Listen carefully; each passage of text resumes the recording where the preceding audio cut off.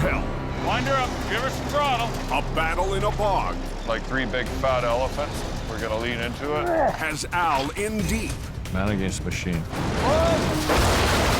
A crash in the canyon Everybody do a little bit. puts Jamie to the test. Try to work together. Hold it. It's wedged under there. I can't budge it. And Jordy and Gord tag team Hang on. on a tangled wreck. Hold on. On the highway through hell. The last line of defense is a heavy rescue team ready to tackle any disaster. Because closure is not an option.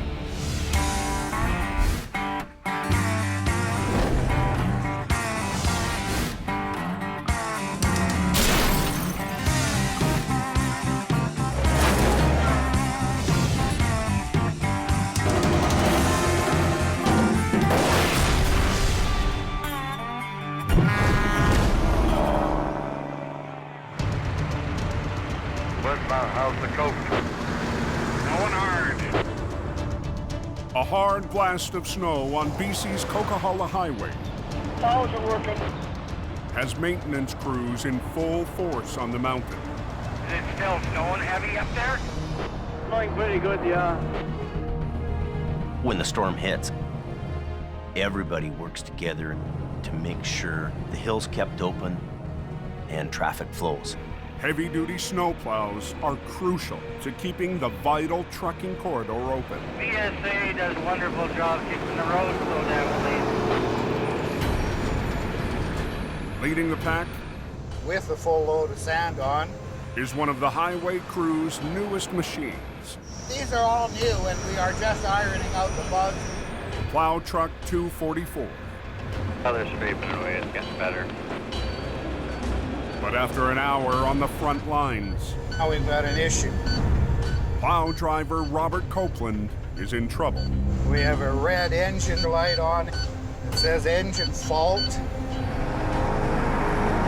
The highway's newest line of defense is down. 10 minutes north, It's winter. Quiring Towing's Gord Boyd is on standby 655 cord. Yeah, go ahead, Richard. when highway maintenance calls. I need you to skip 244 off the hill there. Sounds like an overheating transmission or something. Oh, lovely. You have to keep the plows cycling. As long as they can cycle up and down that hill, that highway stays in good shape. Like any other piece of machinery, snowplows break down too. Gord heads down the mountain the fastest way he knows how. Just a heads up, there's a tow rig backing down. Takes a pretty dedicated team. You got the plow guys, the supervisors. Me, I would be considered the special forces. They need it on the road for tonight. Okay, time to get dirty.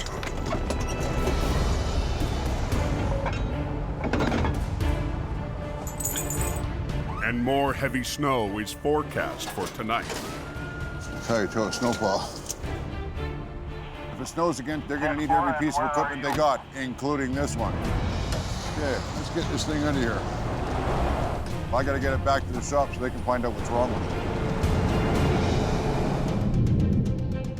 At the maintenance yard, the pressure's on to get plow 244 back on the road before the next storm. Now you can play with it. Thanks, Gord. You're welcome. One more. Okay, right there. If mechanics need to order new parts, the plow could be benched for days. The rock got in between the fan and then hit the inside of the rad. 2 pinholes, enough to shut the truck down. 2 hours west in the Fraser Valley, another quiring wrecker is headed into battle, but not up the mountain. Not every day is a Coquihalla day. Most days, We gotta hustle and bustle. Al Quiring is king of the tow-ups on the coast. Now we're cooking with gas. There she be. I'm not bad, but I'm not as good as Al. Al's the best recovery guy I've ever met. Today, The valley has drawn Al into a once-in-a-lifetime job. 2 70,000-pound excavators swallowed up at a work site. Somebody got stuck. They went in with another machine and buried the second. This is going to be a big job. The massive machines could be lost forever if Al can't pull them out of the quagmire. It's all peat bog. It's goop. Claims everything. Down in California, they call them tar pits. To give himself a fighting chance, Some days it's a bulldozer recovery day. Al's ditched his wrecker and mobilized a different type of iron. We're using cats. Well, you would never get any of that chrome in here. This is for rough, tough, burly kind of men. These things are the biggest cats around. They're stuck, we got a problem. 650 feet down the road, the client readies the site for the monster back road recovery. Hey, Al, today's the day, buddy. The rock and roll party's here now. Al puts on a brave face, but no one knows if the job is even possible. They're in quite deep, and we need to get down there, hook up to them, and get them out. Okay, so I'll keep moving. Keep going. But Al's dozers can't get to work until a log platform is built out over the unstable bog. Get us enough room, we could sit on there with a couple big cats, and we'll do some pulling. I'm not going anywhere until that road is built.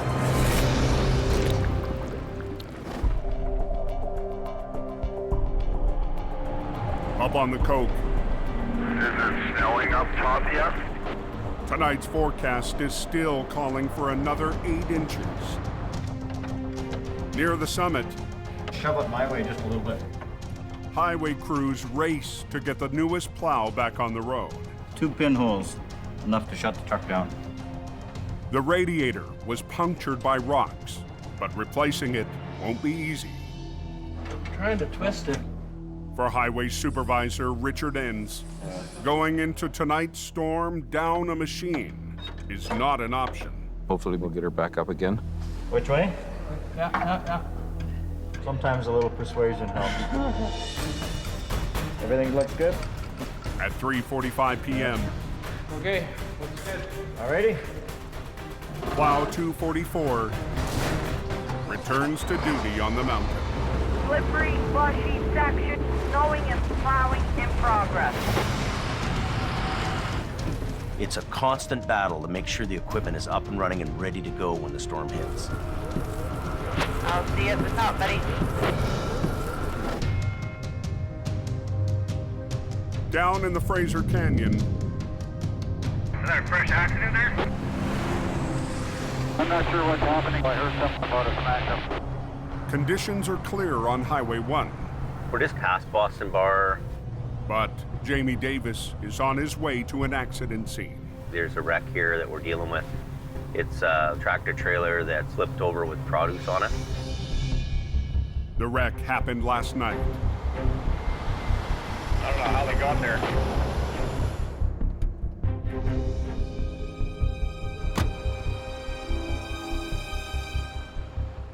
This thing is just too hooped.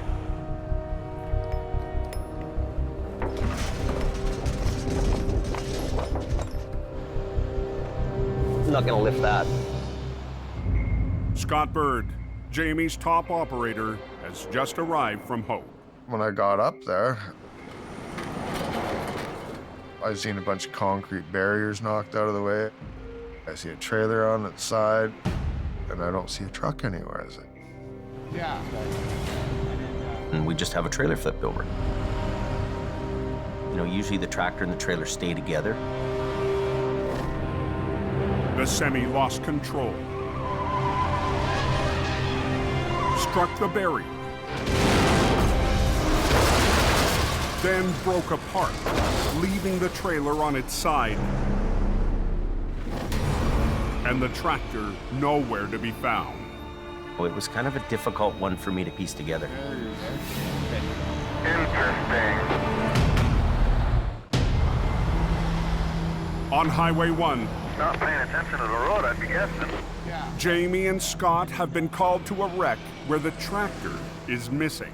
Usually the tractor and the trailer stay together. Okay. And I don't see a truck anywhere, is it? I don't know. Yeah. These guys. It was kind of a difficult one for me to piece together. Kind of a really weird wreck. Finally, Jamie spots the tractor around the corner, 500 feet from the trailer. The tractor is sitting upright down the road, facing back the other way. Jamie also discovers the driver spent the night in his cab. How the hell did he end up on that side? After losing control, the tractor snapped off from the trailer and somehow avoided tumbling off the canyon road. Interesting. Craziest thing I ever thought. If the no posts weren't in place there's a good chance that truck would have went down into the ravine. As highway crews repair the barrier, Oh, look at that. Jamie and Scott get ready to tackle the wreck. Hey, you need a little bit of extra fat on the job? Yeah, or- and a little more fat. Yeah. Oh my God. What we have is a great big Greek salad, tomatoes and cucumber. Greek salad's one of my favorites, but I think after today, it's not gonna be so much. Over 40,000 pounds of produce will have to be offloaded before the damaged trailer can be flipped. The structural integrity of the trailer is compromised. Anybody trying to move that trailer with the load in it, it would have been bad. Jamie calls for another refrigerated truck We can't lift it because we lift it and the sidewall's gonna break. and another team to transfer the produce. If you send a truck and trailer here, I'll have the crew reload it and we'll shrink wrap it and put it back in your trailer. Okay, bye. With the perishable load at the side of the highway, the race is on to get another trailer and clear the wreck. In the valley, It's just an equipment and machinery graveyard around here. Al Quiring's facing the recovery of a lifetime. 2 excavators buried deep in a peat bog.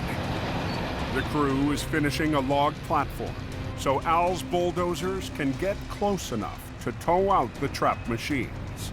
Just like building Alaska Highway. Punch stick road, dirt over top, gravel, logs, peat bog. About that order.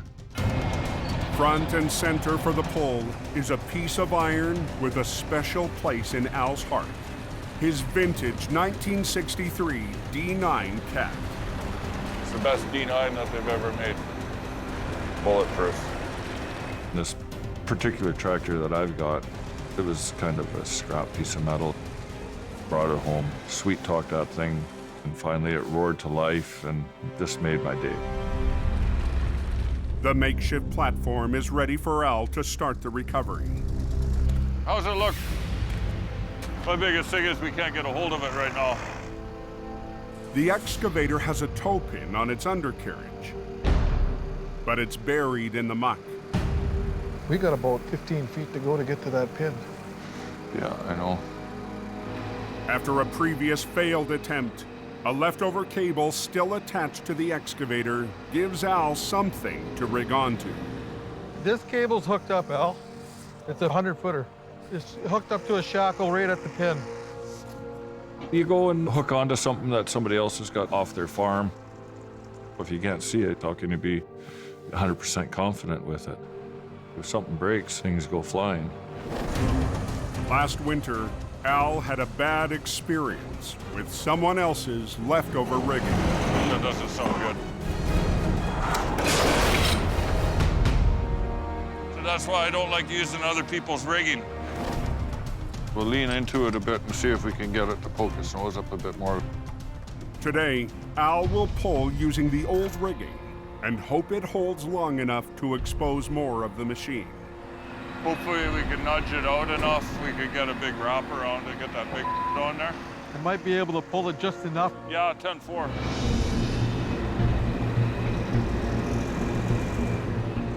Where do you want to hook it? Right under that flower. Tighten them up. I don't want to pull very hard on this thing. See if it's somebody else's rigging on there. I don't like to do that because it flies. Okay, lighten this thing up.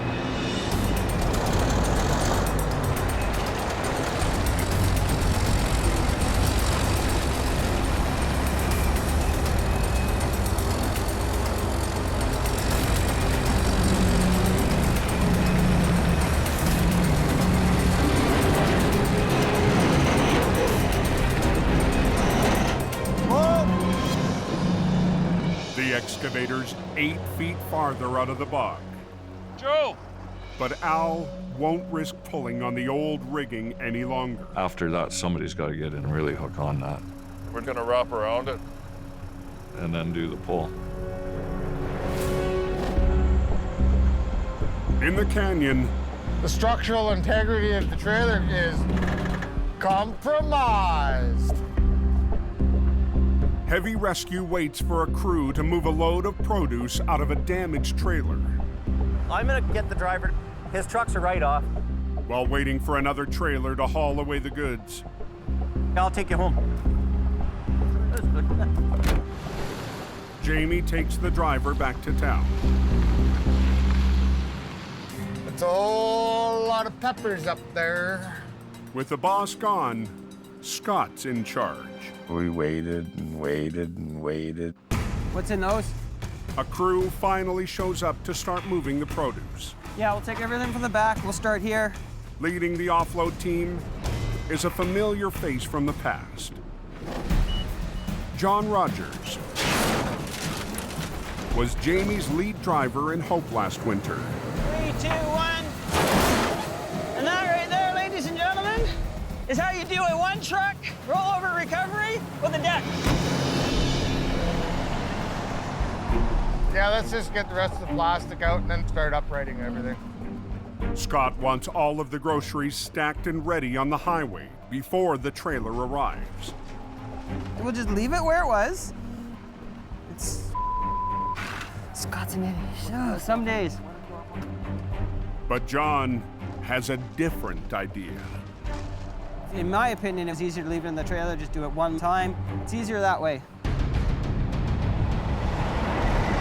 I want to get the stuff standing up. That's what's gonna happen. I understand what you want to do, but sometimes that's just not legitimately going to work. I'm not gonna argue with you. I'm gonna run my scene the way that I run my scene, and I'm gonna tell people to do what I want them to do. That's my job here. I want things out of there, over here. I don't care. Jamie's put me there in charge of the job.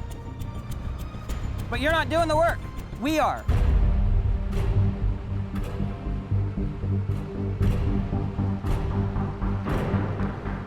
There's a pecking order, and he's below me. Thank God John Rogers is on scene. I'd be lost. It takes more work to do it the way we're doing it, but it is his wreck, so we'll do it his way. At 3 p.m., a refrigerated trailer arrives. Are you loading everything in there? Everything is going in there. Thousands of pounds of produce must be loaded before dark, or the cargo could spoil. Do what you gotta do, get it done, get it out, and that way we don't have any more problems.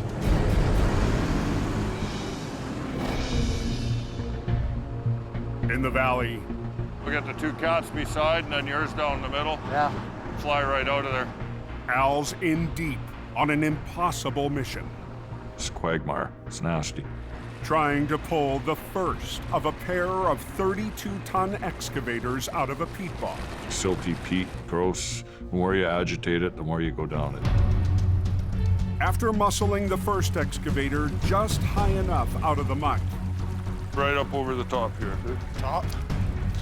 Al needs to wrap 2 heavy cables around it. He's brought his youngest son, Lucas, to help with the load. He's the amazing Lucas. He makes heavy things look light You okay? Can you hold it? Yeah, I can hold it. and makes big meals look small. Right over the side there. I'm 6'10", 270 pounds. So my dad likes to keep me around. To hitch the 70,000-pound excavator to the dozers, Al's had a heavy-duty piece of rigging custom-made for this job. Put the triple hook on her. A 110-pound piece of solid steel called the triple hook. It's the new thing that I dreamt up one night. The triple hook has a separate point of rigging for each bulldozer. Well, you know what they say about big rigging. It's friggin' heavy. Sometimes I get good ideas, and then sometimes I get humdingers. 2 dozers rigged to Al's triple hook and a 3rd machine pulling on the undercarriage will try and strong-arm the excavator out of the bog. Combined, the bulldozers weigh more than 250,000 pounds. Okay, you guys ready? Like 3 big fat elephants, we're gonna lean into it and rip that out of there. Wind her up. Give her some throttle.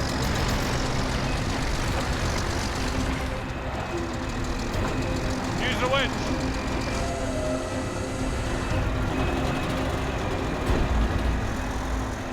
Look at these machines. They're standing on their hind heels here. The excavator is halfway out.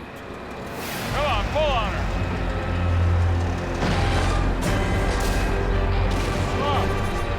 When it gets hung up on the log platform. There's logs underneath. Right in the way.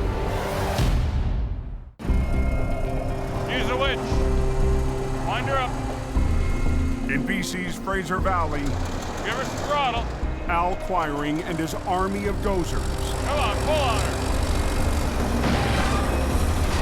Stop. can't free the first of 2 excavators trapped in a bog. That D7 holding up all the weight now? Yeah. We're working on such soft ground here, there's nothing underneath it. We're just sitting on basically a raft. The machine's tracks are caught on the log platform at the edge of the pit. Dig a bit of that, move this log out. The operation's on hold until some of the big logs are removed. 1 minute you're getting ahead. The next minute, you wonder why you answered the phone in the first place.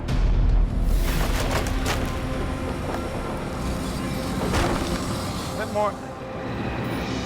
But the quick fix could cause the platform to fail, sending Al's prize D9 into the bog.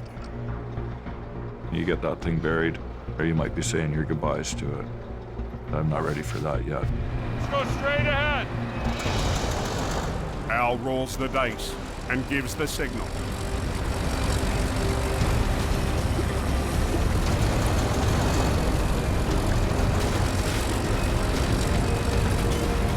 There she comes. This time, nothing is in the way. Let your line out. Take her to town.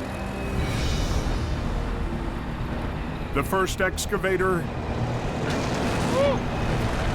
is out of its muddy grave.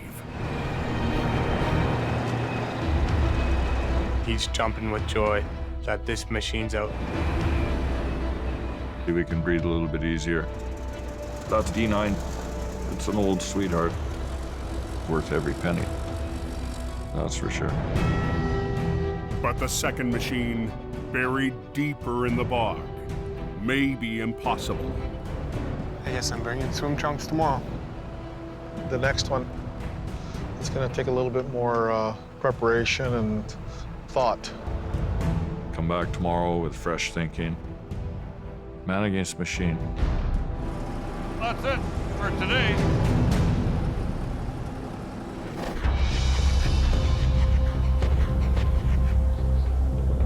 In the canyon, Hi, back down the road there, driver. Oh, yeah. Scott and an offload crew Oh, we're down to cucumbers. race to transfer over 40,000 pounds of produce before the load is spoiled. At 7:30 p.m., Let's go have a look at the load. Jamie and his 11-year-old son, James Jr., are back to check on the job. Come on up here. James Jr. comes out, goes right into the trailer. He wants to show everybody he's the guy and he's gonna outwork everybody. Jamie and Scott want the freight out fast James setting the pace for us in here. so they can recover the trailer and get the lane reopened. Good job.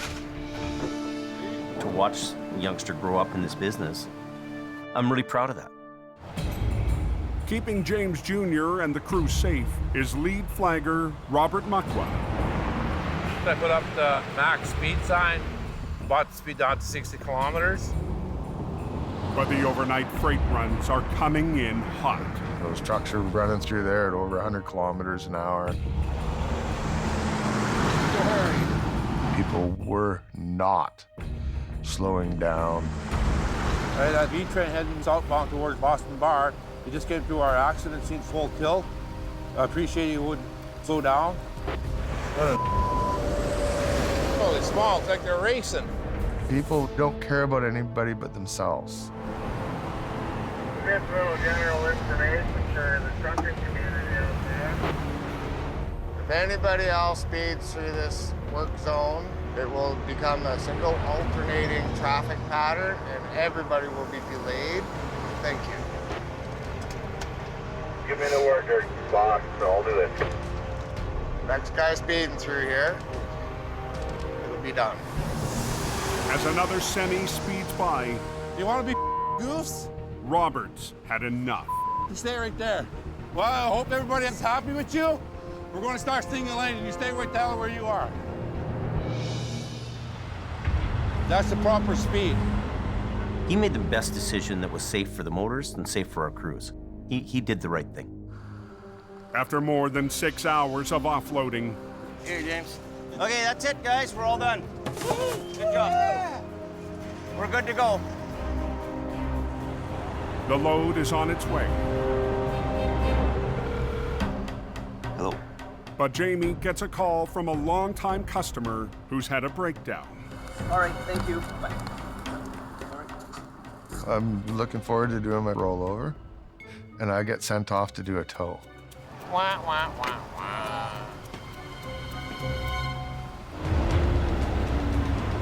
Scott drives away with HR 66, the wrecker that was supposed to recover the damaged trailer.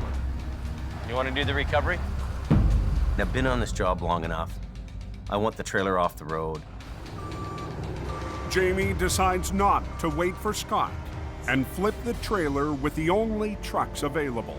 We've got 3 vehicles that we can use. 1.5-ton truck, a 1-ton, and we have the rescue here.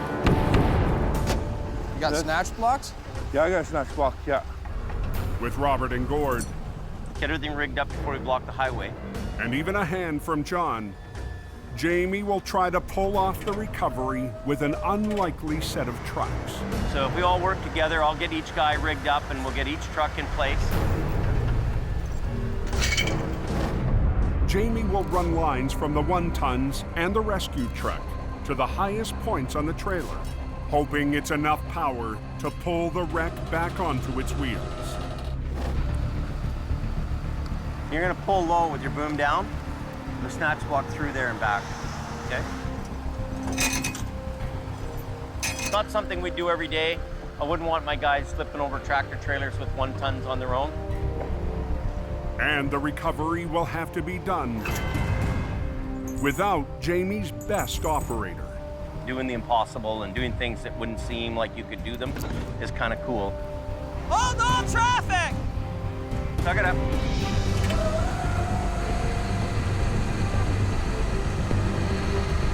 now everybody watch me and I'll tell you how to pull, okay? Take your tension up. Try to work together, all three. Don't overdo yourself. Go ahead. Just everybody do a little bit, You stop. You catch up. Try to work together. Yeah. Mine's faster than theirs is. Pull it. Do your thing, buddy. Keep going. In the Fraser Canyon, Mine's faster than theirs is. So you just let them catch up, you give a bit. Jamie's trying to orchestrate a recovery. You wouldn't regularly flip over a trailer with small vehicles like this? Using 3 mismatched tow trucks. Go ahead, Robert. You guys go ahead. Keep going. You two just keep full tilt. Keep going. Everybody keep going.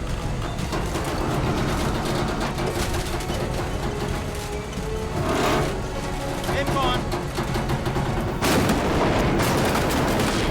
There you go. High five.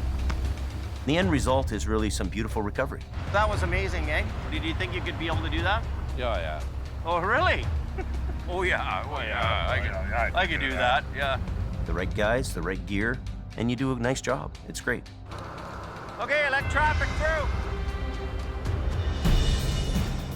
Scott's on his way back, eager to flip the trailer. Hey, how's it going? You all done that job? But Jamie wants to have a little fun with him. We gotta get this thing out of the way here, so we're waiting for you, buddy. It's nice to be needed, buddy. It's nice to be needed. Nice to be needed, eh? He'll get me back somewhere, I'm sure. I'm gonna pay the price for this somewhere. What would we do without you, buddy?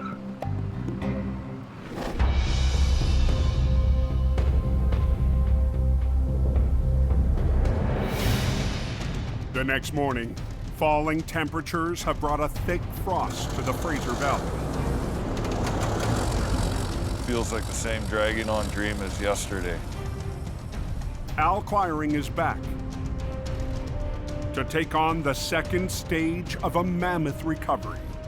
There is no schedule, so we'll make that clear. Rescue the last of 2 excavators trapped in a peat bog. There's one thing about that peat. It will sink you. The 70,000-pound machine has been nearly swallowed up. It's not just gonna hop out of there on its own. The crew has been pumping out water for hours to expose the digger. Right over the side there. So, like yesterday, as he did on the first excavator, There it is. Al can wrap heavy cables around its base and tow it out of the bog. We were barely able to bust that out of there. There's no such thing as a little bit stuck in the peat bog. But today, Al might already be sunk. The second machine is packed into the peat bog, and I'm unable to get the cables around it. Water is rising faster than can be pumped out. You're in a swampy situation, water coming from all directions. I want to get the job completed. Even the big bucket from another excavator is no match for the bog. Just keep bailing. The water in the mud, it keeps building up. It's flowing back in as fast as he's trying to take it out. It's like a vicious circle.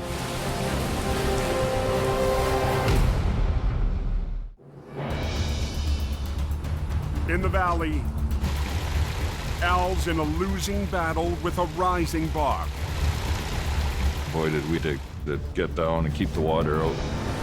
Even with a bucket, Just keep bailing. the crew can't bail water out faster than it flows back in. Made it worse, and then made it worse again. After 2 hours of bailing, We're gonna go and dig out the boom mast and see what that looks like. Al needs a new game plan to rescue the last excavator. The big problem is we can't get anywhere to hook onto it. It's all submerged completely.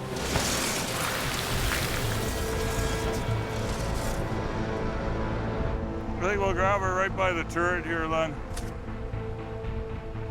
Not my favorite spot to pull, but it's gonna have to do. You're thinking of hooking the line around the... Right at the bottom of the mast. I'll put that big grade 10 3/4 chain. Al will take a chance and yank the excavator out by its giant arm. The excavator boom itself, which in my opinion is not the best spot to grab it, but it was the only spot to grab it. It'd be nice if we knew where the front of the tracks were. Al? That's the tracks right there. The chain wrapped around the excavator's boom will be rigged to the triple hook and harnessed to Al's 3 bulldozers for the big pull. Frederick, back here, sweetheart, in. We can assemble that piece. The custom-built triple hook and its shackles weigh more than 300 pounds. That piece is engineered for 125-ton capacity. We're good for hooking with 3 D9s and pulling as hard as we can. But pulling hard on the boom is a big gamble. That's gonna be a hard one on this. What road is closed? Number 7. 18 miles away, Anybody know what happened on that accident? Hit the truck? No way. Hey, Dylan. Mission Towing's Jordy DePerrin has been called out to an accident on Highway 7. I arrive on scene and the road's closed. They have the highway shut down. A pickup truck has smashed into a semi hauling animal feed. His tractor trailer was turning into the driveway. Pickup truck didn't see him and drove straight into him at 100 kilometers an hour. The driver of the pickup was sent to hospital. This was inches from his face. It is unbelievable that truck stopped where it did. And that's where we're at. Jordy's 1-ton will tow away the pickup. It's loaded, so. But he'll need help with the big rig. The back wheels of the tractor are in the air, so you know this pickup truck is hooked under this trailer pretty good. I'm gonna need a heavy wrecker to lift this trailer off the pickup. All of Mission's heavy wreckers are out on other jobs. Today's such a busy day for our big trucks. I brought Gordon from Wiring to come help us. Welcome to the party, Gordon. Yeah, no kidding, man. Jordy needed it heavy and needed it now. He's got about 10 ton in it. It's wedged under there. I can't budge it, man. You gotta pick it up. His family and Al's family have worked together for years. They need help, they call us. We need help, we call them.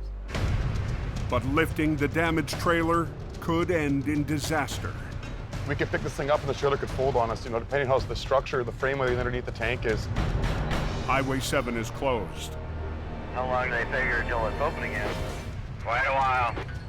Jordy and Gord race to clear the wreck. It's very important to get this highway open. And get it going as quick as we can.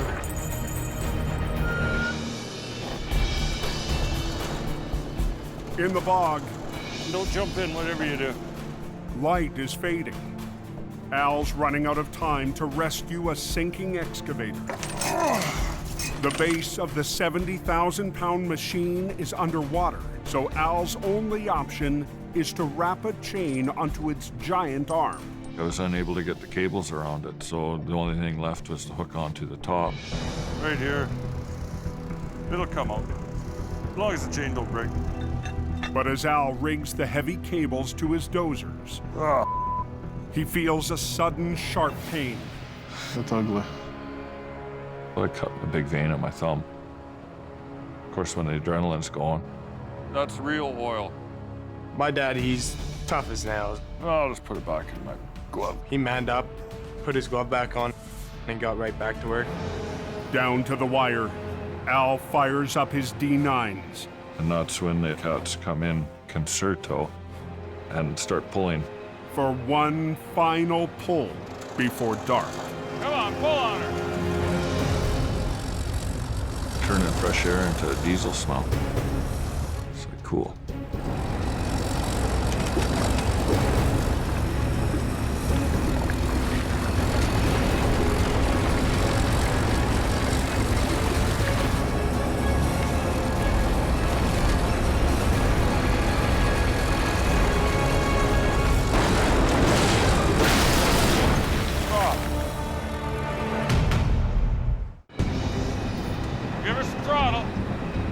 Al Quiring's in the trenches.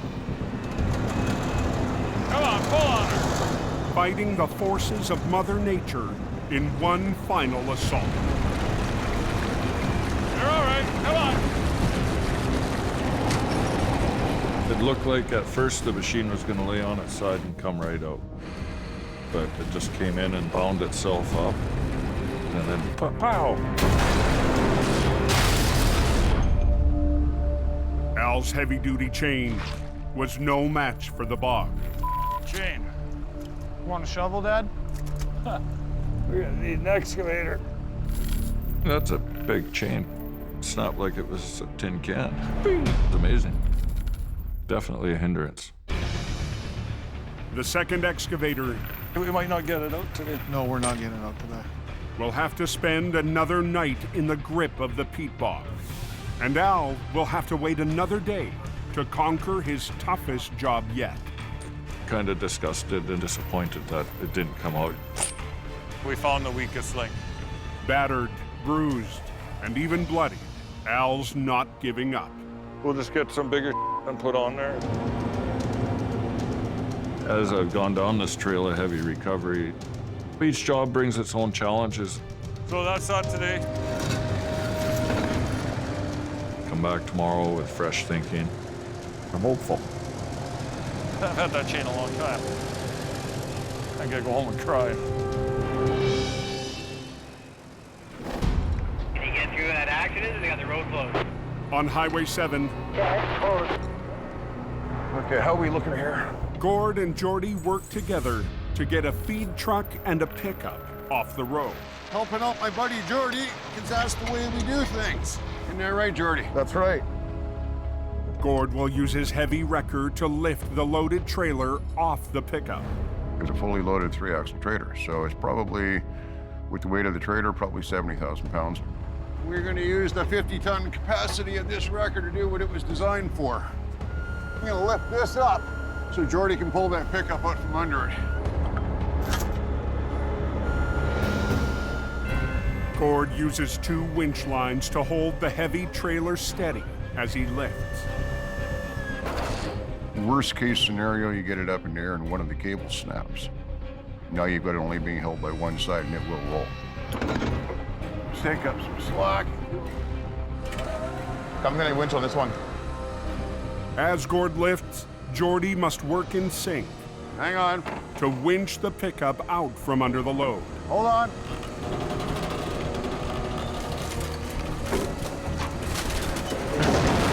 There it goes. Okay, carry on. Okay, you are clear. It went absolutely perfectly. That was easy. Beautiful. Thanks, Gord. No problem. Thank you. The door pillar, you can see how close that came to his head. Is he ever lucky if he's alive?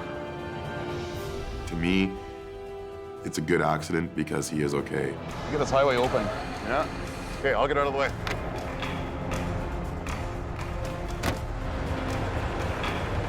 Working with Gord is very easy. I get where he's coming from, he gets where I'm coming from. The truck can move into the farm, and I can load the pickup truck and get off the highway. This road's open. The thing I like about Jordy is that, much like Al, he's had the benefit of his father's experience and his grandfather's experience, and you can't buy that kind of experience. I don't give up. Step back and rethink is another story. He does not accept defeat on any job. There's no such thing as can't be done when it comes to Al Quiring. Broken everything. There's always a question in the back of your mind. If you're gonna take the job on, are you gonna be able to see it through? Heartache road. There ain't nothing but misery and agony down there. Next time on Highway Through Hell. We're gonna roll some coal. Al's back in the bog. We're gonna rip this tractor out of here. For the final battle. You guys ready? It's just a machinery graveyard. A rock slide. It's a very big problem, extremely difficult. Has Jordy fighting a train wreck. We get everybody clear? And tough times I'm facing some tough choices. have fallen at a crossroads. Hey, is Jamie around?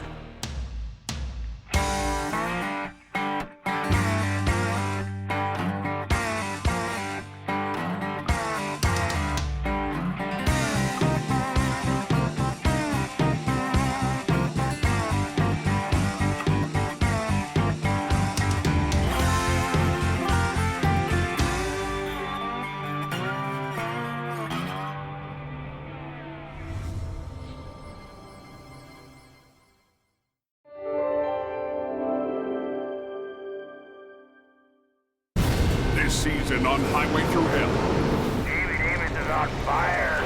The fun of trucking. Come on, let's go! Ah! Yeah! Come on.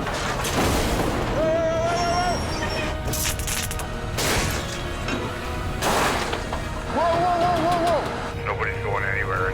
Uh-oh. One chain? Are you serious? All in here. Oh yeah, you pooched are good. That looks like it was a hell of a ride. Watch out, watch out. Definitely a Japan's moment.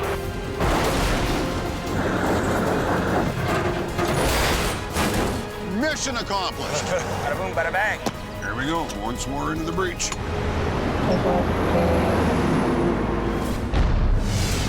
on the highway through hell. The last line of defense is a heavy rescue team ready to tackle any disaster. Because closure is not an option.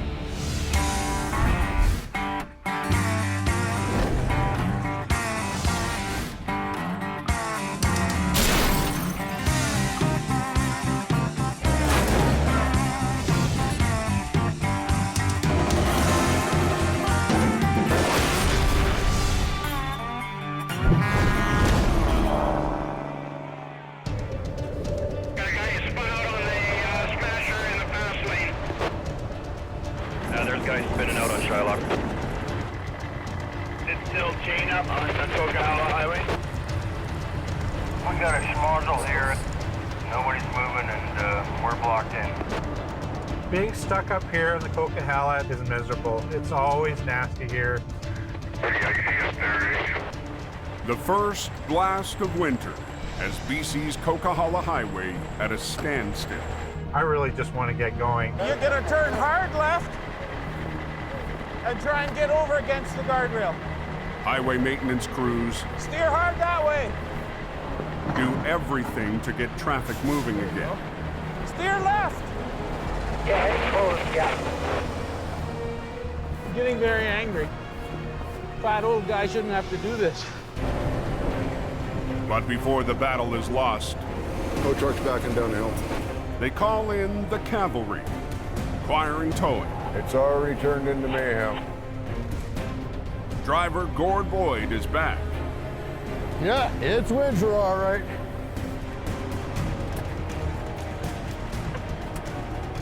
First storm of the season is getting up there and shaking the rust off. It is literally just like a war zone up there. Straighten your wheels! Straighten your wheels! Straighten your wheels up! I'm the guy who swoops in, does the dirty job, and gets the hell out of the way. That is not too smart, that one.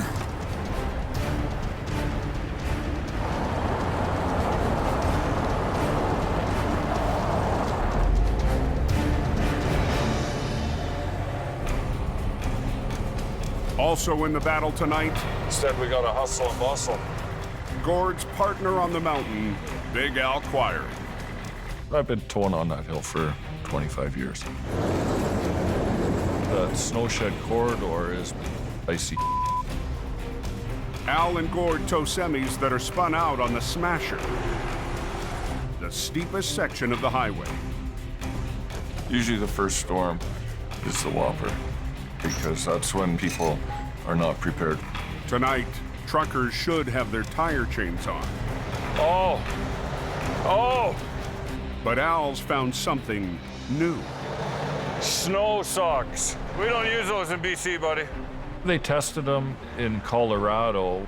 They're so far away from the ocean there that snow is champagne powder.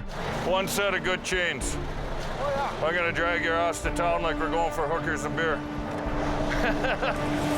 Hang on, we're going up the hill. Some kind of a condom or something. I don't know what that was, but. You know, welcome to the Coquihalla. Those things are junk. Snow sucks my ass. Halfway up the smasher, He's got his wheels turned again. straighten your wheels! Gord's tow-up has turned into a tug of war. When your wheels are turned all the way over, they're not turning. All they're doing is plowing. Steering from behind, the trucker Truck being towed. Straighten your wheels out. Straighten your wheels out. Turn them to the right. is making the tow-up frustrating. Straighten your wheels up! God, some of these guys. For the acquiring team, some things never change. There's always a few guys who just are unprepared for winter. Always.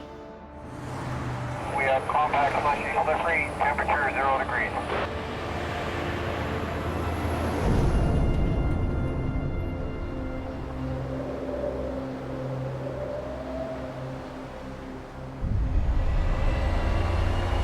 Jamie Davis en route. For Jamie Davis, We've owned this truck for 2 years and I've never stepped foot in it. everything has changed. This season, I'm trying to simplify my life, simplify this business, and I've had to make some really tough calls to do it. 3 months ago, This is the last trip for me in the Rotator. Jamie sold the most prized tow truck in his fleet, the Rotator.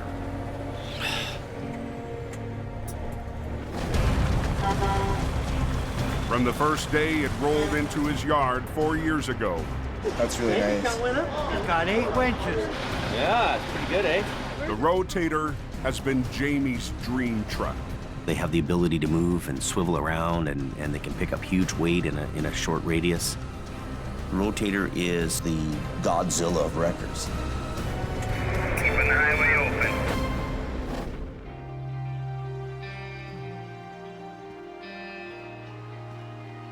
It's hard for you to get rid of one of your favorite trucks. You are it, and it's you. It's almost like losing a part of your family. Good luck with it. It's going to be a great truck for you.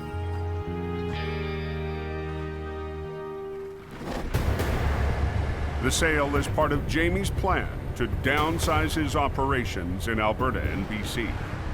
We're retooling to adjust to what the state of the economy is. It really was a business decision. It had to go. This winter, Jamie will focus on his base in Hope and get back to what he loves most. When you're managing people 24 hours a day, it becomes a full-time office job. And I don't like that job. Holy, that truck just cooked right down to the frame. Jamie's heading up to an urgent call on the Coke. We're headed up to the truck fire. Hopefully this truck is burnt out and we can move it fairly quickly.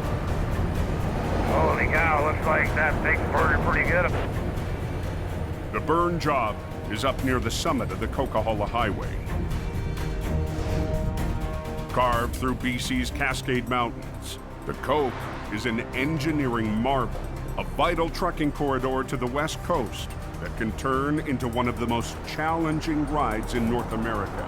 When you're driving the Coquihalla in the winter, you are driving in a whole different world. Here's the fire. Yeah, Pirates of the Coquihalla on a cleanup.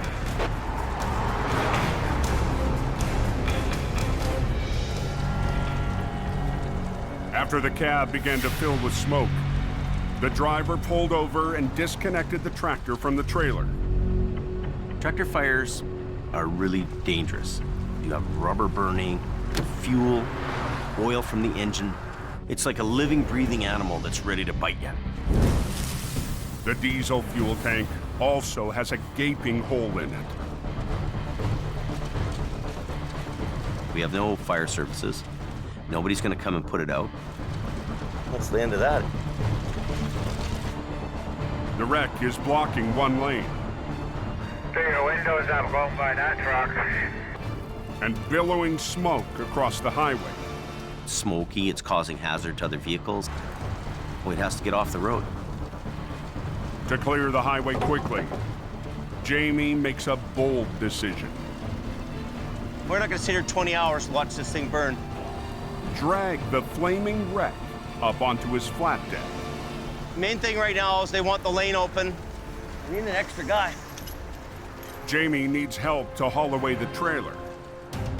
So he's called for one of his heavy rescue trucks, HR-66, and his new lead driver. I'm hoping just to hook it and buck it. This winter, Jamie's brought back a familiar face. Scott Bird worked the mountain passes for Jamie 3 years ago. Textbook. And has more than a decade of time logged on the coast. You ready? Making him one of the most experienced heavy rescue operators on the mountain. Hiya, dirty. But Scott's raw personality can rub people the wrong way. I'm gonna get really Paul! Don't yell at Get me, in your buddy. truck and go home. If you don't do as you're told, leave. Scotty, he gets under my skin like nobody. So the last 4 months have been nothing but bull or what? But he knows his game, and those guys, they're few and far between. Scott took a job in Alberta, but felt the call of the code. The things that I missed about Hope, there's more action, there's more weather, there's just everything. Jamie needs a guy up here that has done it before and is capable of doing it again. Holy smokes. Yeah. I'm that guy. It's gonna be a wild ride. I'm not sure you want to suck that onto your deck yet, James. Oh, I do. I told him we'd get it off the highway. He's like, we're loading it and moving it. And I was like, still on fire, James. That truck has a wooden deck. Wood burns a lot quicker than steel does. Well, let's get the shovels here and we'll try and extinguish some before we put it on the wooden deck. It'll work out. Yeah. It's got snow. Scott's got an opinion, I don't have a problem with that. He's a smart guy, he gets it. But the lane's blocked. You know, what are we gonna do here? I would have just let it burn out. His name on the door, his checkbook, so. But as Jamie gets ready to whinge. Give me some line, man. Oh, you all right? On BC's Highway 5. Oh, you all right? Jamie's new lead driver, Scott Bird, has had a close call on a burning wreck. You get off the highway. Scott's walking by the unit, and the fuel tank shoots out at you. It's like somebody taking a flamethrower and just shooting you with it. It singed your whole face. Did it? Oh yeah, all your beard and everything, your hair's burnt. Holy. This was the first big fireball come spitting out at me. It was a very freaky incident. He could have easily taken first or second degree burns. This could have been a lot more serious. Be careful of that. The flaming diesel is still flaring into the live lane. All the conditions are right for an accident with this fuel tank. This is a huge concern. We gotta hurry. Okay, we're gonna start winching. Bit of a bitch, eh? Come on, you.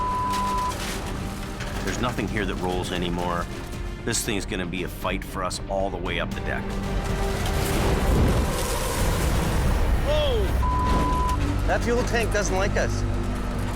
That's gonna blow up again.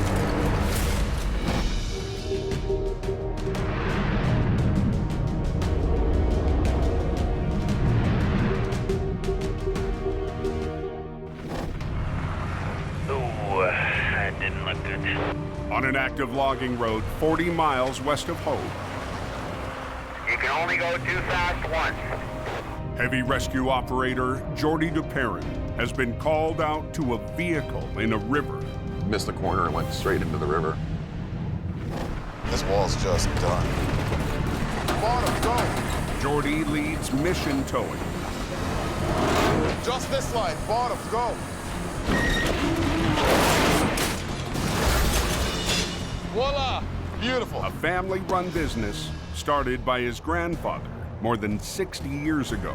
Just do the job right. I never want to let my grandfather down. This is something he's worked very hard for his entire life. Way too much respect for what he's done and who he is. Jordy's team also specializes in mud mountain recovery. This is off-road towing.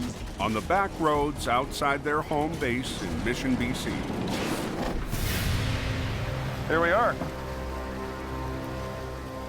It looks like it was a hell of a ride. You're gonna have quite a time getting him out of there. He went straight through this. The van lost control on a tight turn,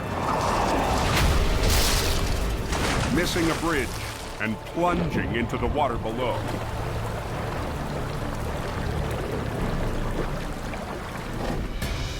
Holy cow. Yeah, you got lucky today. The driver found a way to climb out of the van and get to shore. How he survived that just blows me away. Very lucky he's alive. Jordy's called in a 50-ton wrecker to recover the van. The operator is Jordy's younger brother, Nick. Good, how are you doing? Pretty good. I'm Nick. Nick Darwin. Nice to meet you, Darwin. How are you? You can bring it right through the trees up to the road up this way. Nick has come back to the family business after 4 years of city towing. Well, I'll show you the path I want to bring it up. My brother and I are in the same breed. We come from the same blood of towing. Our grandfather and our great-grandfather started this business in 1954, so my brother and I are fourth generation to it. And Nick and Jordy need to prove to Grandpa they're ready to take over the family business. This is the path I'm looking at right here. What do you think, Nick? Yeah. Right here. This is gonna be our path with least resistance. Definitely. It's my first job working with my brother since I've been back at the business, so very excited. It's also Nick's first backroad job in years. Up in the mountain dealing with this type of terrain, it's not just a regular ditch like in the city. There's a lot of obstacles to overcome. The van is nearly submerged in fast-moving mountain water. It may not look like it, but there's lots of force. So Nick and Jordy have hired a Swiftwater rescue team. There's a lot of challenges in this recovery that make this recovery very difficult. Instead of chains, they'll use a simple looped cable to hook on to the wreck. But with safety being a #1 concern here, you don't want to get underneath there and try and hook things in case you lose your footing. We have a lot more serious situation on our hands. You want to be lower down, do you think? Or is that good? The team will try to attach the noose-like choker cable around the front right wheel. I need it to sink so I can get it down. I know, there's lots of force there. I'll just see what you can do. But in the frigid current, it's a struggle. Are you bringing it, pulling it right through? Or are you just hooking up the... It's hell of a shot right now.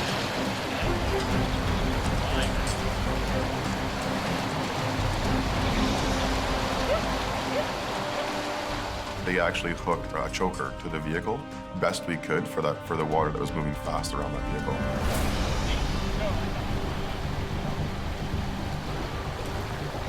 These rocks are gonna be the problem. The biggest fight's gonna be that big rock right there. This one here, you mean? Yeah. Okay, so let's get this block up. Let's get her going. Jordy and Nick will run a line high on a tree to raise the angle of the pull and lift the van over the rocks. Glue the shackle into the strap, right? And then we'll hook that hook into the shackle. We can pull in a forward direction, coming from a high point. We should be able to get the front end facing this direction and bring it up the bank. Okay. Perfect.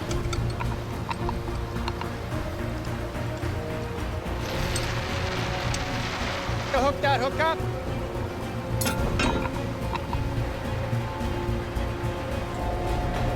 To execute the recovery, Nick has to position his wrecker at an angle across the road. So it's gonna be closed for a while, is what you're saying? Oh, you gotta be kidding me. There's logging equipment that's coming up and down. There's people that are working up there. We can't hold these guys up. The worst case scenario is the weakest link breaking. There's going to be lots of force. Oh, yeah. In this particular job, the weakest link is that choker. If that were to let go, we have to start this whole recovery over.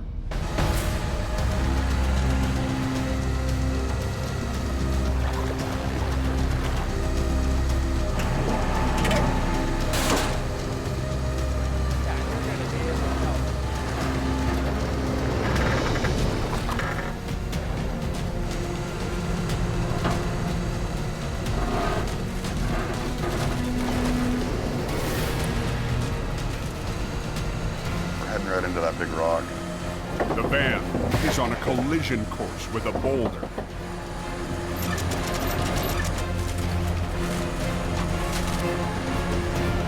Oh my God.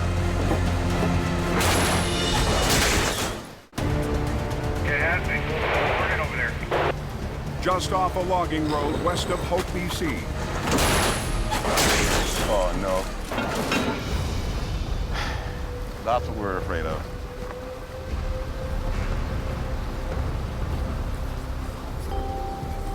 Did the choker come off? Yeah. A choker cable has slipped off the wreck, stalling Mission Towing's river recovery. Yeah, we can deal with that, eh, Will? Yeah, we can get underneath there and hook up your big stuff. The van has moved enough to rig heavy chains.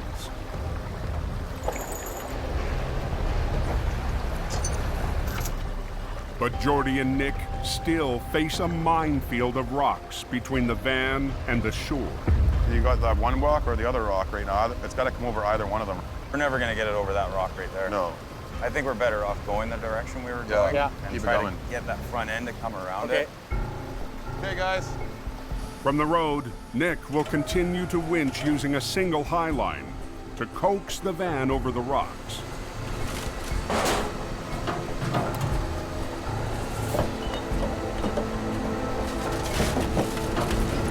Moving. But as the van inches towards the shore, This is where it's going to get ugly. a wall of rocks blocks the path.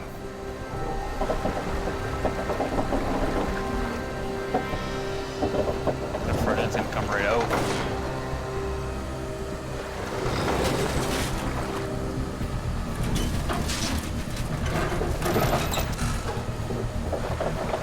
Oh yeah, look at it.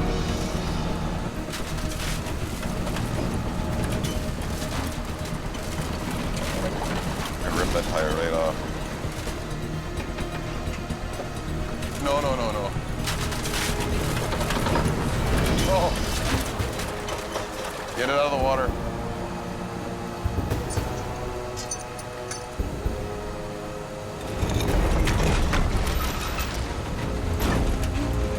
Up, more. Nick! Yeah! More.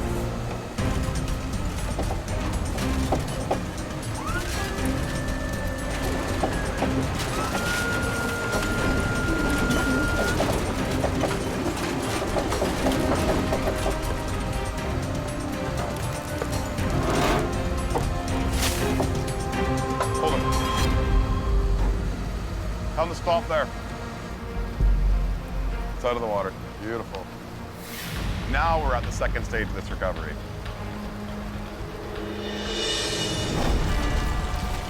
Fire burning pretty good. On the Coquihalla Highway, Hard on the lungs, man. Jamie and Scott race to get a burning wreck off the road. You guys got a fair amount of traffic behind you now, eh? To get the blocked lane open fast and the smoke hazard off the highway, Yeah. Jamie winches the smoldering tractor onto his wooden flat deck. As much as I can get on. You guys want to bring the pickup now and we'll throw the rest of this stuff in?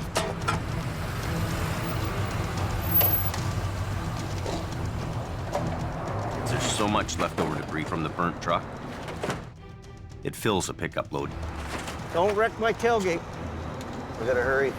We gotta go! Sweep that thing up, sent the right gear, and it's gone. The fire is out. Jamie has to head back down the coke with the smoldering wreck. Feeding that fire with oxygen is obviously gonna make it flare up. I'm gonna start limping down the road. It's gonna be a real slow go. You know, going a little slower, you know, less oxygen. That's about the only way to get it done. Scott follows behind with the trailer. Get there. I'm here. Looking okay? So far, I don't see any flames erupting yet. We're watching for fire to start up again, and just keep people aware that there's something in front of us here. You're right up behind me on here, Gordon?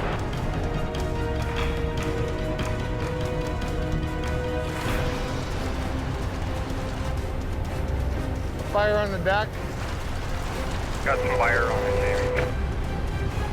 Holy cow, Jamie Davis is on fire. Holy cow, Jamie Davis is on fire. On the coke, a burned-out tractor has flamed up mid-tow. Hey, driver, your wreck's burning pretty good back there. Over.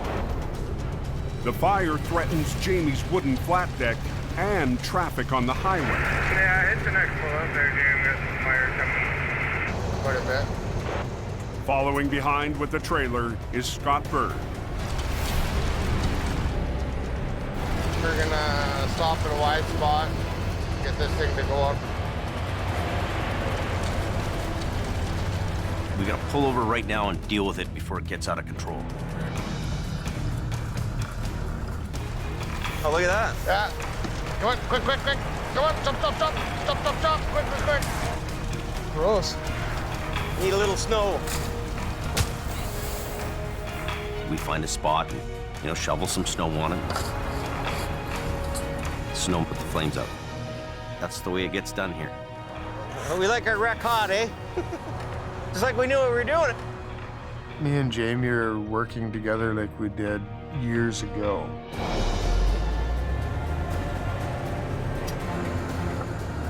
To have another guy around that knows what they're doing really, really makes it a lot less stressful. But I'm that guy for Jamie. Highway's open. Things are good. Nice to be out working. I'm happy. I'm a way happier person on the job than I am at the office. It's old school, like we used to do things around here. Scotty's here, he knows what he's doing. We're gonna take care of things. At the river, the van is out of the water. I want to rehook it. I don't want to go back in or flip over. But Mission Towing's backcountry job is far from over. Through there.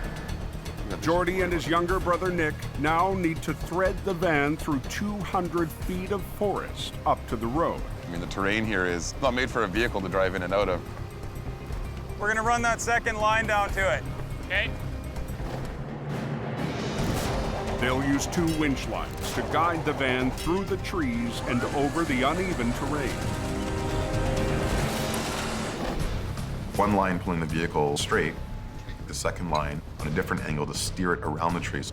Am I stuck on something, George? Yeah, right here. Basically, you have one line pulling it. The other line is steering it around the way you want it to go. That tree's in the way. That's the only way you're gonna get around these trees. Yeah. Gonna be a pain. Traffic on the logging road has been shut down for the last hour. We're hoping to be quick for them, make this happen quick.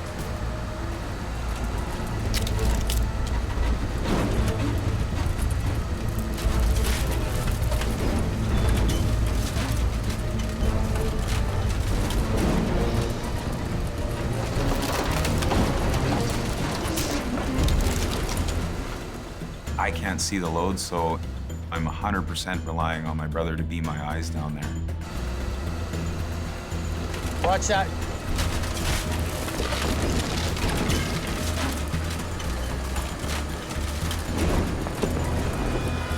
Oh, no. Oh.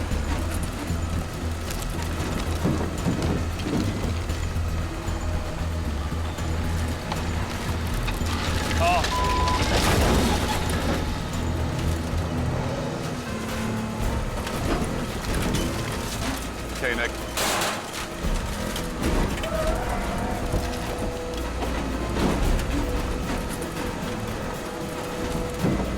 Come on. There we go. It's coming. Oh, yeah. We're almost there, guys.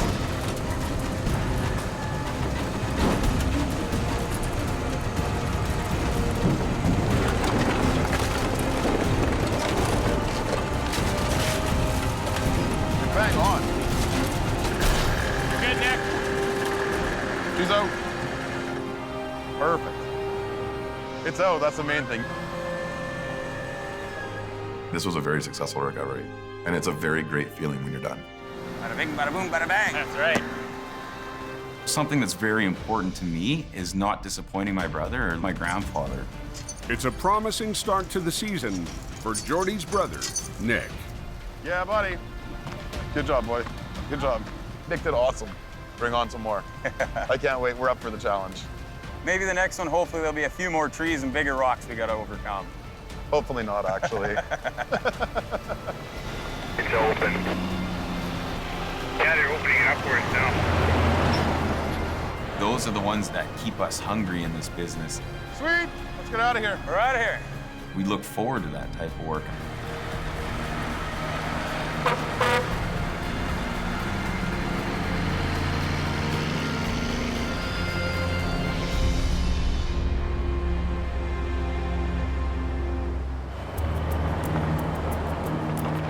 6 hours after the call came in, the burn job is back in the yard in Hope.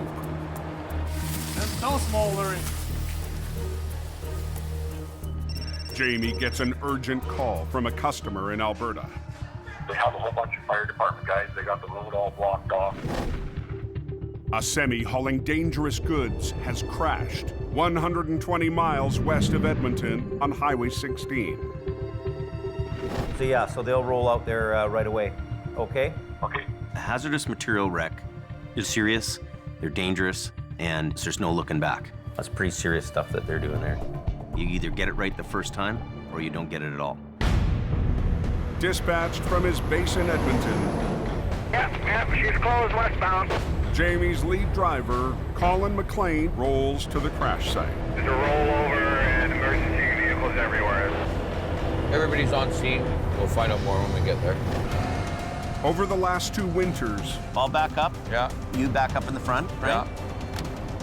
Colin has gone from heavy rescue rookie God, kidding me. Good decision. We'll do that. Try and do that? Okay. Hey! to top driver on Jamie's Alberta team. Did you see that? That was beautiful.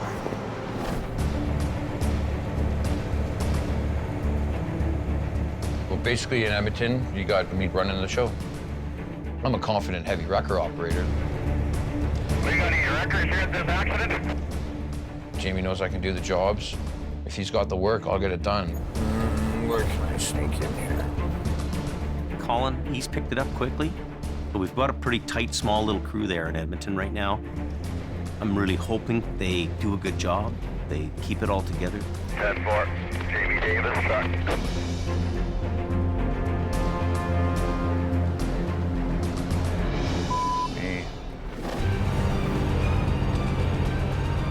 The driver lost control and plowed into the ditch.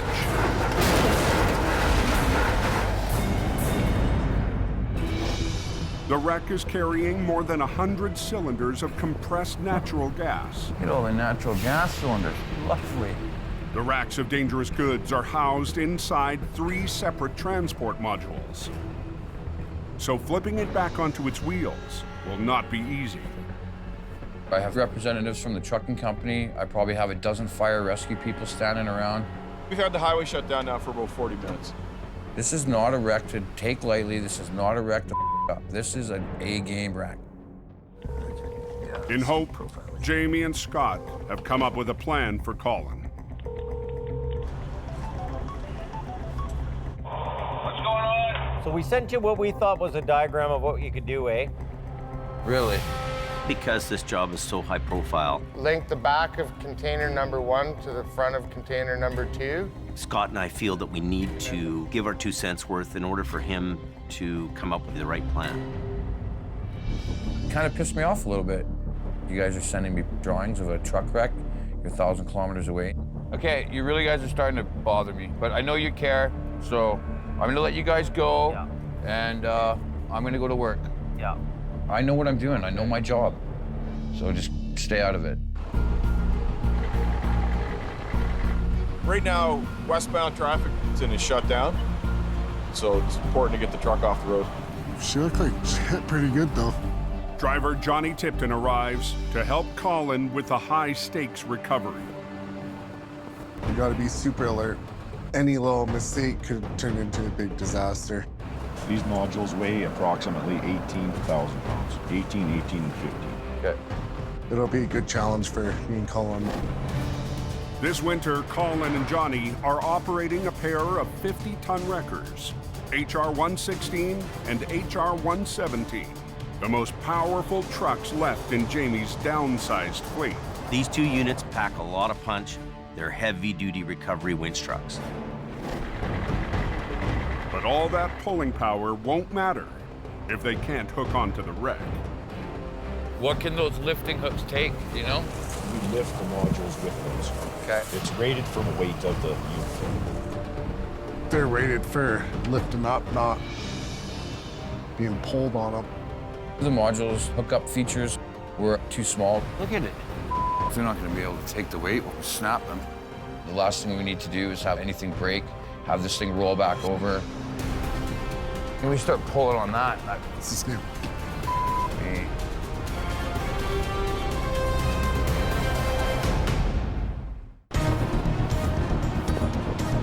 Look at how far out we are.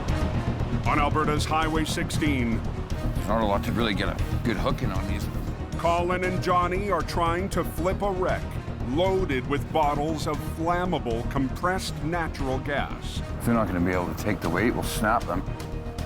The truck's 3 containers have lifting hooks designed to raise each cargo box up one at a time. Tap it.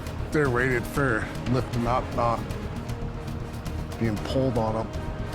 But the small hooks are no match for the massive pulling forces needed to winch the semi back onto its wheels. This isn't going to be an easy rigging job.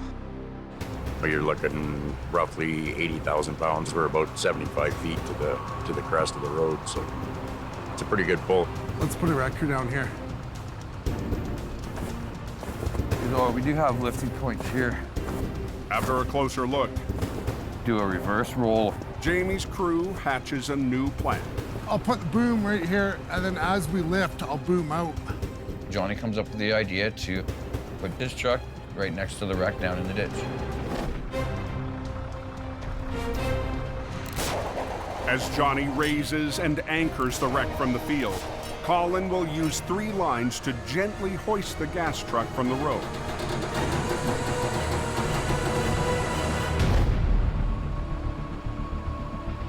Having the trailer come down hard is not an option.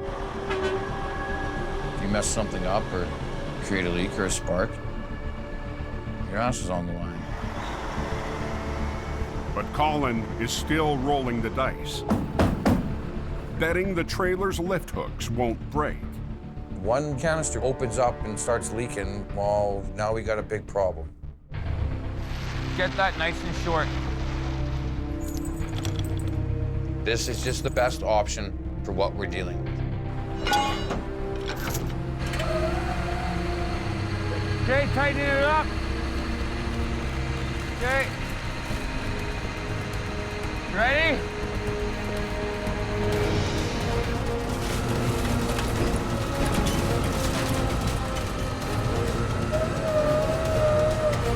Hang on, let me catch up.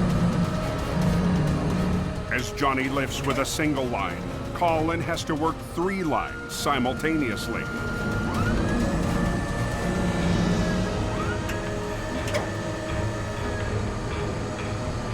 But the guys can't see each other. How you doing, Jordy? Yeah. Oh. Everybody watch out.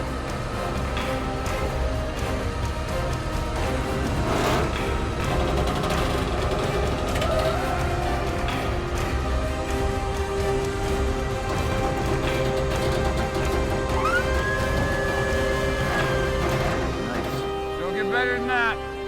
Decent, Johnny, decent. I don't even think it shook a door. But the semi full of dangerous goods still needs to be dragged out of the ditch and onto the road. Johnny will pull on the tractor while Colin supports the trailer with 2 safety lines. Because there is that possibility of it going back over. It's going to be a tough recovery because of the incline that we're at. Go!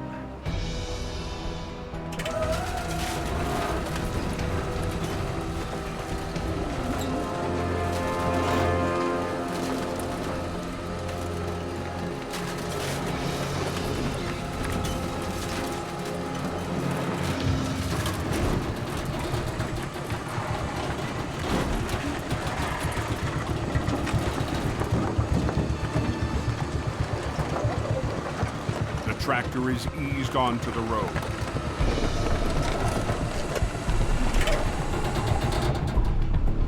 Good job, buddy.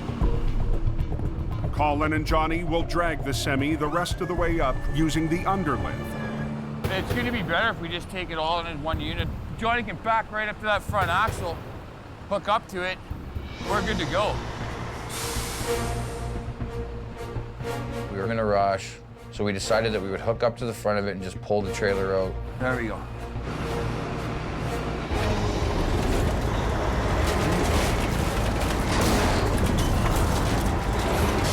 Come on, Johnny, pull that thing up. But the heavy load won't budge.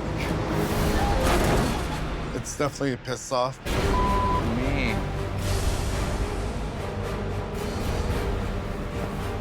What the happened? It's got to be stuck down right there. Ah, son of a bitch. On Alberta's Highway 16, Hey, hang on. Colin and Johnny's plan to tow away a hazardous load That's what it is dead in its tracks. Stuck in the hole of the back wheels there. Melted snow has turned the ditch into a muddy bog. Put your truck crossways. Just pull it straight ahead. Okay. Colin and Johnny are forced to re-rig, keeping the busy highway shut down. All right. This is supposed to be the easiest part of the job. This really pisses me off. We should be out of here by now. Got it? We had to unhook, put both trucks on it, to winch it all the way up out of the ditch. Just about. There we go. Nice.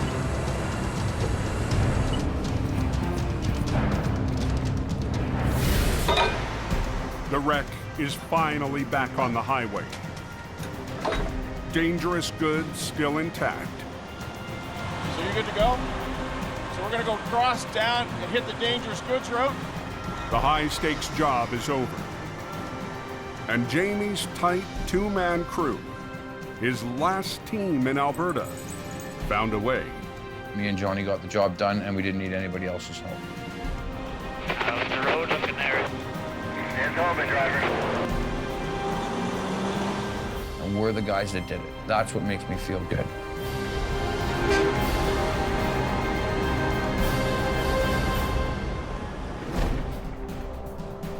Back in BC, there's relief. Bye. After 2 years of building up his business in Alberta, the economic downturn has forced Jamie to simplify his operation. This season, we have the right guys, we have quality, and my stress level's down. And shift his life back to where it all began, in hope. What I gotta learn to do is be there and enjoy it for what it is.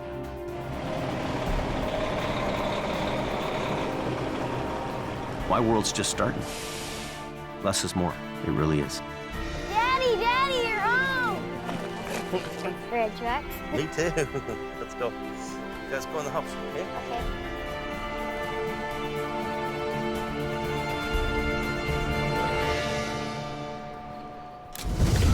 Next time on Highway Through Hell, a terrifying tumble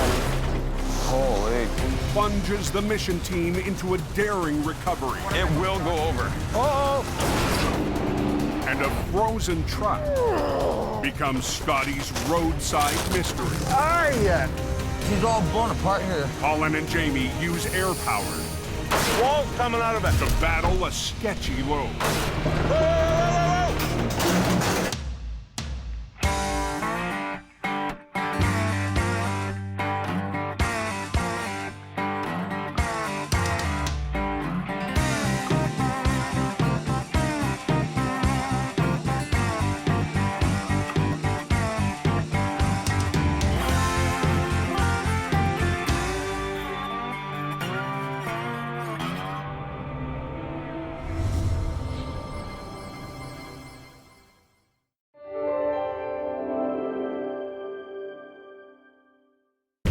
This time on Highway Through Hell, There's carnage all over the place. a lost load becomes Nick's tangled wreck. Hold on. Oh, sure. A canyon crash 50,000 pounds of wood. has the boss This is gonna be a tough job. bringing in backup Put the rotator in on an angle. Holy. and an urgent call Did she get hit? for one of Jamie's crew. On the Highway Through Hell, the last line of defense is a heavy rescue team ready to tackle any disaster. Because closure is not an option.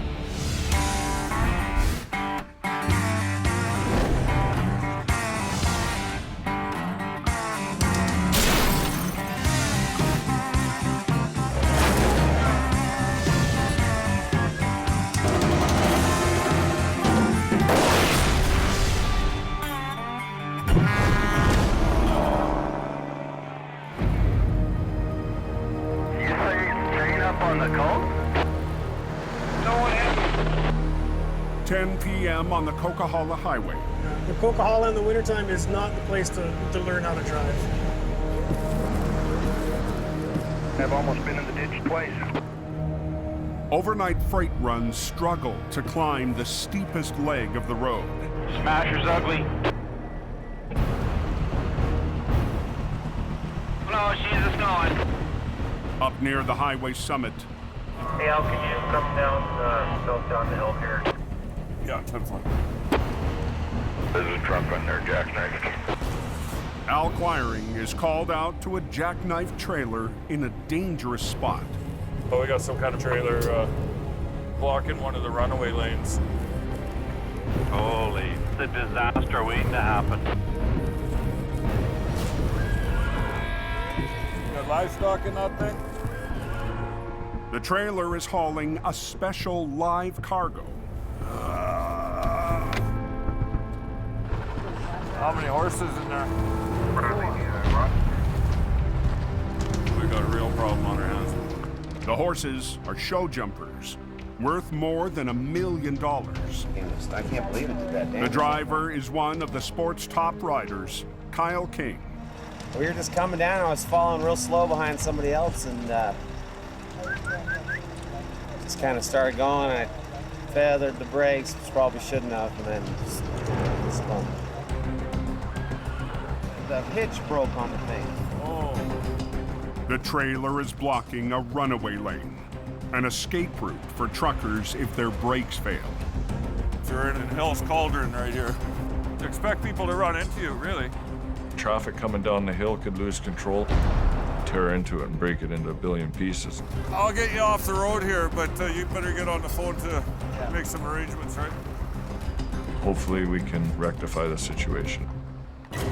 But the hitch is too damaged for Al to tow down the coke.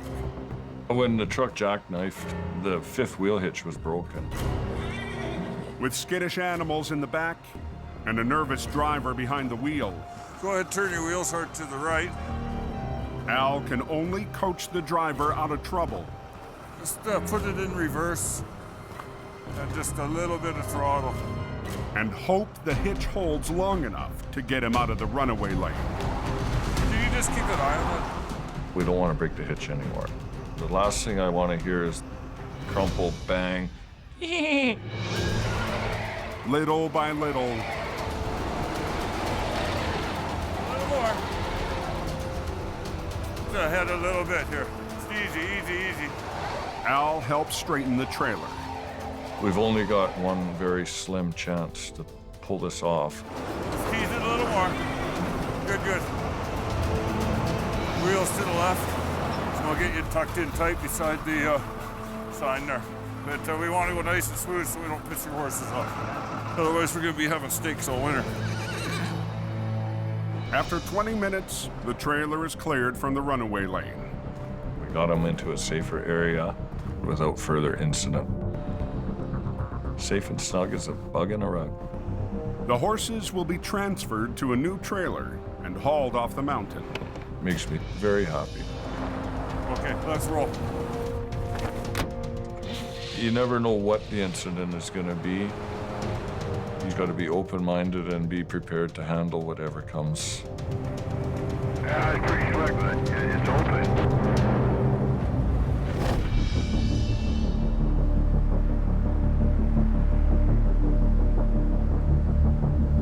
Wow, it's even raining here. Hard away from home.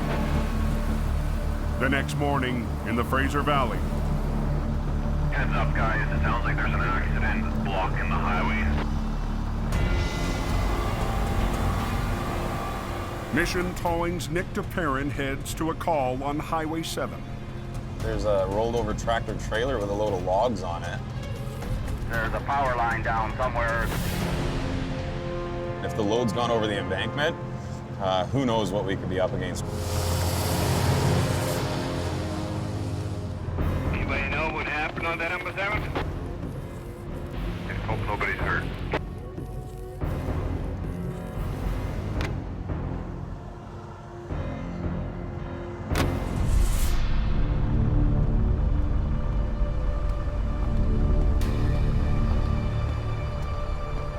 It's an ugly one.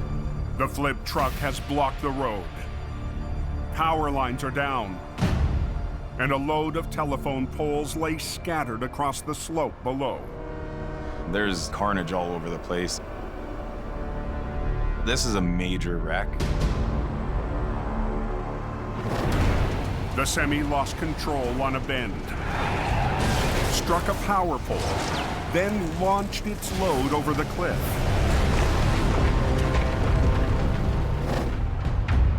The driver escaped with only minor injuries. The guy's lucky to be alive. It would have been a completely different story if he would have gone over the bank with the load. The accident Don't go 7. has blocked Highway 7, an important secondary route to the West Coast, and cut power to the area. Hydro's got to install a new pole, take those lines, attach them up to the pole before we can get anywhere near it. This definitely isn't a typical recovery. Nick puts a call into Mission Towing's lead operator, his brother Jordy. Hey, dude. Oh, buddy.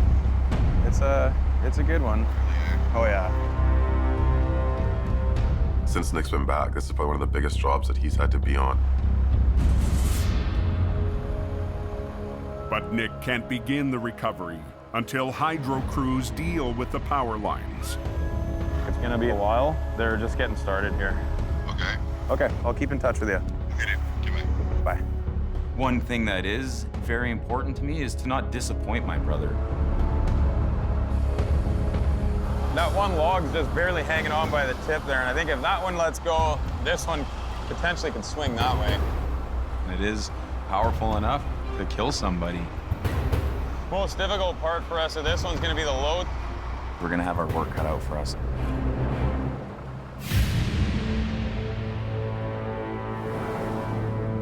Can anybody tell me if Highway 7's open yet? Still closed. We've probably been here 10, 11 hours now. After waiting into the night, Nick is more than ready to start the recovery. Dying to get to it and start tackling the job. I've eaten 2 lunches since I've been here already. By 11 p.m., the downed lines have been cleared and power restored to the area. All right, boys, it's all yours. You all done? Yep. But the wreck still has the highway closed. Yeah, it's gonna be there a while before they roll it over. Nick's top operator, Neil Wakefield, and the rest of tonight's recovery crew roll in. It's all clear. It's showtime for us. Yeah, let's go. Get this done. Before they can flip the semi, I'm not a fan of the way these logs are sitting. Nick and his crew need to deal with a potential booby trap. It's actually very dangerous. 2 poles, nearly 1,000 pounds each, are tangled with the wreck. The first thing we want to do is get those right out of the equation. We're gonna have Trevor and Dylan attach our medium-duty wreckers and winch them out of the way. The poles are rigged to separate, away from the crew. With it raining as hard as it is, it could be a nightmare. I mean, our straps might just slide right off them. But the heavy poles, under high tension, are unpredictable. Those things can twist and take somebody's head off. Trevor, do you want to get on your controls? Okay, guys.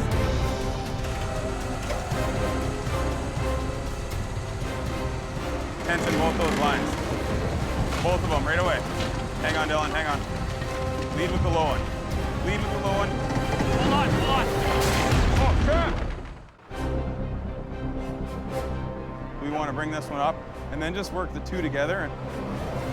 On Highway 7, Trevor, do you want to get on your controls? Nick's team must pry apart 2 telephone poles under high tension.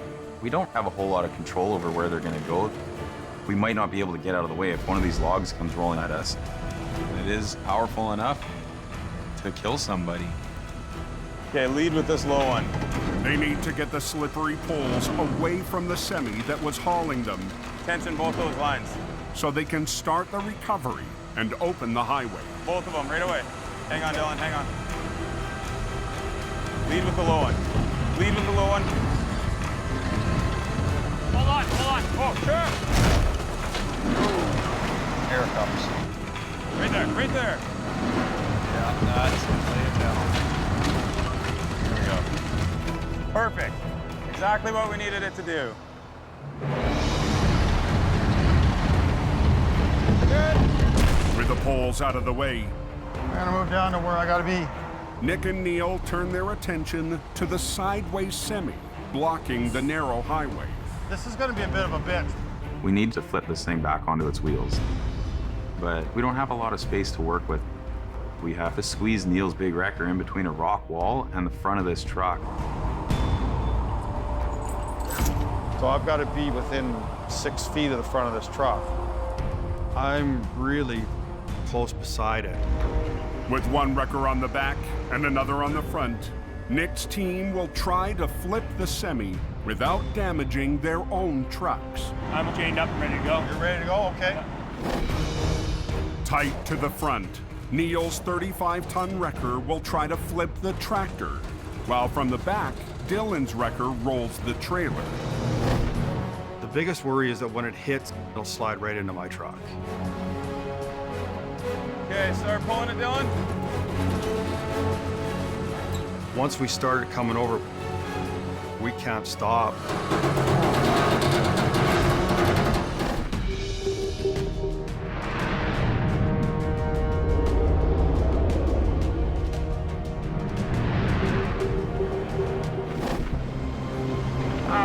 Going around Shylock up to the top, and other than that, you're good to go.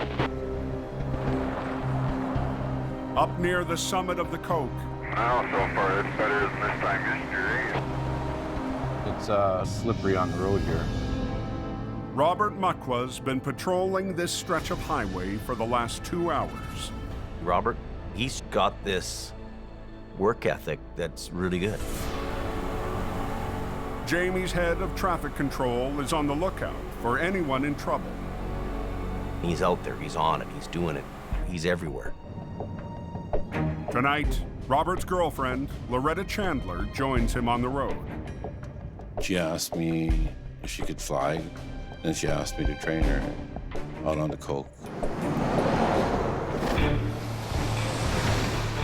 This winter, Robert's also been proving himself to Jamie. I'm trying to get this young lady on her way right away. As a light-duty tow operator. Now he's training Loretta in traffic control and roadside safety. My goals this season is to keep learning, just be with Robert, basically. 2 slow lanes are blocked, coming in the fast lane up.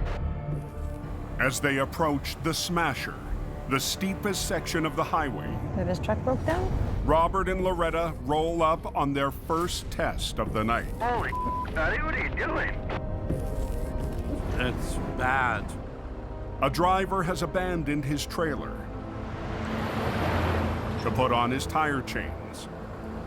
That's the worst time to learn how to throw a chain is when you're stuck on a hill. I never ever seen a guy take a tractor apart, put chains on. To me, that's pretty stupid. So it's gonna be tight getting through?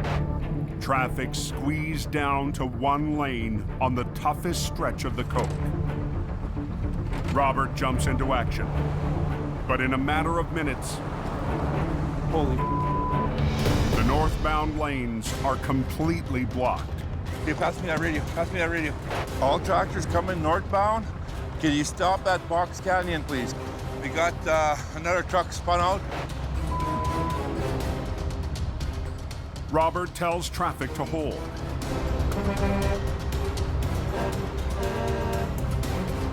No more coming up. You got one heading your way now. He's got no radio. I looked at it. Damn it. But one driver doesn't get the message. That's screaming up there. The other one's behind them. They don't even have chains. Behind here, okay? Okay. Do up your jacket, BB, okay? Okay, okay. Robert sends Loretta down the hill to warn drivers. Okay, we got another idiot with no chains that went by me. Then calls for backup. Hey, Scotty. There's 1, 2, 3, 4 tractors spun out. We gotta get up there before there's any more collateral damage. Jamie's lead operator, Scott Bird, heads up the mountain to break the gridlock. You're getting a buildup back here. This is absolutely a joke. Scotty's on his way up. Should be here right away. The traffic's backed up solid. Robert is helpless. Unreal. Until Scott arrives. Just a whole lot of ugly. You got all maybe 10 seconds to figure out a battle plan. Scott sets his sight on the first semi. That's where he's going to be hooking you up from. Grab the first one that's the top of the pile and start peeling your way down into it. Roads are solid white, very slippery, so... Truck backing down the granny lane. Next up, the truck that caused all the mess. The driver has reconnected his trailer. And away we go. But without Scott's wrecker, can't climb the steep grade. I don't know what he was thinking, but it surely wasn't the right thing to be thinking. Move ahead now. With the highway finally unblocked. Can we go now? Yep. Right on. Robert checks in on his special trainee. Do up your jacket, baby. I won't do up. Me and Loretta are like 2 peas in a pod. That's right. See, now I got him on one knee. Every warrior needs a princess. What's the Coca-Cola like? Wide open.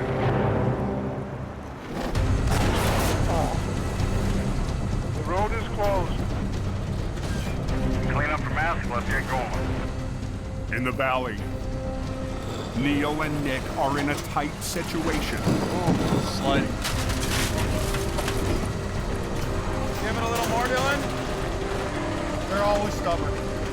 They're about to flip a semi in a space so small, Oh no. Hang on. it could land on Neil's wrecker. 12 hours ago, the rig clipped a power pole and launched its own load of poles down an embankment. Now the semi threatens to come down hard on Neil's 35-ton towing machine. This job really has to go textbook in order to land this thing right where we need it to.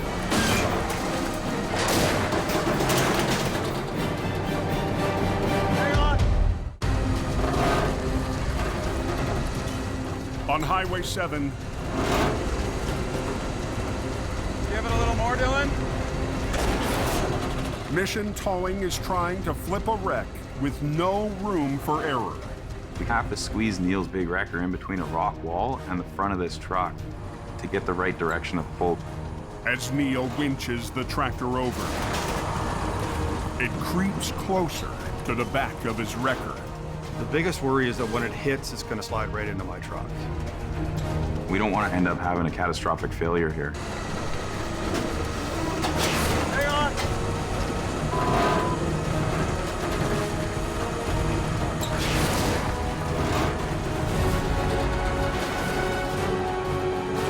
Right here.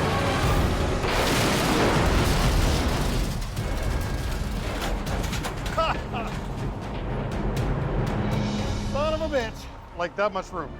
It's less than a foot away from my truck. A little nerve-wracking for a few seconds. That was close, man. Great. Yeah, buddy. We'll get hooked up, get this thing out of here, and get everybody rolling tonight. Nick notches another big win for his brother and the family business. I wish Jordy was here to see this. He'd be very happy with what happened here tonight. Nick did phenomenal. Our crew is top-notch. Being this was a complicated recovery, I'm very proud of them today. The wreck is cleared. Yeah, 7 is open. The highway's reopened, but the job isn't over. Nick and his crew will return tomorrow to recover the rig's load of telephone poles over the bank. It's been a long day. Everybody's worked really hard. We're gonna come back and deal with the logs in daylight.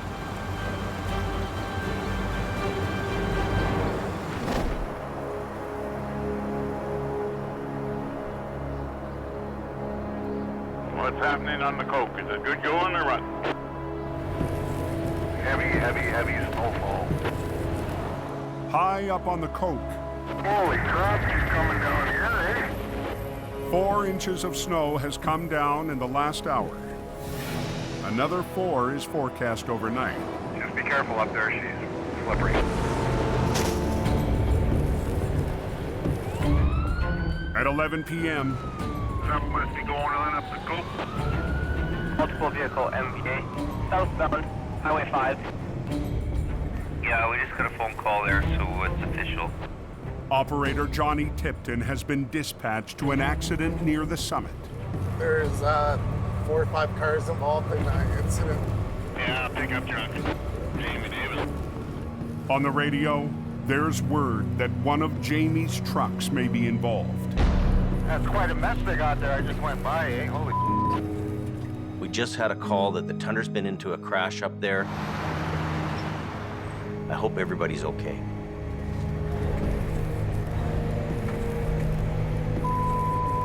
Man. One of Jamie's flagging trucks was rear-ended by an SUV.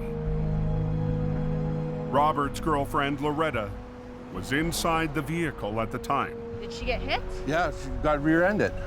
Okay. I don't want nothing to happen to her, if you know.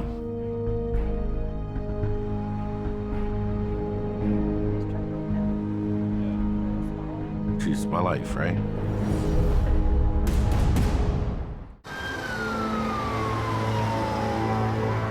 Multiple vehicle MVA. Southbound, Highway 5. On the Coquihalla Highway, That's quite a mess they got there. Did she get hit? Yeah, she got rear-ended. Oh, okay. a Jamie Davis traffic control vehicle has just been struck from behind. Robert's girlfriend, Loretta, was inside. He's gonna go up and do an assessment on her? Thank you. Robert and Loretta had pulled over to assist at another accident. Now all of a sudden, I see this SUV coming. I looked at Loretta, and that's when the Tundra got hit. My heart sunk. I don't want nothing to happen to her. I love her. She's my life, right? How's Loretta? Well, she's in pain and everything else.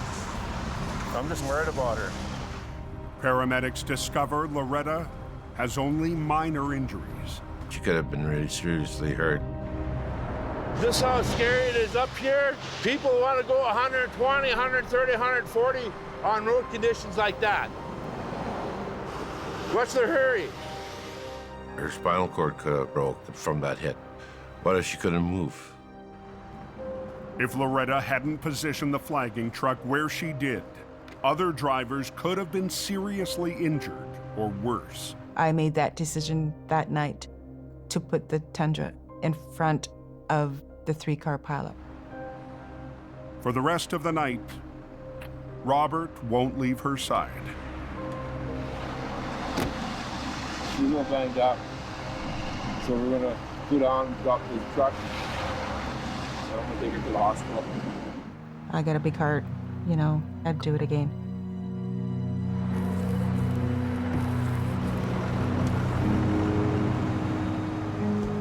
Imagine if we didn't have the flag trucks there. Imagine if they weren't a buffer. Think about it as if it was your loved one at the side of the highway. Would you drive a little differently? When you see flashing lights, slow down and move over. We all have families.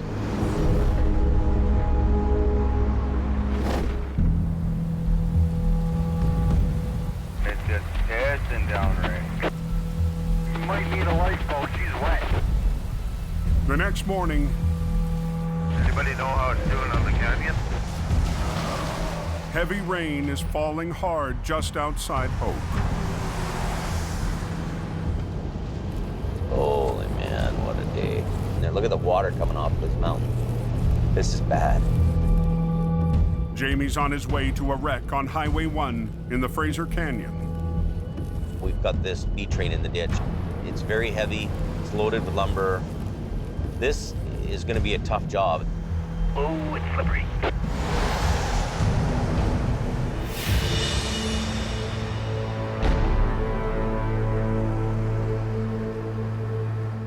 Already on scene is Jamie's younger brother, Jason.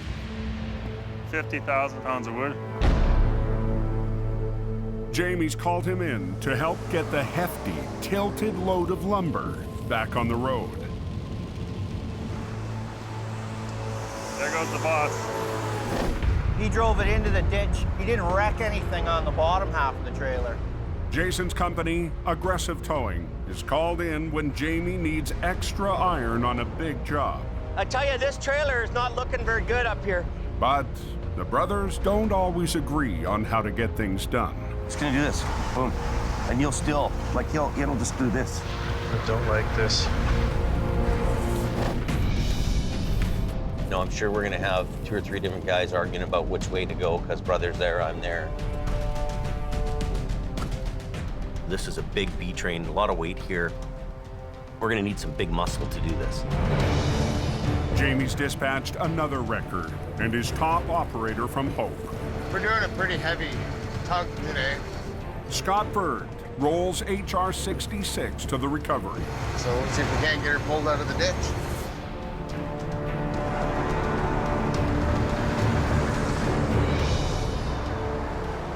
Jason's 60-ton rotator That's a nifty one. and his right-hand man, Chris Mervin, are on standby to tackle the tricky job.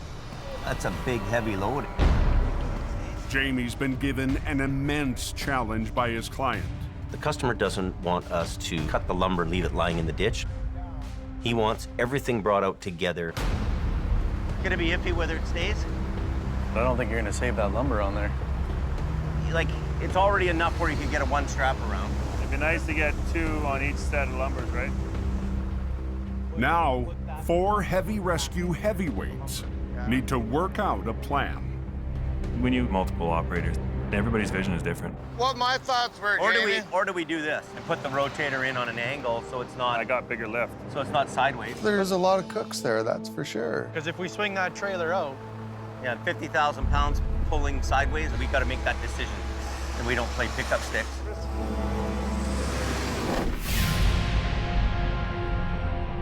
So where's the accident then? It's just a ginormous mess, you'll see it. In the Fraser Valley on Highway 7, Holy, I wouldn't have wanted to go for that ride. We'll tie off our harness gear to this cement embankment here. Mission Towing is back for part 2. There's a bunch over here. Of a messy recovery.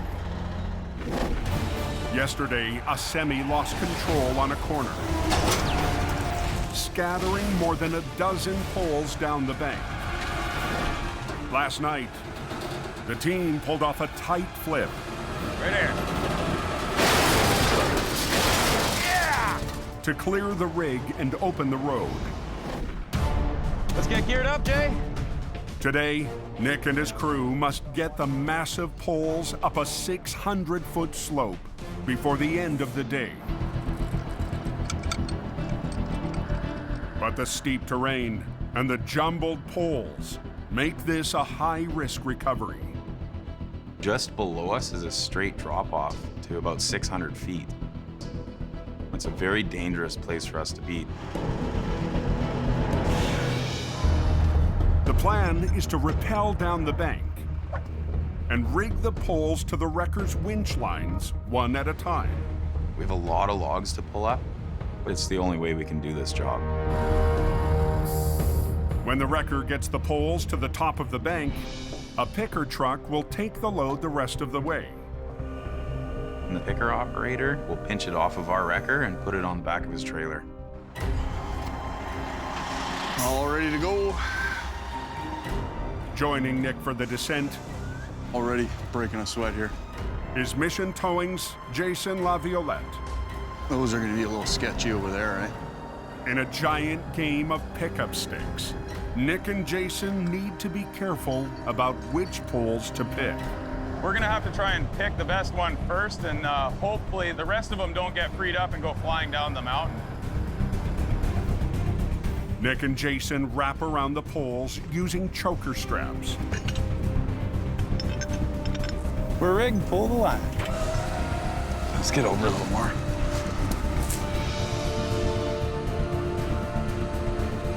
As the winch pulls, the straps tighten. No problem. And the pole is slowly dragged up the slope. The picker grabs the 900-pound pole and hoists it onto its truck bed. Okay, which one's next? Be real careful on that. This particular job is very dangerous for us. Okay? Yeah. With all the loose debris, with all the loose rocks, it's very easy to fall and break a leg. So we're trying to be as careful as we can.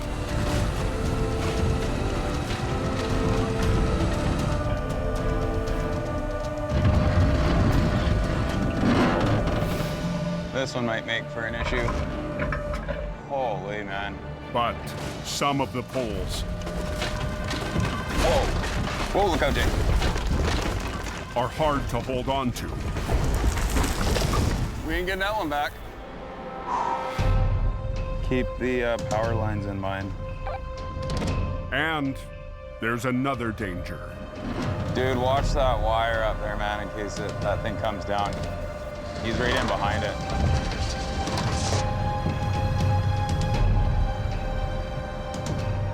We don't want to have another problem here and put the power out to the community again. Watch your cable. Oh my God. Oh.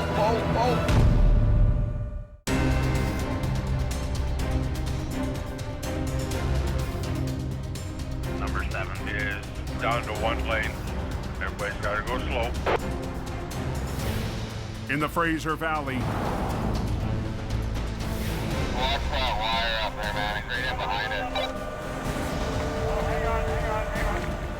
Nick's team is trying to work around power lines to recover a load of telephone poles. Watch your cable. Oh my God. Oh. Holy man. We don't want to put the power out to the community.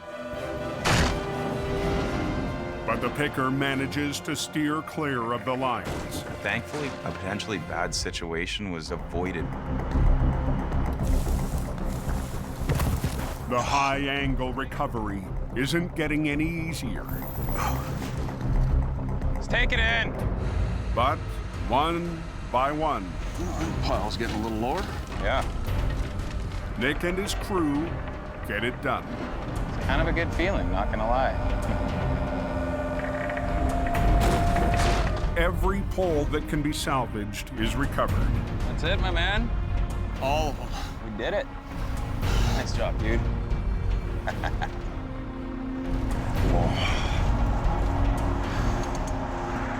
Thank you, Trevor. That makes it way easier. Thank you very much. Yeah. That's what I'm talking about. Job completed. These guys will do what it takes to get the job done. And I'm just very happy and very proud that they pulled this off the way that they did. I'm very satisfied with what our guys did here today.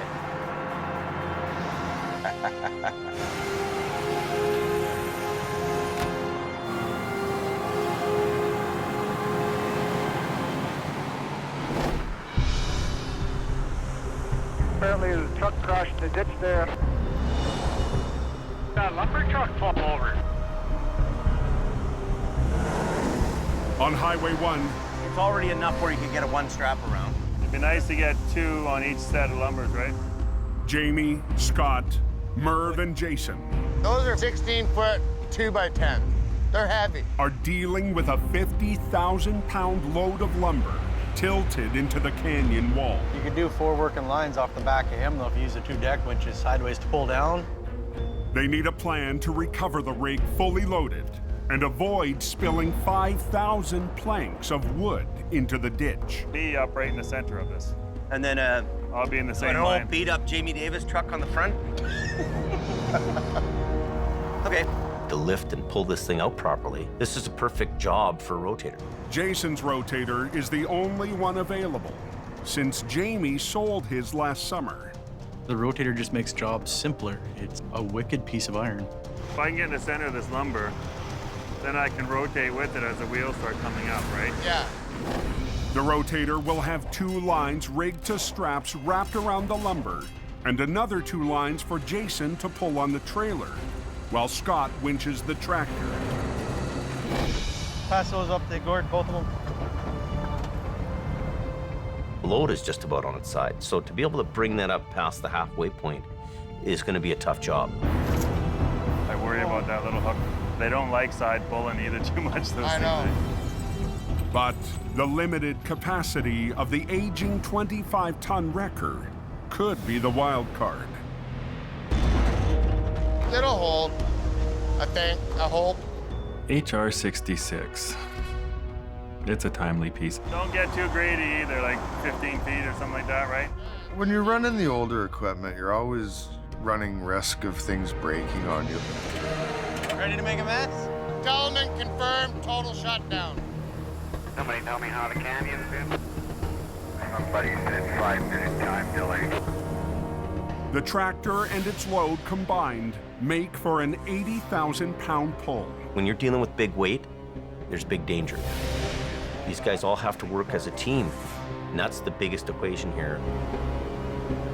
Okay, let's go.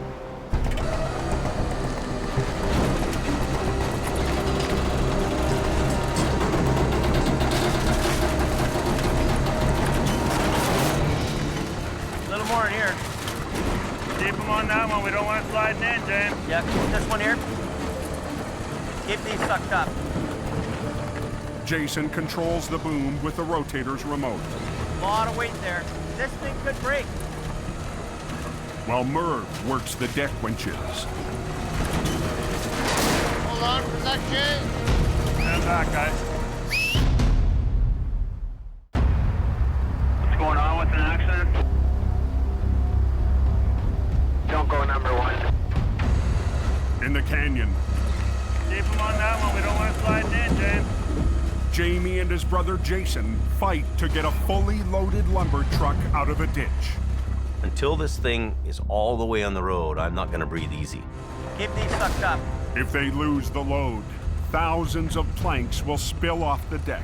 Tighten your yellow one up. This thing could break. Picking this kind of weight up, keeping it all together and intact, was really a huge deal. Slow down on this, eh? You don't want it to shift because then it would be matchsticks. 5,200 of them. Stand back, guys. Whoa. Hold it. Slow, man, slow. Okay, hold it. Okay, Scotty, you going ahead? Yeah. Stuck in your middle one. Okay, we're moving. Keep going, Drew. Little bit on this. Yeah, keep on the other one. Easy. Not so hard on this one, eh? She's coming. Finally, We're on the road. the lumber truck is on the highway. Perfect. Damage-free recovery. Trucks are one thing. It's the guys running the trucks that makes all the difference in the world. I think we got her beat now. Okay. Everybody worked together really well. That's the art of recovery. Really sweet job. Yeah, nice. Way to teach my brother and Merv a few tricks here like usual, but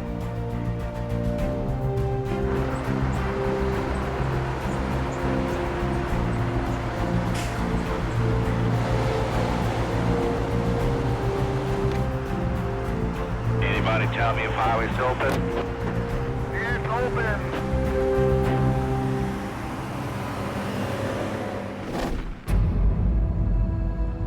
2 days later, at Jamie's yard, This is going to be the first time I've seen it since the accident. Loretta is still recovering after her close call on the coke. That was a hard hit. Very hard. Loretta was in a flagging truck when she was struck from behind by another vehicle. She pushed me about a good 70 feet.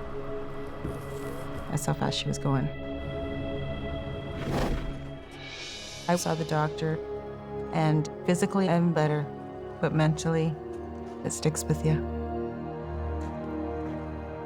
I'm glad that Loretta wasn't serious hurt, right? I'm grateful for that. I'm very grateful.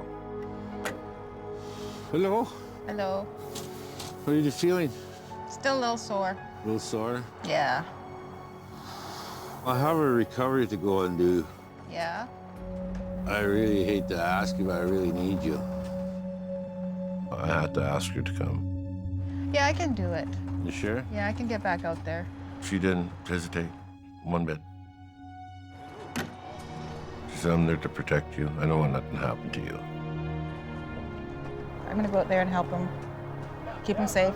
Bring him back home. Doing this recovery is a very important step to my recovery.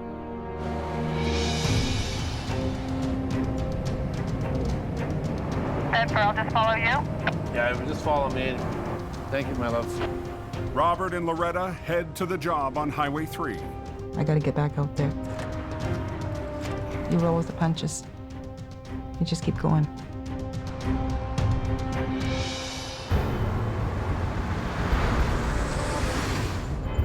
Down the road, Where the heck is it? Robert's having a tough time finding the wreck. Oh, you gotta be kidding me. This is covered. The car is encased in ice and snow. Shoveling time. But it's a bigger job than I thought.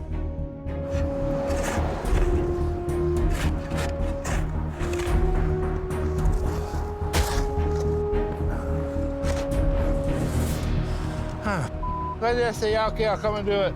Robert is not a quitter. He'll do it. Oh.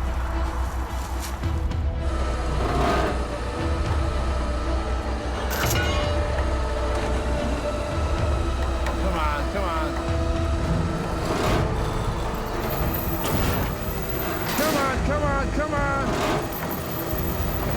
Whew. That is a big snow hole. That was in there good. Robert, he picks it up, he's getting it, and he's making it happen.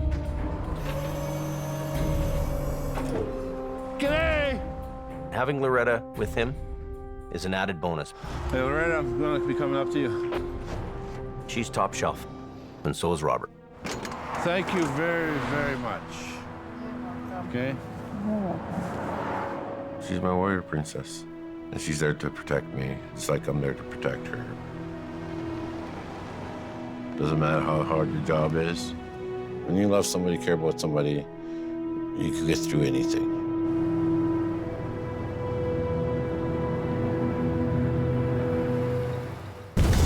Next time on Highway Through Hell. It's a very sad thing to happen to any family. A tragic wreck. Watch yourself there. That's bad. Puts the twist on Nick.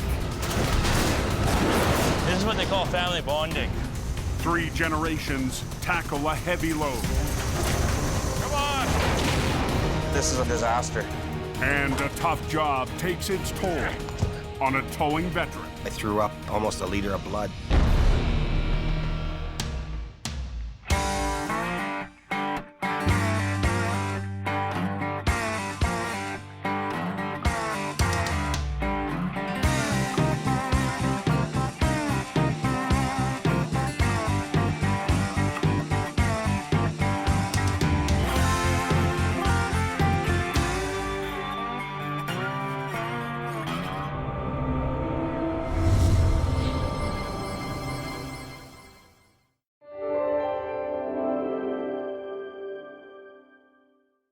This time, on the season finale of Highway Through Hell, a logging truck Winking at me, 700 feet down saying, come get me. becomes Al's steepest mountain recovery. A fiery crash has heavy rescue Keep going. battling to clear the canyon.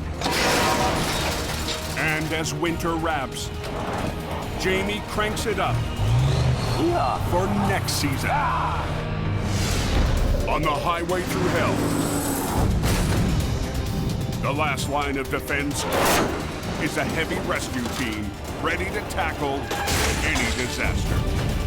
Because closure is not an option.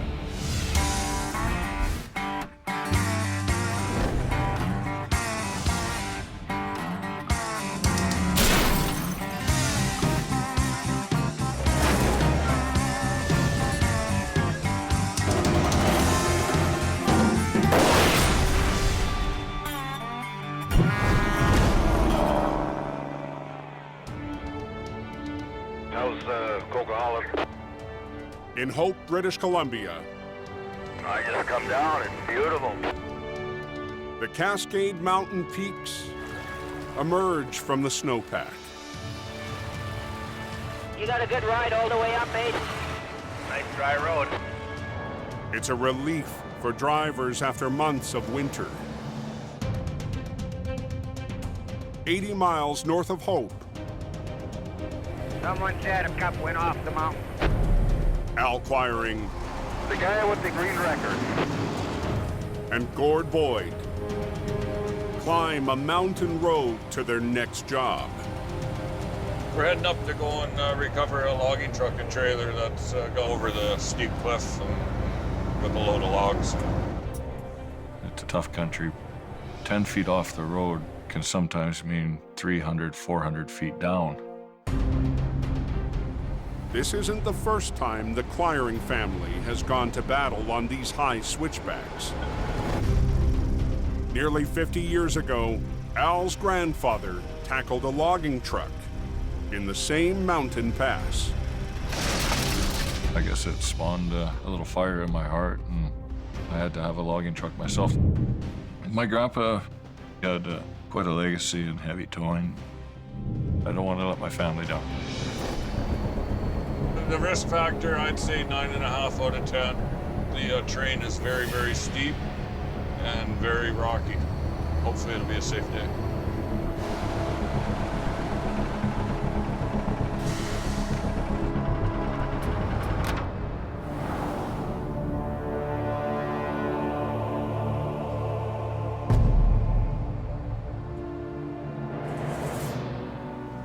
Long ways down. Oh boy. This is gonna be one for the books. The driver was standing outside the logging truck when the parking brakes failed and the rig began to roll. It plunged over the cliff.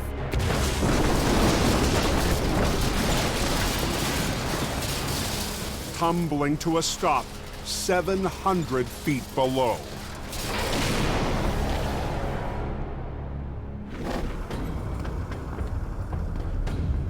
This is the biggest job of my career for going down the bank.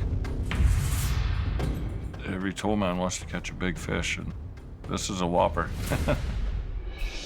Al's brought in a team of rock scalers. These guys are our level 1 first aid. To help with the high-angle recovery. Some of the biggest dangers, obviously, is the falling debris, which could include falling wreckers. Nobody below anything when we're pulling. Okay? Sounds good. Let the games begin. The logging truck is so far down. We're beyond the reach of our winch lines. Al and Gord. We're gonna be doing some highline fishing. Need to shackle every inch of extra cable together. Gordy's gonna be the main prime puller. To try and link Gord's truck to the wreck. We'll use all of this and then some. Hopefully we got enough. We're not gonna know till we start hooking stuff together. You guys can go ahead. Okay. Probably better to the left a little bit. The scalers start the 700-foot descent. I think it drops off on us here pretty good. While up top, Gord stands by to winch. I'm not stupid. I'm not going down a 700-foot cliff. That's just not happening. You can see the blinker, it's winking at me, saying, come get me. But the only person Al trusts with the rigging It's coming down. is Al himself. I want to be the guy at the end of that winch line that's attached it. Watch yourself. And the only way to do that is boots on the ground and down the hill. Al is a special kind of crazy. We've already got all the chokers over the bank. As the cables snake down the slope. We're now running on my winch line. Through the path of lost logs. It's another hazard for Al and his crew below. They're 4,000-pound missiles on a sheer cliff. You're in a real danger zone. Look out below. Can you hear Al? I can't hear anything. Hey, we can't hear him either. He's yelling something. Darwin! Log! Log!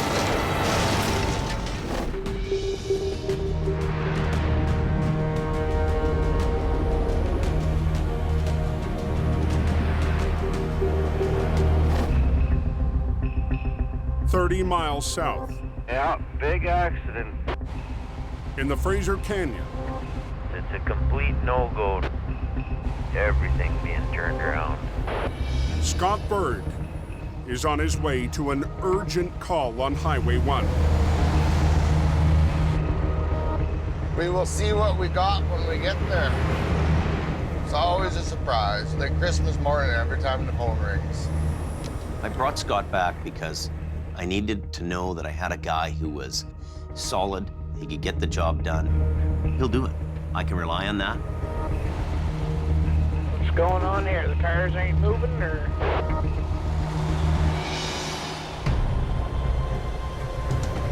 Oh. It's right upside down. A roll-off truck hauling empty bins lay in pieces. The rig lost control, hit a power pole,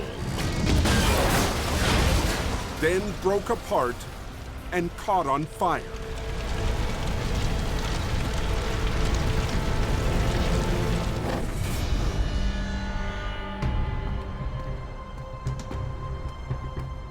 Another trucker, still on scene, pulled the driver from the wreck. And he was still in the cab with the flames going. And then I got him out. He didn't think about the hazards of going in to rescue him. It's just human nature to run in and do it, but he probably saved his life. Lucky. How did you say that guy was left? The wreck is too much for Scott alone. Everything is all detached all over the place. Not open yet. I'm sitting here. In hope, company boss Jamie Davis leaves his yard to help Scott get the highway open. The canyon's shut right down. So the quicker we get it done, the better it is. I'm just happy to get out of the office. I'll have a good day no matter what happens. It's gonna be a while. Yeah, she's the waiting game. On a forest road 30 miles north. Darwin! Can you hear Al? A load of logs scattered on a slope. Darwin! Hey, we can't hear him either. He's yelling something. Log! Log! Threaten Al's team. 700 feet below. That's the part that was really scary to me. You don't want to have it, somebody get pinned or thumped. The runaway log is a reminder. We're almost there. Al needs to work fast and get everyone out of the line of fire. When he reaches the wreck, This guy's gonna get towed away. Al decides the trailer will be first up the bank.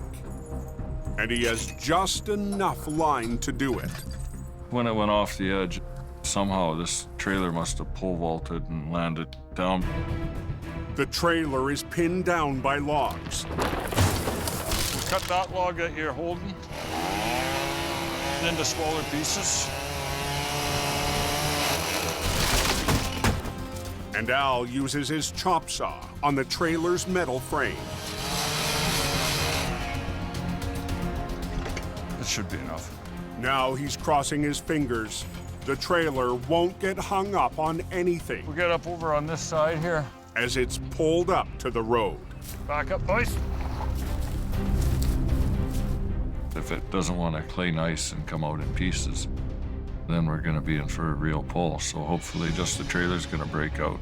Spades down, boom up.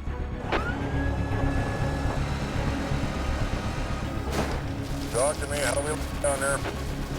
We're just starting to break it apart here now. Pulled the trailer apart and the truck moved a little bit. Come on, sweetheart. And somehow underneath, Looked like smoke, didn't it? the battery box was shorting out.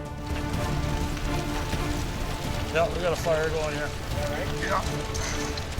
Yeah, we got a fire. We need a fire extinguisher down here. On a mountain road north of Hope, BC. Looked like it blew smoke, didn't it? Yeah, we got a fire. A logging truck has caught fire. Tell them we need a fire extinguisher down here. During Al's extreme recovery. We got water? No. Tell them to hurry.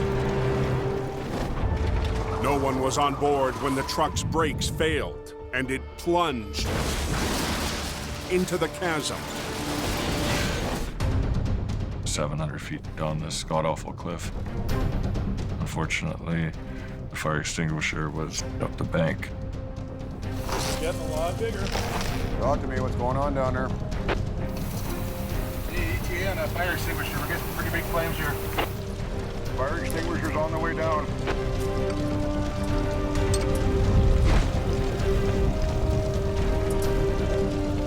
The fire's burning within proximity of 300 gallons of diesel fuel. We throw some gravel in there? Yeah.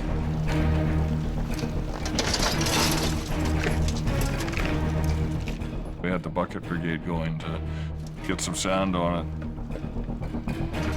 It's our best hope. When the extinguisher finally arrives at the wreck, the sand and gravel has the fire nearly out. What about back here? Yeah, I think we got it out. Okay. We were very lucky. Next time I'll make sure to check that list off before we go down the hill. Okay, let's clear out here. Now Gord will try once again to winch the trailer up the 700-foot slope. You've got trees, you've got rocks, you've got logs. Okay, pull her up there, Gordon. I'm relying on Al over the radio.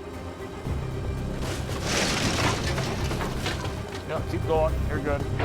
To tell me when to pull and when to stop. It's just busting loose here. You're literally working blind. It's just a tire. Keep going. Okay. Watch out. Back up, boys. The slightest tug from down below, you can feel it. Okay, keep going. But you can only feel so much. We're just stationary. Back off on it a little bit. I am standing by. Okay, don't do anything. Okay. The trailer is hung up and refuses to flop onto its wheels. It's gonna roll. It's a lot easier on its tires. Get a timber 8 feet and just kind of lay it against into the top bunk. But Al comes up with a plan. We gotta prop a log up against the trailer so we can pole vault it onto its wheels. Okay.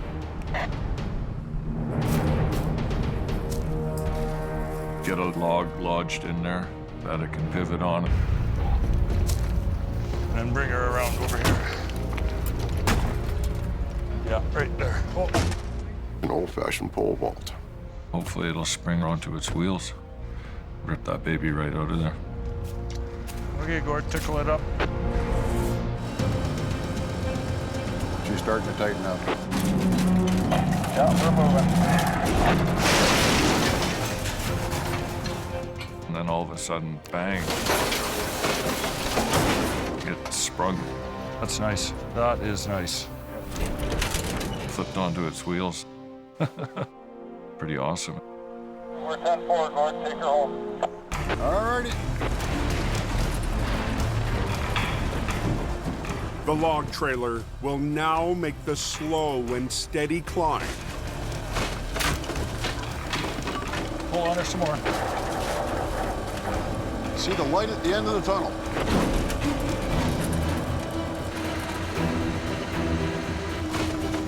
As Al returns to the top, Don't stop until you're on the slope there. the trailer finally reaches the road. Sometimes a good chunk of jack pine is all you need to solve your problems. He's on the road.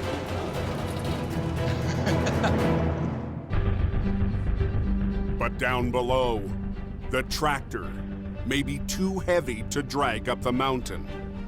Gordy's gonna clear the scene, and then we're gonna rig for the truck. It's gonna be a little bit more extravagant. What's the hold up here? In the Fraser Canyon, Road's closed, that yell. Jamie arrives at the crash site on Highway 1. They're lined up pretty good, eh? Wow.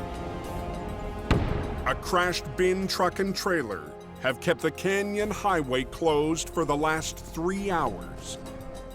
Quite the deal. We've got this truck totally wiped out, facing the wrong way, and it's on its side. This is a major crash. Earlier today, the truck hit a power pole. and broke apart. The driver was rescued from the flaming cab. Scott was first on site. What's going on, buddy?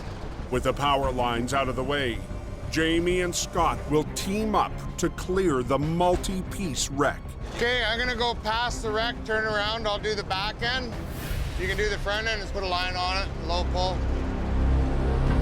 This winter, Scott's been Jamie's steady hand and most trusted operator. Scott and I, we're a team. We're gonna make it happen.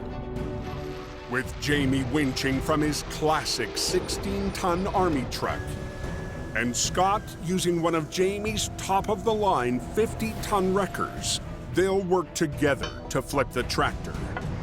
You ready, Jim? Pretty smashed up, that cab.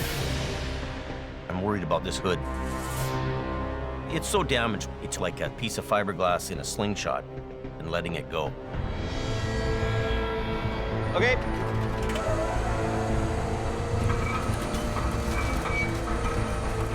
When you flip that truck over and it comes crashing down, you never know what parts are gonna fly off it.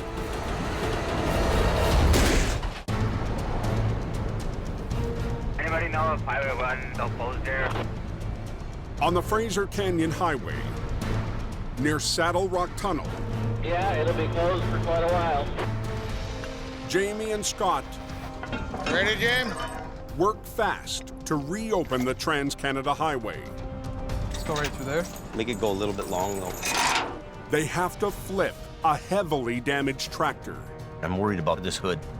It's like a piece of fiberglass in a slingshot and letting it go. It could end up flying apart and hurt somebody. It's gonna happen right in a second.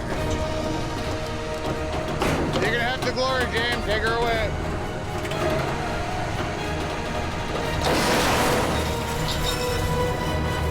Smash. But when she hit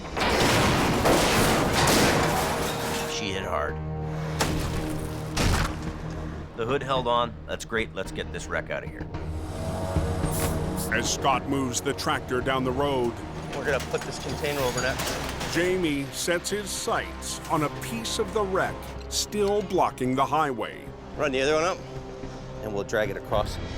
A 2,000-pound cargo bin. Priority one is get the road open.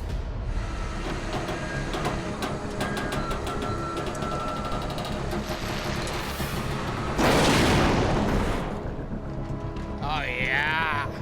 Oh, baby. It looks like they could be opening Highway 1. Beautiful.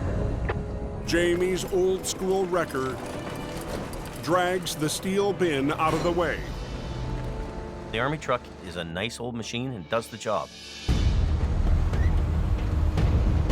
We're gonna open alternating.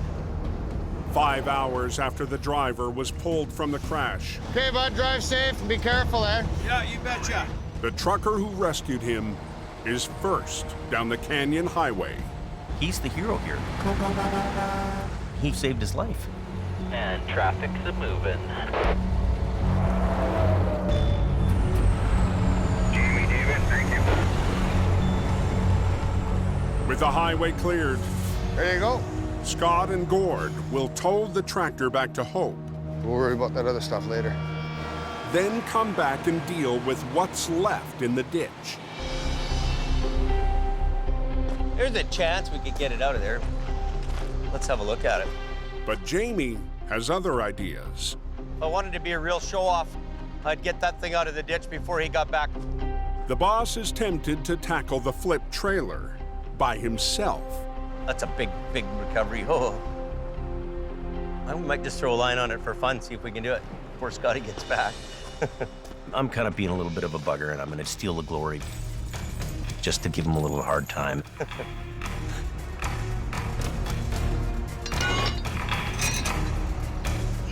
No matter what happens, it has to come over. Jamie is gambling his old Army truck will come through one more time. A bit of a pull here.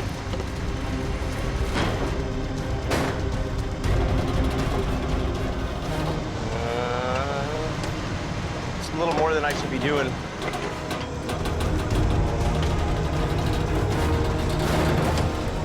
That thing's jammed in there.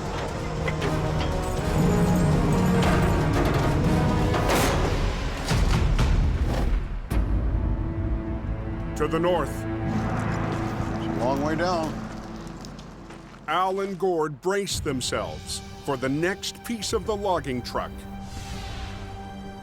700 feet below. That canyon just keeps going down into like Sasquatch country. This is probably the toughest job we will ever do. It's a long ways down into those trees. So you gotta watch your step. At the crash site, the truck's tractor is still weighed down by massive logs. The truck was probably 30,000, 35,000 pounds. Let's give her a cut and let's get pulling.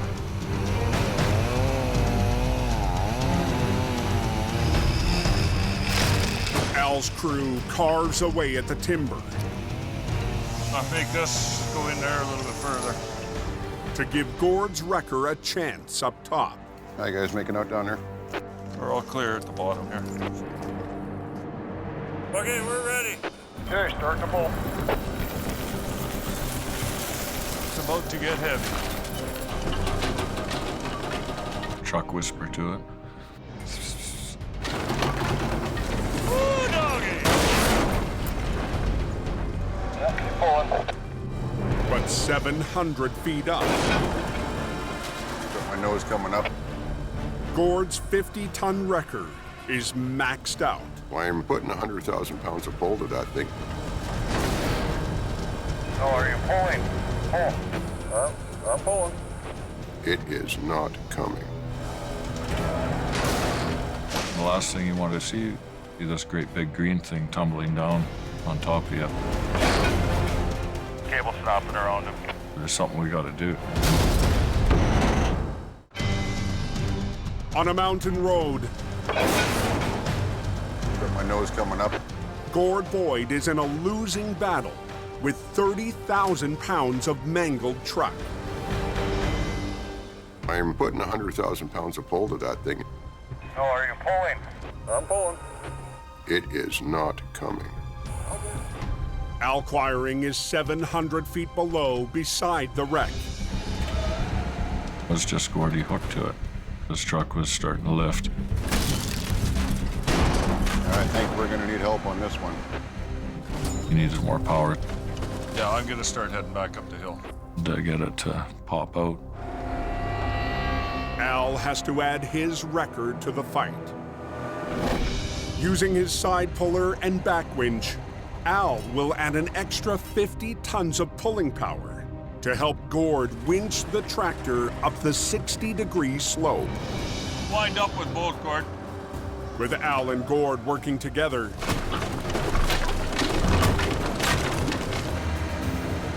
Yeah, you're picking the frame up now. the wreck finally starts to roll. But it has to get past hundreds of feet of logs and trees. Can we just keep pulling or what? Sure, you might get tight on you though.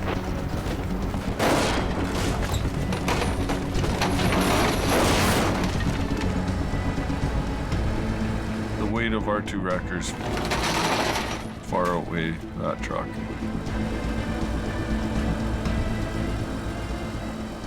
She's not coming up quick, but she's coming up.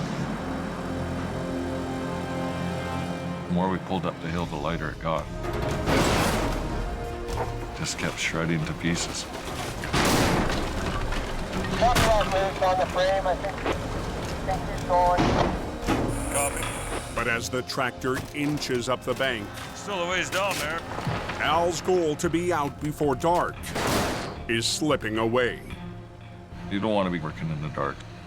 Hopefully we get this thing out of here before nightfall.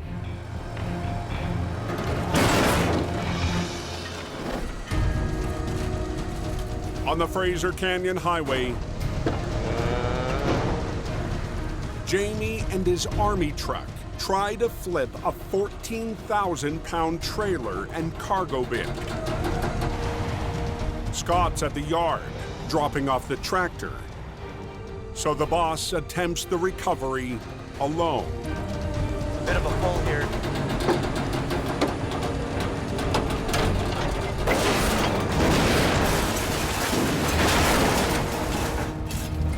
Wow. Jamie and his old school wrecker So that's halfway home. get it done. Scooping Scotty is as much fun as an old guy can have. But the boss knows when to call it quits. I don't think we should try to do any more with this because I just know better, you know? You just know. And I really enjoyed getting out of the office today. I like this old Army truck, just plain and simple.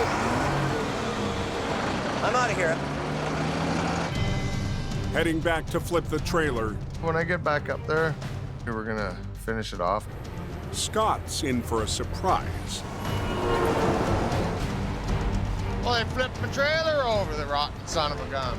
He beat you on another one, Scott. That bastard. He'd rather be in the ditch, swimming in diesel and mud just like I would, right?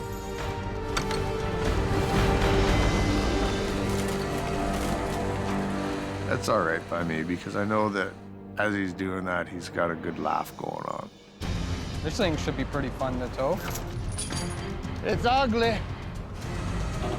Scott and Gord mop up the last piece of the wreck.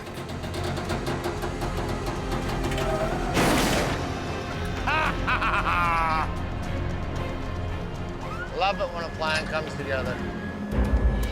We're just gonna chain her down and get the hell out of here. Hopefully Jamie's got that fire cooking. Scotty's done this a long time. He understands the game and he plays it well.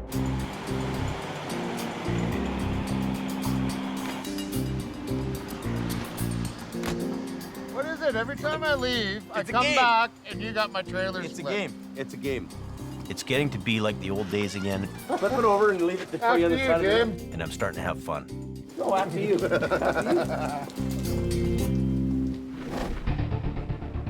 In the hills north of Hope, Let us back it off here a bit. Al's deadline on the logging truck wreck has come and gone. We're out of light. Pull up on it. But with the tractor still crawling up the bank, Al and Gord press on. One of the golden rules is be out of danger before nightfall. All kinds of things to be worried about. There it is. Okay. Let's go, Gordy. Give her both there, Gord.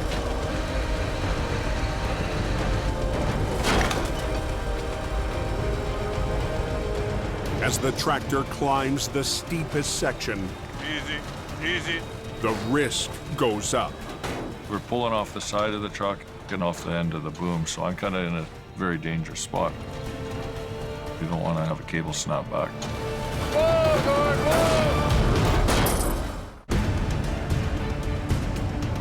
whoa! On the side of a 700-foot slope, There it is. Nice. Come to Papa. Al and Gord fight to pull the final piece of the logging truck up to the road. Tow trucks at the top are starting to really load up. Move up with it, Gord. Just like the video game when you're blasting away at that big giant, you see him starting to wobble. Whoa, Gord, whoa! That's good. Good, good. A couple more good punches, and you're on your way. Well, no wonder it was so heavy. It still had logs on it. That was a tough one. We came to the party, and we conquered it. And that was the best part. Mission accomplished. 47 years after Al's grandfather recovered a wreck in the same rugged country. One like my grandpa did, but a little bit bigger. So. It's another historic moment for Quiring Towing. What a ride that must have been. Hopefully, this job would make my grandpa proud. The only guys that can pull it out is Quirings.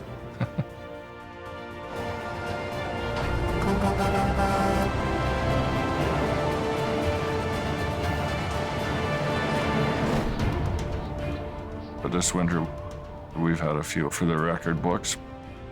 Way more weight, way larger objects, way bigger challenges. That's a big-ass truck. If you don't push yourself, you're never going to find out how good you are. Wind her up. We're gonna rip this tractor out of here. He does not accept defeat on any job. Whatever the call is, we handle it. She's out of there. I told you we got her. Very high risk here. Very high risk. There are critical times Hurricane! when decisions have to be made. Take your brakes off your trailer! Ben Gordy, he can handle that. Here we go, once more into the breach.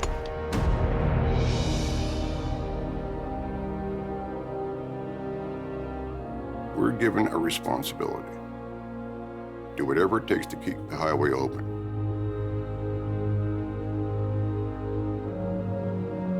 We take that responsibility very seriously.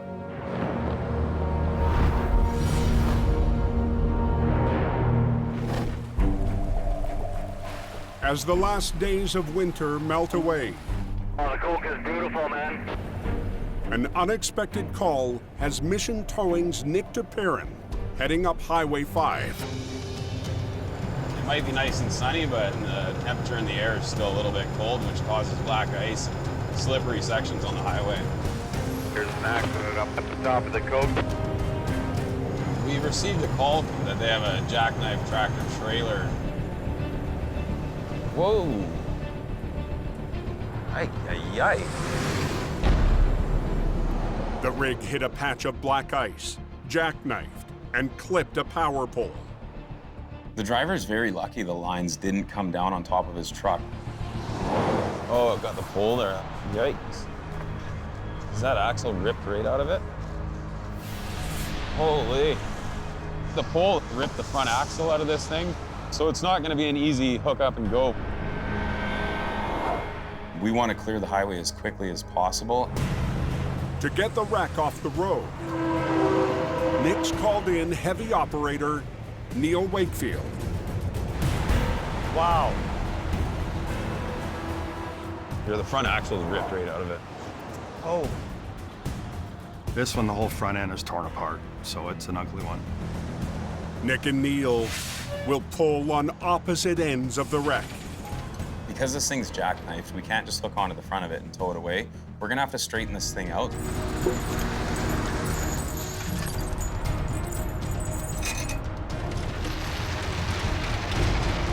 He's gonna start pulling, Neil. Hopefully it comes without too much trouble, Ready? because it's stuck in there pretty good.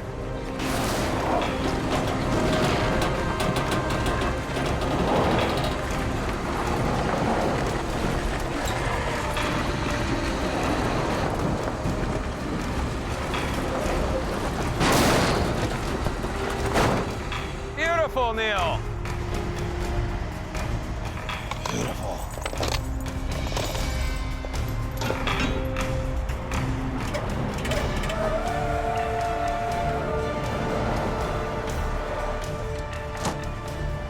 We've got this thing chained up.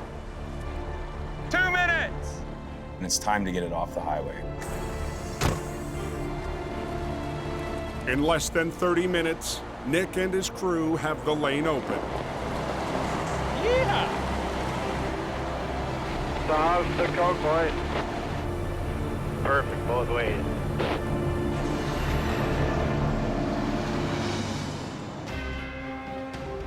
Two hours later, back at the mission yard, Nick checks in with the man who pulled him back into the world of heavy rescue. What's up, dude? What's happening, brother? Oh, you know. Big brother Jordy. It's great to have Nick back because it's pressure off of my shoulders. This year, Mission Towing suffered a terrible blow. The devastating fire completely burnt our whole business down. Dealing with the aftermath of the fire has been, it's hard. But the family business persevered. Knowing that there was going to be a lot of rebuilding and a lot of work to do, I came back to help my brother. This season, we did get thrown pretty much everything. No two recoveries were the same. We had jobs out of the ordinary. Wow. Okay. Whoa, stop. There's a lot of weather involved.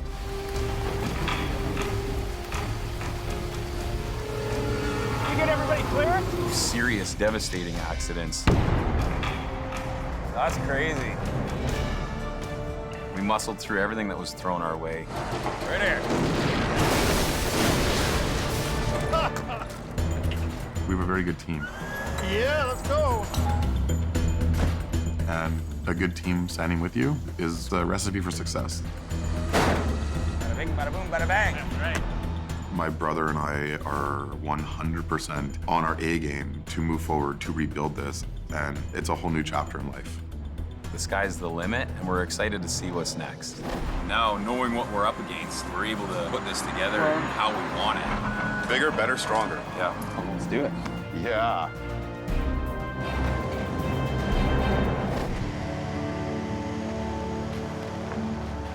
With winter winding down, Jamie is also taking stock.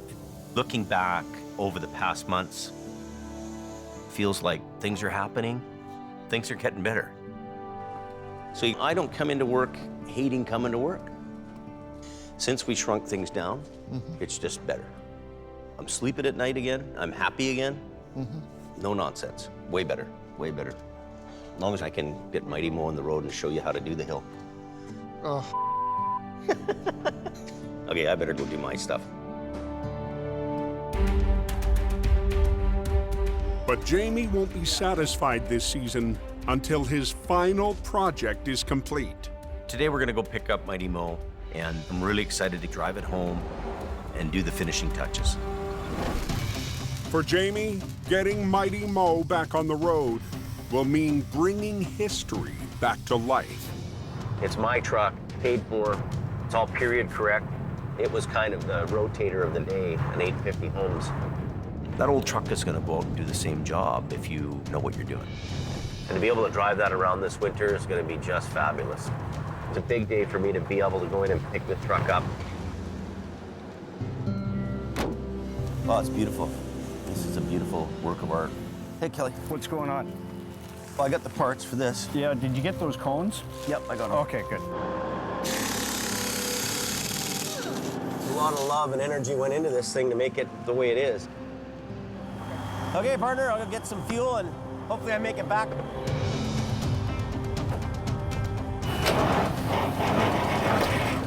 I hope I don't have to get towed home. It's a big day for me to be able to go in and pick this truck up. Oh, it's beautiful. I'll go get some fuel and hopefully I make it back.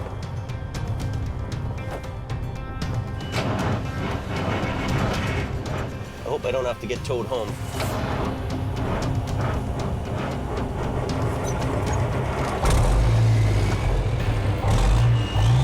Yeah.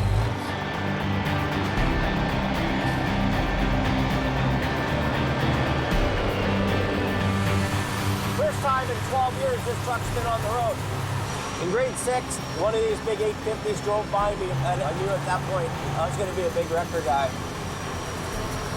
It's old school, and so am I. Now, if that ain't a hot rod, I don't know what is.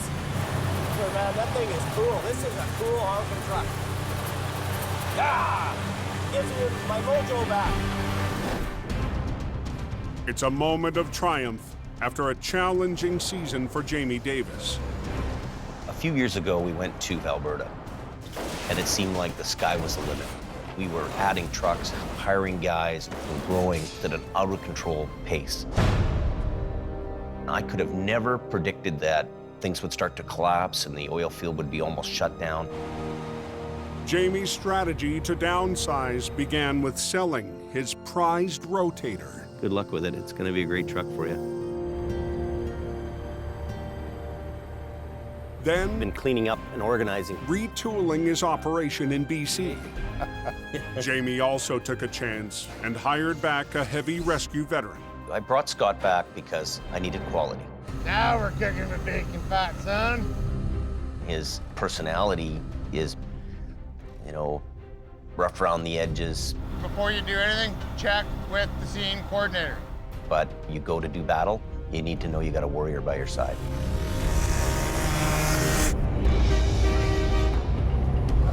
Stars, buddy. You're my hero this week. And he was kind of the glue to the team. Pull, little mumble, pull. He's been a real pillar this season. Yeah, showing you how it's done, son. Showing you how it's done. Jamie's got his whole fleet up here.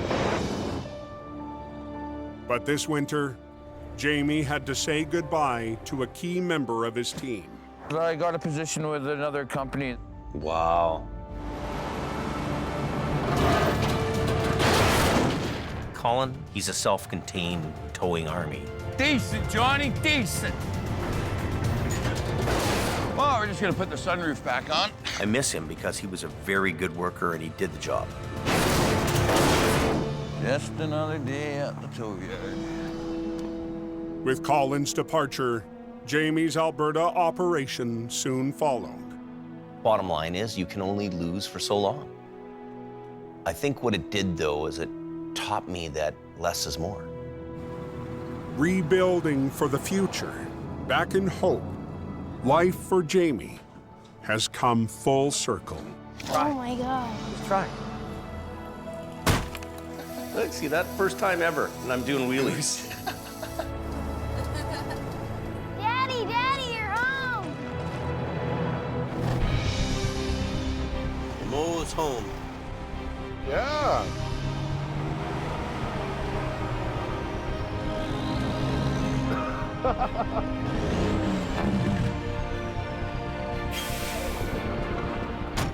Yeah, she's home. I can't wait to take Mighty Mo out next winter and do some recoveries in the snow. I don't know what next winter's gonna bring for us, but we've got the crew, we've got the gear, and we're ready for whatever's gonna come our way. This is gonna be cool. Bring it on, I'm here.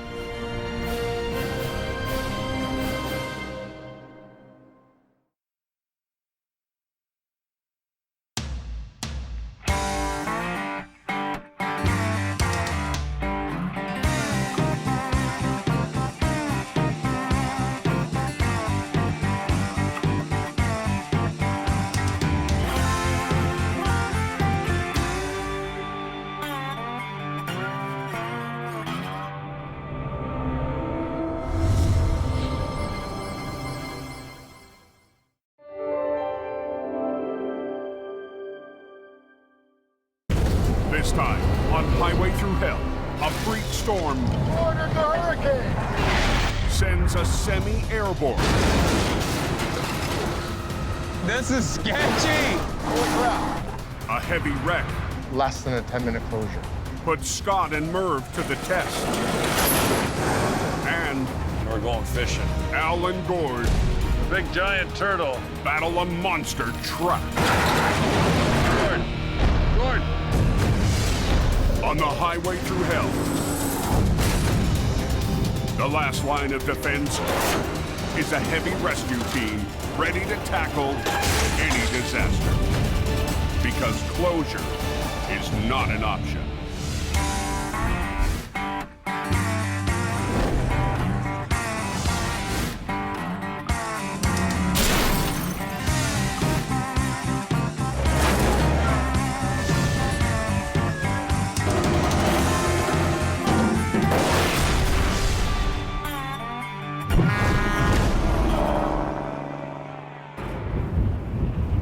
Holy it is extremely windy.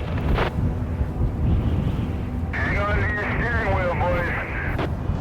In Hope, British Columbia, Trees down all over the place.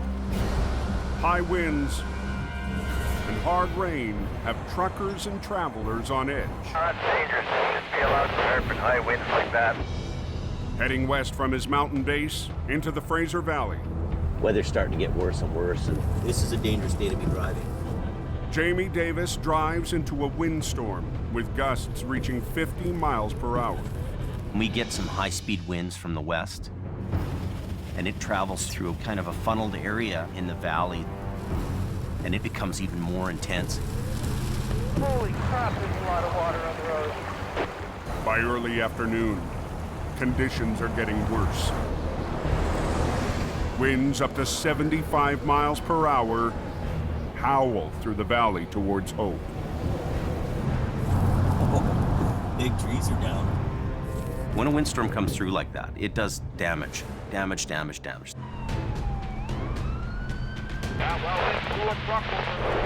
Holy monkey. Truck just slipped. Oh my God, where? On the radio, there's word of the windstorm's first major casualty. Heads up, guys. Sounds like there's an accident blocking the highway. At 12:15 p.m., Al Quiring gets the call. Sounds like we got a semi flipped over in the wind. We haven't had one of those out on the highway here for quite a number of years. Could be exciting. Mission Towing's Nick DeParent has also been dispatched. The fact that the wind's blowing hard enough to roll this thing over on the highway is a little concerning. Could be scary today. The semi is blocking all westbound traffic on Highway 1. I'm the first to arrive on scene. Yeah, I gotta just have a look at it. See what we're up against. Hopefully I don't lose my hard hat today. This is unbelievable. It's hard to even walk. I don't think I have felt wind that strong before. Chances are I'm thinking it was probably empty or a light load, and that's probably what pushed it over. The driver escaped unharmed, but not unshaken. I just got put midair. The wind was so strong underneath the truck. And because I only have 6 skids on it, it picked me up. Rocked by gale force winds, the lightweight truck becomes airborne.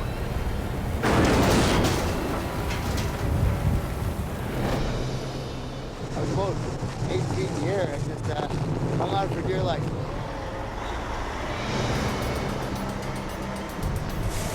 Ten minutes after Nick arrives, Where's that kite? Al Quiring is on scene. This was one of Quiring's customers, so he's contracted to do all their towing. We were there to assist Quiring on the job. It will take both Nick and Al's heavy records to get the job done quickly. Ordered the hurricane! Ultimately, the goal is to work together to get that road open because we got traffic backing up. Al's right-hand man, Crazy. Gord Boyd, joins the battle. You can't have the Trans-Canada Highway shut down. That's just not allowed. The flying truck has cut off the main commercial route to the west coast. So you just get it done and get it done quick and get the hell out of there. To straighten the wreck, parallel to the road, Al pulls from the front, Okay, be careful. while Nick pulls from the back.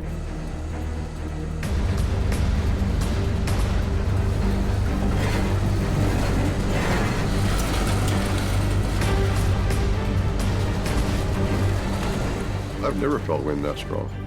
Not on land.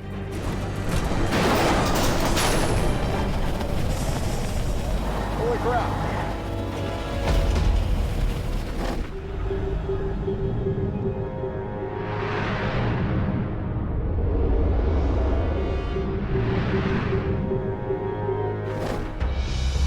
What's it doing up on the cove there?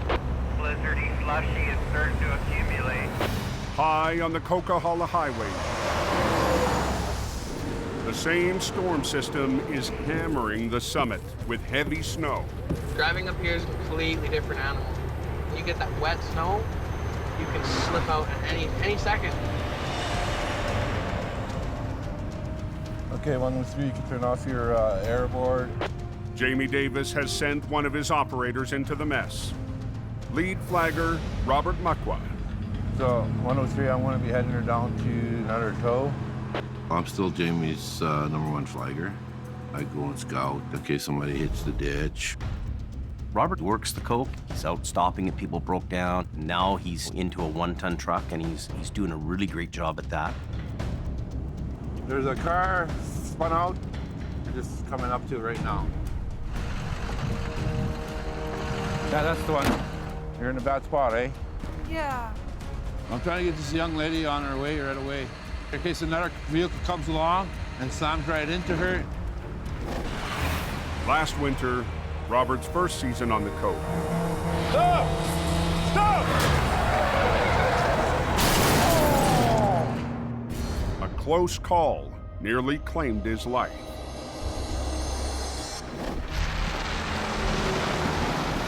It's a very dangerous situation with fresh snow on the road, especially when there's still ice there. Some of these people are traveling at 140. Come get in the truck. Yep. Roll down your window. Crank your wheel this way.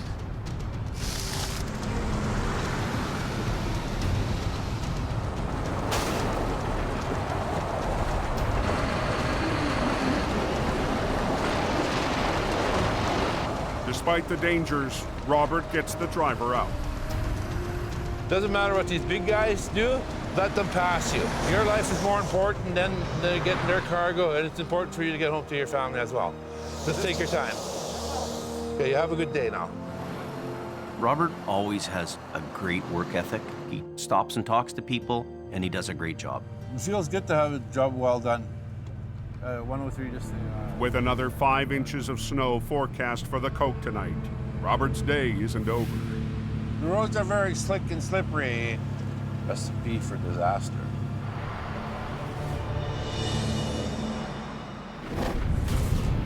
Oh, it's pretty windy down there.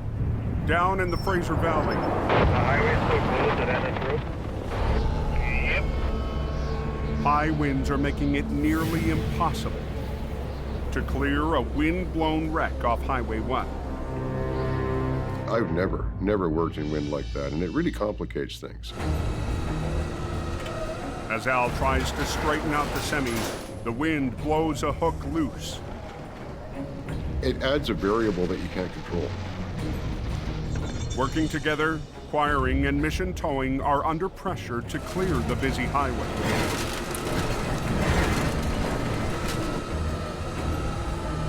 They got the truck coming over there. Watch out. Highways wants the road open, RCMP wants the road open, and you got to get it done quick. Well, I'm concerned once we pick it up in the air that trailer's gonna act like a sail. No matter how we do the job, it's gonna be a little risky. We're gonna do an all-to-drove jelly roll. Just pick it up and then rotate it right in the air. Okay. Don't worry, he'll walk you through it. Al and Nick will perform an end roll. With their two wreckers on opposite ends of the trailer, they'll slowly lift, then roll it back onto its wheels. A technique Al nicknamed the Aldergrove Jelly Roll. An Aldergrove jelly roll is an end roll done our way, with a little bit of finesse and a little bit of skill. This is a first for me for the jelly roll, so we're gonna learn something from acquiring today. But in a windstorm, Al's trademark move could end badly. Very high risk here, very high risk. This thing is already blown over once. Hook it right on the fifth wheel pin. My biggest fear is the wind catches it, flips both wreckers over. Now we've just wrecked everything. This is ugly. Ah! Don't do a thing. Dude, this is sketchy. All of a sudden, there's this huge racket. Crap. The highway westbound is still closed, Dave. You have front doors to get open so we can get through. On the Trans-Canada Highway, It's gonna be a long way. Wind is downright crazy. Murphy. Al and Nick are about to flip an empty trailer in gale force winds. I'm worried, man. The semi was blown off its wheels. The driver was lucky to survive. Ah! Don't do it, Nick! But just before the roll, all of a sudden there was this huge racket. Barn just lost the roof. What? Barn just lost the roof over there. Turned our head, and here goes this big barn roof like some scene out of a tornado movie. Al has to rethink his plan.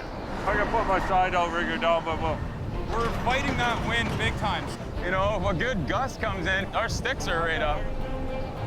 I was worried about the stability of their truck. Their truck is quite a bit lighter. we're going to just err on a bit of caution. We're going to put the other wrecker in here and hang on to it just in case the wind comes in here and catches this thing and takes this thing for a ride. To help add some weight to the recovery, good. Al's son Kerry arrives with a 20-ton wrecker. Okay, snatch blocking up. With Nick's wrecker tied down. Good, that's good, that's good. Al's hoping the extra weight is enough to keep Mission's wrecker on the road. As soon as that trailer starts to come up, the wind's gonna be pushing against it and fighting us the whole way. Okay, be careful.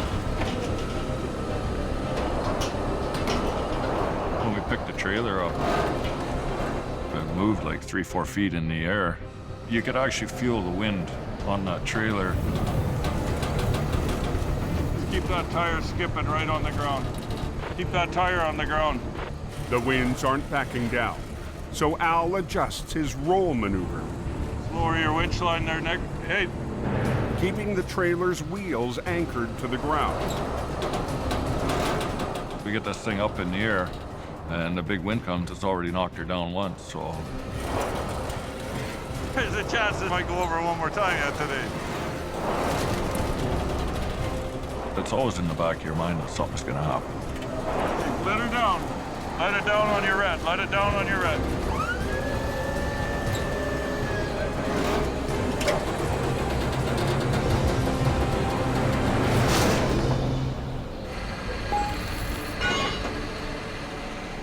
Oh, you taught me something today, Al. That was a first for the Alder Grove Jelly Roll. Nice job. An adrenaline rush in the wind like that, very high risk here, very high risk. We pulled it off though. Just as things wrap up, Nick's brother Jordy arrives on scene. I missed the Alder Grove Jelly Roll. Yeah, we pulled it off in the wind too. I legitimately had to finish 2 other accidents. Of course, by the time I get there, the rollover is complete. I was concerned with that wind, it was risky, but it came up, wheels just slid, set over, beautiful. Just like you knew what the hell you were doing. You'd almost think I'd done a jelly roll before. Traffic's coming through our way. Yeah, we're moving now.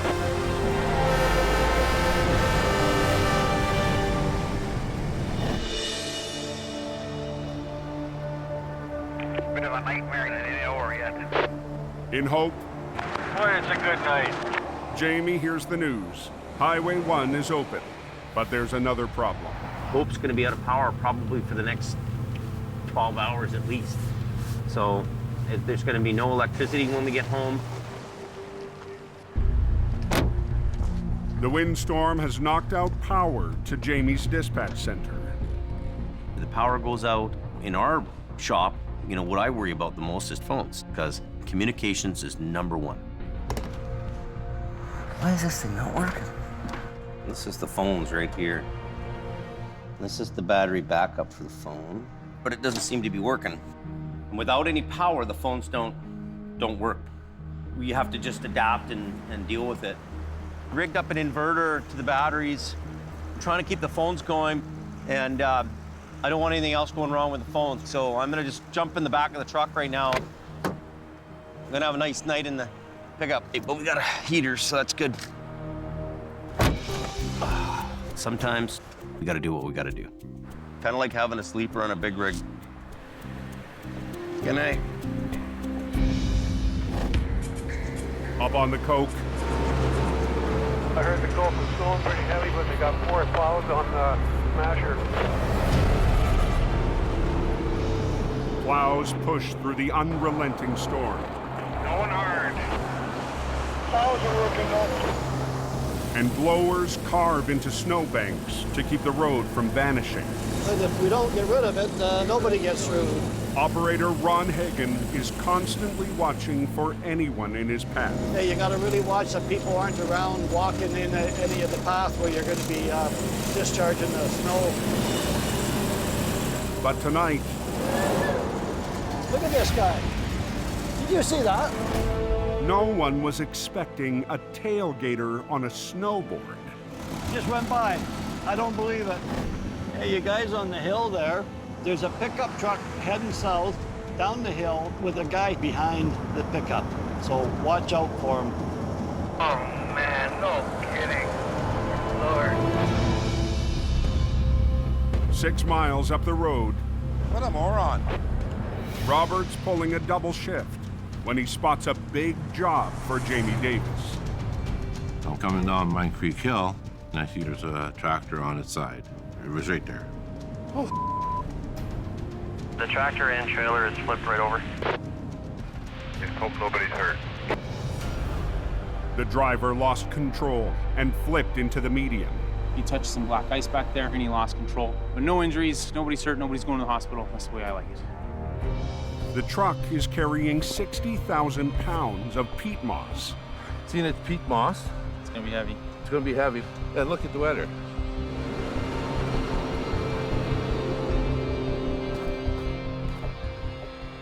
Robert takes photos, then calls Jamie.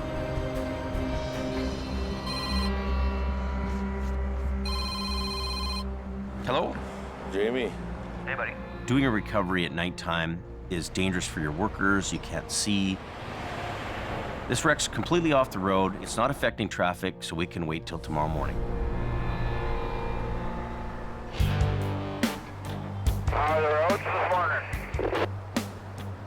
Oh, the coke is beautiful, man. At 8 a.m., Jamie's lead driver, Scott Bird, rolls up to tackle the peat moss wreck. We've got the green light from highways to do what you gotta do, get it done, get it out. I'm responsible for making sure that this recovery goes correctly. Bumper isn't even bent on this thing. Just a whole lot of ugly for first thing in the morning. Swamper Gord Lundeen has been guarding the wreck since last night. How many is there in there? There's 2 per skid, so it'd be 24 skids, right? Unless you front to back, eh? So there's 48 of these bastards. 48. We're dealing with 4 foot by 4 foot by 4 foot plastic bales of peat moss. He's grossed out with weight-wise. So if we try and flip it over with this cargo in it, the bottom of the trailer is gonna come with us and the rest of it's just gonna stay where it is. They're big, awkward bales of dirt. So it has to be unloaded for this job. But it'll take more than muscle to offload the super-sized freight. Hello? Hello? I need a picker and a 53-foot trailer. My cargo crew, they're pretty tough guys, but 1,200-pound bales, that was a little more than they could deal with. Okay, so what our plan of attack is, we'll get them out and then we'll move them over. The picker's here. Scott's called in a special crane, a knuckle boom picker. They all gotta come out and then lift it onto that trailer. The knuckle boom was the choice for this job. It has several different joints in it. They can pull sideways with it, so he could pull the cargo out of the rack. I want to know, how far is that boom going to go out that way? In charge of traffic, Robert spots a hazard. I'm just concerned about the boom swinging over top of my taper, right? There is a big safety issue with where this truck is sitting. The picker truck's swinging over his load and there's a failure, and it swings into oncoming traffic. I can't have that. Watch your back, Scotty. Every second that you have the highway blocked, it's bad.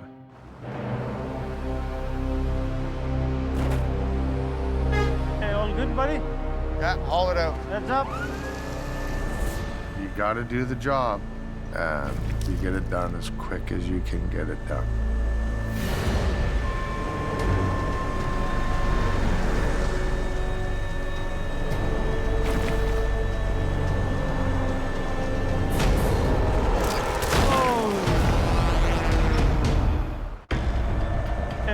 buddy? Yeah, haul it out.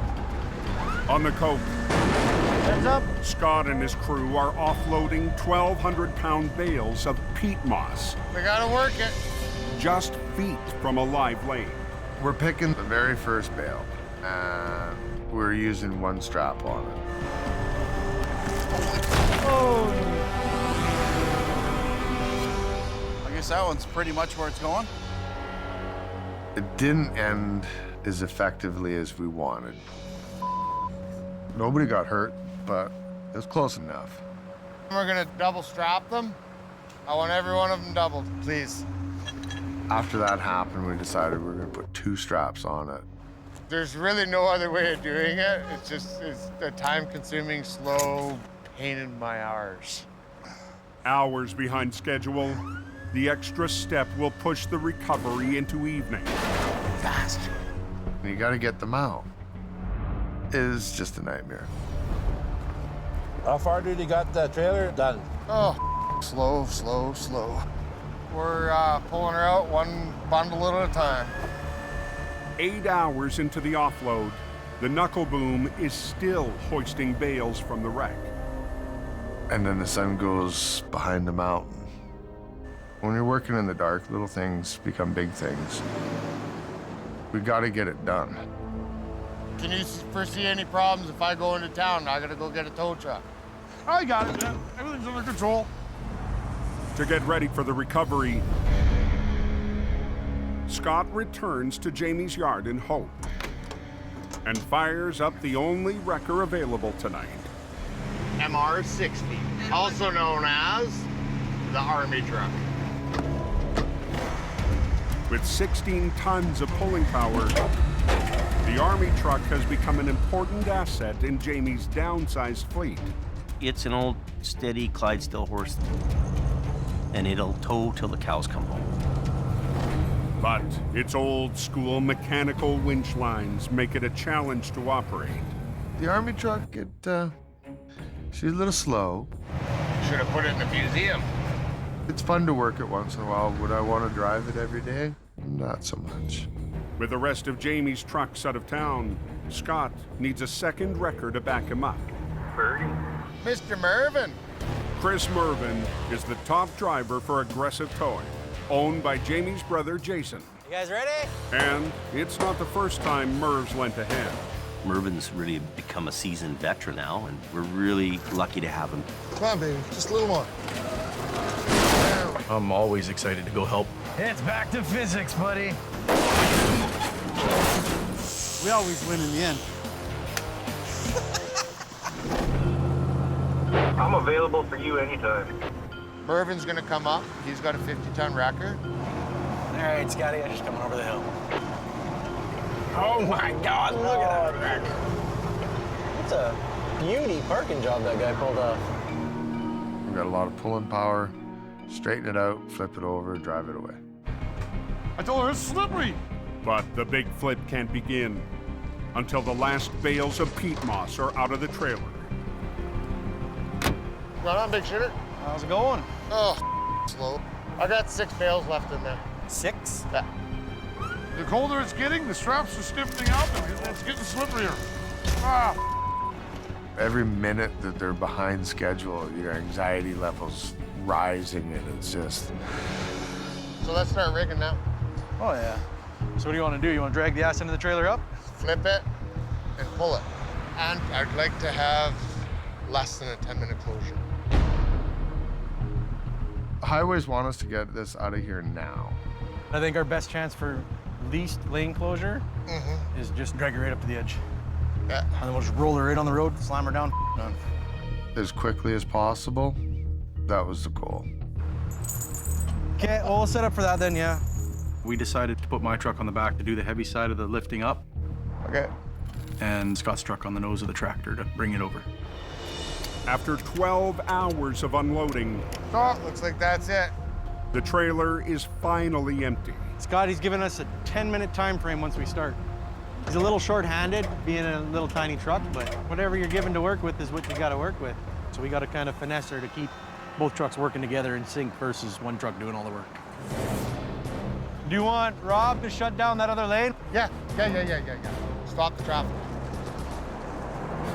The Coca-Cola is closed till they clean up that accident. You ready, Scotty? Go.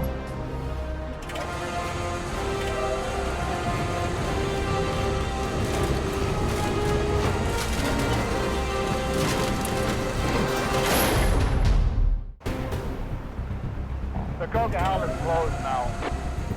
With all northbound traffic shut down, You ready, Scotty? Go. Scott and Merv have 10 minutes to get a semi back on its wheels and open the highway. How long is that road to be closed for? Who knows? We've got this window to deal with, and you don't want to be the guy failing. Scott's old-school Army truck must keep up with Merv's modern 50-ton wrecker. Merv's winches work a lot quicker than what I have. When you're working with older equipment, you definitely have to pay attention to the other truck.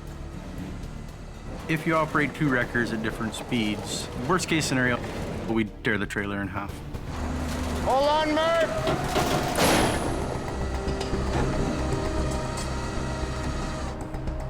Okay, wind her up.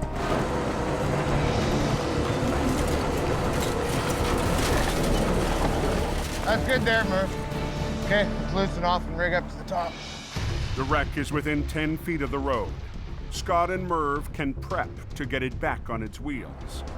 Now we're gonna re-rig in order to flop the truck and trailer back over. What's going on here? Happy, go forward. Happy, go. Yes. Done. Okay, He is. pulling. I gotta get on this before Mervin outdoes me. Middle line, Merv! Hold on, Merv! Okay, wind her up.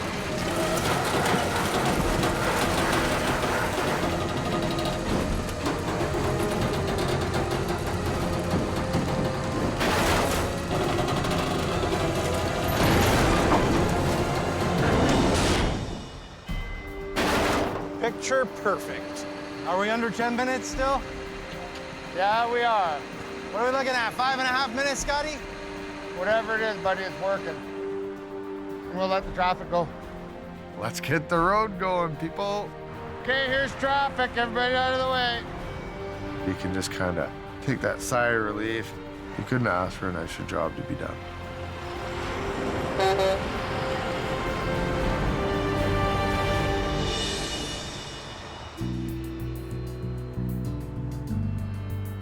Here's the whisper of wind nowhere. Trees dead calm. 2 days after the windstorm, From a big storm to clear skies. crews are still cleaning up in Hope. And the power's back on at Jamie's dispatch. Jamie Davis towing. You can see how devastating the winds were. And the boss is in his back 40. We have a lot of trees that are down here. So help pick up the lumber. Come on, let's go. Jamie's recruited his twin daughters, Alexis and Brianna, and son, James Jr. You can do it. It's not that big. Just try. Oh my God. Just try. Sorry. So we're gonna load the wood in the back of the Tundra and get a heaping truckload full.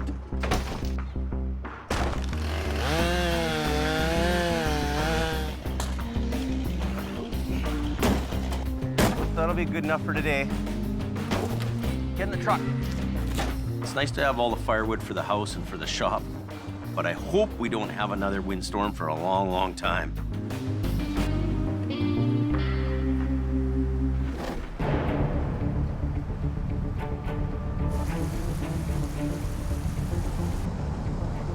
"90 miles northwest. We're going fishing. Catch us a big fish. 2 heavy wreckers climb a back road to tackle a beast.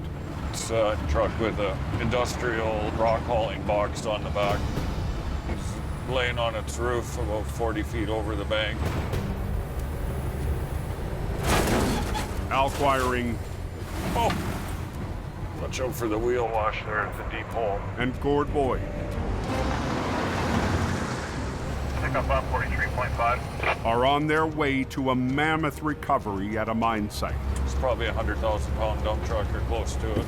So the forces will be against us to begin with. Pick up down 41.2. This is all washout here. Survive and get out of here alive is the goal. Pull in tight by this excavator here. This is gonna be a fun day. The rock truck missed a tight turn and rolled 40 feet down the bank. The turtle on its back. A big giant turtle. That must have been a holy moment while he was going over anyways. The driver walked away. That's a big ass truck. Like, seriously, that's a big ass truck.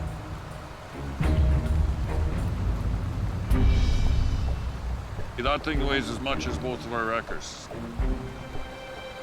The only real damage to that thing is the mirror. This truck is the size of a house, 100,000 pounds, 15 feet tall and 14 feet wide. They call them a West Coast fat truck. Real crazy. This is crazy. Yeah. Gordy and I have a lot of experience, but a job like that maybe only comes across a tow man's desk once or twice in a lifetime. We're gonna be doing some pulling. Hopefully we're not outgunned. Want to walk down and see if we can get a hook in the frame on the far side? The Goliath will be the ultimate test for Alan Gord. It's not going to get out of there on its own. The sooner we start pulling on it, the sooner we're going to be out of here.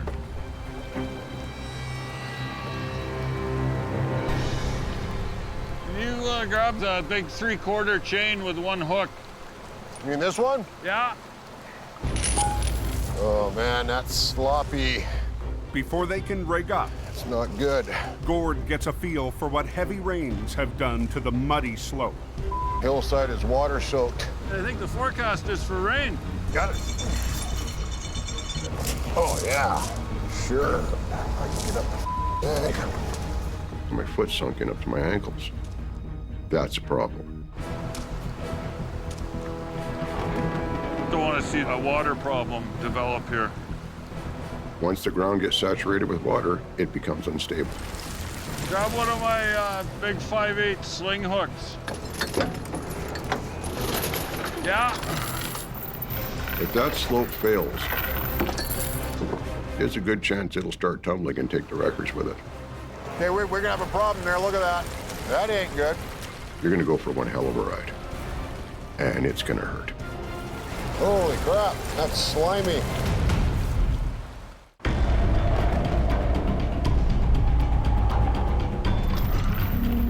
Damn, that's a big truck. An unstable slope. Okay, we're gonna have a problem there. Look at that. That ain't good. Threatens to wash out Alan Gord's recovery of a 100,000-pound rock truck. If that slope fails when we've got that thing halfway up, there's a good chance it'll start tumbling and take the wreckers with it. Don't like the edge of this road. Oh yeah, we got water issues here. If I can't have my truck sitting on solid ground, I'm not pulling anything. Time to come up with a plan B. If you can't find the path of least resistance, create it. Luckily, the quarry that we were actually working for had a loader and excavator. That's a rock. Always be ready to improvise. We got Michelangelo in an excavator here. He's painting us a nice picture. Yeah.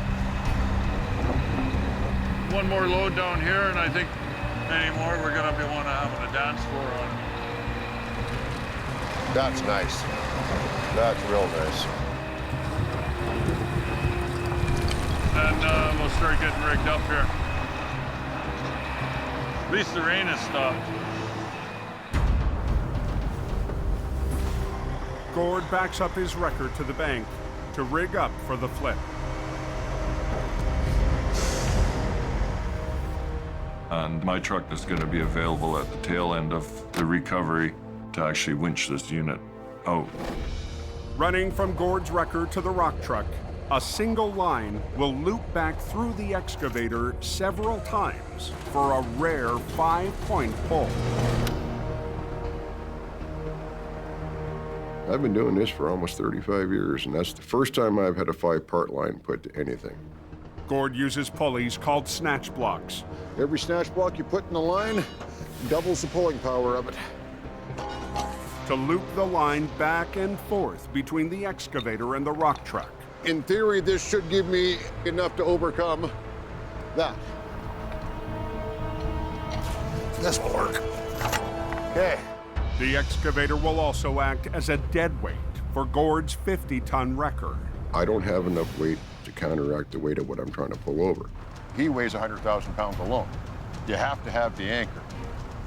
Right now, with this machine hooked, I outweigh the casualty, and I've quadrupled my pulling power. So I have one line through 4 snatch blocks.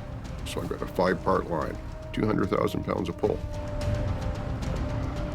Okay, we're ready to go. We want to pull this thing out. We want to get out of here.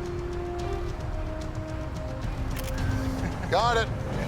Got to have evidence suitable for framing. Just go nice and easy. This was a chance for me to put theory into practice. Most jobs, 1 or 2 snatch blocks is more than enough. You don't get a chance to do these things too often.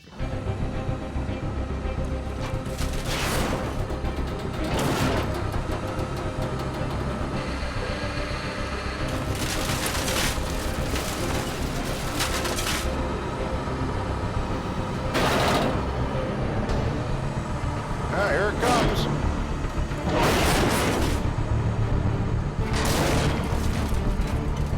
Now is when it's going to start getting heavy. The hard part is getting that big fat turtle onto its feet. Come on. Starting to piss me off.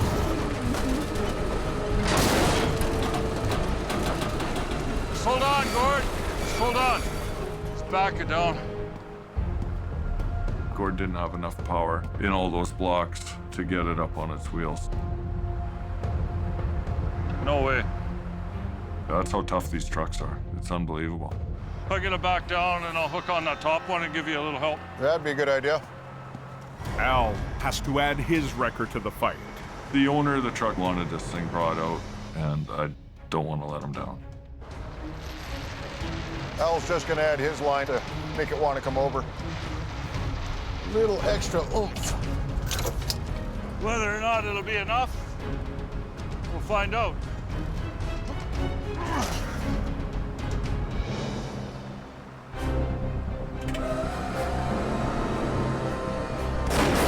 Okay, go easy, Al.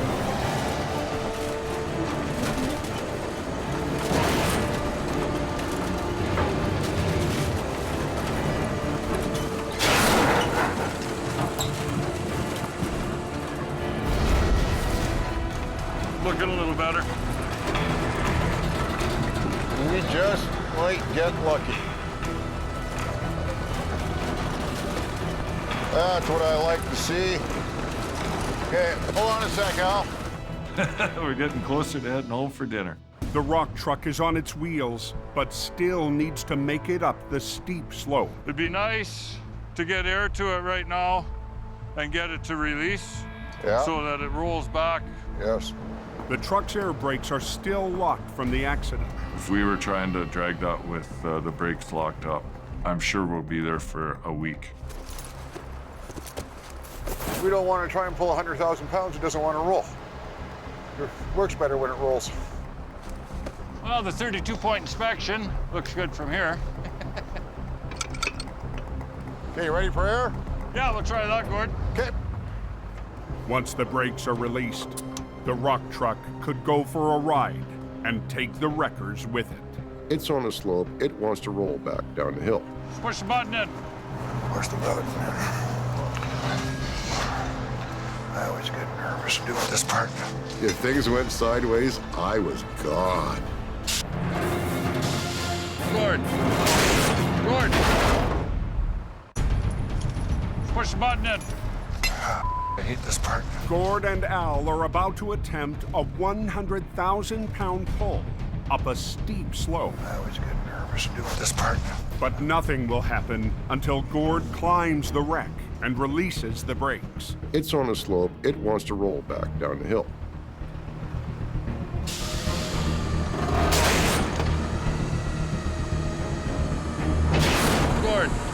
Gord, we should be okay. I always get nervous doing that. Yeah, as long as the wheels will just keep tugging on her. I'm gonna have Gord keep his lines on it to control the truck and get this thing out of here, hopefully.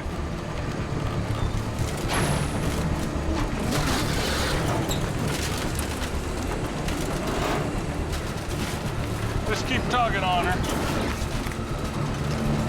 Thing ain't gonna get out of there on its own. There she's rolling.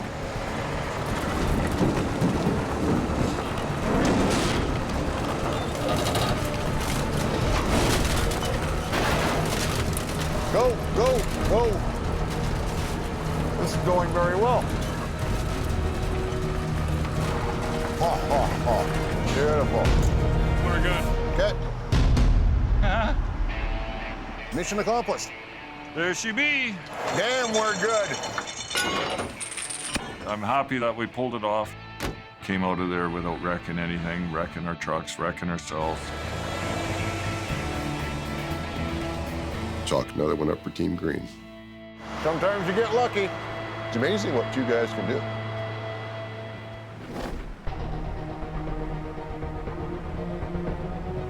So far, so good. You're all fair and clear up here. Battered by a windstorm 2 days ago, life in Hope, BC, and the highways that run through it Copy that. has returned to normal. Be careful, be safe. That's what we're liking. Nice dry road. But for Jeff McLaughlin and his airborne truck, it's still a struggle to understand how he survived that day. And I thought, there's no way. This isn't happening. Before I knew it, it's like an airplane. I hit the highway, the windows smashed, and the sparks were flying inside the truck. This driver is very, very lucky to be alive. They don't know how I walked away. I don't know how I walked away. I love the road. I love the mountains. It's gonna take a little more than that to get me out of the truck. For those workers who are out there on the highway, putting their lives in danger to help people, the risk factor is huge. Next time on Highway Through Hell, burning rubber it's cooking. Brings chaos to the Coke and puts the crunch on Al. Pay attention! A bad delivery Merry Christmas, Mom. has Colin in a bind. Watch yourself. You can definitely see the fingerprints in the steering wheel. And a close call How's the pole? is Nick's next mission. Hold it. Nick!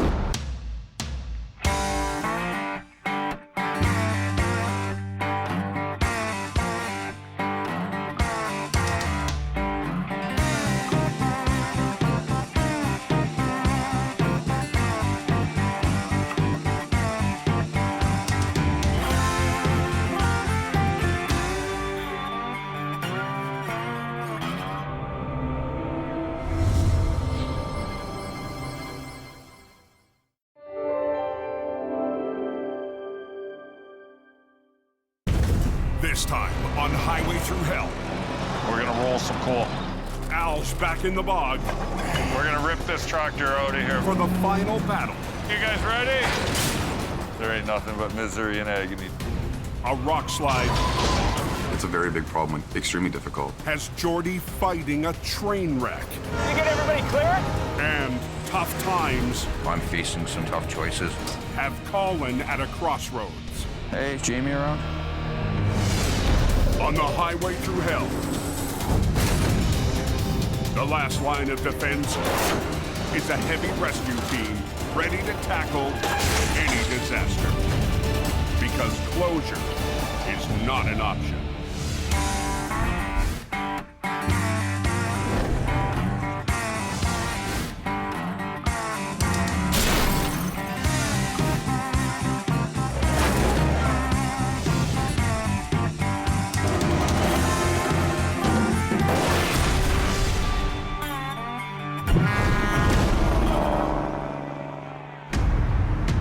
the coke's a real joke tonight.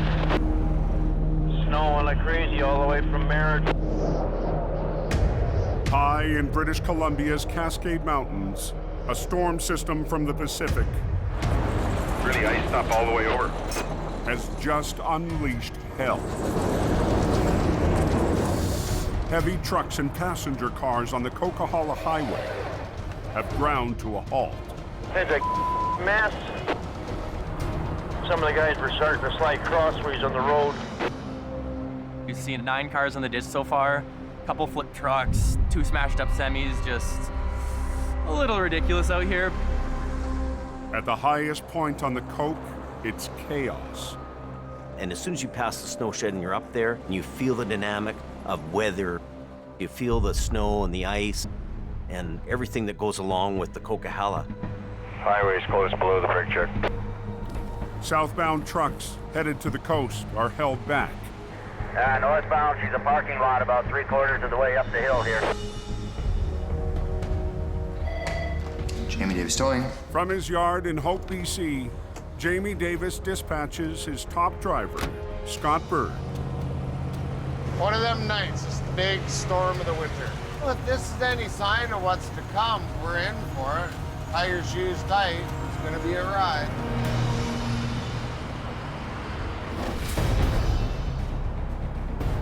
At the base of the mountain, Wedge, lots of H2O.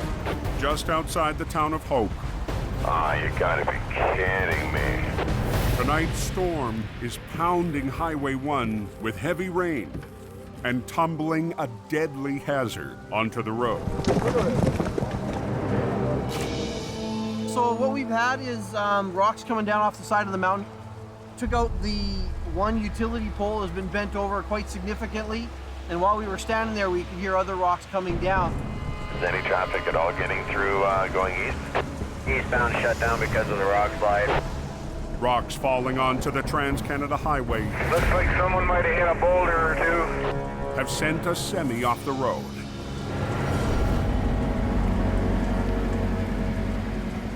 Mission towing has been called in. This area is notorious for rock slides. It's very dark. The rain is pouring hard. You're not going to see them until it's too late. Jordy DePerrin will lead the recovery. I'm looking at a tractor trailer that's gone off the highway. I also noticed that we're beside train tracks. Yeah, the truck on the train tracks there, he hit something big and he's sitting on the track. The semi struck the rocks, barreled across oncoming lanes, then came to a halt just feet from a major rail line. The driver was lucky to escape with only minor injuries. This truck struck one of the rocks over here and of course sent it across the oncoming lane. Luckily missed everybody. So as of right now, we've got the highway blocked. The truck is so close to the tracks, trains can't pass until it's cleared. How's it going? This is the one truck here, right? A rail supervisor arrives on scene. This is mainline track. We can't be stopping trains for too long. Hundreds and thousands of dollars worth of merchandise on these trains, so. Until the semi is recovered, the main highway and rail link to the west coast is shut down. 2 major arteries. Double closure, double pressure, absolutely. The pressure is on us to get this tractor trailer out of there.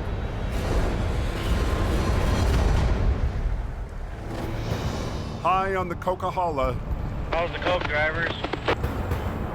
Chain up steady.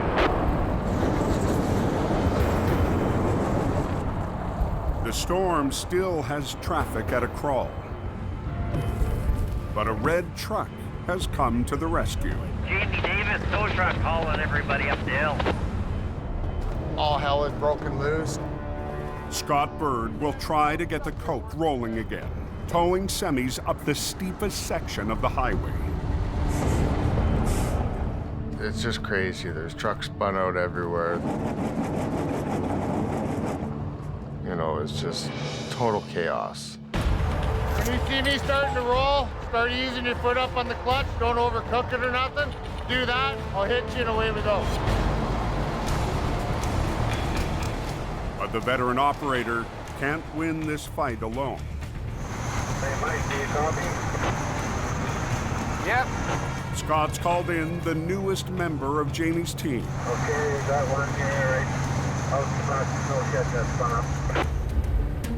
Mike Reynolds is usually fixing Jamie's trucks, not driving them. It's a pretty crazy evening up here. Tonight, Mike will get his first shot on the mountain and a chance to prove himself to Scott. Earlier in the season, Okay, Mike, what's Mike doing? Mike? Scott's patience was tested by the rookie. Okay, Mike, would you go hook onto the trailer for me, please? Sure you don't want to do it for me? Jamie's lead wasn't sure if the newbie could follow directions on scene. Before you do anything, check with the scene coordinator. Jamie's the owner of the place. I'm the scene coordinator, okay? Tonight, where are you at, Mike? Yeah, just pull over on the side of the road here. We're gonna one spot. Scott is hoping to turn things around. I want to take Mike and I want to slowly start mentoring him and teaching him the way that we need to do things. If you're willing to learn, I'm willing to teach.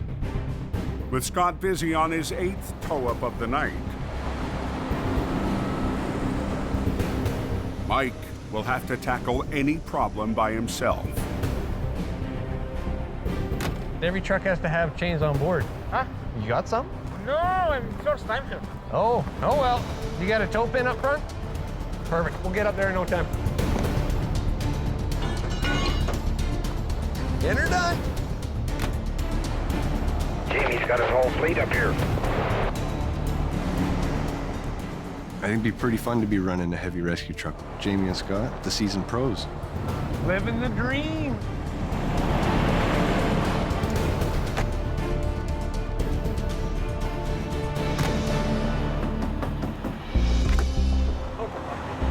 Hey, you got any bolt cutters?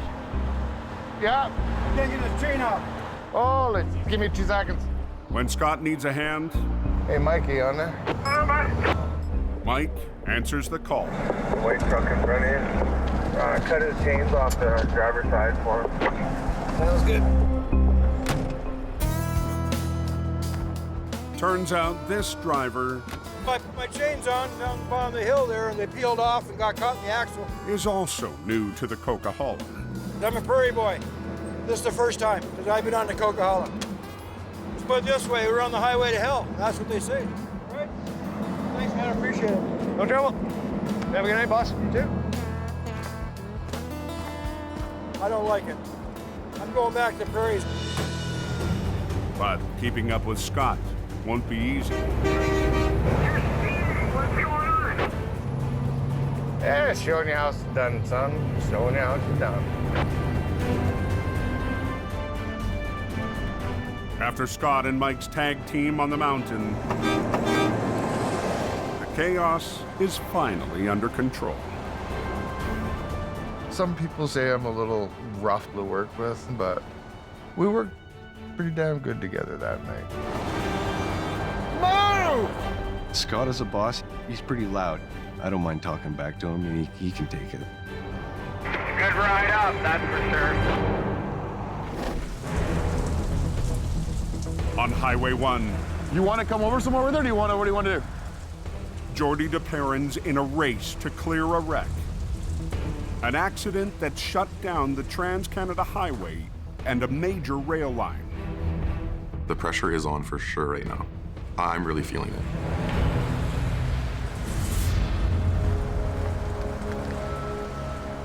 The railway company is there watching our every move right now. We took the fuel tanks off of it back there. Jordy has called in operator Dylan Greenwood. Should have brought the gumboots. It's probably pretty deep there. Deep. It's like a foot. They'll begin by straightening out the tractor that jackknifed hard into the muddy bank.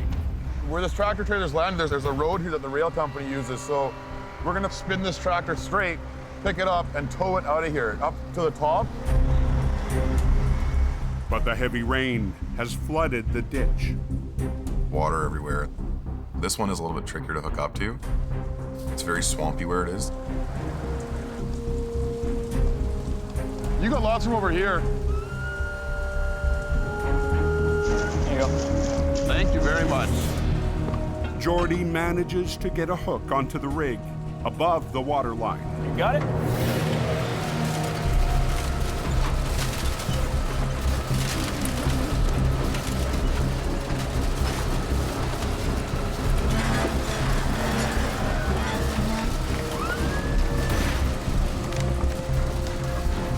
Hang on.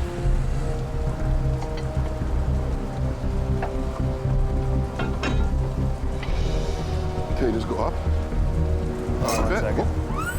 There we go. Up.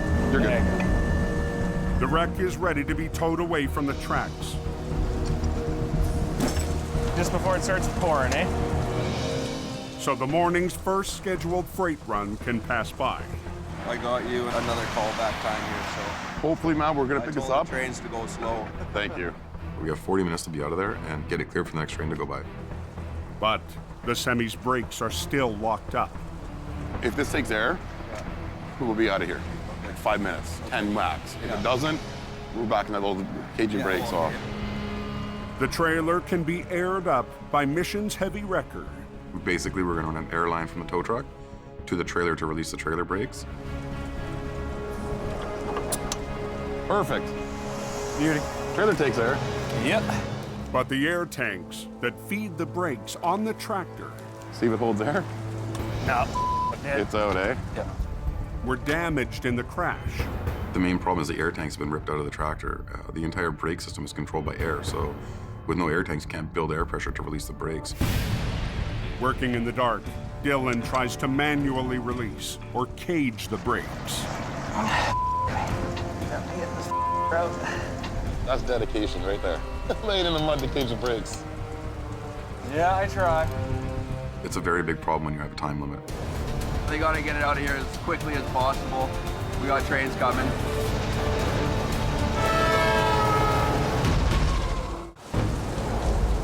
What's going on Trans-Canada here?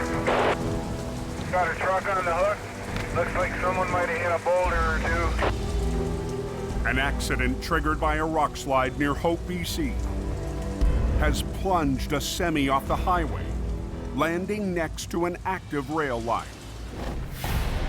The tractor trailer hit the rocks, sending it out of control before coming to a stop just feet from the tracks.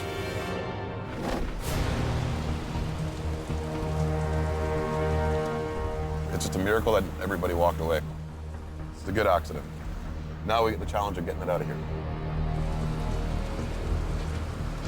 All the airlines are ripped out, so... The railway and the highway remain closed until Mission Towing removes the wreck. Oh, we got a train getting close here.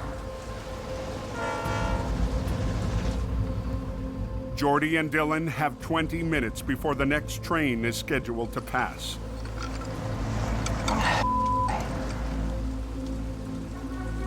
But the tractor's air brakes are damaged and have to be released by hand. With the 6 a.m. freight train closing in. To cage these brakes, extremely difficult, just because of the circumstances that we're working in. Might not be in this note. Jordy makes a call. All the airlines are ripped out. So we're gonna try and get air to the trailer and just drag it out of this puddle and we'll cage the brakes off of the tractor. Okay. They'll have to tow the trailer with the tractor's wheels still locked up. You get everybody clear? With our pressure we're under, we've made the executive decision to just drag it out. We got a train coming fairly close, so I'm just trying to see if these guys can just pull it out of here. Dragging the wreck just feet from the rails. Jordy can't afford to damage the tracks. You know, you kick the wood out from underneath the tracks, the track gets bowed out, a track is bent, you could derail a train. But as dawn breaks, Semi's out of here, and we're good to go. We're good to run trains and everything's safe. The railway and the highway are finally clear.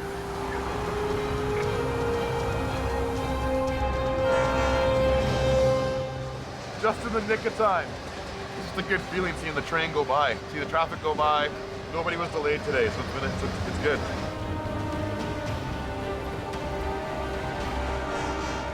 This was a challenging recovery. I'm very pleased that this recovery is out on the road and we can all go home and dry off.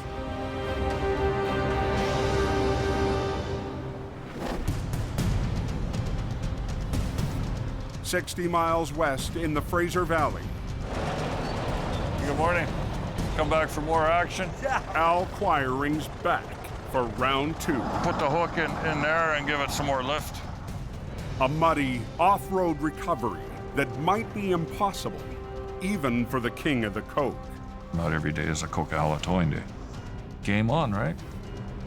A 70,000-pound excavator swallowed by a peat bog has already beat Al once.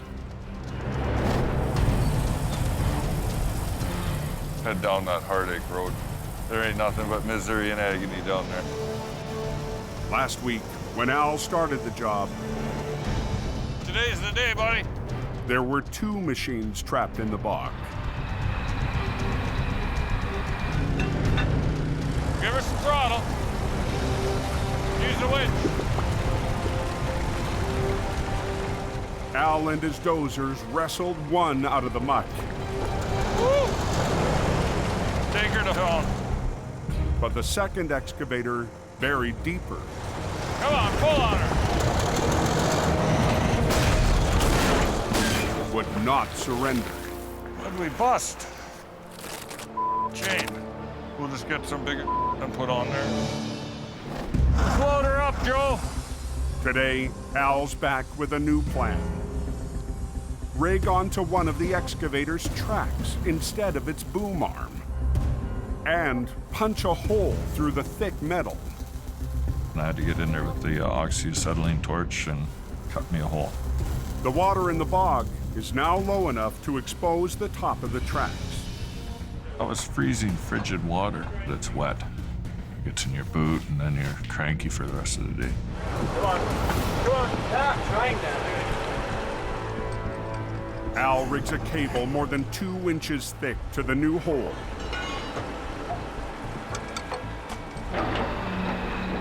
Then uses a bucket to hoist a second line and rig it behind the cab.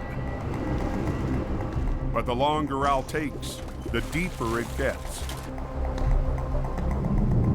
The bog is beside one of the largest rivers in the Pacific Northwest, the Fraser, and flows to the ocean. Water in the bog rises and falls with the ocean tides. You're in a swampy situation, so you got water coming from all directions. Tonight, the lunar cycle is expected to trigger the highest tide in a month. That's how high we're going to fill up, and that whole cab's going to be underwater, all the electronics. Al's client is nervous. High water could turn his $250,000 machine into scrap. The electrical components to run the grapple and stuff, very expensive. He wanted that out of the waters. We're filling up with water, so we're gonna try and get it up out of the water there.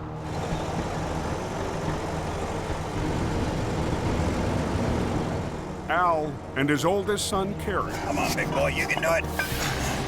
Help the crew rig the excavator to 3 D9 cats using Al's custom-made triple hook. It's all brand new rigging. Sometimes I get good ideas, and then sometimes I get humdingers. We don't screw around with rigging. Go big or go home, or don't come out at all. With all cables connecting through the triple hook, the dozers will pull like a team of horses to break the excavator free. Tighten her up. That piece is engineered for 125 ton. And to make it easier to pull the excavator up the bank, Al's about to tilt things in his favor. We use the excavator to tip the machine back. Adjusting the angle to allow the tracks to slide up the bank. We're just getting all the big cats all warmed up here now. We're gonna have three D9s pulling. We're gonna roll some coal. We're gonna rip this tractor out of here. Okay, you guys ready? Al's D9s and their powerful winches. Wind her up. Get to work. That's a 140,000-pound capacity winch. Give her some throttle. It'll still pull a lot more than that.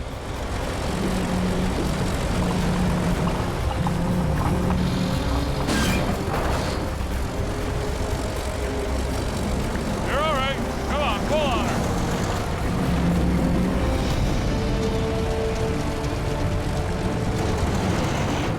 Put all that power into an 1.5-inch cable. Keep your head down. You can tighten it about one more foot.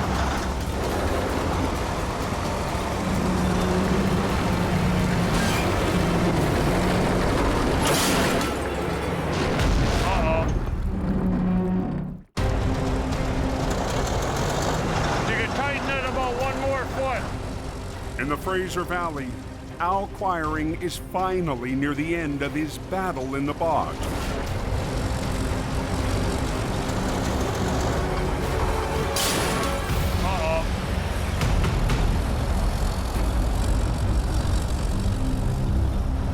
Ah, we busted the cable. The more we pulled, the more it was digging into the logs to the point that a winch line failed on my tractor. That's a 140,000-pound capacity winch. The machine moved about 3 feet and then bam, it broke.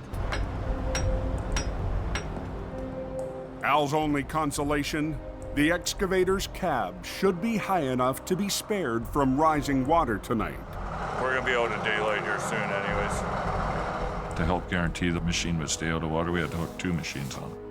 So that's what we did. All right, let's roll.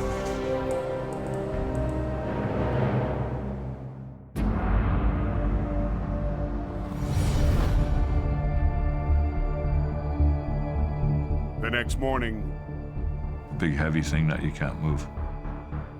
Big problem. The machine's not running, the tracks are locked solid.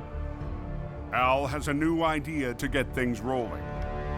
The idea is to get to the gear, yeah. With the tracks out of the water, Al will try to unlock them. We're gonna have to pull the final drives out of here. And maybe we can finish the job without breaking anything else. There's so much resistance and holding power in those tracks. Undo the bolts, pop the gear out, and then it's free rolling. Nope. Grab this. Okay. There we go. Yeah. Heavy, eh? Expensive too. Just remember that part when you're thinking heavy. Yep. The last one, huh? Sometimes the last one is the hard one. Right here, Glenn. With the gears out, She'll free roll now. Al and his crew get ready for what they hope is the last pull. Don't up the winch line. There's no guarantees. That's the thing. Hopefully you're not going to keep breaking stuff. Put her in gear, lad. Sometimes the only hope you've got. Just let her go. Just roll up.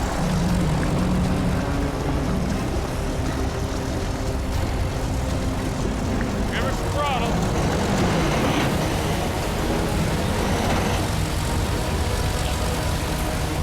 You're all right. Come on.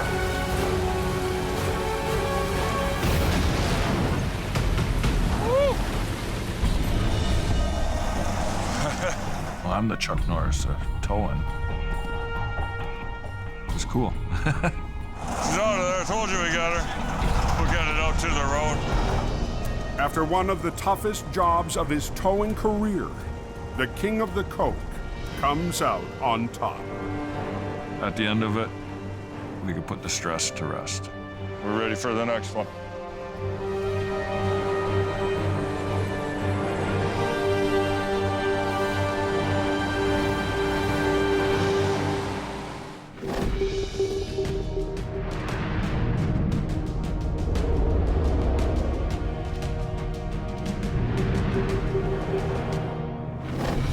Advised I'm on scene.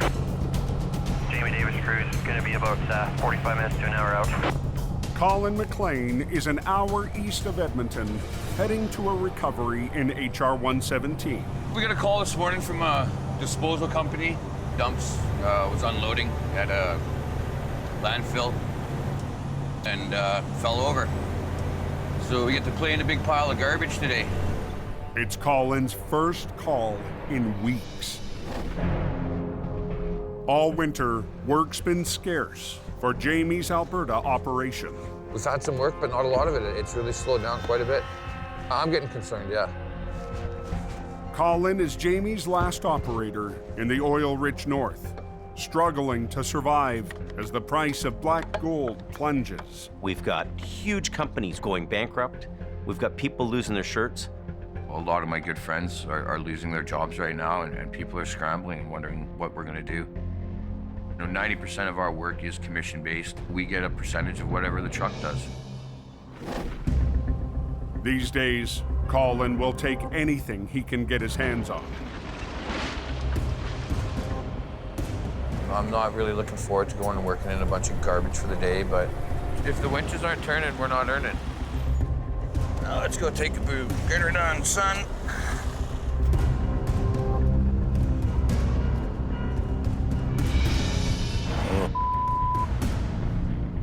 The truck fell over when a frozen chunk of garbage shifted during a dump. It's a morning call the supervisor could have done without. All right, well, let's take a look at it. This truck isn't even 4 months old. Brand new. She's hurting unit right now. The dump trucks use a hydraulic cylinder to raise the angle of the box up to 50 degrees. I don't think it'll collapse because that stem is bent, eh? On the cylinder. Yeah, that last one. Colin needs to collapse the hydraulic cylinder before he can flip the truck. It definitely would be a lot nicer to bring it over with the bucket closed as opposed to the bucket up. That's a lot of you know what I mean? But the bent cylinder may prevent the box from fully closing. Okay. When it went over, it caused the ram that opens up the dump and closes the dump to banana. Colin's only option is to try and collapse the cylinder. Just gonna get ready to get my line on the dump box so that we can close that off. I'm gonna run a cable to where the cylinder attaches to the dump box, and I'm gonna slowly winch the dump box towards me, and that hopefully is gonna close the cylinder without too many problems. A plan that has the customer on edge. I could tell he was a little bit nervous. When a supervisor's looking at a brand new truck laying on his side, he's feeling the pressure. I'm hoping that we can save the cylinder on the end dump. Hopefully she plays nice. Okay, you just want to kind of keep an eye on that? Yeah. No, I'll be watching her. All right, let's see how she goes. Try not to wreck it.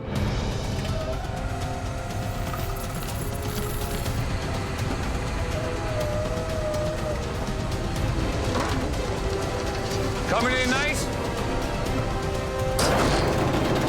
I don't think it's going. Whoa. All right, let's see how she goes. Try not to wreck it.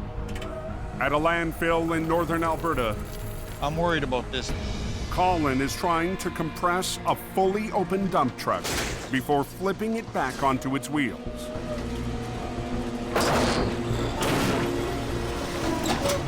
I don't think it's going. You gotta be kidding me. The hydraulic cylinder is too bent to completely close. It won't collapse all the way, which is not a good thing. Colin will have to try and flip the rig with a 10-foot gap between the box and the frame. Well, we're gonna lift from there, for sure. But the high center of gravity could topple the truck as it swings back onto its wheels. Colin will rig one high line to the back of the box, while running 2 lines to the truck to winch the unit over.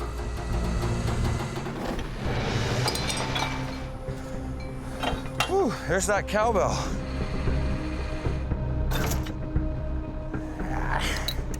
Perfect.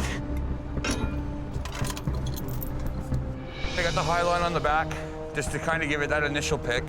And then I'm at the drive tires and at the front axle, so she should come over pretty good.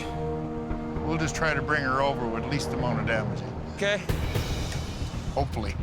You don't want the truck on its wheels and the trailer on the side. I'm starting to winch. I just got a sick feeling in my stomach right now.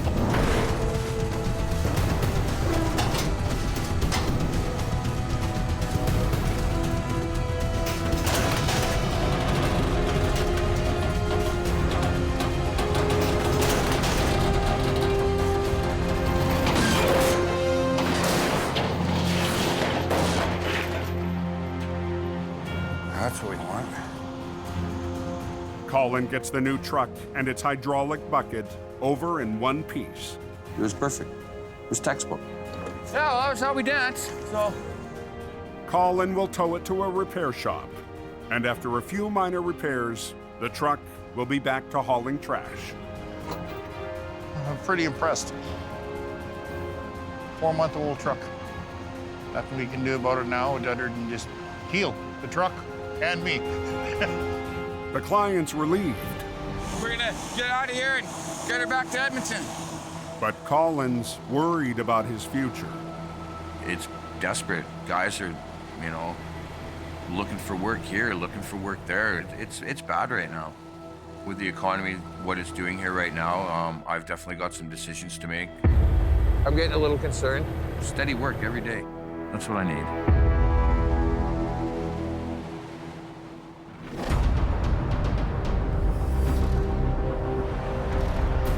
I'm not sure what's happening down below. I heard something about a smash up down there. On the coke, 44, copy. 10-4, 10-4, go ahead. Robert is dispatched to a wreck on the outskirts of Hope. Okay, I'm on the way back that way. When he arrives at the accident, Robert finds 2 semis blocking Othello Road, cutting off the only trucking route to a water bottling plant. To open the road, the trucks will have to be separated. One is drivable, the other must be towed. Well, this guy came a little too far over this way, and this truck here ran into it. Outgunned in his 1-ton tow truck, Robert calls for backup. Sherry? Huh? Robert just gave us a call. He's at a wreck on Othello Road, so we're gonna go down and check that out. Give him a hand.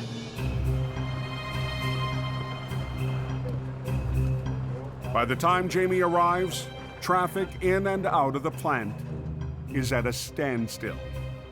These 2 trucks are blocking the whole hill here, and it's the only route in and out of the water plant. One looks drivable, one doesn't. Gotta move everything back, okay? The first rig is able to back up and pull to the side. Okay, stop there. Don't go no more. Just stop there. You'll end up in the ditch over there. But the driver will have to wait. Bring the army truck down. Until the other rig is cleared off the road. To disconnect the damaged tractor from the trailer, Mike unhooks the 5th wheel. That was almost too easy. Take your lowest gear and just go. Easy does it down the hill. We're gonna tow the tractor away. Okay, I'll back up and get this tractor. I'm gonna hook onto the trailer and move it. We're gonna be opening the road about 2 shakes. I say 2 shakes in about 45 seconds.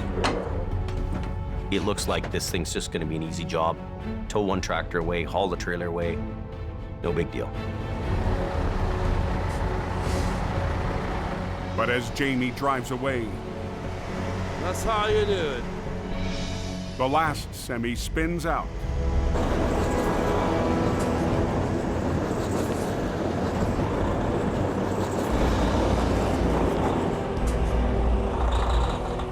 Say, Sherry, it's Robert calling. Could you get a hold of Jamie? Just when Robert thought he could get traffic moving again, We're hauling traffic on both ends, top and bottom. the truck has jackknifed across Othello Road. Just stay where you are. This guy's probably gonna go off the side. Holy crap. This guy's stuck here, guys. Going on Othello Road towards Esty Waters. Just outside the town of Hope, This guy's back on, but his ass ends in the ditch, right? Robert's traffic nightmare isn't over. Hey, buddy, you got change? The semi that should have been on its way is blocking the road again. Are you fully loaded? The jackknifed rig has cut off a busy trucking route to a water bottling plant. Robert's really feeling the heat to open the road. Traffic's backing up. Jamie left the scene after the recovery 20 minutes ago. Did you get a hold of Jamie, that jackknife side, and it's just spinning in the ditch here? But the heavy rescue boss is called back to get the road open again. Jamie's on his way. He should be here in a few minutes. Jamie Davis on the air. Go ahead. Jamie's en route, but in the only vehicle in his fleet available, the rescue truck. Be nicer to have a big wrecker, but we gotta do what we gotta do. As light fades, Jamie returns to the scene and positions the rescue for the recovery. We're gonna back down this road and we're gonna pull this truck out with the big winch on the rescue. 5 years ago, Jamie added the rebuilt fire truck to his fleet. A heavy rescue support vehicle loaded with tools and safety gear. We need the rescue back in here.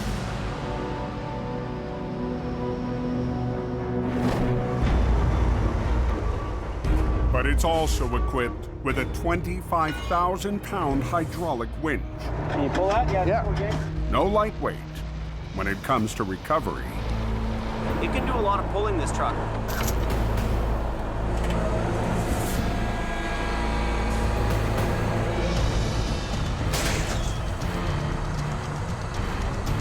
Let go of your brakes. Don't step on it. Just let it go. Just let it idle. Don't step on the brakes.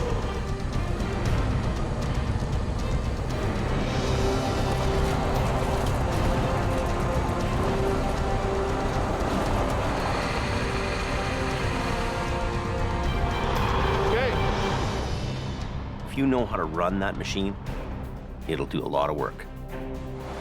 Roads are clear all the way to Hope. All good, thank you. Traffic's open, guys are getting through now, so back to normal. You know, this old truck is cool. And I love that old truck.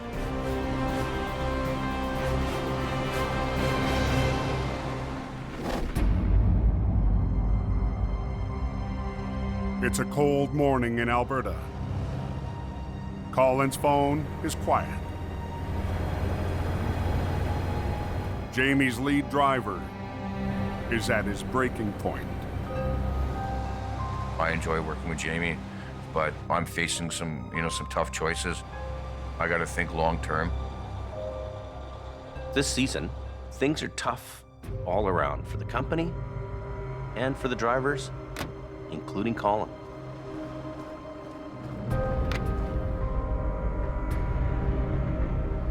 Jamie Davis, hi. Hey, Sherry, it's Colin. Is Jamie around? Yeah, 1 second. Thanks. Colin's on line 1. Is he? Colin? Okay. How's it going, old man?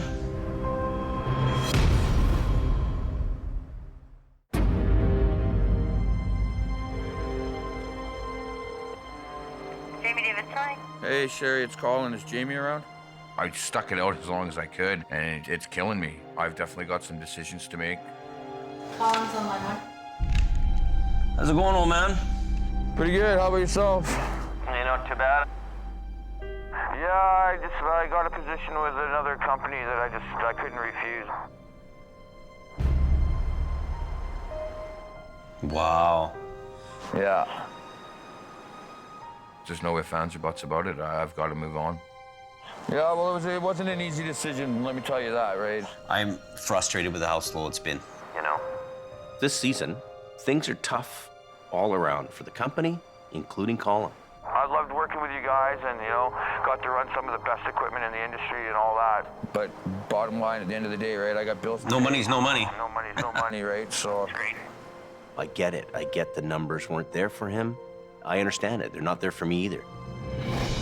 2 winters ago, Colin joined Jamie's team as heavy rescue expanded into oil-rich Alberta. Get over! Nice. Decent, Jimmy. Decent. It seemed like the sky was the limit. I mean, we were adding trucks, hiring guys, and growing almost at an out-of-control pace. Colin filled an important role, being one of our lead heavy drivers. Come on! I mean, he was the guy. Nice. Thank you. Now, it's time to say goodbye. You're always welcome back. If you ever want to come back, Give me a call once in a while. I will. Okay. Okay, bye. see you later. Bye. With his last driver in Alberta moving on, Jamie makes a tough call of his own. With the way the economy is right now in Alberta, I think I have no other choice than to shut Alberta down completely. So what, did he fly you in or what? No, I drove that. Johnny showed up out of the blue, pick up the truck. He just let me get a couple things out of it. No, nothing. It's the end of the road for Colin and HR 117. Well, that's kind of a sad moment right now. Son of a bitch. Oh, that truck. Oh, my God. Taking my cowbell. Jamie hated it anyway. It's just a beautiful piece of equipment. The time I spent with it, just, ugh. She's way better than a girl, that thing, you know? Okay, that's good. Johnny will take the wrecker back to BC. Here's the keys, have at her. Please don't wreck it. RCB, bye. She'll all be yours. It's a pleasure working with you, dude. Yes, sir. Anytime.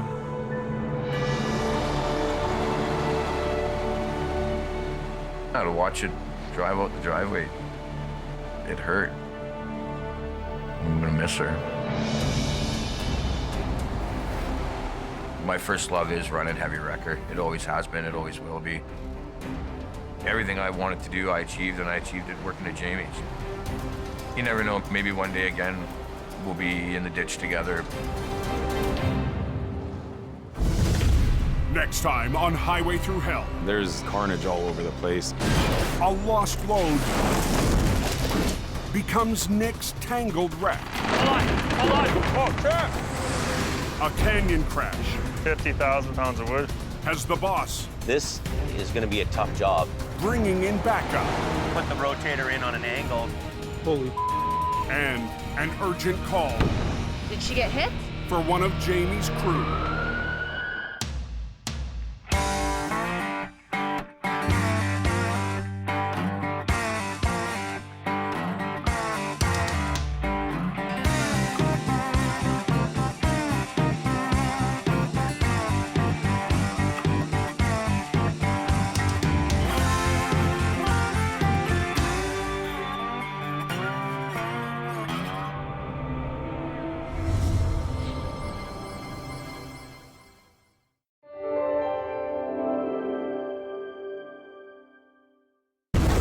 This time on Highway Through Hell, Take your brakes off your trailer! a Coca-Cola cowboy.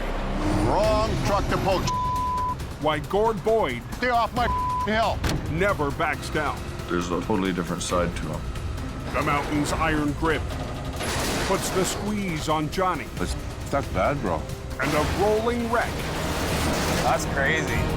has Nick at the end of his rope. Oh, Trap! Hold on. Let it out! On the highway through hell, the last line of defense is a heavy rescue team ready to tackle any disaster. Because closure is not an option.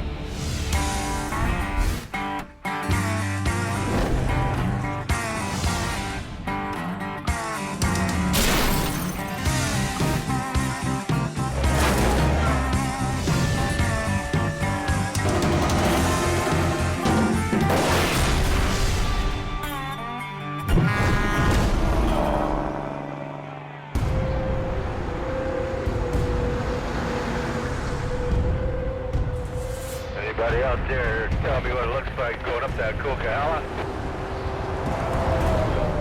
It was ugly when I came down, and then it got ugly behind me. A midwinter storm has hit BC's Coquihalla Highway. Asher's a giant mess. We got stuff jackknifing all over the place here. Gonna need highways help. In the last 2 hours, 6 inches of heavy, wet snow has stuck to the road. When you're up that mountain, you're on guard, you're on edge all the time. It's a very rugged, tough environment to be in. And mandatory chain-up for big rigs has been triggered. Drivers are supposed to chain up before climbing the steepest section of the cope, the Smasher. I'd be kind of ticked off if I had to put my chains on to go up there.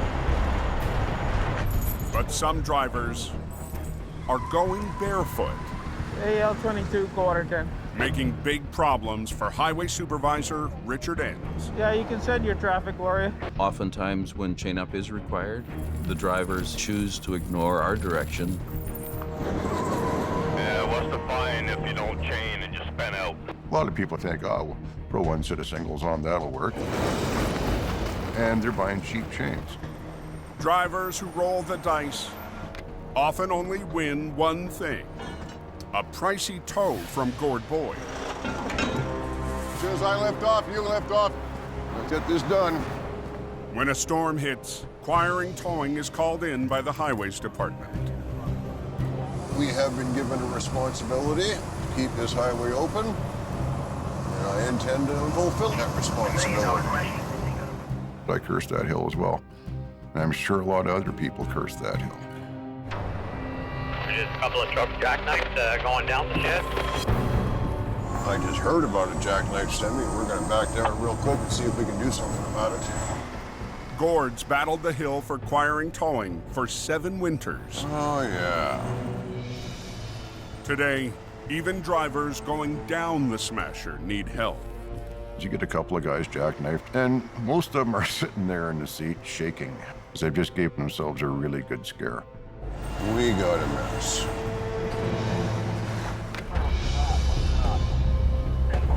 Okay, here's what I want you to do. Put your trailer brakes on, put it in gear, turn your wheel hard left. I'm trying to tell the driver what he needs to do in order to get down the hill safely. Good, keep coming, keep coming, keep coming. Now remember, keep your wheels rolling. As long as your wheel, okay, brakes off the trailer. One down. As soon as one driver is on his way, another is in trouble. Don't try and go down the hill too slow. That's why you got in this position. I feel sorry for this guy. He's terrified. Okay, trailer brakes on again. Okay. I need him to overcome his fear. Come on. And to let the truck roll. Okay, come on. He thinks he's gonna have a runaway, but it's not what's gonna happen. Okay, we'll go to plan B. We have sand handy, we have shovels handy. That'll probably help. Take your brakes off your trailer! Trailer brakes off! Brakes off! Okay, do not touch your brakes going down the hill. Try and hold about at 20 or 30 kilometers per hour. Giver, just calling me the truck whisperer. Big relief to see him going down the hill. Now I can concentrate on the guys coming up the hill. Oh, we got guys spun out all over the place. With too many truckers not chaining up. I got two B-trains spun out side by side in the top corner, and I'm behind them. Gord's patience is wearing thin. This guy here tried one set of chains and he's stuck beside you. How many sets of chains you got on? I have one set of chains. One set of singles? And it always works. And I would have been fine until this car got spun out beside you. You know what? Put more chains on. Thanks a lot. That is what irritates me. He's blaming everybody else but himself.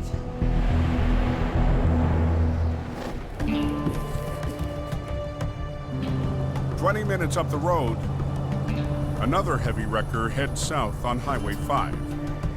The driver is on his way to a tow yard in Hope. Jamie said that there's supposed to be a big snowstorm there, so he told me to pack a bag there. I expect to stay a couple days. If the roads get really bad out there, to give them a hand. Born and raised on the prairies, Johnny Tipton has worked for Jamie Davis in Alberta for the last 3 winters. Johnny is a survivor. He should be on a tow truck survival show. He is just a go no matter what. I like driving truck. I like being by myself. I like the varieties of work that we do. Coming down, Johnny. Alongside Colin McLean, Johnny's conquered big wrecks on the flat prairie roads. Johnny's got a quiet confidence about him, for sure. He knows what he's doing. It's just Johnny. Good to go. But with Alberta in the grips of an economic crash, Jamie will give him a shot at heavy rescue on the coast. Alberta's slow. There's nothing going on there for him, so I think this is our best bet. I've never driven this road, so I'm not sure what to expect. I've heard stories about this highway. Definitely in unfamiliar territory there. This is a whole new environment for me. The Coca-Cola, you gotta respect it, because it can end your driving career in a heartbeat. We know that Johnny's a great guy to have on a truck. A little bit new territory for him to try to work here. I hope it works out. After a long day on the road, Johnny Tipton finally reaches Jamie's yard in Hope. Johnny, you made her. Yeah. Cool. How'd you like your trip down? Good. Yeah? It's pretty cool, driving out the mountains for the first time. I hope Johnny can fit in around here and be part of the team. That means getting along with lead driver, Scott Bird. Scott's a very experienced operator. Sometimes he rubs people the wrong way, and I hope that doesn't happen with him and Johnny.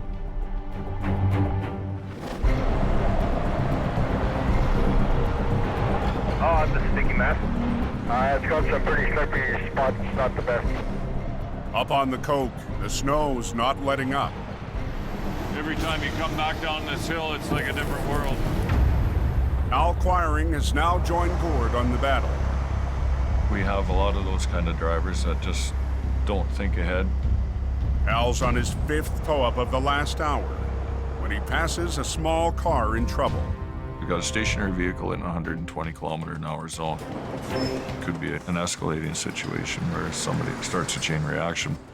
The driver has a fully loaded trailer on his hitch. I got a job in Saskatchewan, and we're hauling everything that we own. Al already has a semi on his hook, but decides to add the extra load to his train. You can only wonder who would take a front-wheel drive car that's loaded to the hilt, in the back seat full of clothes and who knows what else. Yeah, next time instead of renting the trailer, rent the van. Get going, you guys. You know, sometimes it's easier just to take 5 minutes to get that guy out of a dangerous situation.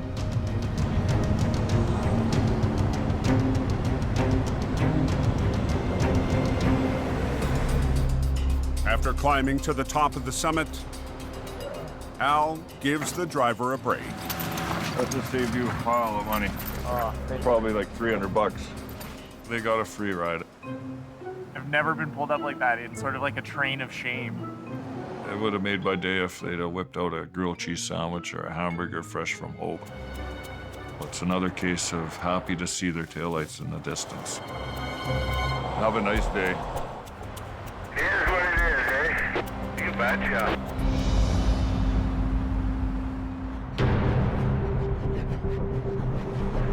I just passed the first MVI up the hill. That snowed up there is pretty slick coming down. As night falls, the storm is only getting worse. I've almost been in the ditch twice. Now all this traffic's gonna polish this road up nice like a skate rink. Highway sanding crews are out in full force. Loaded Zodkiss, loaded. No, it only takes one truck to mess it up for everybody else. Just one. It's a gong show at times. Up ahead of you, there's a truck in the ditch there, northbound. 8 miles up the hill, Jamie's lead flagger, Robert, has just arrived to the scene of an accident. Tractor's really deep in there because of the snowbank. When the snow flows go this way, northbound and southbound, it just keeps on packing. It's quite heavy. The fully loaded semi slid off the road and plowed into 3 feet of snow. It's on a curve, right? And you get four-wheelers coming, and wham. The driver is still waiting for help inside his cab. I was gonna took the black ice and shot into the ditch. The snowbank, and it stopped me from going across the other side of the road. Johnny from Jamie Davis, do you copy? Johnny arrived in Hope less than 24 hours ago. Now he's headed to his first recovery on the coke. For Johnny going up the mountain, it's got to be a little bit intimidating. This is gonna be my first big wreck on the Cook Hollow there, so I'm a little nervous and excited at the same time.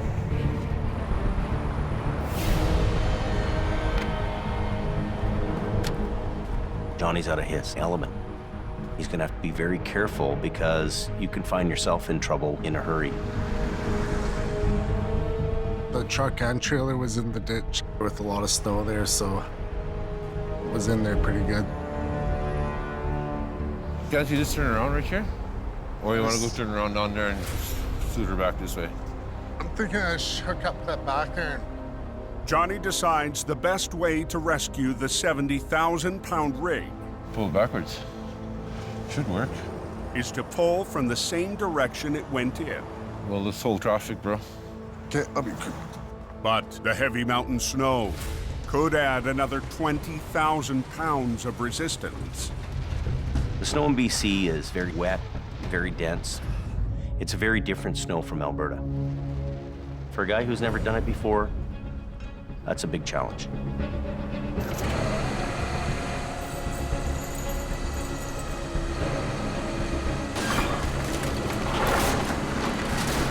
In reverse? Even with the driver trying to help, the truck won't budge. In Alberta, for this job here, it would have been hooked up and packed up and gone in 20 minutes. That's good. Do you have the tow hooks on her? Johnny will try again, this time from the front. Gotta dig about my hands. But the tow hooks are nowhere to be found. In BC, the resistance from the snowpack would be a lot higher than the resistance in a vehicle in Alberta. Same rigs, same everything, but the snow is going to make a difference in your job. And Johnny doesn't know that. You think we should shut it down? Okay. Robert blocks traffic, and Johnny starts to pull.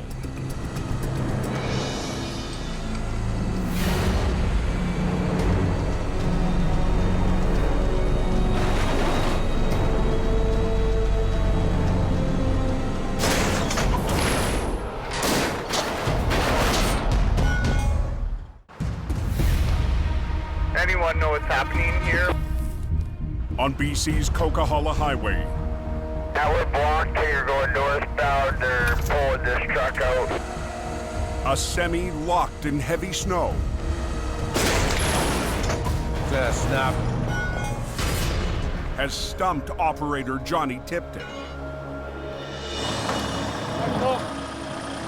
They snapped the pin? Yeah.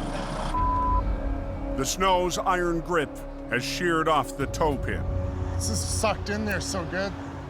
It's Johnny's first recovery on the coke. No, I was hoping it'd be a little more simple than this, but it's a whole new environment for me, that's for sure. There's always some curveball that comes from somewhere and kicks you in the ass. Johnny needs a new angle to get the driver back on the road. Thinking right here, slide it out that way. That's a pretty lots of stuff. So Yeah, that's what's holding us that's up what's right fighting us right there, so. It's like the snow is a big hand and it has a hold of that truck. To help break the suction, Johnny decides to pull from the side.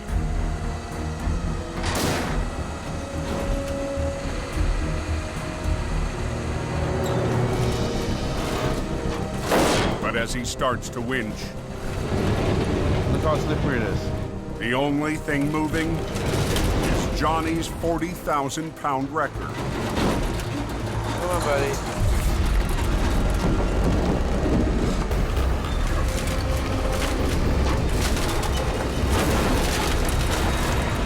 Come on, buddy. Come on. The dense snow refuses to let go of the rig. Sakes, man. Johnny has run out of room. He's a fish out of water. You got to adapt to your surroundings. You got to learn fast. You got to learn on your feet. And you got to come up with a new plan. Oh no, she's a snowing. 6 miles south, And VSA 12, he didn't make it very far. He got to the top corner.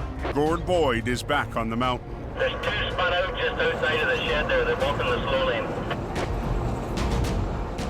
Sometimes the snow comes down so quick and so hard you just can't keep up with it. Let's go see what this fellow's problem is. Another driver on one set of tire chains has spun out on the Smasher. He didn't make it very far. Buddy, what are you doing? As soon as I get a second truck stopped beside you, the highway's closed. People who just don't get it. You're in the middle of the highway, you're blocking the highway. God, these guys drive me nuts. Everybody says, well, nobody can get up this hill. And I go, well, let's see. Have you got tow hooks? You got it in? Lock? As soon as I take up slack, lift it off and just start grabbing gears. Oh, yeah. You know, if they had chained up properly in the first place, we would never be having that conversation at all. I just got both of us up the hill. What's the difference? Oh, hey, I know what it is. I got chains on all my tires. But as Gord heads back down the hill for his next customer, That better not be a truck you got on. it's already on the hook of another tow truck. Battle plan is quite simple. Win. Win against the mountain, win against the competition. If you're not going to play to win, there's no point in playing at all. Wrong truck to pull. That's my customer. Hey, back off, buddy. I got here first. Unhook it right now. Out of both of us, I might be the registered gun owner, but Gordy's the one with the short fuse. You should have waited for me, buddy. There's always a green truck on the hill. Hey, unhook it right now. I don't take from anybody. I refuse to let a bully get the best of me. That's just not going to happen. Stay off my hill. Tow truck's all jacked around down here. I am not afraid of anybody. Nobody bullies me.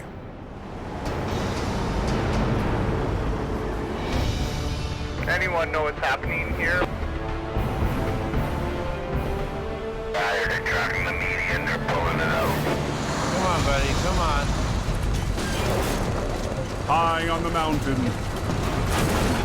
a new face on the coke is fighting a losing battle.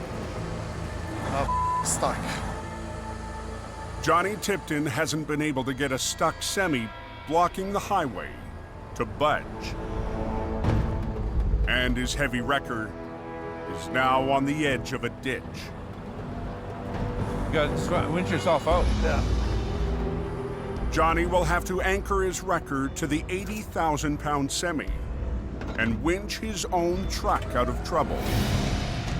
For Johnny doing his first job in BC, running a brand new truck that's worth $500,000, you've got huge responsibility and a huge weight on your shoulder. You just have to soldier on.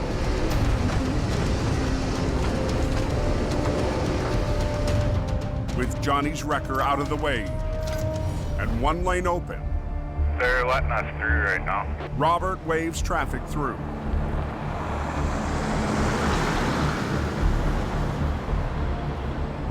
I can't believe it's not coming out. No, it's stuck bad, bro. The snow is not wanting to let go. He's got to attack this job with a different way of thinking. I'll let you talk to him. Hang on. Jamie's prairie operator needs a lifeline.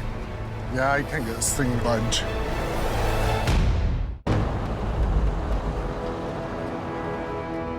I can't believe it's not coming out. No, it's stuck bad, bro. A semi stuck in heavy mountain snow has Jamie's newest mountain operator in trouble. When you're out of your element and things aren't going right, you got to figure a way through this problem. I'll let you talk to him. Hang on. Johnny calls for backup. Hey. Yeah, I can't get this thing to budge. Snap the tow hook there. It's not budging. Does hurt the pride a little bit to call another operator to come show you how to do it.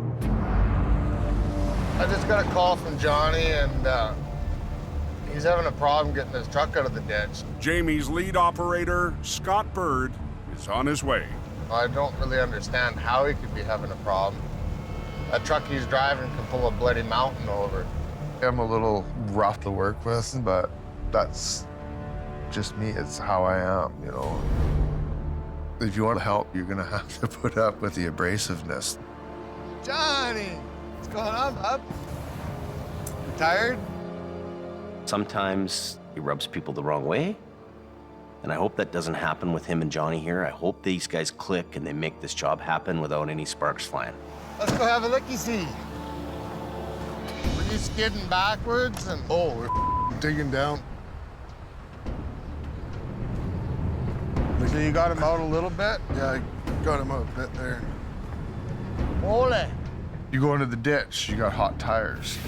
The hot tires are gonna melt the snow, and then the snow is gonna refreeze it. And it just grabs a hold of it. You're biting off a little more than you can chew. Holy. The guy's plowed himself in really good.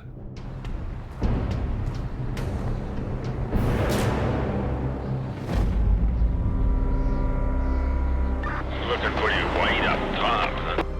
By midnight, traffic heading up the mountain has finally tapered off, giving Gord Boyd time to think about his clash on the highway tonight. I learned how to deal with bullies. I learned how to develop thick skin. Gord's faced a lifetime of battles that began long before he ever drove for Quiring Towing. People don't realize as a heavy-duty operator that there's a totally different side to them, which is unseen. I stuttered badly when I was a kid. Man, it was pathetic.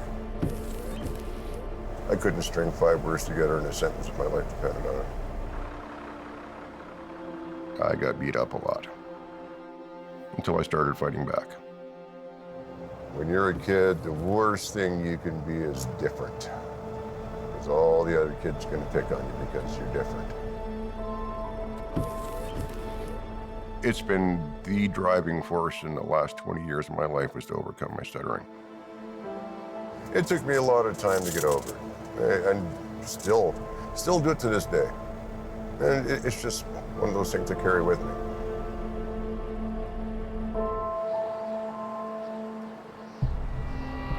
Out on the hill just going up out of the snow shed. Yeah, I'll get the highways guy down there.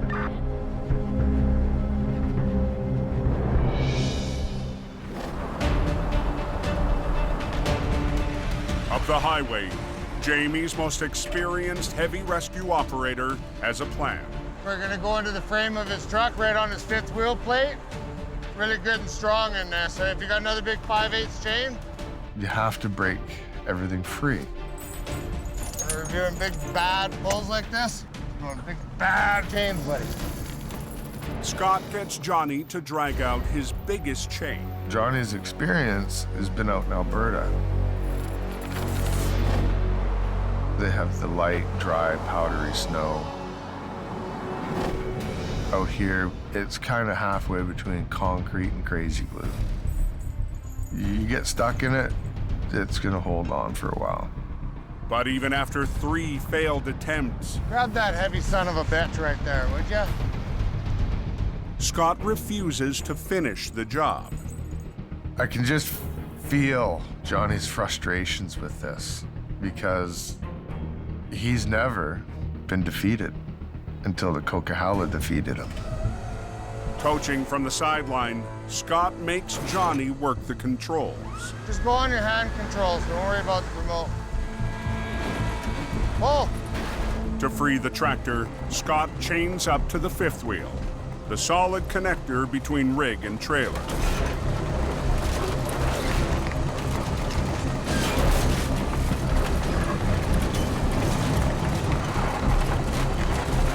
Come down.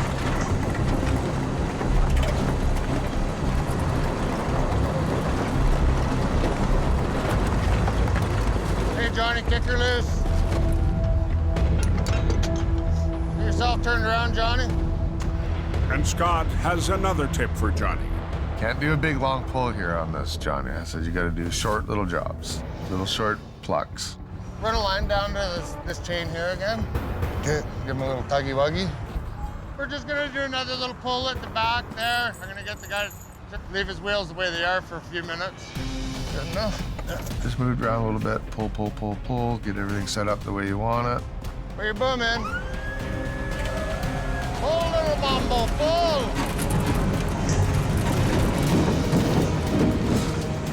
Robert lets 1 lane of traffic pass by. Pull!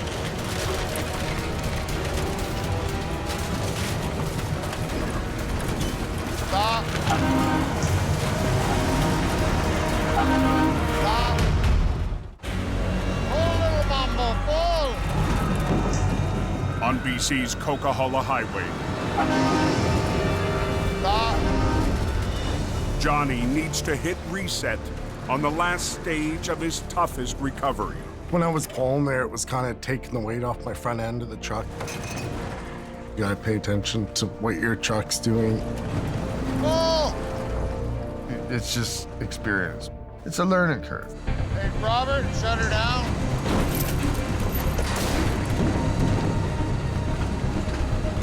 Let's go ahead to the left real hard.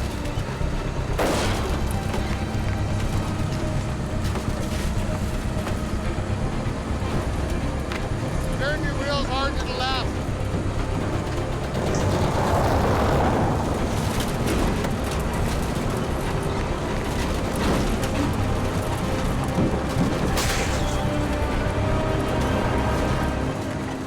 There you go. That's good. You believe in your machine yet? Yeah. Young grasshopper, you will learn. 3 hours after Johnny's first mountain recovery began, the job is over. I'm happy now, we're out, so he's just gonna tow me up. That'll be it for me.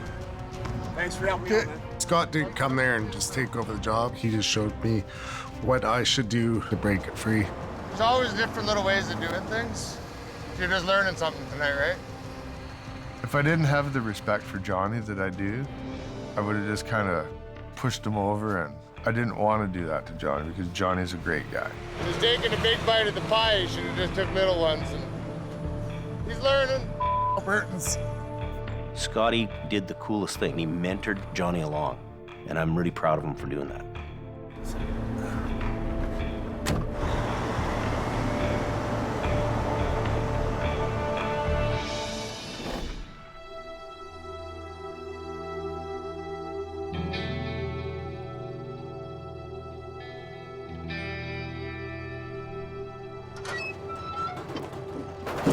Okay. On a rare, slow morning at the quiring yard, Gord gets a visitor. Hi. Hi, Hi. What's your name? Caden. Caden? I'm Gord. A 9-year-old who shares Gord's passion for tow trucks. You like trucks, do you? Yeah. Yeah? Like these big ones? And something else. He's going through the same thing I went through, and I really feel for the kid. I was just wondering what that looks like. There's all my recovery chains and the blocks. We had a house fire, and then he didn't speak for quite a few years. And when he started to learn to speak, we noticed a speech stutter. I kind of just stutter when there's like, when I'm excited about stuff or something like that. It's a story that hits close to home for Gord. In 1967, I was 7 years old.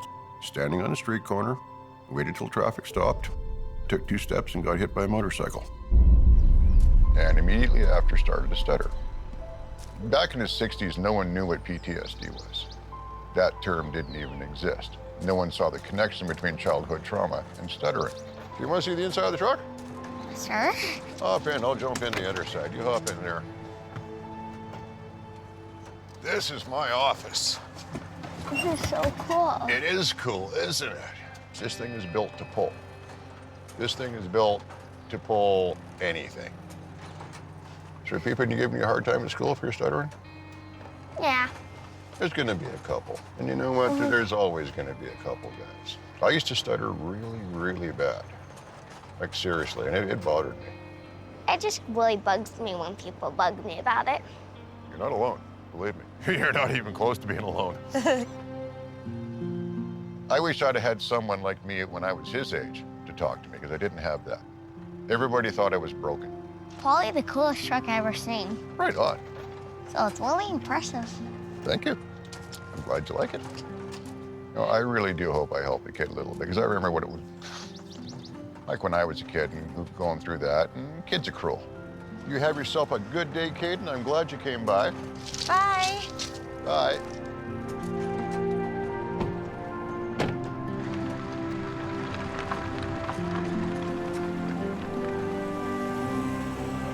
That was cool.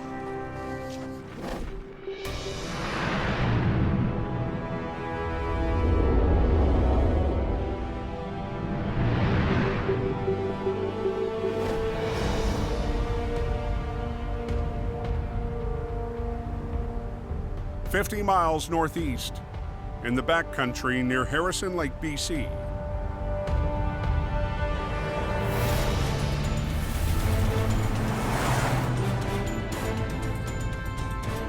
We're headed up approximately 13 kilometers up East Harrison.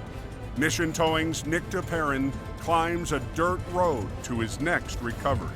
We've only seen a few pictures of it, so we can't quite tell how steep the embankment is or exactly how far over the embankment it is. Along with his pickup, Nick's brought the only tow truck in the fleet that can make it over the tough terrain. You have to climb up to get into where this vehicle's located. A 1-ton with 4-wheel drive. We don't have any heavy-duty 4-wheel drive wreckers, and hopefully we're gonna have enough muscle to pull this thing out. Wow. Wow. This thing's a lot further than I thought it was gonna be. That's crazy. This is gonna be a gong show. The SUV was parked on the edge of the dirt road when the ground gave way. Fortunately, no one was on board. Now, with the help of junior operators Trevor and Reese, this will be fun. Nick will try to winch the wreck 250 feet up to the road. First thing we'll do is we'll grab the front driver's corner. Yep. Get it onto its wheels, spin it around so the nose is facing up. All right, Reese, you and I are going down. Hope you ate your Wheaties this morning. I did not eat my Wheaties this morning. Trevor's gonna stay at the top and run the truck, and I'll be bringing Reese down the mountain with me to give me a hand rigging this thing up.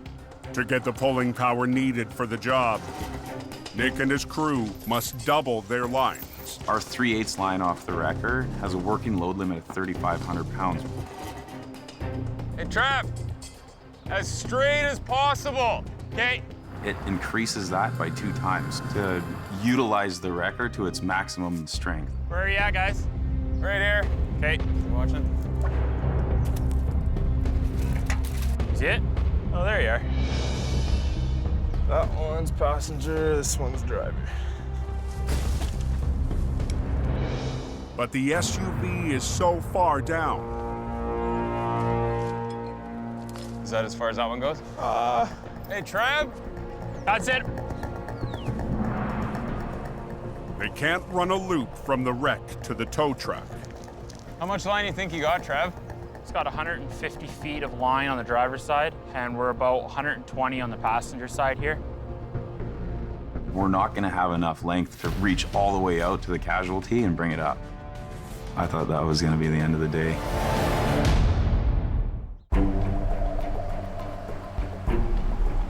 That one's passenger, this one's driver. In the hills above Harrison Lake, BC. Oh. Hey, Trev. Nick's at the end of his rope, trying to haul a crashed SUV 250 feet to the road. That's it. We're not gonna have enough length to reach all the way out to the casualty and bring it up.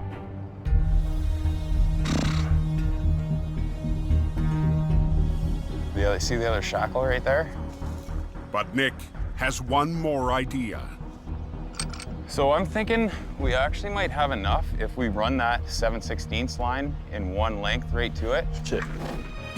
The crew will loop the first winch line through a snatch block, then rig it to the second line, making a longer single line to reach the wreck. What we're gonna do is marry the hooks. So we'll put that block on this right here. We've reached the distance we need to reach with our line, and we've increased our working load limit. That'll free us up that other line as well if we need to tie it off to a stump. Marrying the hooks will give the 1-ton the capacity to winch 7,000 pounds. So we're gonna give it a go and do the best we can with what we've got up here today. You want me to start running this up the hill? Yeah, please.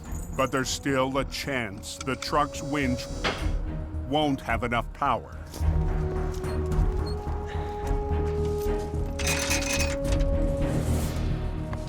Hook that onto that hook.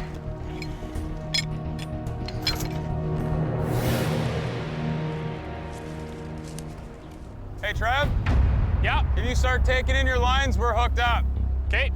We're not totally convinced it'll be a 100% success yet. There's all kinds of sticks and branches that are sticking up. I don't even know what we're gonna run into trying to bring this thing up the bank. You got that one hooked up, right? Yeah, I'm holding it till it's snug. If we snap one of our lines by overloading it, we're not gonna be able to do this job, and we're gonna have to head back to the shop.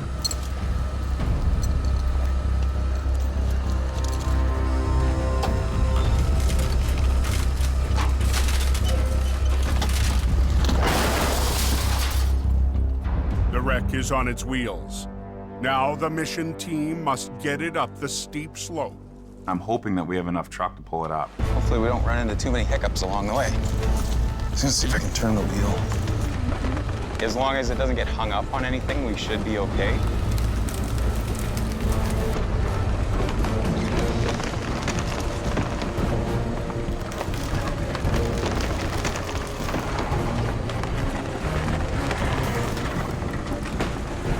Bring your boom in. Line? Yeah. But just 30 feet from the top, the load is fighting the small tow truck. Hold on, hold on. Oh, Sure.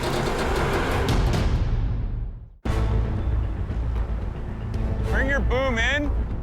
Line? Yeah.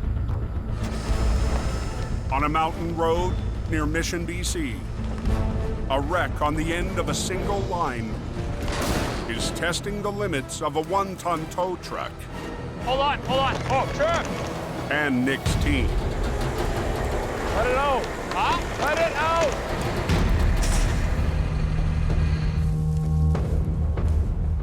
We're just hung up on a stump that's under there. There's a stump jammed underneath the one side of it. It's brought this recovery to a complete halt, and our truck is maxed out trying to pull on this thing.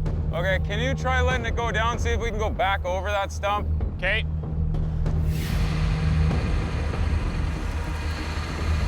I don't know if we're gonna be able to get it with this 1 ton. No.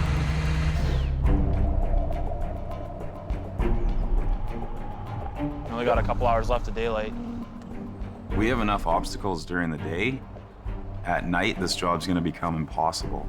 We don't have a lot of options up here, so I'm just gonna grab a log and try to put some leverage on this thing and see if we can get it to pop over this stump. Pick it up. Yep. Okay. Work your passenger line first to bring it this way a little bit. Okay. And then just walk it up. Walk it up. Wherever it gets hung up, work that other line to try and guide it up through there.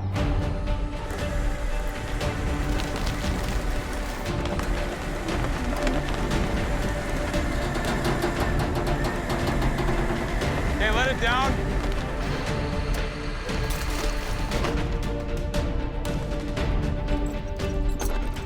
So hopefully it pivots a little bit and comes off that stump. Okay.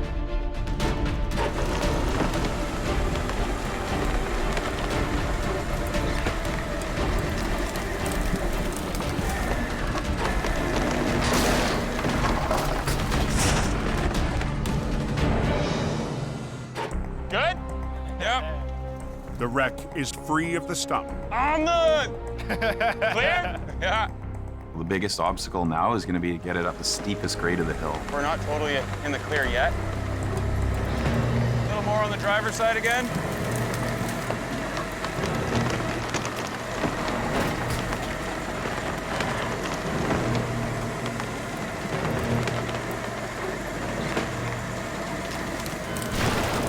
All right. Lead with this side just a little bit. Bring your arm up. Okay, right there, bring your lines in. Okay, work your brake and your throttle at the same time.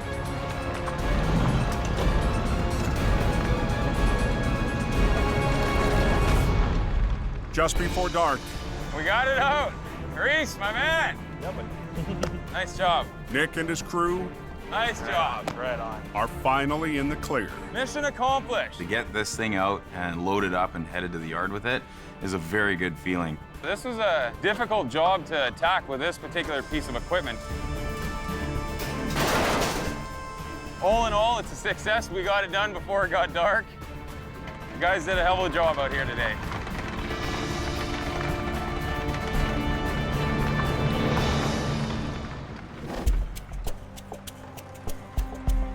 The next morning at Jamie's yard in Hope, Johnny, Johnny, Johnny. What's going on, buddy? Well, this is it, man. Yeah, living the dream. Johnny Tipton is still recovering from his rough night on the Cove. The weather and the environment here is so much different from Alberta, right? This industry is a tough industry because you're getting different jobs thrown at you all the time. A couple little learning curves you'll go through, I'm sure. It's not the first one, it won't be the last one.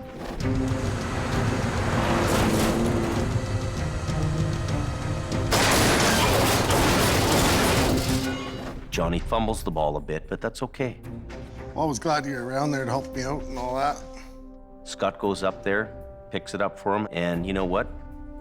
Touchdown. The way that Johnny and Scott are getting along here, I think I want to keep Johnny here in BC. Hey, Johnny. Hey. Hey, I need you to put your BC plates on. So we'll take the Alberta one off and bring it back to me. You can't expect your guy to know everything about everything. I guess Jamie is confident in me. I'm happy that I'm out here working now.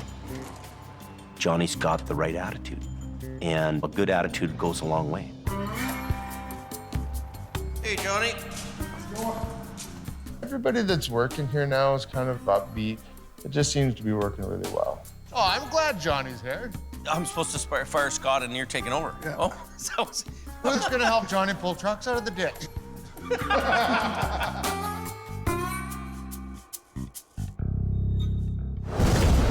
Next time on Highway Through Hell, Wind her up. Give her some throttle. a battle in a bog Like 3 big fat elephants. We're gonna lean into it. has Al in deep. Man against machine. Whoa! A crash in the canyon Everybody do a little bit. puts Jamie to the test. Try to work together. Hold it. It's wedged under there. I can't budge it. And Jordy and Gord tag team. Hang on a tangled wreck. Hold on.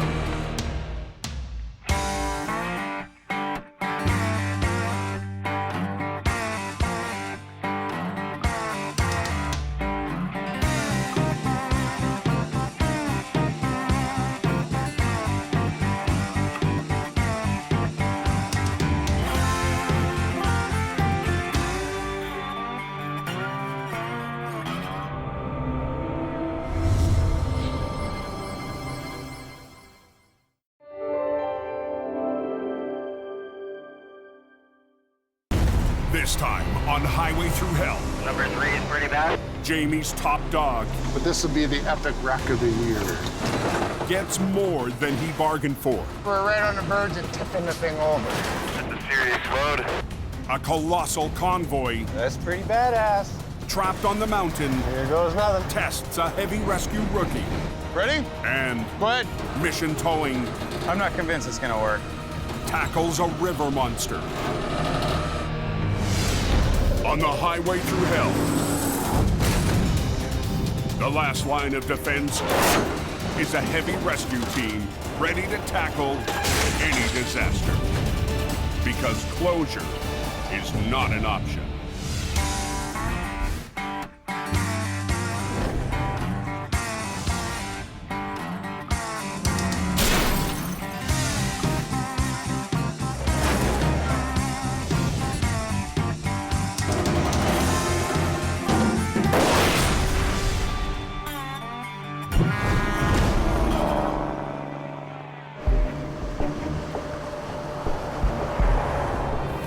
What's it doing up on top?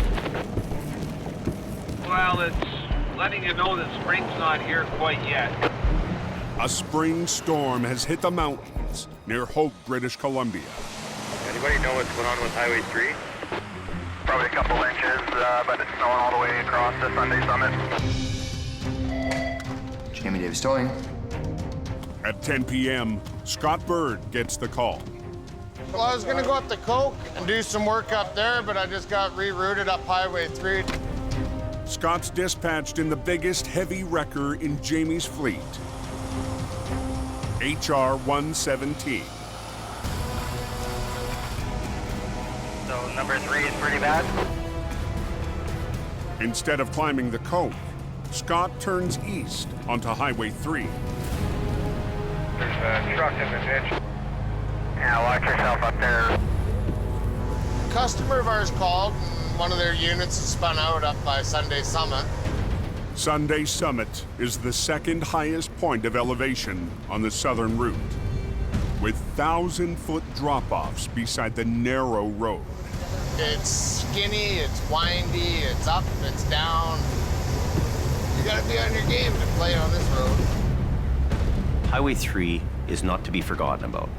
It has all the dangers of the Coquihalla and more. An hour into the drive,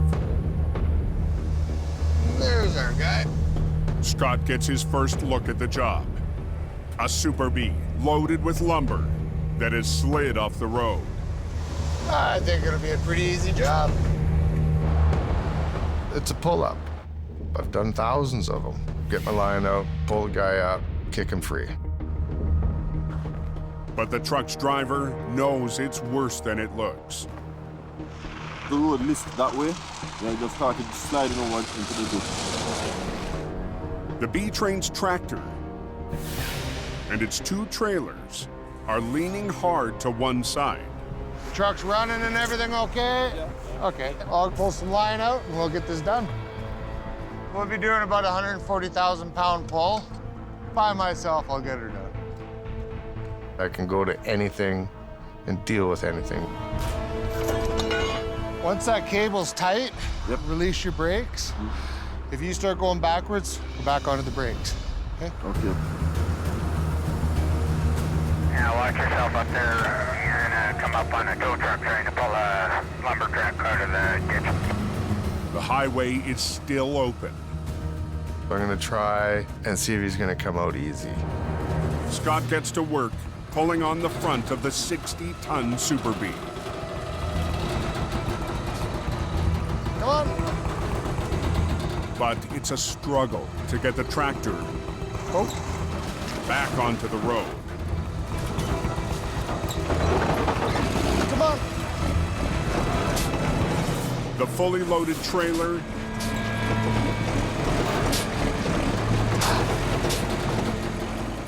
refuses to budge. Gravity is my biggest enemy right now. Scott will have to try another approach to get the heavy trailers to move. I have no choice. I have to have the whole highway shut down.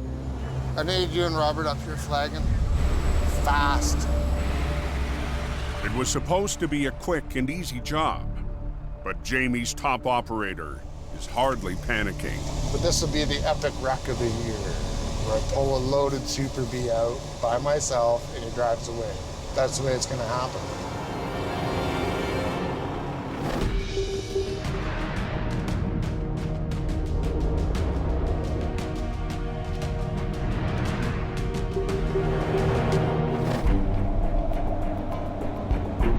With Scott tied up on Highway 3, There's something blocking the snow shed. Jamie sends his newest driver up the coke. I just got a call to head out for a spun out 13-axle truck up on the smash. We're gonna go up there and give him a tug up the hill. Mike's gonna take a shot at this job. He's new here, but I'm confident he can get it done. Mike's behind the wheel of one of Jamie's smallest heavy wreckers, HR 66.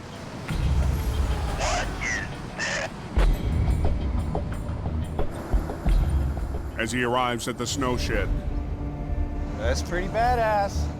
the job takes on a whole new dimension.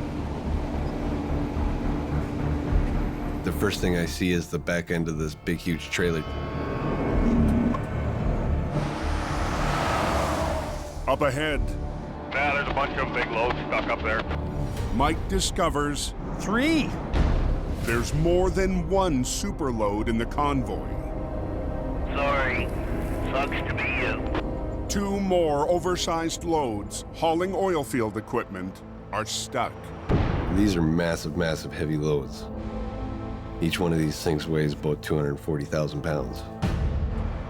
The 3 enormous units were no match for the steepest section of the coke.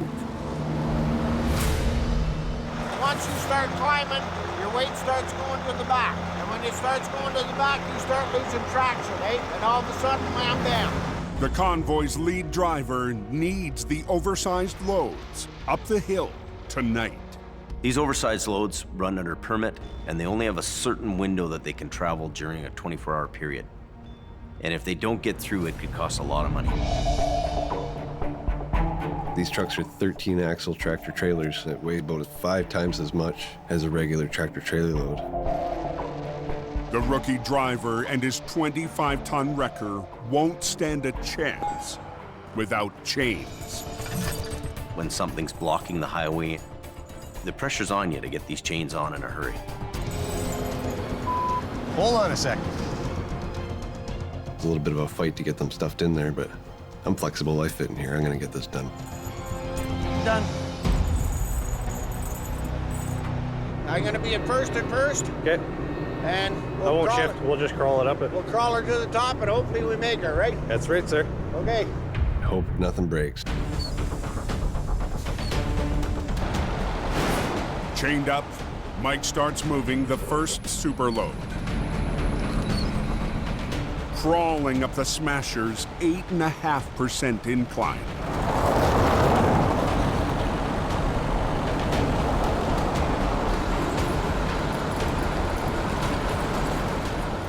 I'm watching on my mirror, making sure that my winch line's tight. I'm staying in the same path as the truck.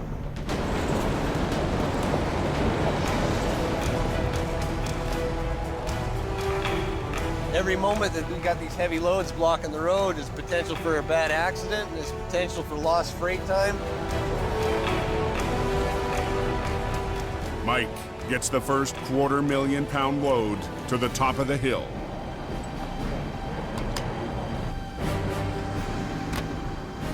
That's a little weighty. Yeah.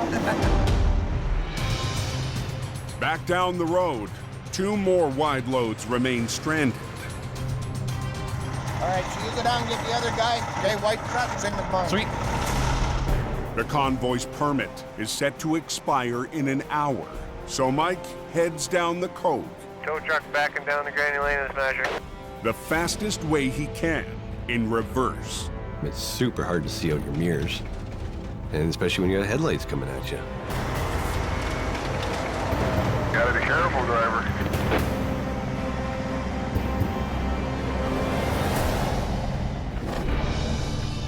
Across the mountains on Highway 3. Come on. What was supposed to be a simple recovery is turning into a problem for Scott.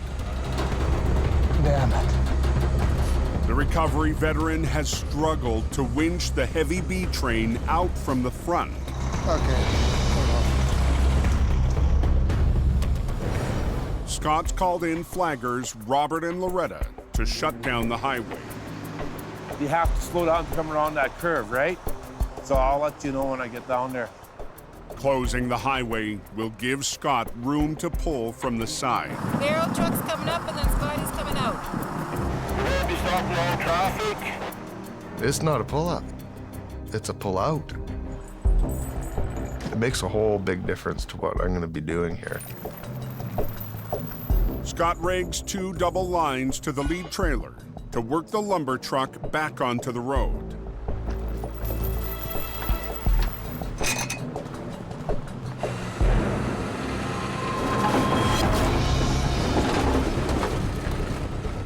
There's not a mark on this truck or trailer anywhere. The load's perfectly intact.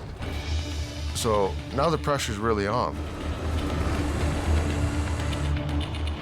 With more than half the B train out of the ditch, Scott re-rigs for another attempt at pulling from the front.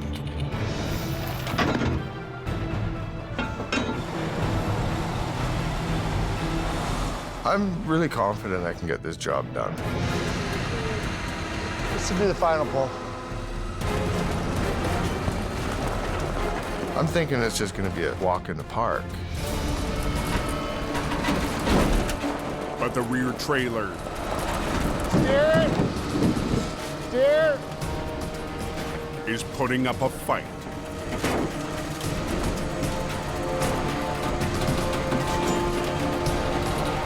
I notice the back trailer is starting to tip over. 100,000 pounds of lumber threatens to spill. If the back trailer goes over, it's going to take the front trailer, and it's going to take the truck over. And if I'm the guy that flips that thing over, I'm going to be kicking rocks down the road looking for a new job.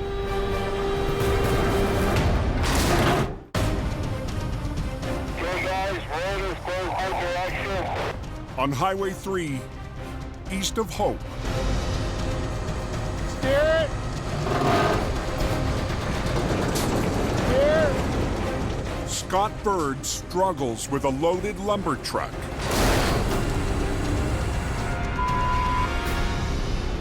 Threatening to topple onto its side. Damn it.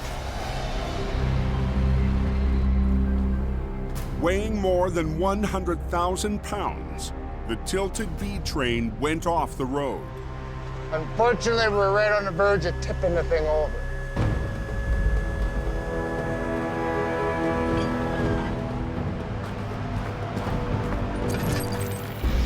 Sometimes they look easy, and they're not quite as easy as they look.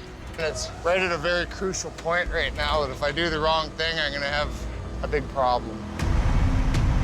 Working with only 1 truck, Scott repositions to try and break the back of the B train free.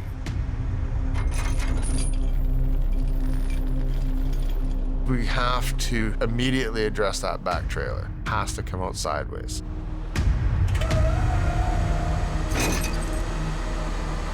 With a truck and a set of trailers and a load, it's nothing for $400,000 to be sitting there. So I don't want to screw it up.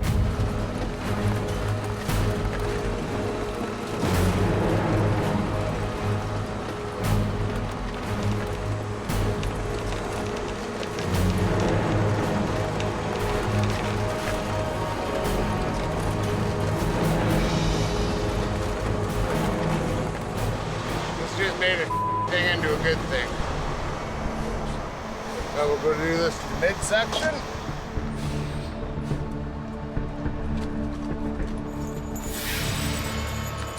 I'm gonna put it back on the road without a mark on it. That's the way it's gotta be done.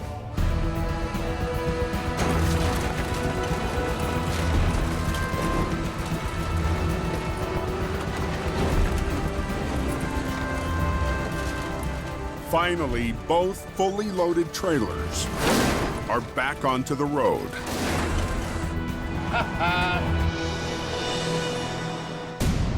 Hey, I have another problem. But at the front of the rig, So it won't start. It won't start? Nope. all the fuel has shifted into one of the tractor's 2 tanks. All of his fuel's gone down to the downside tank. The driver can't start the truck.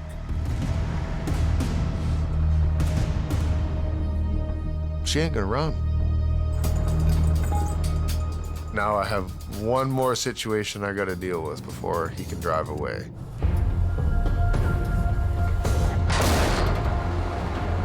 Okay, I gotta try and pulse start this fella here.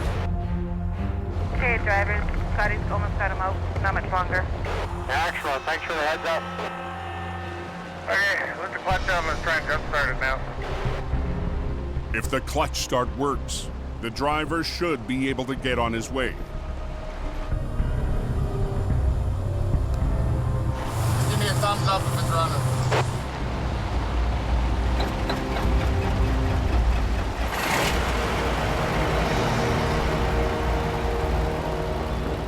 We'll pull over just up here and we'll cut you loose.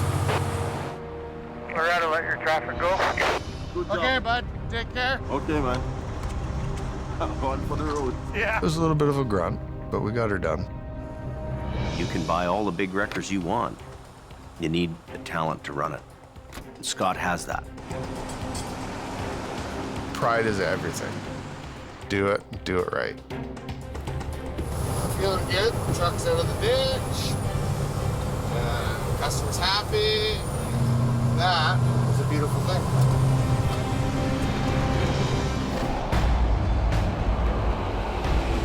Back on the coke. Tow truck's backing down the granny lane of the Smasher. After getting an oversized load to the top of the Smasher, Mike Reynolds backs down to try and get the rest of the massive convoy moving. It's a little intense backing down the hill, especially when it's your first time.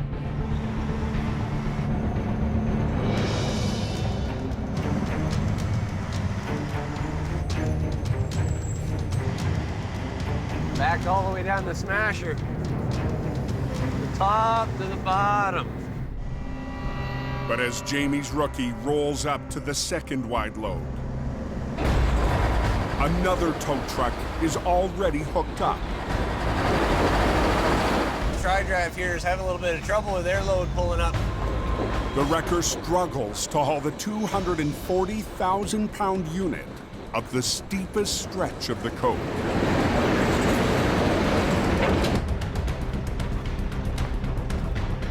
These oversized loads, they got a time restriction on their permits. Yeah, I got 1 triple on. You gotta get this thing figured out pretty quick here. Sitting here doing nothing ain't gonna get the road open. To get the oversized load moving, Mike's front bumper is connected to the back end of the 100-foot-long train. And I'm gonna act as a push truck and help push him up while the other tow truck pulls him up. It's got to be in there far enough, eh? That's a long one, eh? It's probably bottomed out. Never got to be a push truck before. So just first gear in it? Yeah. All ready back here? Ready to move.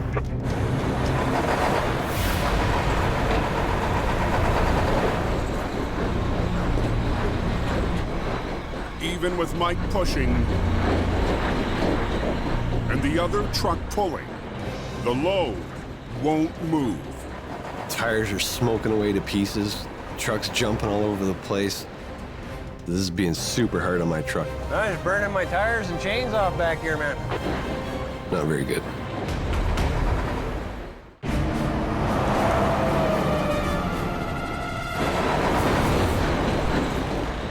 I'm burning my tires and chains off back here, man.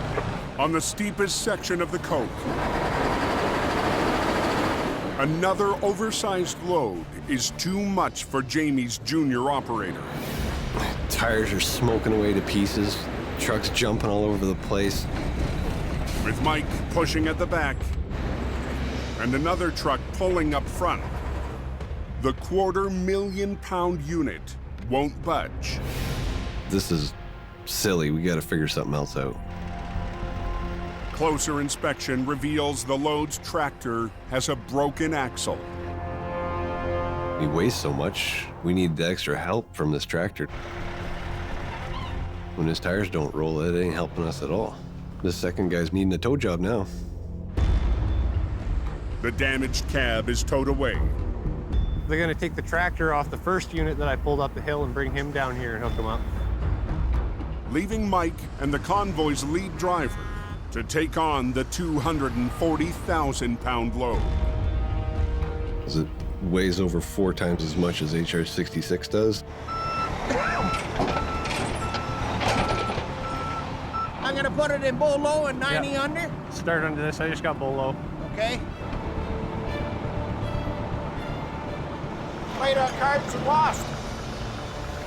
So here we are.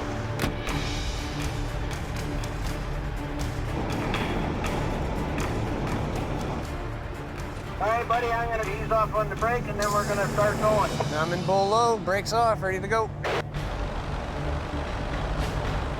Bull low is the lowest gear Mike has in HR-66.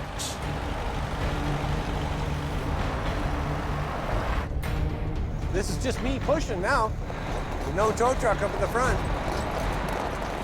It's really, really tough to get traction, and it's really easy to spin my tires. It's a little bit of a chewy fight, but we're gonna deal with it and get this job done. Stay in the hammer lane right to the top. Guys are towing a tractor up the hill here. Serious load. Okay there, Mike, we're gonna slow it right down and then we'll come to a stop there, okay? It's the second heavyweight load of the 3-part convoy. I'm in neutral. Mike's helped up the Smasher tonight. A little bit of teamwork. But there's still one more unit to rescue.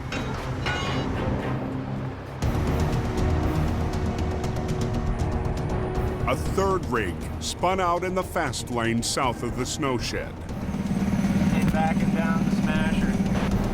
We got big truck a minute trying to get up this road. I mean, we got to get in here and get this thing cleared up fast.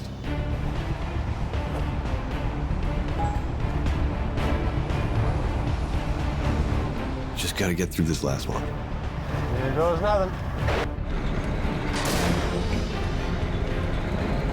We gotta go right because we're gonna have all those trucks behind us spinning out.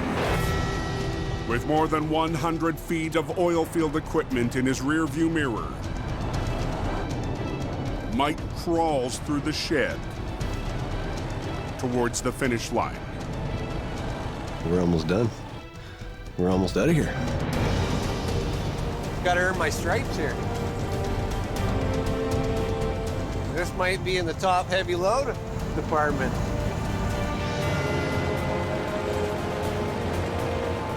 The mechanic turned heavy rescue man as the last piece of the convoy to the top of the coke. No small feat for the junior operator. We hauled up about 720,000 pounds of iron tonight. Maybe I set a record. You get thrown into these jobs to learn it by the seat of your pants. This is what you got to do. You got to try these things and you get better at them. Good luck to you guys.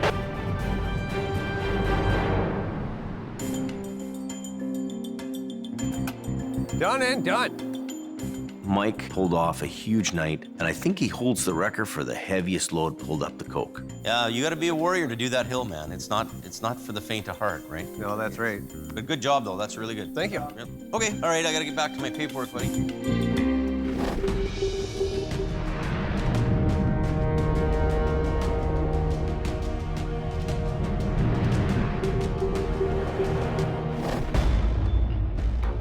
The next morning in the Fraser Valley, Mission Towing has just been dispatched to a different kind of heavy rescue. We're heading out to a mill that's been torn down. Jordy DePerrin and a 30-ton wrecker are heading down to the docks of the Fraser River.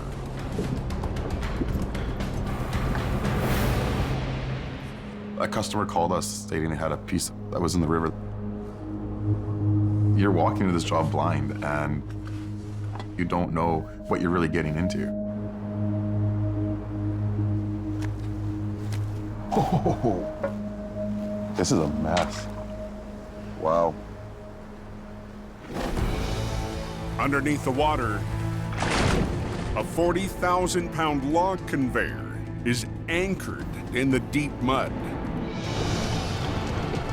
For decades, lumber mills have relied on the machines to move logs up from the river. When the mill on this site was being demolished, This has got to be 30 feet deep here. the log conveyor collapsed into the river. This thing's big. I mean, this is a big, heavy piece of machinery. The 40-foot-long hunk of metal has Jordy and his brother Nick wading into uncharted waters. This conveyor is buried in river mud. It's heavy, so it's sunk down into that mud pretty hard. Very different than pulling a vehicle out of a ditch. I've been doing this job a long time, and this is the first log conveyor I've ever been faced with. With so much of the conveyor buried in the mud, the crew can only rig to its top side. You always want to hook underneath so it lifts it as you're pulling at the same time. In this certain situation, we have no choice but to do this. Winch in, boom down, boom up. Operator Dylan Greenwood starts the pull.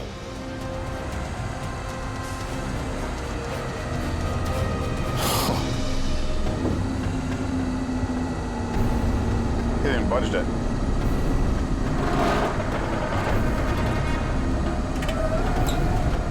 It's dead stopping Dylan's wrecker and lifting the front tires off the ground.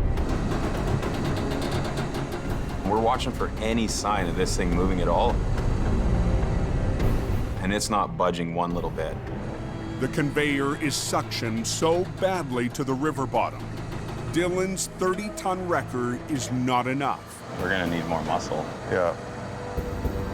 We can't get a good lift on it. Jordy and Nick roll in some extra iron for the job. A 30-ton excavator. You get you to bring your boom down? The excavator can lift a lot higher than the tow trucks can. This is definitely one of those jobs where we make it up as we go. Hook onto this thing and give it our best.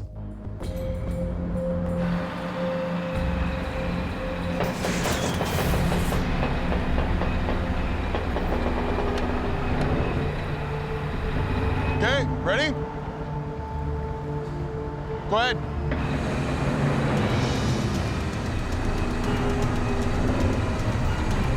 All right, there we go, there we go. The excavator's high-angle lifting power Keep going, brother. raises hopes. And it's starting to move. We're very happy about it. We're working with him to lift and pull at the same time to get it up here. We're taking half the ground with us. But as the 40,000-pound relic finally starts to rise, Like pulling a boat anchor out, eh? it begins to plow up another obstacle. the resistance that we're trying to overcome is overcoming us right now. We're gambling right now with this one. Dylan! Dylan! Stop. Stop. No, no, no, no! In the valley, on the banks of the Fraser River, load it up. Mission Towing tries to pry 40,000 pounds of dead weight out of the mud. This thing's just a big hunk of metal. It doesn't have any wheels on it. It's not gonna roll. And it's gonna fight us the entire way. As it finally starts to move, the log conveyor builds a wall of mud, pushing the limits of an excavator and a 30-ton wrecker. Dylan! Dylan! Stop. Stop. No, no, no, no! Sinking in down here.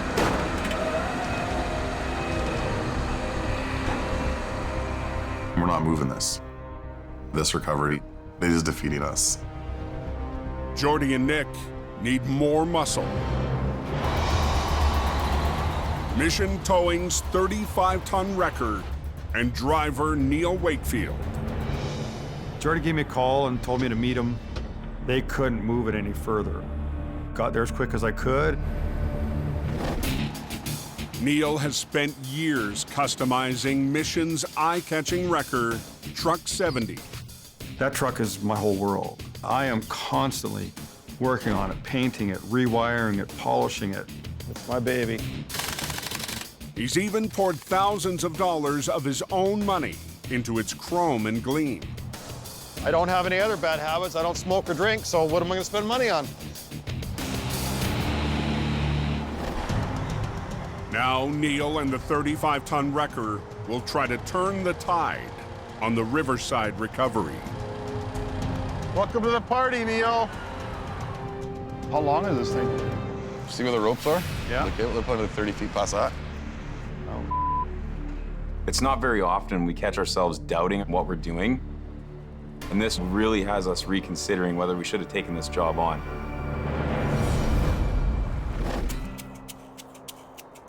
In hope, Here, take this to E and ask her where she puts all those. Jamie's at his yard, Sherry? behind a desk, for his least favorite task. Trying to pay the bills, that's where it's at. So we're gonna do that right now. Do you want me to get that? But out front, his stepson, Brandon, has a new role. Jamie Davis Towing. 6. You're in the wrong gear. Brandon's been working for Jamie since he was 16. Whenever I head up to a wreck, I'm always kind of a bit worried because I've had so many close calls with getting hit. Get over! What? Brandon, he just walked off the road. Brandon decided that he didn't want to flag anymore, and I understand that because it's dangerous work. Fast and efficient. This winter, Brandon's been helping out around the office. Every day I do their banking. I take their merchandising in and I sell their merchandise. I do dispatching. I do billing. There you go. I do invoicing. I do filing. I do faxing. I think I'm gonna make the all-star team this year. Hey, Brandon, let me try that thing. Show me how to use it. Look, see that? First time ever, and I'm doing wheelies. Whoa! Good for him if he wants to try something and get to work and do something.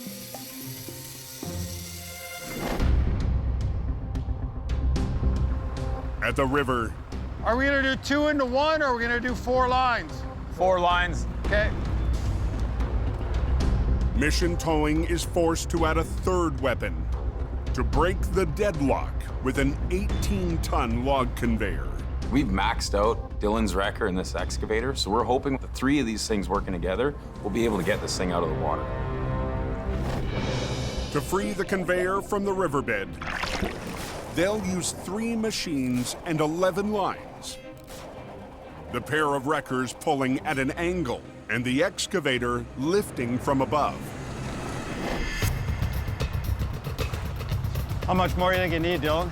We're gonna go right where this line is going. It's underwater right now. Okay. So do a chain underneath it.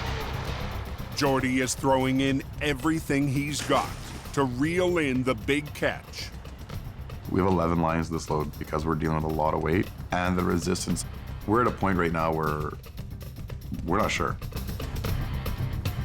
Can we get this out? We got lots of pulling power here. Perfect. Well, let's keep our fingers crossed. Yeah. But 3 machines and 11 lines still may not be enough. We're gonna run out of truck here is what's probably gonna happen. I'm going up.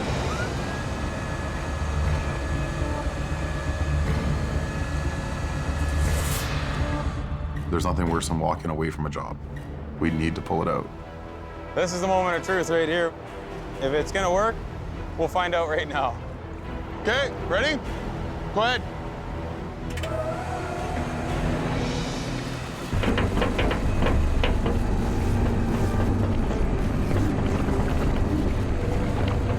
Finally, the massive hunk of steel.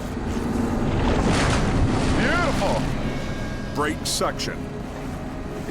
Then starts to push through the wall of mud. I don't know, man. But the base, supporting the heavy wreckers, threatens to give way. Dig them right in. We might need a wrecker to come and get us out. The weakest link is the ground that we're sitting on. We're working on the riverbank. That concrete's very soft.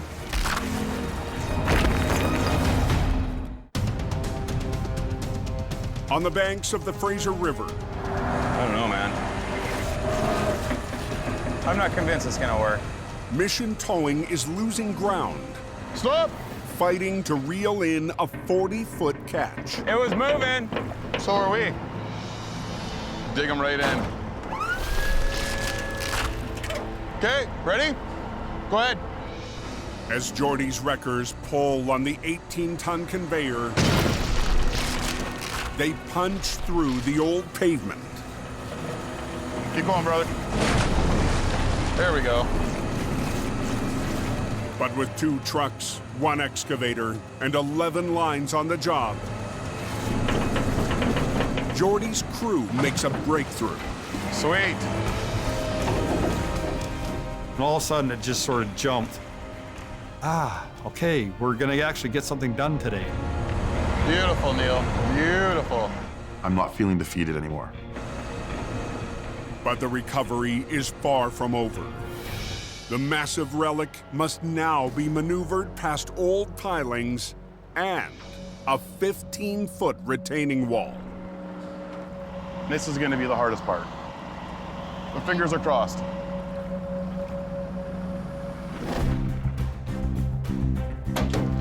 Back in Hope, Grab one end of that. Jamie loads up for a trip he's been looking forward to for weeks. Lots to do today. The parts loaded in the back of the truck are for a new addition to Jamie's fleet.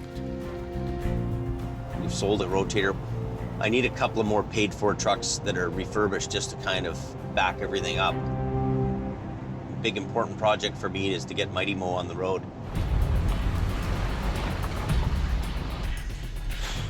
Jamie's rebuilding an old Holmes record he fell in love with decades ago.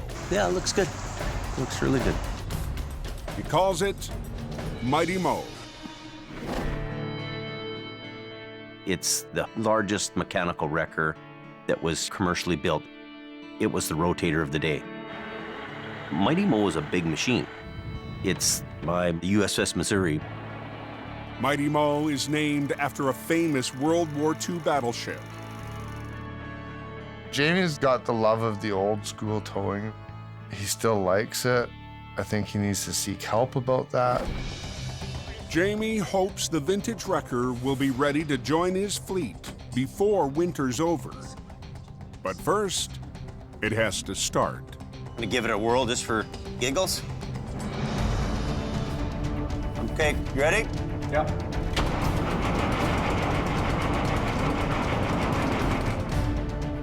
It's old school, cool kind of truck. Is it pumping up, Jamie? There's no electronics, there's no onboard scales. It's all manual labor. We had one fault code on the dash, but it ran. We'll figure it out. That's part of the game. I can't wait to take Mighty Mo out and do some recoveries in the snow.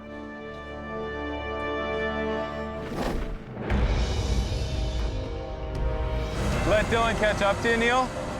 At the Riverside Recovery, Mission Towing has spent the last 7 hours in a tug of war. Pulling me up.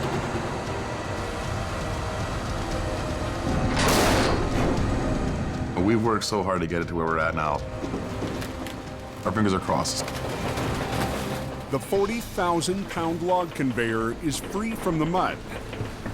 But Jordy's crew needs to lift it past a row of wood pilings and a 15-foot retaining wall. Take some weight up.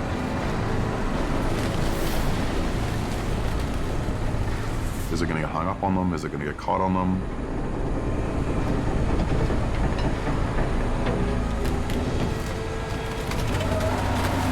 Hang on, we're pulling against each other right now. Hang on.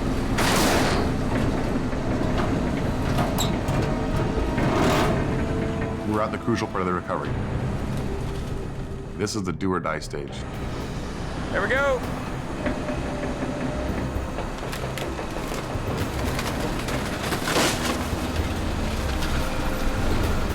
The conveyor clears the retaining wall.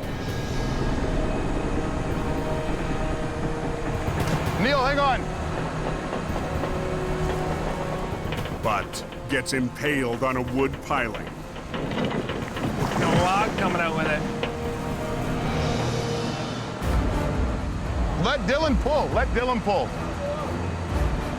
Pull, Dylan, go. It's worse than a tug of war.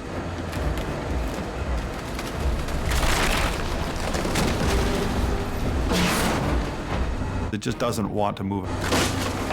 The only play Jordy has left They ripped these frickin' things right out. Who cares? Yeah. is to try and tear the conveyor free.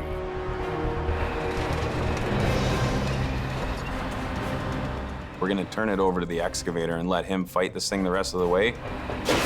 That's a pretty serious pull. That's gonna go. Whoa, whoa, whoa, whoa, whoa. On the banks of the Fraser River, Whoa, whoa, whoa, whoa, whoa. Mission Towing is in a final showdown with a beast. Hold it. To free the 18-ton log conveyor from a piling, Hang on 1 second. Yeah. Jordy's crew has brought the excavator back into the fight. And you see the back end of that excavator coming way up in the air. Next thing, we got that thing on its roof. That's gonna go. Just need you to lift right now. Don't try pulling.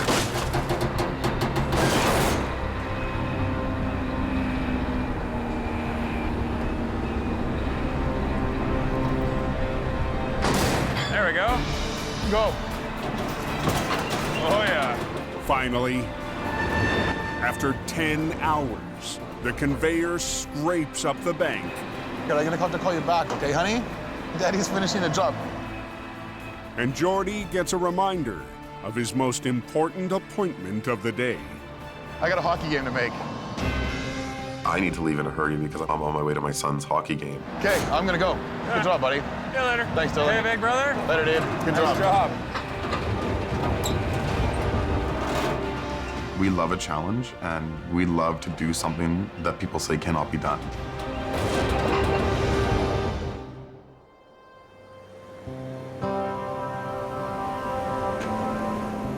We won the recovery, and I get to go watch my son play hockey. It's a win-win for everybody. That way, push through, push through.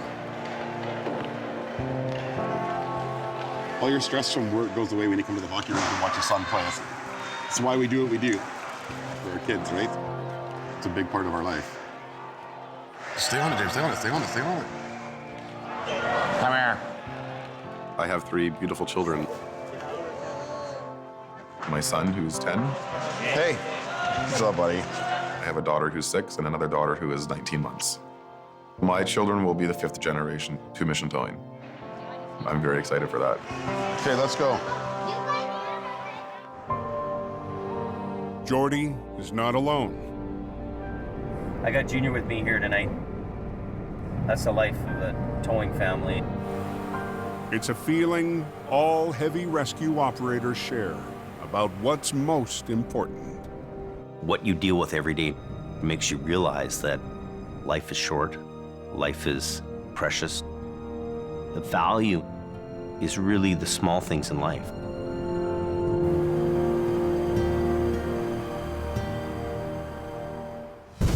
Next time on the season finale of Highway Through Hell, a logging truck, it's winking at me, 700 feet down, saying, come get me, becomes Al's steepest mountain recovery. A fiery crash has heavy rescue Keep going. battling to clear the canyon. And as winter wraps, Jamie cranks it up for next season.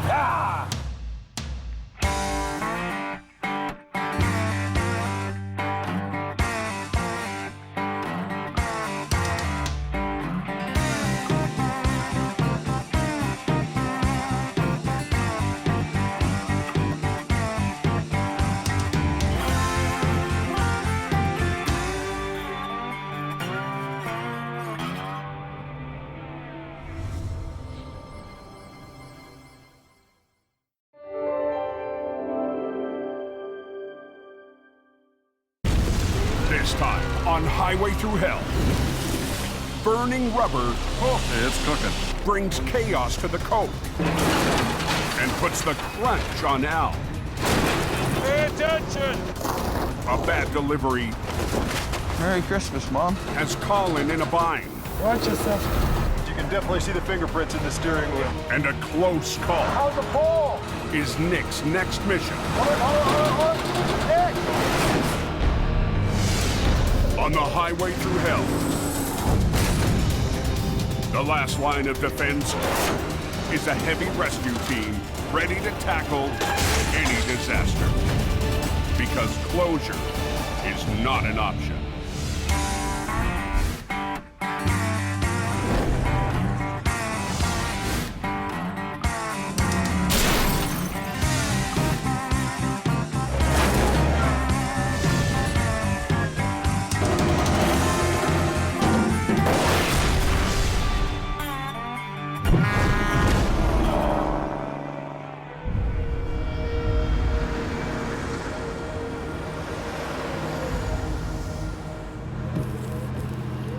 What's the coke like?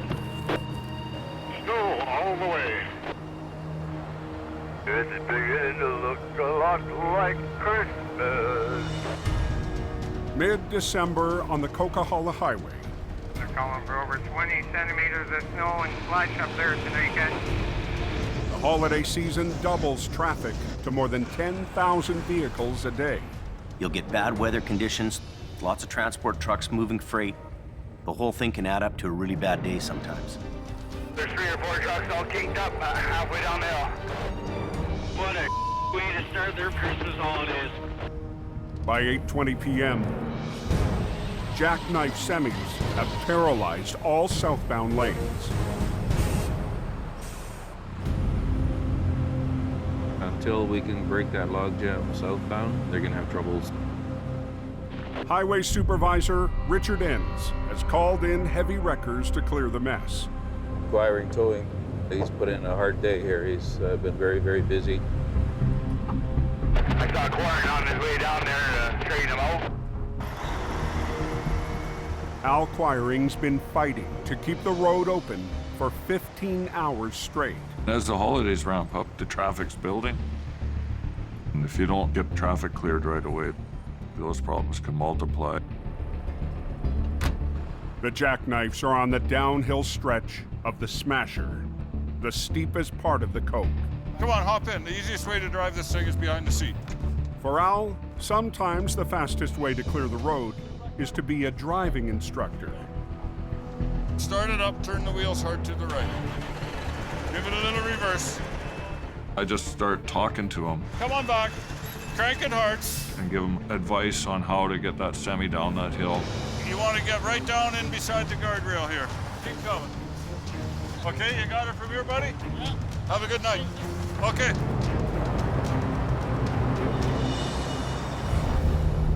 But another semi still stands between Al and an open highway. Yeah, we got the highway blocked and I put the chains, then we're gonna get you straightened out, then you can change. This is my property, okay? Yeah, but you're on somebody else's highway. The trucker was going downhill when he lost control. Now, the driver insists on chaining up before letting Al straighten him out. He's telling you that he's gonna close the whole road for no reason. 10 minutes, just no way. Traffic is backing up, and Al has no time to argue. The traffic is building and the storm's getting heavier, so the push is on to get that road open as quick as possible. We need to get you straightened out. 10 minutes is too long. He just wouldn't cooperate, wouldn't listen to my advice. Deal with him. This is my life. We will not gamble with the life. He's probably pretty nervous. Come on! But he doesn't seem to understand that time is essential to get that road open. The whole world is at the mercy of this guy. What do you want to hit the next truck? What jackknife? What do you want to lose somebody's life? We're talking about safety. Safety. What is the safety to go without chains down? He seemed more eager to argue with the crew that's trying to help him move than to actually move himself. Without chains, they're not going anywhere. We're stacking cars up probably 10 every minute, eh? Unbelievable. Yeah, boy, the Coquihalla is a mess. I'll go stand back here. He's not going to chain up the other side.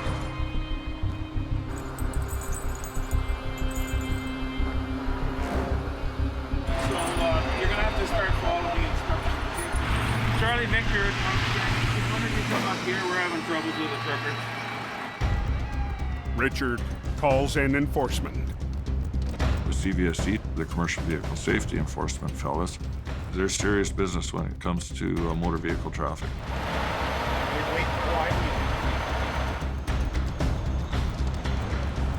Let the authorities hash it out with him.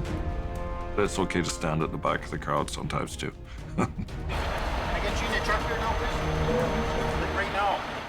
The driver finally gets the message. Just stay right tight against the guardrail. You'll have no trouble. There you go. See, there's no problem. Just keep coming. You got lots of room. Just ease up, put it in low gear, and just roll forward. Keep going, keep going. Sometimes you're just happy to see a guy's taillights. Okay, buddy. Back to business. With the smasher in his rearview mirror, the driver is still shaken up. Of course, I was scared. I have a 1-year-old daughter, 4-year-old son. When I got the kids, everything has changed in my life. In the moment, I was thinking I will lost everything. And I don't know. Now I'm happy. I'm very happy. That's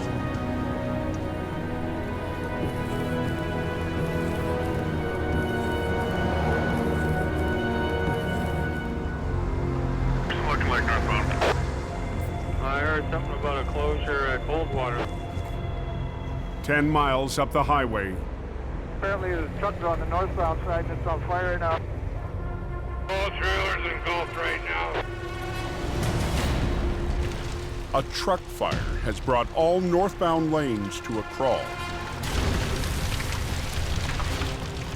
How did the driver make out? Truck driver was okay. The fire started after the vehicle jackknifed and the truck's battery ignited. They letting anybody buy that fire yet? No, you can't go anywhere. The Coke is backing up fast on the week before Christmas. It's gonna be a long night. Highway's closed northbound. Up at the last turnaround is Bright Creek. Okay, thanks a lot, driver. Jamie's lead flagger, Robert Muckwa, races to the fire. It's very important to have traffic control in place before the tow truck gets there.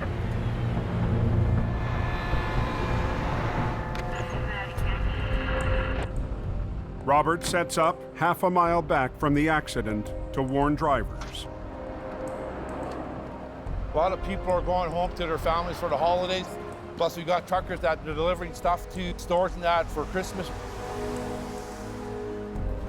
The trailer is loaded with groceries. But with no firefighting service available here, authorities have no choice but to let it burn. Does anybody know if the coke's open northbound? No updates yet. Trailer's still up in flames. We were assessing this trailer to see if that wall was going to collapse, but it seems like it's holding. As the tires heat up, I just don't want it to start popping off those tires. Right. there's a risk of explosion. We don't want any injury or property damage of a vehicle going by. There's a tow truck trying to get through to the accident scene. Robert may be running traffic control, but the raging wreck Hey, buddy. Go on. Good, good. now belongs to Al Quiring. Yeah, it's cooking. It's cooking. The rig is owned by a Quiring customer. So tonight, for the first time, Jamie's head of traffic works for Team Green. I'm not biased. He was available, and I needed a traffic control, so Robert was a good choice. I sent Robert up there to give Al a hand with some flagging. Merry Christmas, buddy. To relieve the backlog, We can probably get them squeaking by. One at a time, just tell them to go straight through. Yeah. police decide it's safe enough to let one lane of traffic through. How about it, guys? Are we on the move from this accident scene northbound? Yeah, you guys are. But if the burning wreck gets too dangerous, they'll shut the highway down. Thank you very much. Have a good Christmas, guys. Right now, it seems to be just a steady burn. We're just trying to clear out as many vehicles as we can at this point in time. At 365 degrees Fahrenheit, the tires will blow.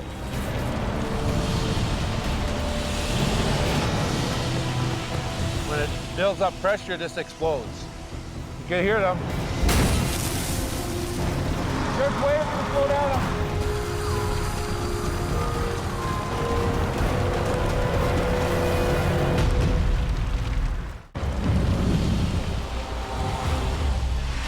Just wait for it to slow down. I want to check this out first. On BC's Coquihalla Highway, This don't look good. a burning semi has holiday traffic on hold. Truck, trailer, everything's engulfed. Al Quiring's on scene to deal with the carnage. Yeah, it's cooking. It's cooking. The risk of exploding tires has forced police to shut down the single open lane of traffic. Biggest issue is the tires exploding. Once they're done burning down a little bit, then they're gonna let the traffic start rolling again. Is it still one lane or what's going on there? Hopefully we can get one lane open here soon. Close so she burns out. Drivers with Christmas cargo can only wait and watch. Would be nice to be in Calgary in the morning. Don't know if we can make it now. Finally, just before midnight, Very dangerous. the last of the tires have nearly burned down. Al and Robert can get close enough to snuff out the flames. A first for both, working together on a wreck. It seems kind of odd that they're working with us, but I had confidence in Jamie Davis's traffic control, definitely. Gotta get it cooled down a little bit anyway. With the fire dying down, Al and Robert discuss a plan to get the traffic moving again. Want to be bringing the speed down from 120 Yeah. to 90 to 60? I'll leave you my extra signs. I got a stolen traffic control outfit here, and they're gonna take care of the scene. Hopefully Jamie doesn't pay attention. They're gonna babysit this wreck overnight. Al will be back tomorrow to tackle the wreck.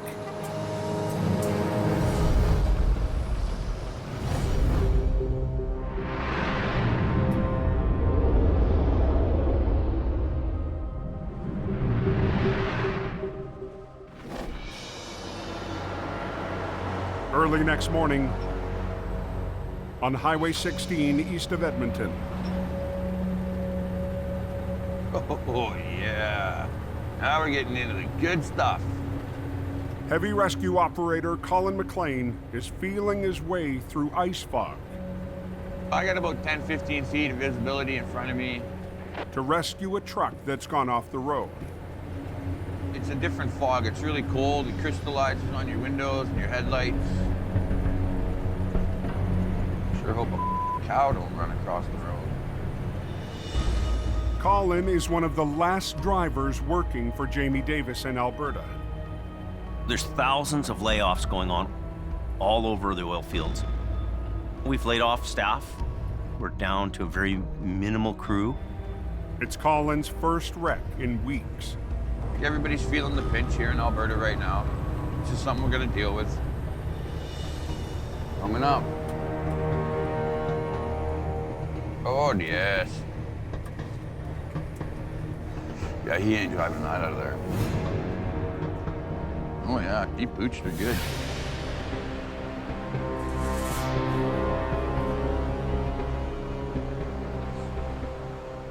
The driver lost the road in the fog.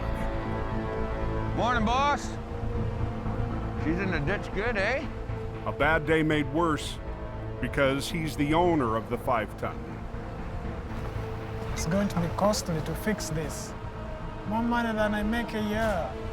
Fully loaded full of crates of mail. We're loaded. The damaged truck is packed with Christmas mail and holiday packages. A mail load is the load that you don't want to see in the ditch at this time of the year. You know how important it is for those presents to get where they need to go. Big, big priority. You blew the roof out of it. If I try to roll this over, there's nothing here holding that in. So what'll happen is I'll go to roll it over, all the mail is just gonna stay in the ditch. And you're not gonna be able to drive this away. The truck's totaled. He's definitely not driving this truck away. We start offloading this and getting it onto another truck. That's the first step. The truck's back door is damaged and can't be opened. But Colin has a plan. I'm gonna get my truck down in here, and I'm gonna punch the door out. The door's anyway, right? It's Oh, what do you mean? well, it's already the whole truck's. But the driver insists on leaving the door untouched. This one is damaged for sure. Yeah. We are not going to fix this, but the door can be reused. Well, he thinks there's a better way to get at the parcels. Let's rake one part of this through the roof. No, you're gonna end up hurting yourself. Grab it, go slow with it. Come on. Yeah, there you go. Just take the whole roof out. It's kind of what was holding in the mail, though. So, Merry Christmas, Mom. There you go, Ismail. The job's on hold until another truck and team of workers arrive to transfer the cargo. Now just let it sit. Don't hold it. Just, all right, hold it. The truck has sustained so much damage to it. If we don't empty it and we operate it, we're gonna rip the truck into pieces. We got our work cut out for us on this one here today.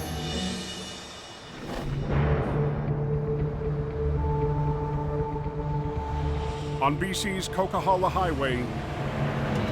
What's the Coquihalla like? I heard something about one lane that was open northbound. Yeah, there's like everybody go around now. Al Quiring has to get the charred remains of a loaded transport truck off the road. Roasted potatoes. The flaming wreck took all night to burn down. Oh!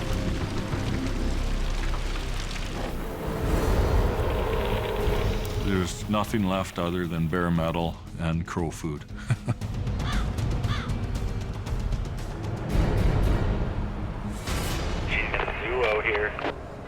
Heavy holiday traffic has been squeezed down to one lane for the past 12 hours. I wouldn't take the Coke there northbound, and she's lined up there pretty good. Just grab this, throw it in there. We'll break the out of here nice and easy. Al's brought in a demo crew and an excavator to get the smoldering wreck off the highway. Just tear it apart with the hoe? Yeah, I think that's a good plan. Why couldn't it be a beer truck? Or a money truck. That's the one we're waiting. 30 years, I'm still waiting for the money truck. Copy, Al? And Robert, Jamie's top traffic controller, is back to help out Al again. You there, Robert? I'm here, buddy, I'm here. Al knows that I know my stuff. I'm there to keep everybody safe. I make sure. And we're gonna break the truck out of there. We'll load it up on the low bed there right away. Hopefully by then we're gonna have the big demolition trailer. Okay. To keep the cleanup moving and traffic rolling, just fold her down into a nice pile. Al will have to keep the excavator away from the single live lane. Just rip her right out, Daryl. The scoop with the claw, roll this thing up into a super soft taco and into the basket. Bring her right up to the front. We got about 1.5 feet there. Good, good. Yeah, he's got that burning truck there and he comes out with the corner. I think I'm coming up on it right now. Yeah, you should smell it by now. Another wide load coming through excavator. We've got the excavator lifting up stuff. We're doing what we can in that single lane, but there's sharp edges. There's protrusions, and it definitely increases the danger.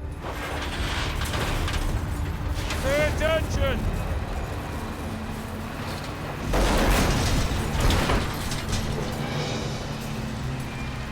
Two hours into the cleanup, the first load of the charred wreck What a mess. is ready to roll. Merry Christmas, Al. Yes, sir. Thanks again. All right, see you later. Yeah. But the rest of the burned out trailer must be broken down before it can be hauled away. Hey, Al, demo trailer's here. Robert, you on channel? Now go ahead, Al. Stop traffic after him. That far. A demolition trailer is called in to cart the mess away, but it will have to park in the live lane. Northbound, we're gonna have the road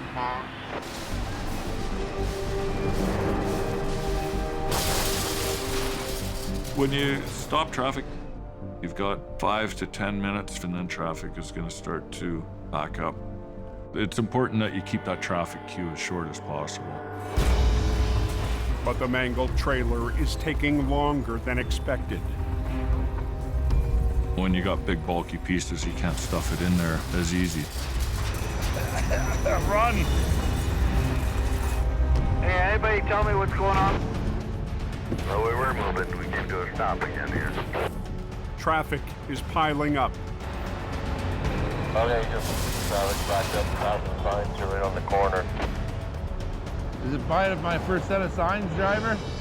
Yeah, there are about 20 cars that open the signs now. Oncoming vehicles now have no warning. My biggest worry there was somebody else coming around that blind corner and... Hey, Al, do you copy? Acquiring, do you copy? I got a line up behind me. Northbound on the Coquihalla Highway, Stay in the fast lane. We got traffic hold for now. Al's crew works fast to remove the last pieces of the burned out semi as holiday traffic stacks up. Backed up, passing signs are right on the corner.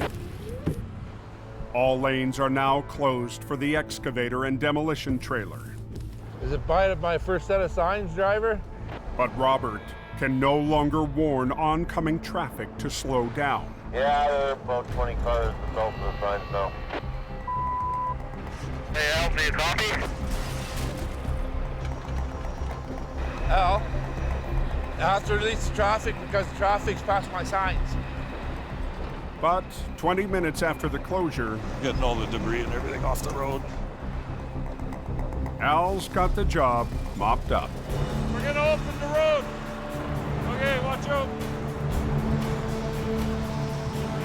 Okay. We're getting the traffic going.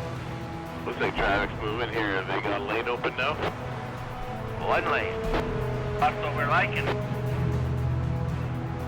Have a nice day. Have a nice day. Merry Christmas. Could be a door greeter for the Coquihalla. Beauty. Looks better than it did last night. Very good, buddy.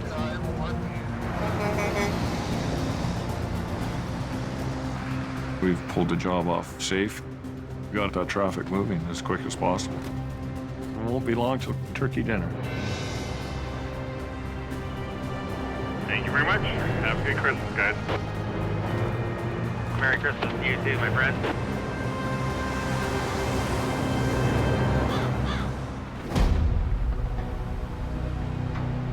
In Alberta, Colin's still in the fog, Just another day at the tow yard. waiting for a wreck full of Christmas parcels to be unloaded. The entire integrity of the roof has been blown out. There's too much weight in it. If we were to operate this with all that mail, we just have mail everywhere.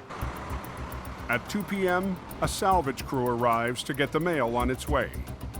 Every year there's a mail truck, and every year we're gonna hustle to get that mail so that those presents get to where they're going. Okay, so everybody grab a corner. Ready? Well, why don't you just get it right up on the road the straightest way there? I helped organize those guys so that they could get the mail delivered. You don't want to mess with the mail. They're getting it done. Just got to keep kind of plugging away. But the truck Colin still needs to flip keeps getting trashed.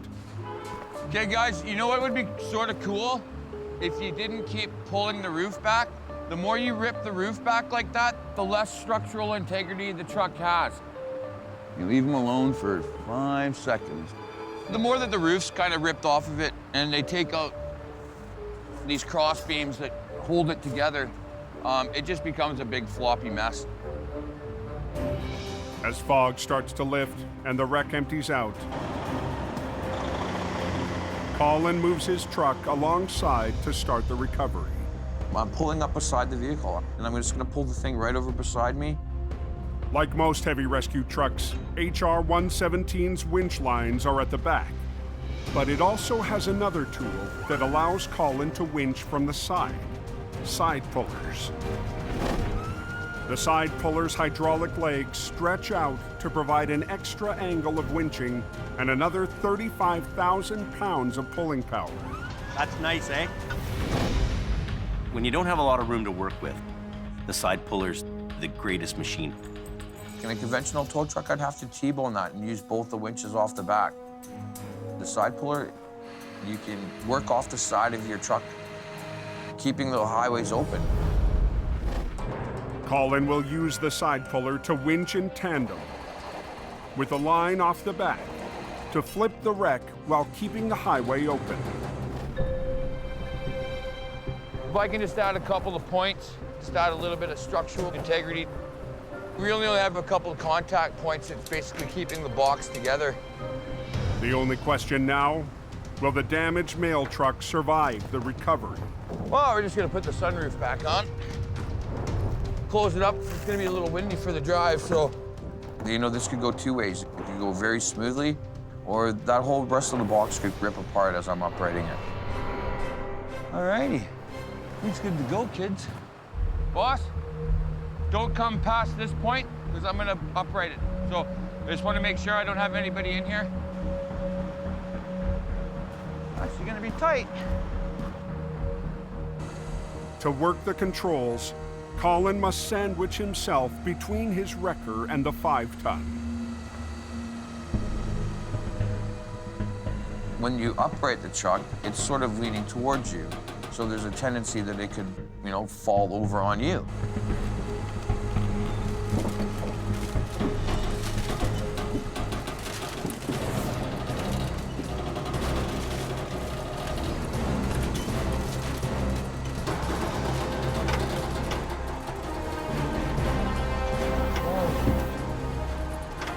I might even be too close to it. Watch yourself. Watch yourself, mister. In Alberta, Actually gonna be tight. Colin's feeling the pinch. I might even be too close to it. Trying to flip a 5-ton truck just a few feet from the wrecker's controls. I definitely don't want it falling on me.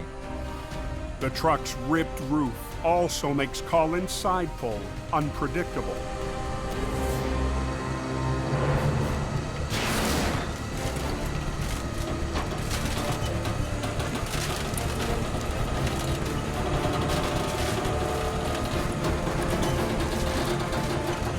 Watch yourself, mister.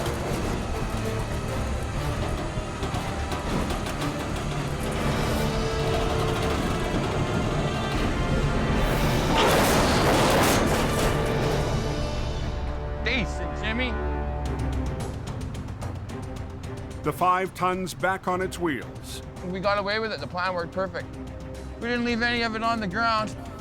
But it will take a Christmas miracle for its owner to deliver any more parcels before the holiday. You sure I can't drive it? Huh?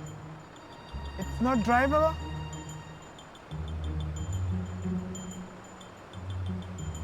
No, Ismail, that ain't drivable, buds. Not at all. It's a bad day for business. I feel bad for him. Sometimes it just really sucks. He's okay. His cargo's still intact. Those are the important things. Everybody's gonna get their Christmas packages. You just gotta kind of look at the bright side of things, and I'm sure he'll be all right. That's a win. That's a win all day long.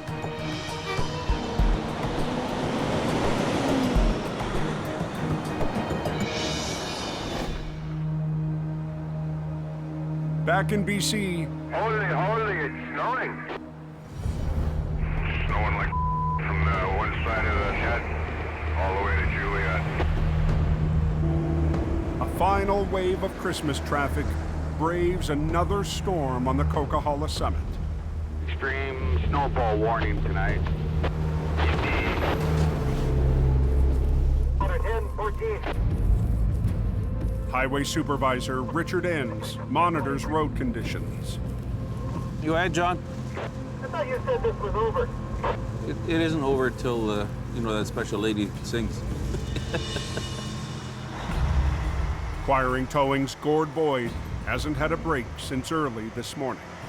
That sloppy flakes. For some reason, it always seems to storm the weekend before Christmas.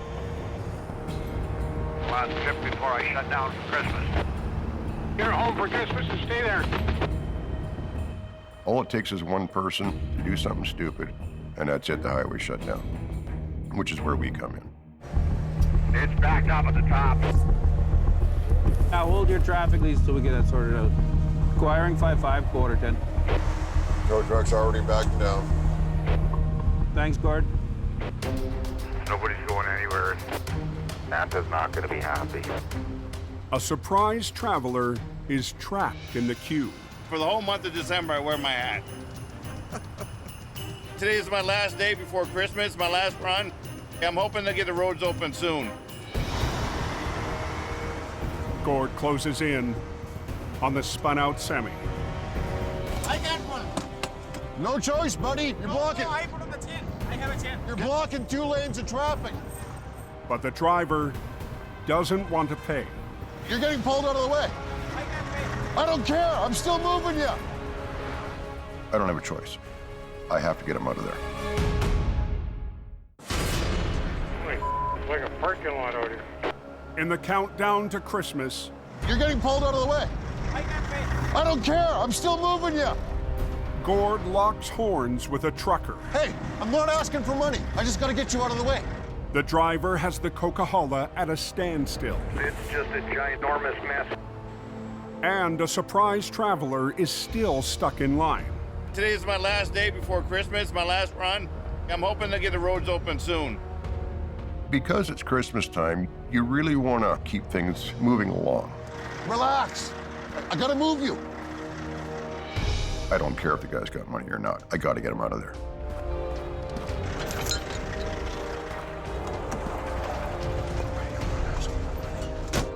I don't want to pay. I don't want to pay. I didn't ask for money, buddy. I just got to get you out of the way. My primary concern is to keep the highway open.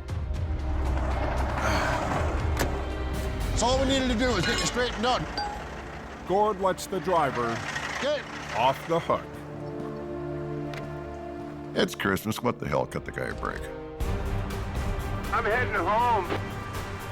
Makes me feel good to get the road open. Hey, Gord, thanks for what you're doing. Merry Christmas.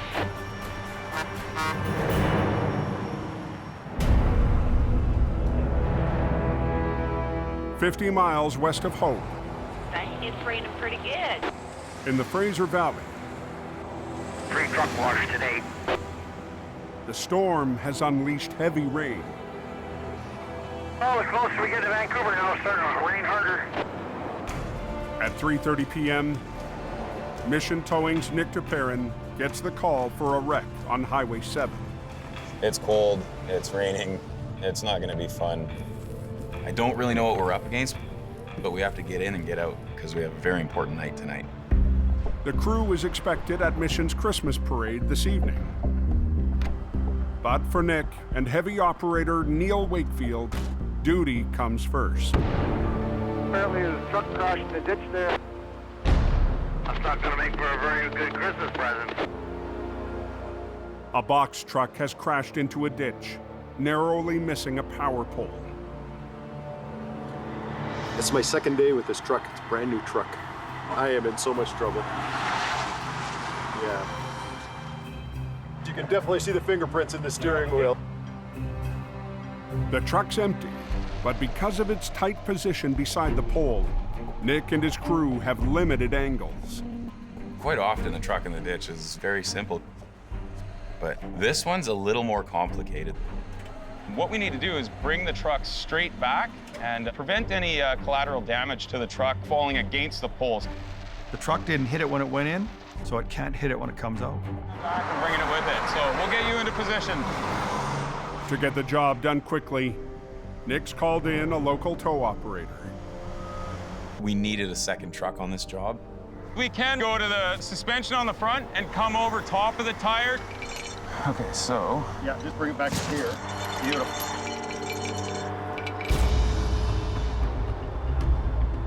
You're gonna lead with your passenger side line. I want to double check that cross member once we start pulling in there. Okay. All right.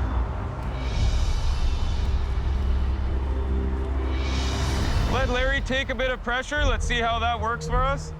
As Neil pulls on the back end, the other wrecker will redirect the front end away from the power pole. We've got inches to pull this thing out and not make a mistake.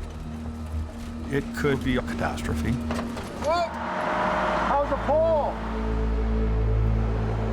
It's right up to the pole. These are live wires, so if the pole comes down, we're in a lot of trouble. Okay, let him take it in and then go with him just a little bit.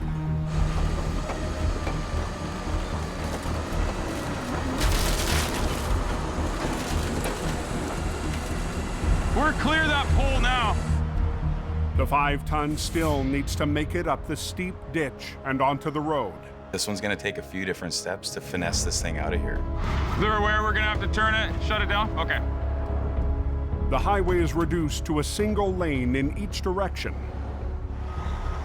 so the wreckers can get into position for the next pull.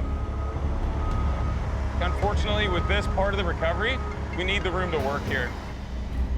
To lift the wreck out of the ditch without causing more damage, Do you have a big belt for a Christmas wrap around the back? Nick will try a heavy rescue maneuver with a festive name. A Christmas wrap And it basically reaches around to the low side and just supports that truck as we bring it up. The key to the Christmas wrap is a thick strap slung around the trailer. The strap should help to cradle the box and keep the truck on its wheels while it's winched out by the two wreckers. These guys are gonna have to make sure they're operating their trucks at the same speed. If he doesn't hold the back, and if I pull one line a little too tight, that truck's gonna lean and go right over. And now we've wrecked the whole truck. Okay, here we go. Lead with this side.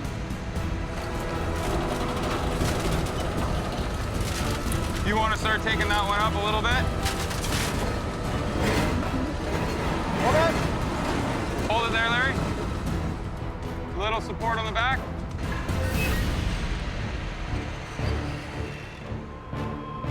Slack it off just a little bit.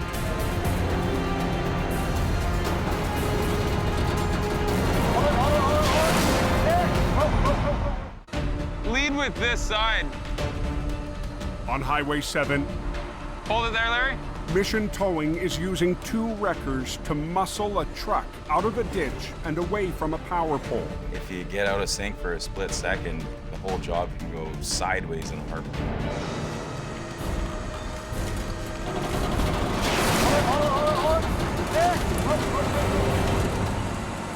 Okay, hold it there.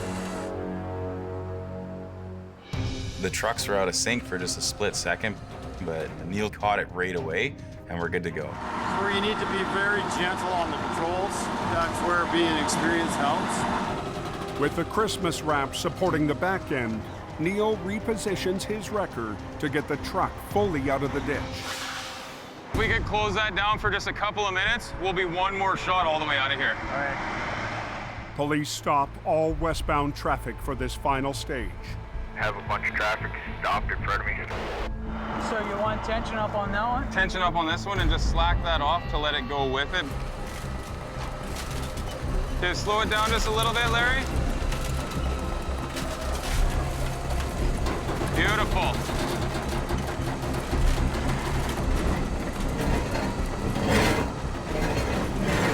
Okay.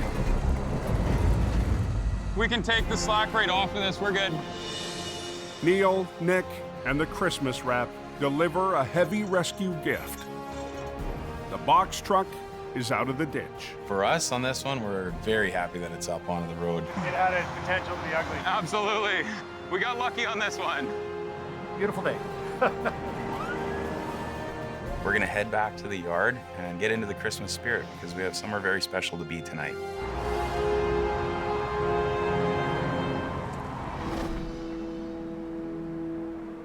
As night falls,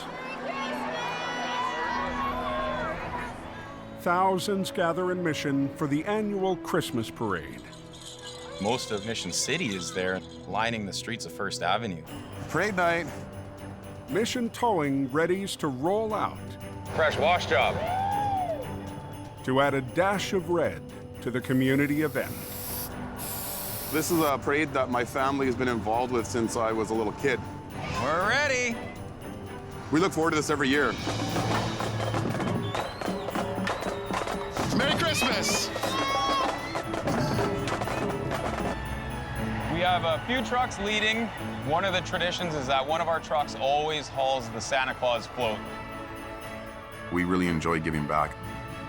And if it wasn't for the people in our community, we wouldn't be here as long as we are.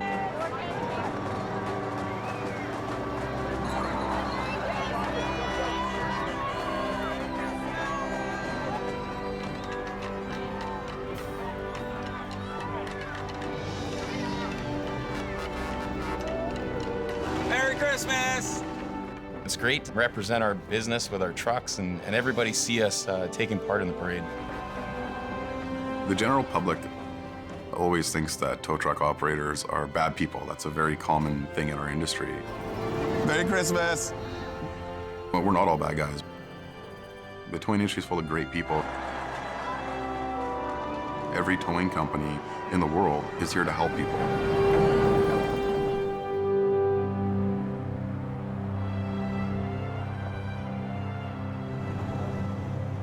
And the level of commitment and sacrifice that tow truck operators make, it's unbelievable.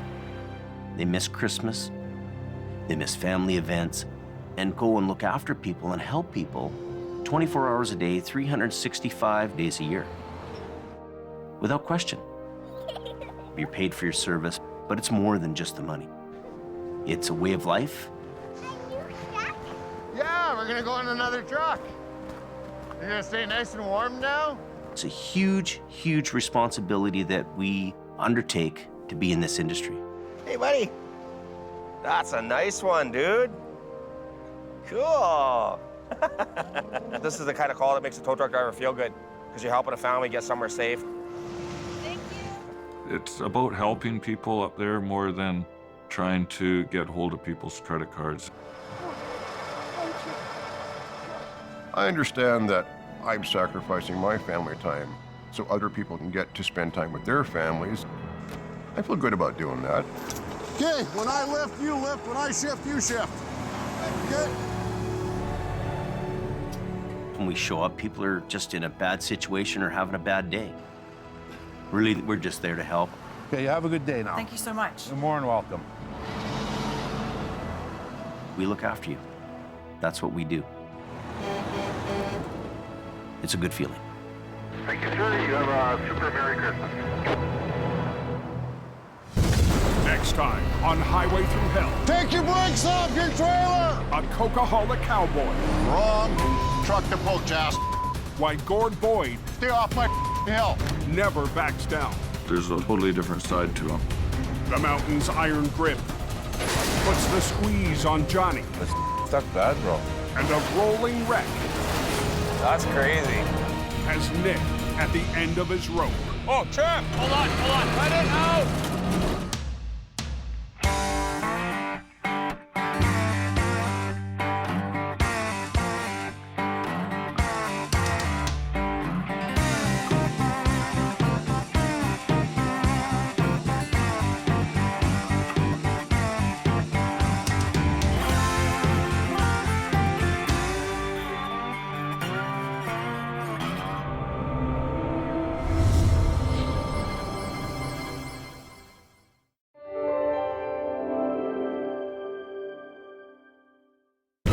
This time on Highway Through Hell, a terrifying tumble. Oh, he's alive. Plunges the mission team into a daring recovery. It will go over. Uh-oh. A frozen truck becomes Scotty's roadside mystery. She's all blown apart here. And Colin and Jamie use air power Wall's coming out of it. to battle a bulging load. On the Highway Through Hell, the last line of defense is a heavy rescue team ready to tackle any disaster. Because closure is not an option.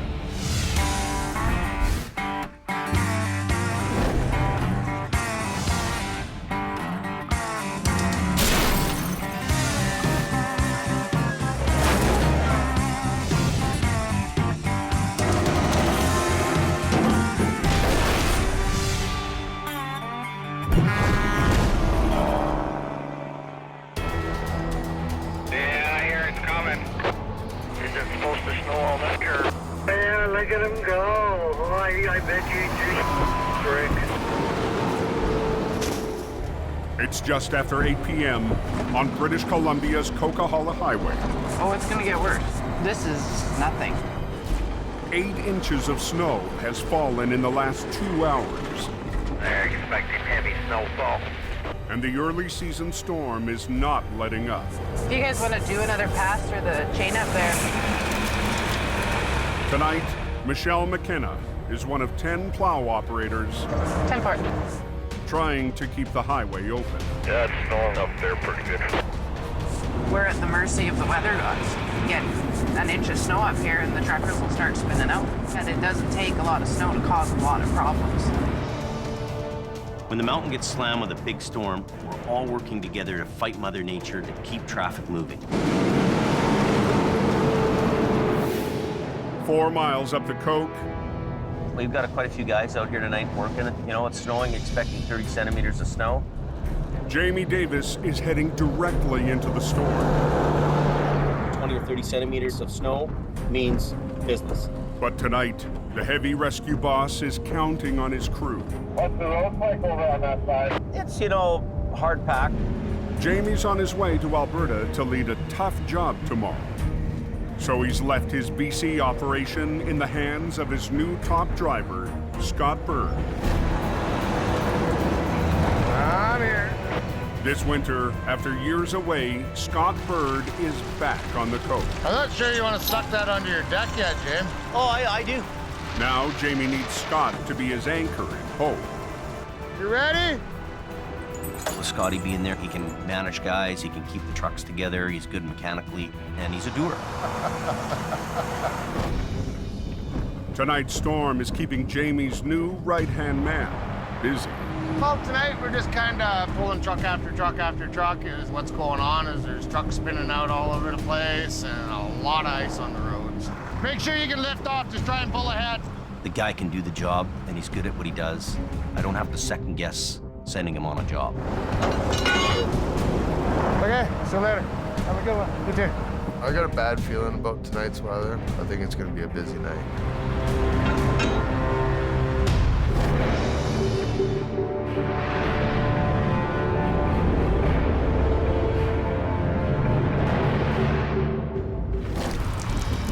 Down in the valley, a 4,000-foot drop in elevation. Holy, the wind is raining like a bastard. The storm has unleashed torrential rain. Distant rain, it's hell going north. We got a fire truck up here on our side. Mission Towing has been dispatched Dispatch search and rescue. to an urgent call. There's all sorts of fire and police cars there. Pickup truck has gone over an embankment down into a creek. Operator Neil Wakefield is behind the wheel of Mission's 35-ton heavy wrecker. We're concerned that somebody's trapped, maybe underwater. There's a rescue truck coming up that way too. Someone's having a bad night tonight. Racing to the crash site, Mission's new on-scene coordinator, Nick DeParent. Going the way you are. Nick recently returned to help his older brother, Jordy, run the family business. My brother and I are on the same page. We were trained by the same people. We were raised in the same industry. This is a very high-stress scene, really.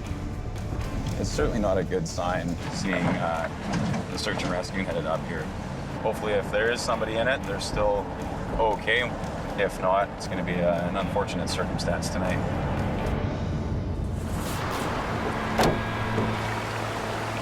Holy. Pickup truck went over the edge, down the cliff there, down into the creek. It's actually called Suicide Creek, is its nickname. That's a tough place for a crash. It's a tight turn, and when it's dark and raining, it really sneaks up on you.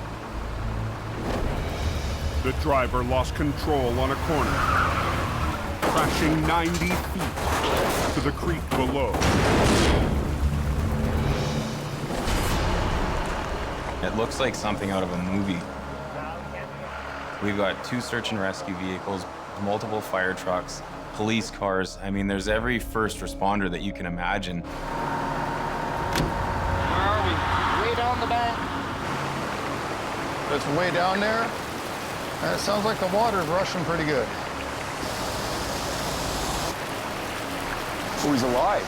Wow, thank God. The driver survived, but is trapped inside. With Mission Towing, anything at this point we can do to help you?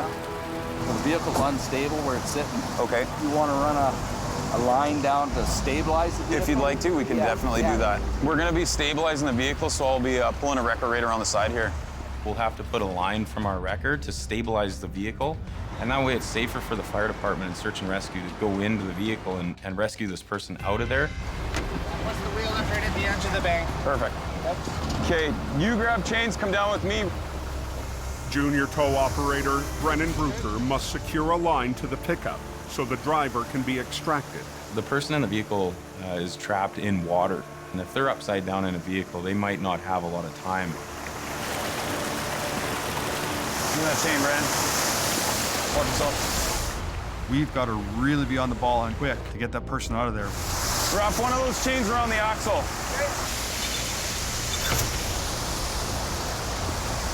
Take up the tension. Just snug it up, but don't move the vehicle.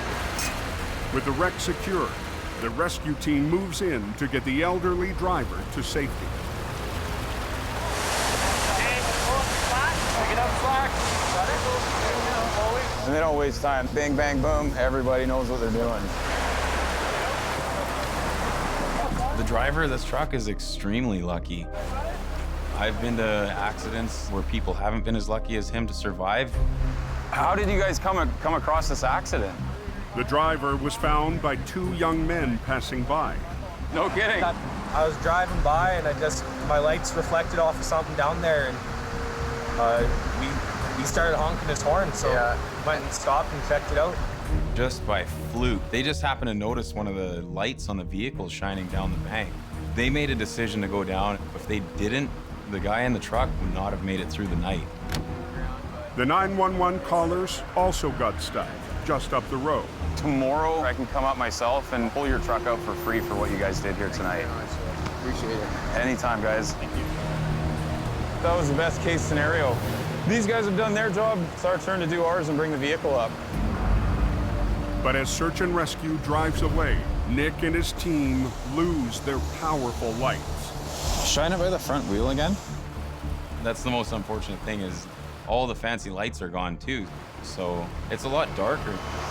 That's one hell of a situation. The number one danger is the dark. We're talking about moving water, a steep bank, and the rain. It's a very complex recovery.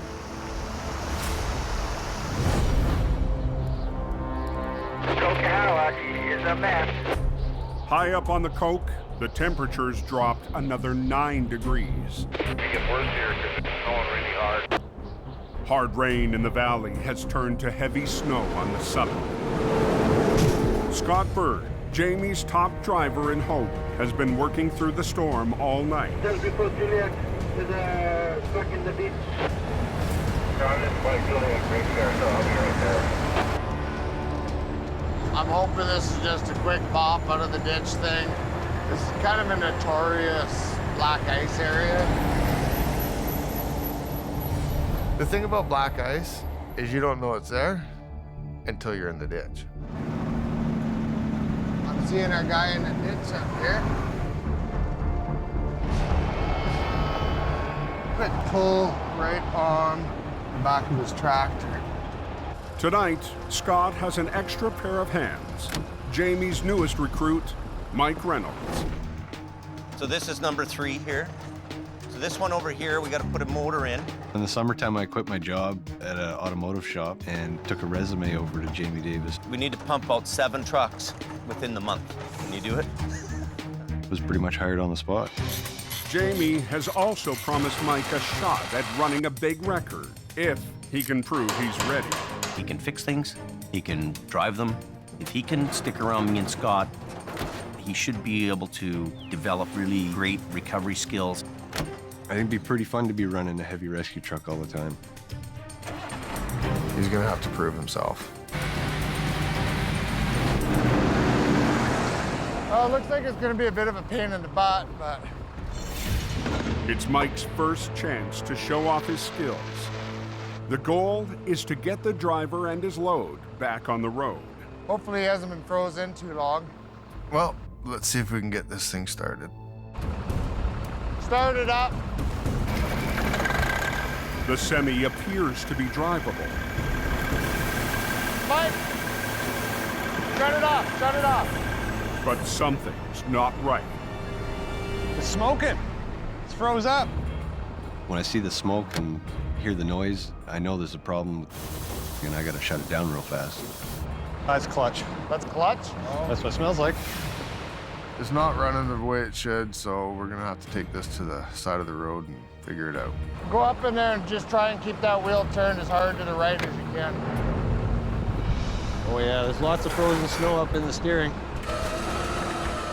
Well, it's not coming real nice, and it's not steering, so there's some more issues underneath that truck than we can see.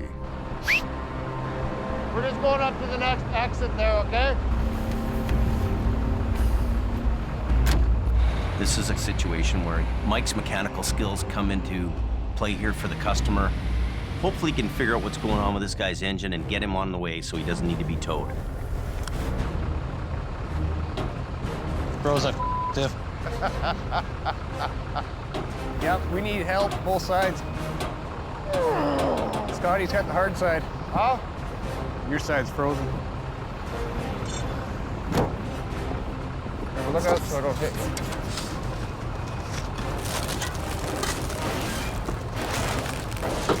Okay, do you want to lift this side? I'll lift the other side. Okay. Okay, lift.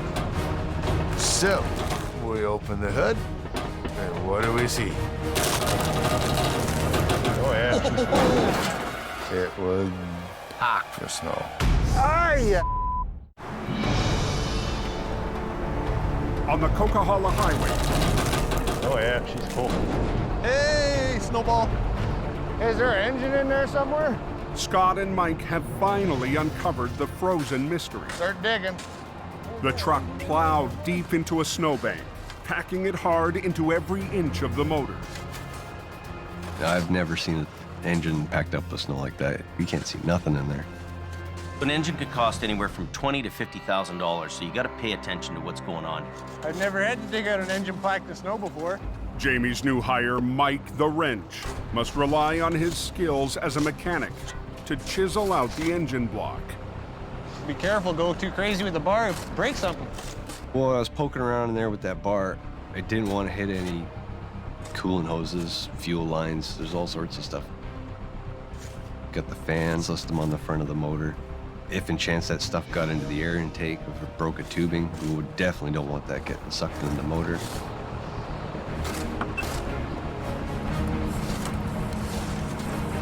We're gonna fire it up. Mike gets the engine running and does a quick inspection. How's the oil pressure look? 60. Check the clutch travel, make sure it's not binding. You're very lucky you didn't even bend your bumper. The driver can get back on the road. Pretty lucky for the most part. Looking like I'm getting ready to get out of here. Okay, let's get moving, boys. It's always a good feeling when you get something out and the guy's able to drive away.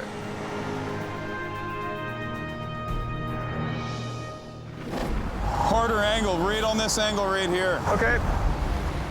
At the recovery site near Mission, BC, Nick and Neil position their wrecker to winch out a vehicle that's gone over the edge. Just let me get as much light as I can on you guys. The pickup truck plunged 90 feet into the dark ravine. It's tough because the truck's fairly far down the bank and my lights can only go down on so much of an angle. Over a bit more? Yeah, just a little bit. That should be good there. We just want to get past that rock, so we're going to want to make sure that those chains are hooked in real good. There is a boulder right underneath the front of it. We need to bring it back and up and over that rock. That one over here? Take off the tension! Our biggest problem is there's rocks down there that are quite big, so we don't want to get hung up on those rocks. But if you get hung up on a rock, it's going to go in places that you don't want it to go. Okay? You watch, I'll pull. You know, I can barely see the vehicle, so I'm relying on those guys to tell me what's going on. Do I need to boom up, Nick, or are we good? I'd boom in and up a bit. Okay. Winch? Yep.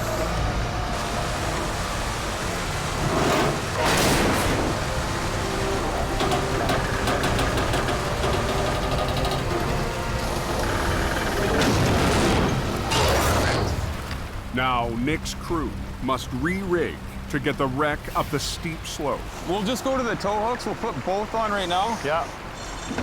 Somebody's gonna be a little chilly. It's your lucky day. We have to go into the water, and this water is freezing cold. Pull it back through.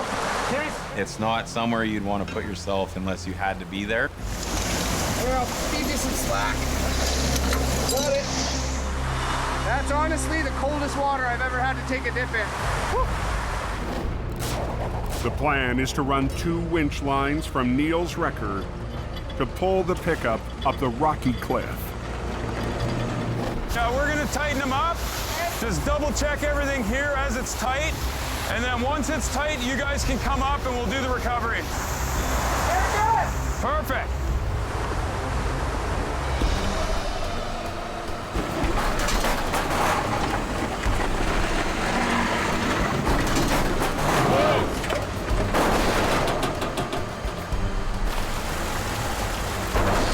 Keep an eye on that spool. Both.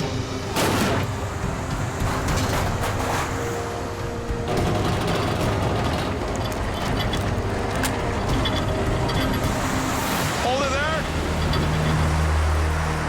Something's going on. We can't see all the obstacles, and the vehicle gets hung up. We're gonna tear that thing to pieces.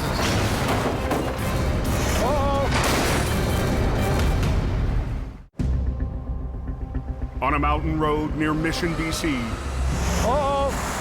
Stop. Nick and Neil's attempt to winch a truck out of a deep ravine is dead in its tracks. Right at the bottom of the stump. We're sitting against this tree. It's against the tree? The pickup tumbled 90 feet down a rocky slope. The driver survived and was rescued 2 hours ago. Now on a line lowered down from Neil's 35-ton wrecker. Grab your truck, point it a little. The truck is hung up on a stump. We're only about 10 feet from the bottom, so we haven't made it very far into this recovery. So as soon as we try to pull it, it wants to tip it up that way, and Okay, so what am I it will hooked go on over. Reese, what I need you to do is come around the outside with your truck and get it into position. Okay. A 1-ton driven by junior operator Reese Griffiths was brought in just to tow the wreck away. We're gonna run a line off your truck. Now Reese and his small truck could make or break the recovery. There's all kinds of things going through my mind. Is it something our 1-ton's gonna be able to help us get through this? Straight to that front corner right there. Nick is betting the extra line from the 1-ton will be enough to steer the pickup around stumps and rocks as the big wrecker hoists it up to the road. He's gonna be pulling it, but just guide it this way a little bit. Couple serious obstacles to overcome. Hoping for the best, but expecting the worst. Ready? Yep. Okay.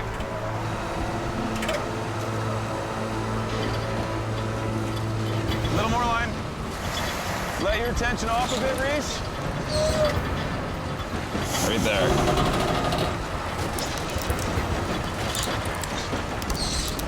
Perfect.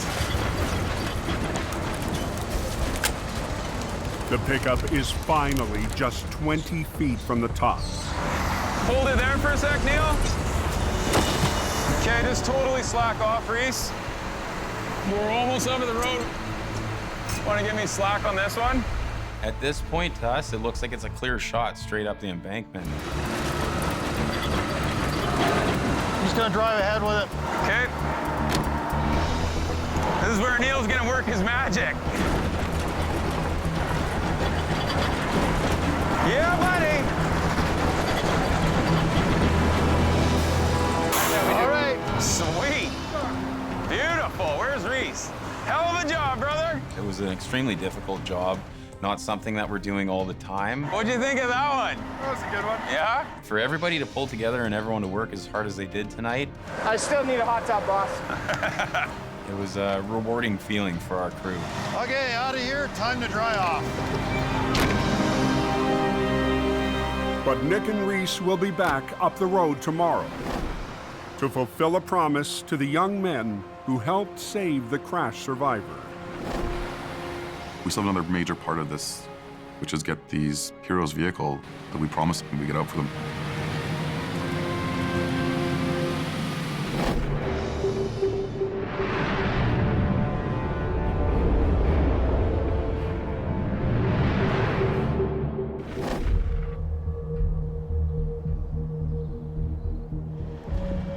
After driving through the night, Jamie arrives at his Alberta yard to hook up a special tool for a tough recovery. We got a call that a tractor trailer's flipped over.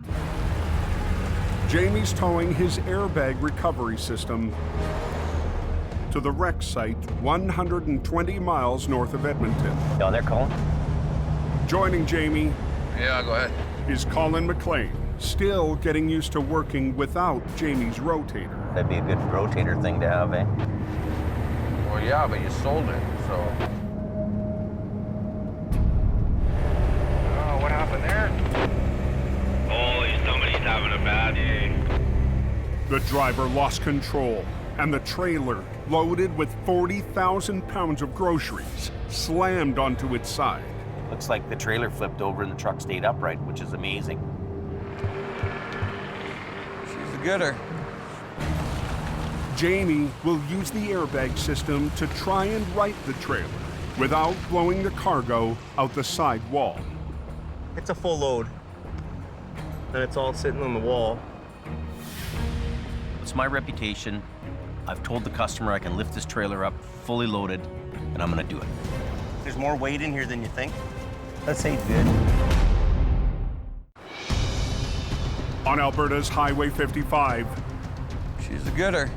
There's more weight in here than you think, and it's all sitting on the wall. Jamie and his crew need to right a trailer. That seems good. With more than 40,000 pounds of cargo pressing on a side wall. My job is to bring value to the table for the customer here. Having this trailer break open and having groceries fall out the side of it wouldn't be cool. We'll need all these hoses. Here, grab that. Jamie will use his inflatable airbags to gently raise the loaded trailer off the ground. And then the last one will be over there. We're gonna put bags in. We're gonna blow them up a little bit, and then we're gonna drop one down, shove it in a bit more, lift, put it in. So there's a bit of positioning we're gonna have to do with the bags. Jamie has used his airbag system in the past on some of the most fragile loads. She's ready. Airbags, you may only use them twice a year. But when you need them, And the further down you get, the better.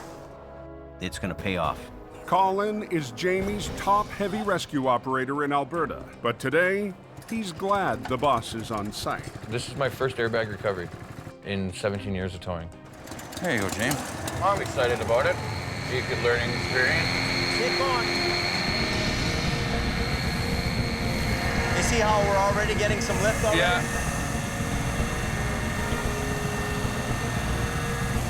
I'm just looking at how the bags are kind of picking up against the wall, making sure that it's actually lifting the trailer. We're gonna be real careful with this guy right here. You gotta remember that the wall is very flexible and it's also very weak. So you don't wanna put too much pressure at any one point. If you try to lift too much of the trailer at one time, you're gonna collapse it. So you lift a little bit, little bit, little bit. If you get too greedy and you lift too much in one area, you'll end up blowing the wall out. But as the trailer lifts higher, Colin spots a big problem. Look at this wall here, eh? This is all blown apart here. Issue on this side. Oh, is it ripped? Having a cracked wall on the side after you start lifting is not something you want to see. Damn. We got to stop this right now or we're going to have a big fail here.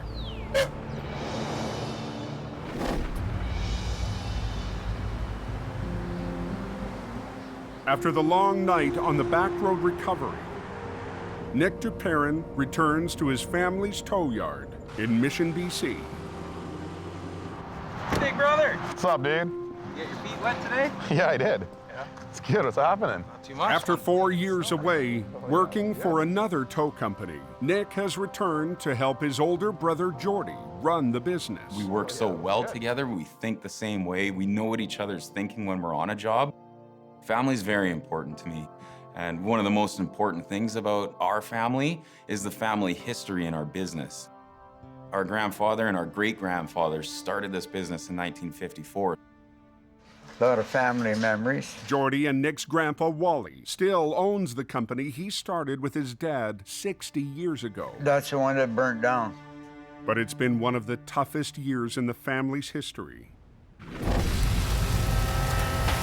3 months ago, a fire devastated the business.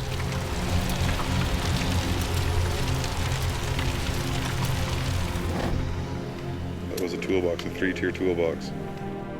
Look at the door.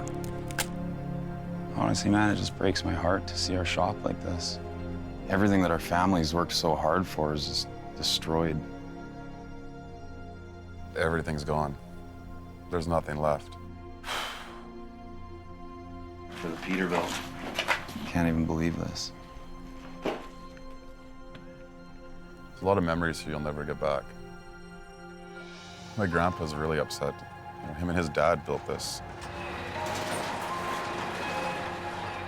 We rise from the ashes. That's what we do, we rise from the ashes. As hard as it is, you know what, we go forward, right? Yeah. Yeah. You know, we keep saying to ourselves, whatever doesn't kill you makes you stronger. We come out of this with a positive attitude and try and service our customers like family. And today, that family spirit will be put to the test. Back at Suicide Creek, the scene of last night's recovery. What we're gonna do is no cost to the owner of the car because of what they did last night, saving the man's life. We really believe in paying it forward. It's kind of our way of saying thank you. This is it here. We got the Holmes 480, winch on the front. Junior operator Reese will help recover the Good Samaritan's car, but he'll be driving Grandpa Wally's favorite truck, 43. This truck's got a lot of miles on it, a lot of miles in the hills. It's gonna go get a few more miles on it today. Yeah. I've never ran a Holmes before, so it's gonna be a good learning curve. Yeah, I'm gonna take the Tundra, so I'll follow you out there. Okay, sounds good. Be careful, and I don't want it wrecked. That's my pride and joy. I'll take care of her for you. You'll be shot at sunrise.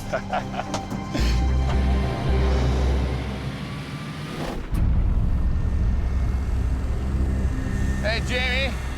Back in northern Alberta, Oh, no. Collins discovered a tear in the wall. This is all blown apart here. A trailer loaded with 40,000 pounds of groceries is coming apart at the seams. A section of the wall has opened up from another section of the wall. It's ripped rivets. That's bad. If Jamie keeps lifting where the airbags are set, the wall could fail. We found a tear in the side of the trailer. If I saw this flown out, I wouldn't even attempt at airbags. Well, is that going to be an issue on the bag? No, it's going to be an issue, period. Okay, We have to stop right now and rethink this whole situation. take down that one. The tear in the side is a bit of a sketchy deal, but it's my reputation. It's my name on the door. I think we got to take one of these ones out and put it there. It's up to me to do a good job and save the customer money and not cause a worse mess than's already there. Take this third bag down and move it over. Right there. Colin helps reposition an airbag to try and seal up the wall. If you're lifting on both sides of the tear, you're doing this. If you put the bag on the tear, you do this. Okay. Using the airbags, we're able to put the metal all kind of back together. It brings the tear together. It doesn't separate the tear. It's risky to your equipment. You might end up, cutting a bag with the sharp edges. So it's a bit of a gamble. This is the critical time right now. The wall is holding. The guys need to rig up here a little bit now. Get your tailboard right here on an angle. You want to be pulling right here. Now Colin and operator Johnny Tipton will use their wreckers to lower the trailer back onto its wheels once the airbags have done their job.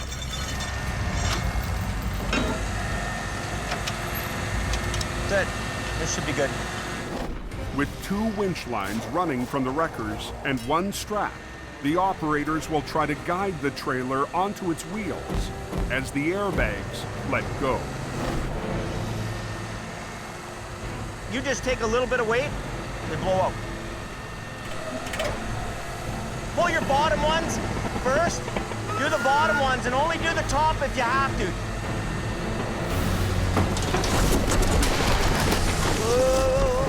The groceries are starting to fall down inside here. This guy's at the maximum now. It's gonna pop out first.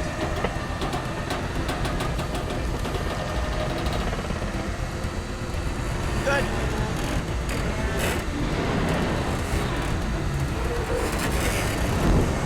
So perfect. Good. Oh, see, there he goes. The air cushions have done their job. But the loaded trailer still needs to be moved to the road. It's going to be a struggle just getting it 50 feet. You just keep tight here.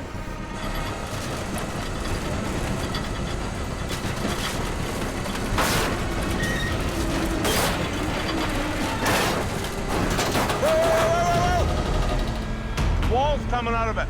The force of the pull makes the back wall bulge out even more. Damn.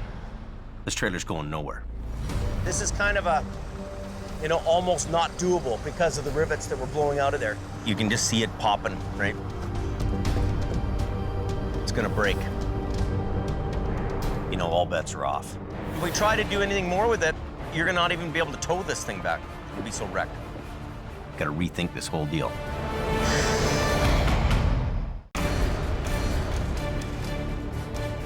In northern Alberta, damn, you can just see it popping, right? Jamie's attempt to lift a fully loaded trailer out of a ditch has come to a grinding halt. It's gonna break. This thing could easily just unzip like a zipper. If Jamie continues, the wall will blow out.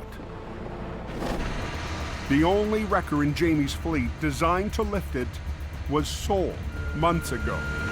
If we had the rotator, we'd lift this. Really what we need here is a rotator and swing the front end of the trailer onto the pavement. Problem is we don't have the rotator here. So, you know, we're faced with the facts. This is what we have to deal with. Put one safety chain to your deck to here, and you put another safety chain in over here so it doesn't slide on you, right? The only other option for us is to put the underreach underneath, lift up like a big hand, and then try to drive it ahead. And you pick this whole thing up, right? And then you just idle ahead. This is a really critical situation here right now. We're at a point here where this thing could blow apart. And that's all we can do. They've got the road closed for now. All stop. Tighten those chains up. Lift. Keep going. Yeah.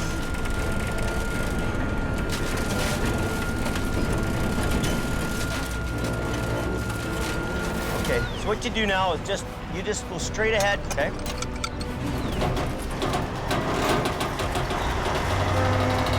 Turn your wheel to the left. Okay, good, good, good. Keep going. You got a 53-foot trailer kind of dangling off the back of your truck. Okay, go ahead a bit more. Drive forward. Are you kidding me?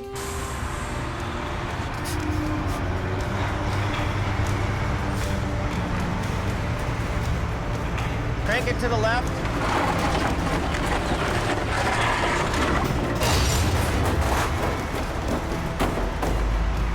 Okay, go ahead a bit.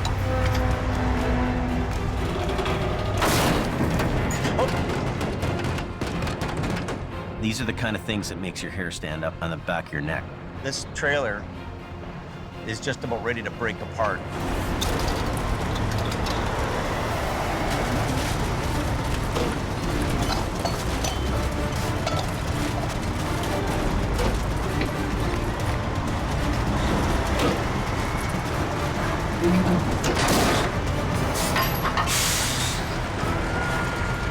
It seems like this is never going to end.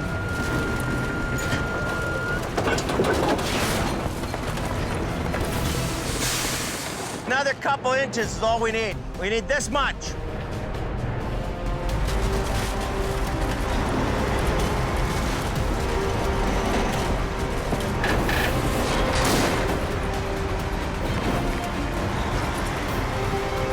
Okay. Okay, good. wrecked out there. Just barely hanging together. That's sketchy. The trailer is on the highway, but can't be towed more than a few hundred feet to a side road. We're gonna be really lucky if this trailer even makes it just to that pullout over there. We've got to come back tomorrow and unload this trailer. Is that all opened up there now?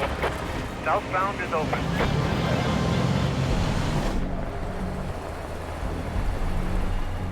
Near Mission, BC. We gotta be a little careful. There's a lot of sharp turns here, so it's quite easy to slide off the roads. Nick and Reese head up a logging road to make good on a promise. We're getting closer to where the vehicle's located, and the snow's getting a lot deeper. They're searching for a car that got stuck near last night's accident scene. The vehicle belongs to the two young men who called 911. All we want to do is show some appreciation for some people in our community that deserve to be appreciated. But it's getting tough for Reese in Truck 43 to keep climbing. The roads are getting worse. I'm hoping that we find this vehicle, because I don't want to be going too much further up into the mountain. Found it. Got a little slippery. Yeah.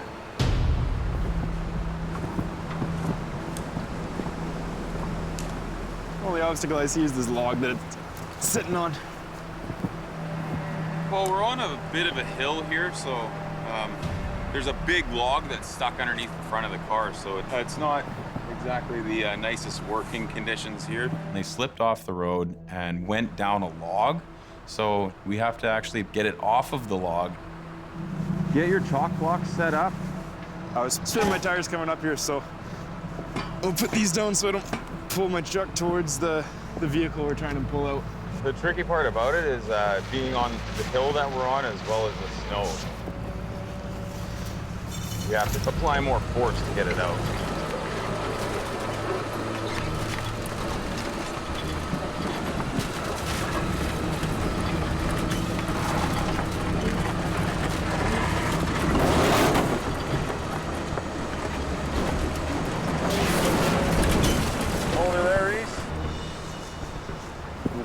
A lot of sticks and stuff that's jammed underneath.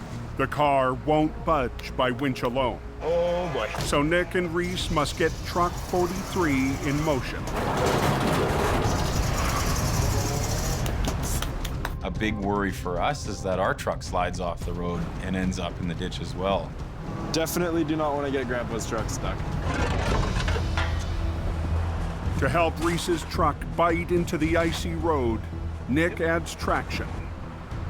That's going to help us maneuver the wrecker around to where we need it.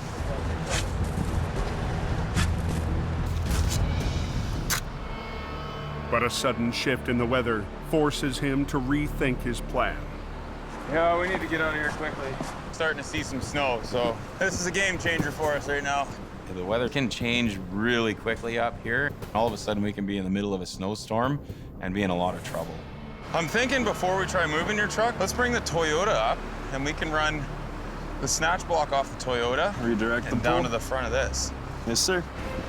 Nick will use his truck to redirect Reese's line to increase their pulling power. We're gonna put the Tundra to the test. We're gonna give it a shot. We need to get out of here quickly.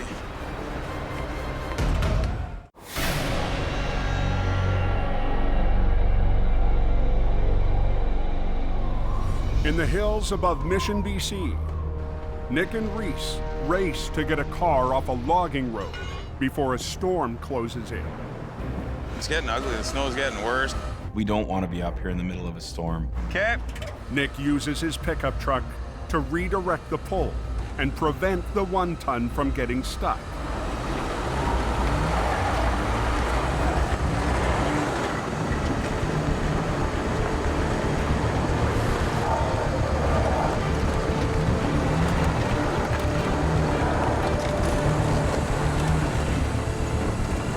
Awesome. Perfect. Look at that. Look at that. Reese, man. Nice job.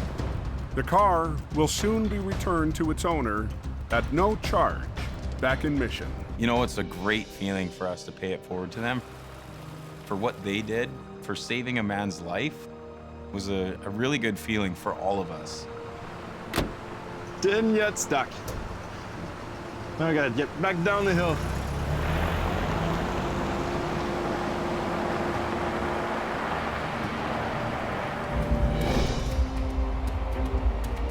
After yesterday's battle with a bulging grocery trailer, Jamie and Colin have one last task to finish the job. Here with a replacement trailer for the cargo, and the wall's just too breached for us to haul it with the load on. This trailer's got a broken frame, it's not going anywhere, and it's gonna mean a whole day of unloading. The trailer's tweaked, so the door is jammed. So the best thing to do is just punch right through it. So it might be a little destruction, but it'll work. Yeah. It's gonna be a bit of a rip and tear show. Well, let's see what happens. That was good. Well, the door's open. It's not a call you want to make, but you know that if you try to haul this thing down the road, it's going to be unsafe and it's going to end in disaster. This is going to be one hell of a job. 40,000 pounds of groceries must be moved by hand. Everything for the kitchen sink. Before the broken trailer can be towed away. Yeah, it's a pain in the ass. It sucks. Get organized here and start hand bombing. You're on a scene like that, it's all hands on deck. It doesn't matter if you're the swamp or the boss, you're moving boxes. Not wrecker pickers, it's trailer pickers. This is a valuable load, and if we can recover 2/3 of it, you know, that's a savings to the trucking company, and it's also a savings to the insurance.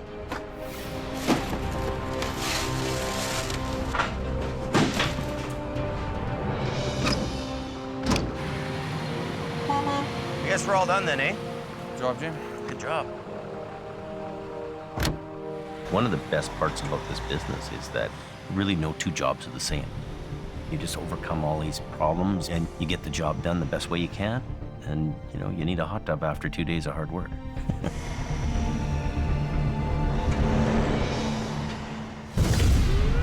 Next time on Highway Through Hell, a crash on a bridge Start fire now. puts Jamie's crew on edge. Watch out, watch out. Scary ride, man. A mountain recovery has Mission towing in deep. It was a mess. And a mangled load We have to get this sketchy-ass load down into town. makes the canyon run. Here we go.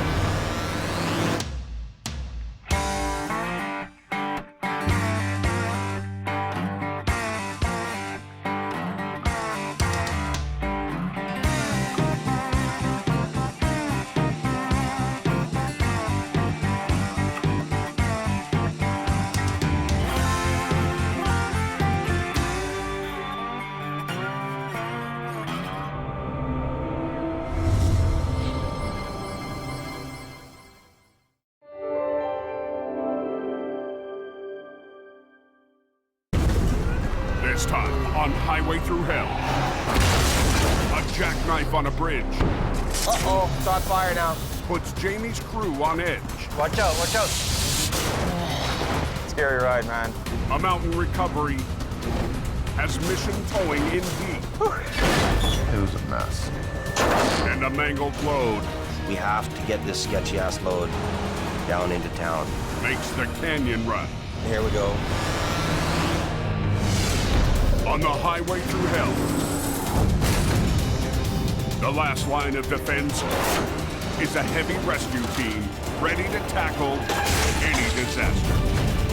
Because closure is not an option.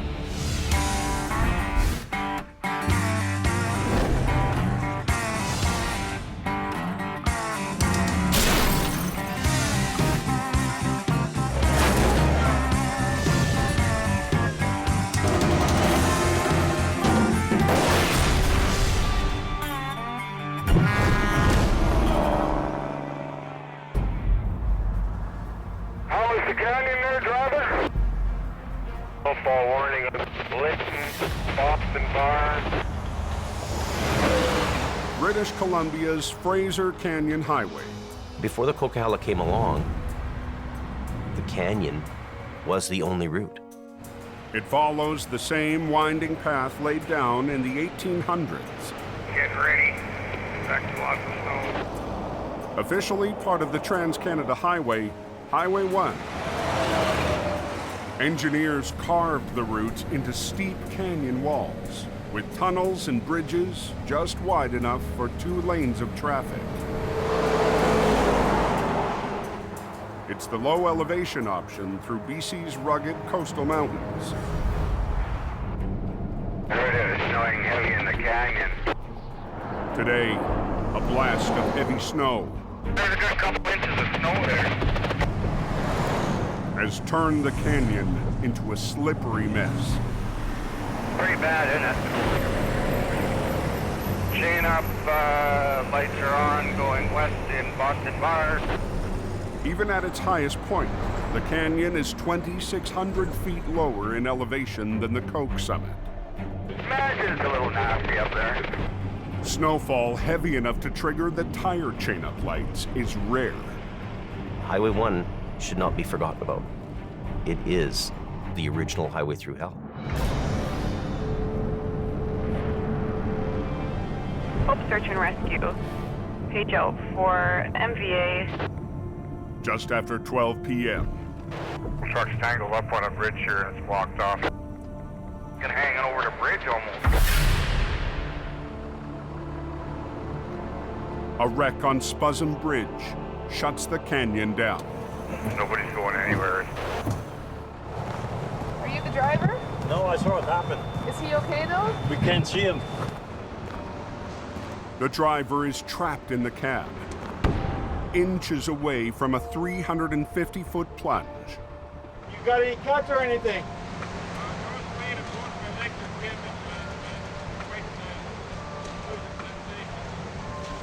Okay, we've got help coming for you. Could smash that window. Yeah.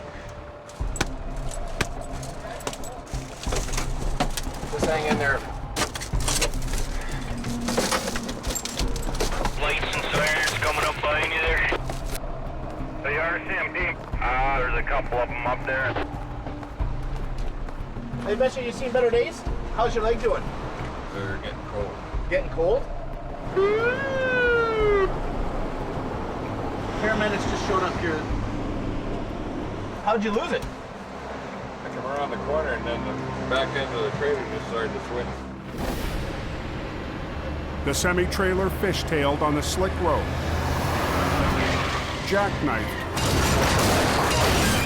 and broke through the guardrail. And thankfully, for whatever reason, the force was going not fast enough for it to go over. It just popped it back in. Saved his life.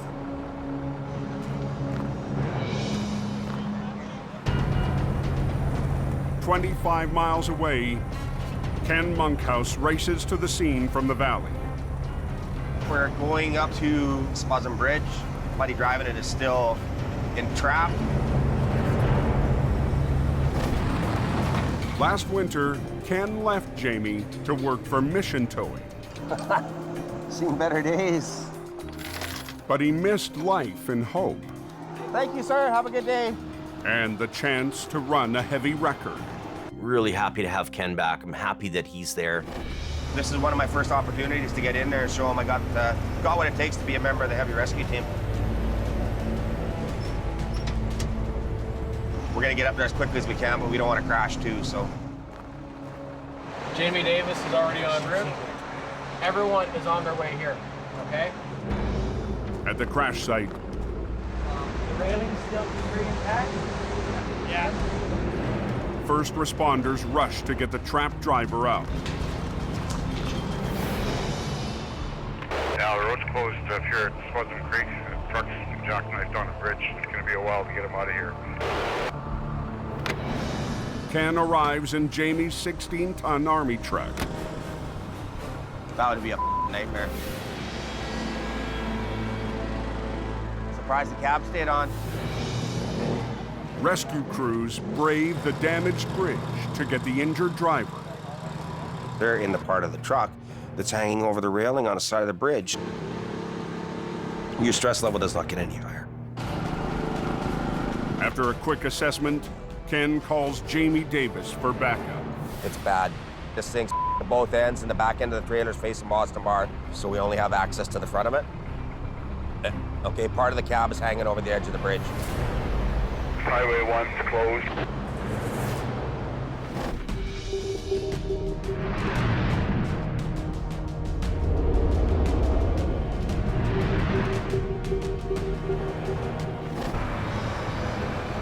With the canyon shut down, traffic bottlenecks onto Highway 5.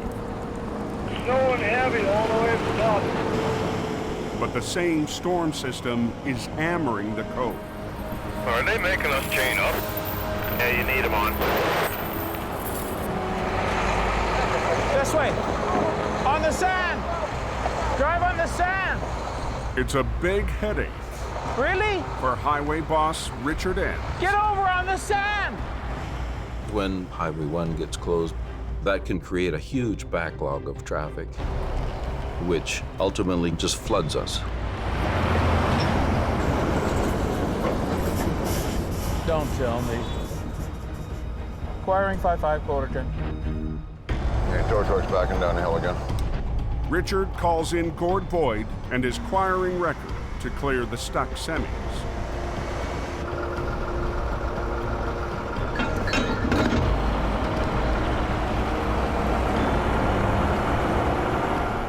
I keep pulling until they tell me to stop.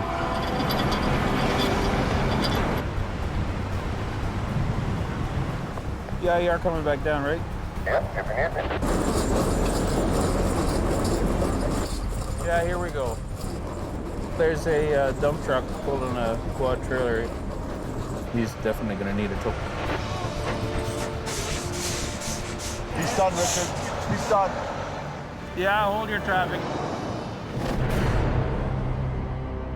Highway shut down up ahead of you there, bud. On Spuzzum Bridge. Oh, there's a truck on there, jackknifed. Yeah, and he's hanging over the edge, too. Rescue crews race to extract a driver trapped inside a jackknife semi. Hey, that guy with that truck, did he survive that? Highway 1 has been closed for more than 2 hours when Jamie arrives. I hate this bridge, it's spooky. I get scared of heights here. You look right down there.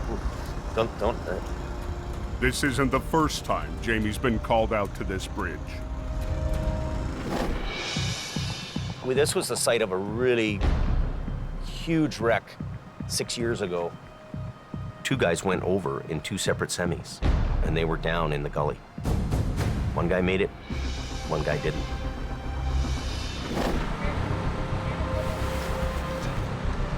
Okay, keep coming. Today, it's a different story. The guy that crashed this truck is alive and well, which is amazing. This guy is lucky.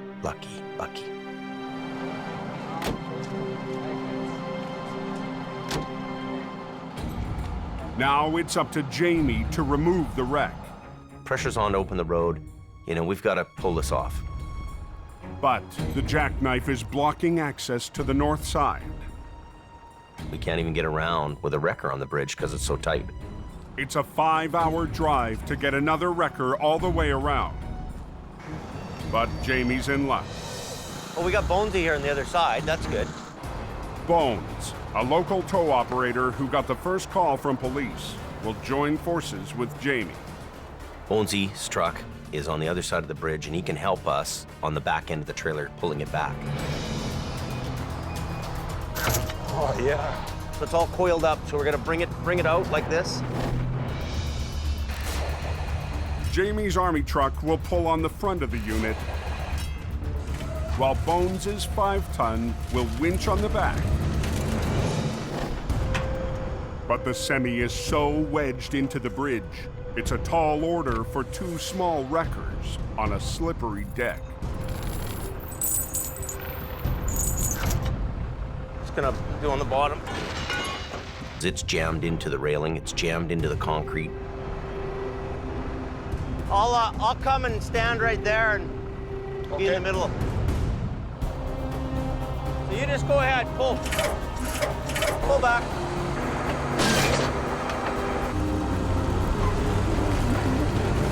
Slide back, eh? The bridge deck is really fighting us on this job. Just boom up, boom up. This is gonna be a really tough job. The canyon's closed. Anybody know what's going on Highway 1 near Spuzum? Oh, there's a truck jackknifed on the Spuzum Bridge. Yeah, I heard it's going to be closed for hours. In BC's Fraser Canyon. So you just go ahead, pull. Jamie, Ken, and local tow operator Bones struggle to clear a jackknife hanging off a slippery bridge. We've got the middle of a bridge deck. We've got, 350 feet down. Cab's totally crushed. Sliding back, eh? Everything's sliding back and nothing's moving. Only thing's moving is our trucks here. Okay, now just stop. The bridge deck is like a polished rock surface. I put that spade on. Oh, okay. And the trucks aren't biting, they're just slipping on the surface of the deck. Okay, let's get the deck truck up. We're both maxing out, so a little bit more on this one, it'll help us. Jamie drove a deck truck up to haul away the crushed cab. It's got a big 25,000 winch on here. Now he'll add it to the mix. We'll run it off the end of this deck. And see if 3 trucks will be enough to unfold the wreck. Can I have that block of wood? Thanks. That'll work. We've got the Army truck on one side of the bridge, pulling on the trailer. We've got a flatbed to pull the cab around, and we got Bonesy's truck on the back end. The pressure's on. I mean, we've got to get this thing open. So just pull to what you can pull. Don't overdo it, right? I'm following your direction. Pull, pull.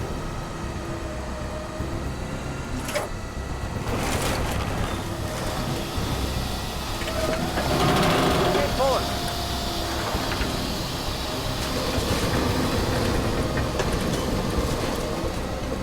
All right, front end's up in the air. Keep pulling. Keep going. Pull a little bit.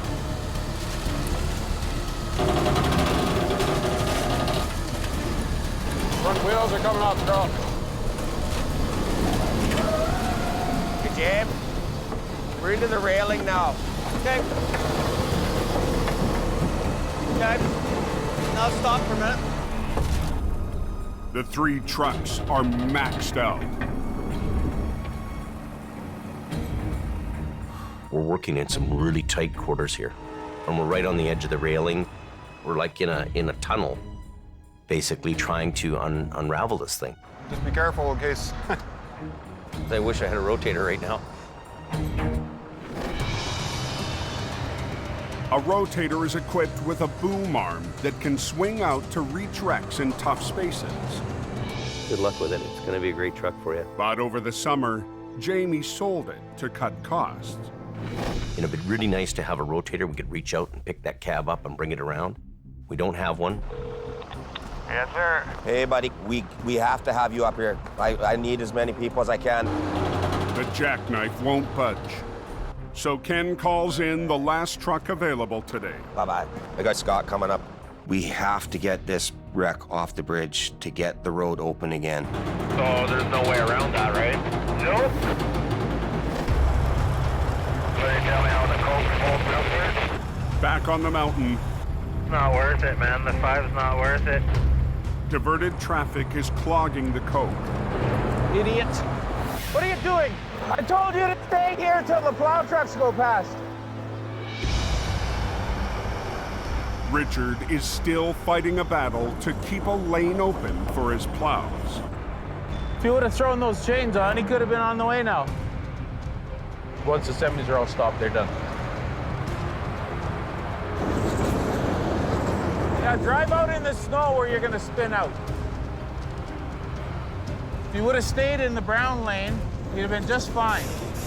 Well, back him up. Back up! Hey! Just when we're trying to get traffic flowing.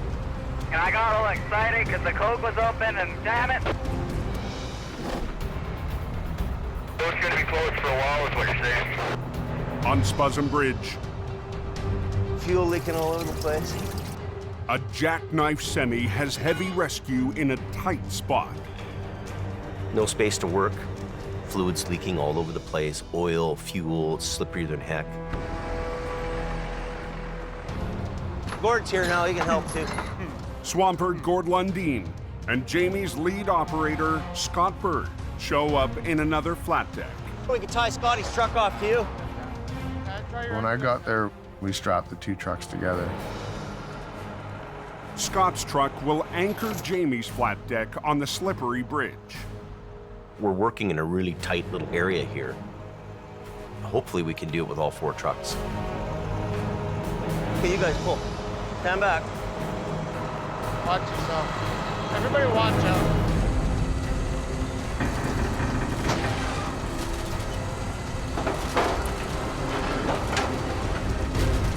We're getting there, Jimmy. Barely.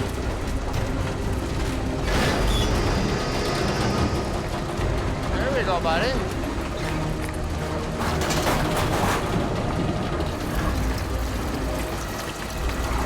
Keep going, son. Keep going. But as the cab comes off the railing, Here we got sparks. We got sparks. Barking again like crazy. Watch out, get out of there.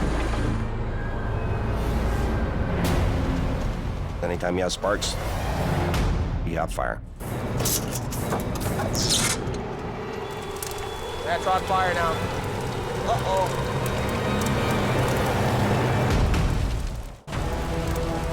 Uh-oh. It's on fire now. Got a fire extinguisher? an electrical fire has flared up on the bridge wreck. Watch out, watch out. Getting it about halfway around, all of a sudden, wire arcs out, and this unit catches fire. Send me these batteries. Get a Crescent wrench. Got a Crescent wrench? Jim. Here. And we've got flames happening because the batteries are still energized. Jamie must disconnect the batteries that are sparking the blaze. There's diesel fuel everywhere. There's diesel fuel on the bridge deck. That's just something we don't even want to think about. Hey, it's going in the cab, man. How bad is that? Oh. Keep spraying till she won't spray no more. Spray the hell out of it. Oh, let's get the batteries disconnected quick.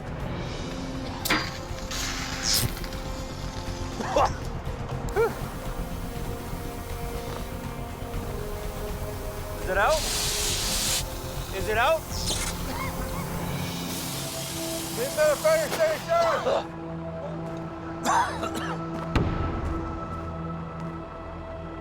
Is it out? We're good.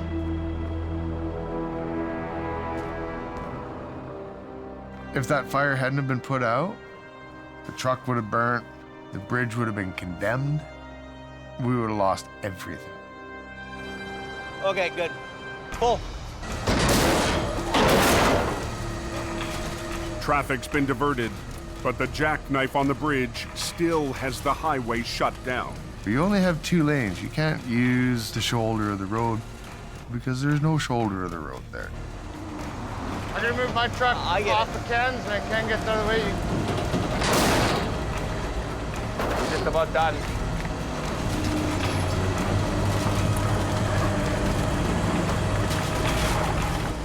You there? Yeah, I'm there. Okay, undo her. Let her down. Okay, get this wreck off the bridge. Got things mangled, eh? Yeah, have to chop up that in the front. We can't have all these parts and pieces hanging off of it when we're going down the road.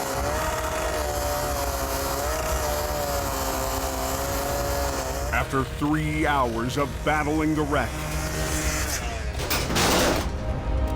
Yeah, I think we're good. Jamie and his crew are 1 pull away from opening the road. Ah! We've got the old school know-how. I just like yelling at people. And I'm happy that we're doing it with less. So less is more. That should be good there, Gord. Okay, stand back. The highway's shut down here. We've got to get this road open. Hold it, hey! Hey! These aren't turning.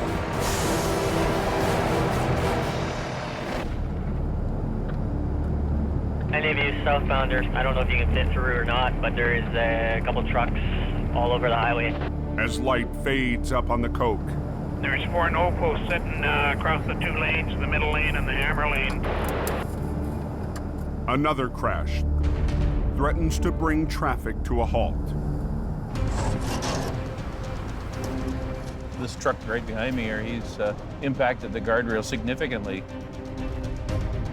The concrete barriers called no posts have created another hazard for the highway maintenance team. This day just gets better and better, don't it? Richard needs to engineer a quick fix. So the supervisor takes matters into his own hands. I'm gonna stand these guardrail up and just temporarily position them.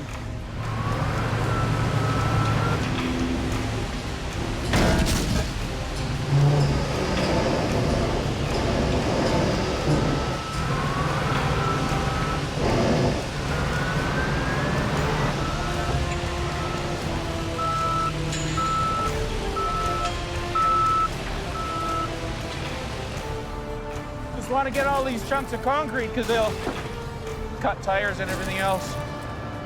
30 minutes after the accident, Richard and his loader have the no post back in line. That'll get us through the night anyway. It's all cleared up now. Yeah, the coke's open northbound. Okay, stand back. On Spuzzum Bridge, Hold it, hey! Hey! These aren't turning. a semi that's been blocking Highway 1 for 5 hours refuses to roll. No, they're locked right up. Okay. The semi's brakes locked during the crash. The airlines needed to release them are destroyed. This is just a bad deal all the way around. Okay, we got to cage the brakes. The only option is to manually unlock the brakes, one wheel at a time. You got yours, Scott? Sakes, I can't even get the cover off. It's one of those moments where you think, maybe that nice little office cubicle would have been nice.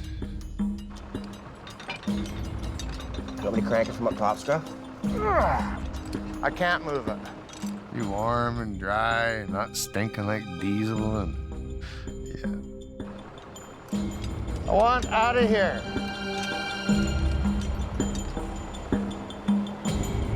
Hey, Jamie, all the cage and bolts but one are screwed. Okay, well, let's try to pull it. We got the trailer brakes off. there's a couple of brakes we could not get the cage bolts into. They want the road open. Just try to drag it off the bridge. People want to get going. The trucks were holding up and stuff, so. It had to get drug off the bridge with some of the brakes still locked up. Okay, everybody should stand back now.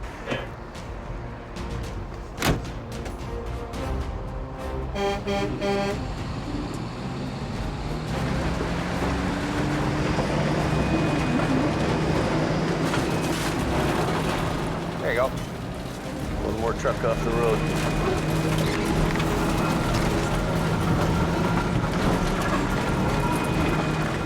For once, the slippery bridge deck works in Jamie's favor.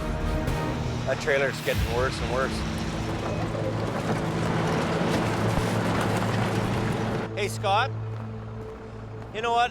That side is breaking as you're moving it. That's gonna bust. That thing's gonna bust in half, so I want it unloaded. Okay. And it's all breaking here.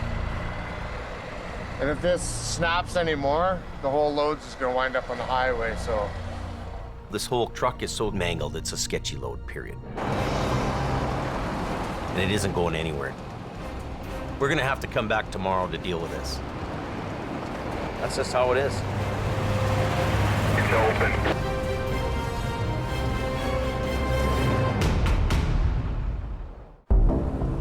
After yesterday's heavy snowfall in BC's Fraser Canyon, Oh, what happened there?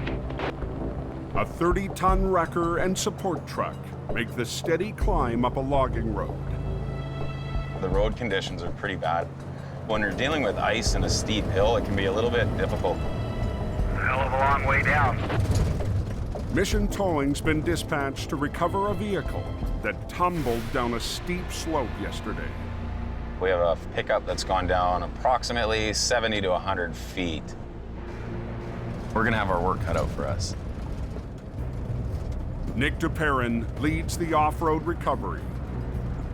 It's extremely hard to go up into these areas to pull these wrecks out of there. After years away from the family business, run by his older brother Jordy, Nick's proving himself with each difficult job. It's so good to have him back. Nick and his crew must finish the recovery before a convoy of equipment catches up with them. So we have to get in and get out and get off this road to make it clear for these guys to get up to their work site.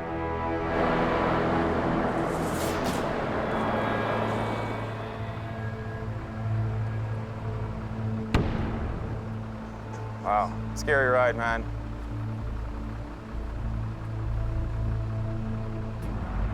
I'm thinking front if we grab the heavy end. If we go right down over top of it to both front corners. Bring it around, should roll. Get it to roll, come around, and bring the front end up.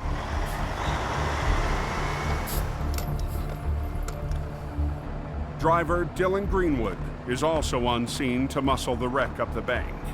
Good to go? Yep. Dylan has a lot of experience with working up in the mountain. They'll need more than 70 feet of winch line to get the wreck on the hook.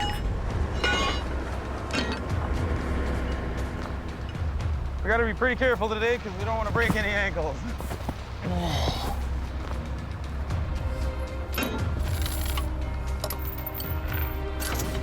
Whenever you're ready, it's on your go.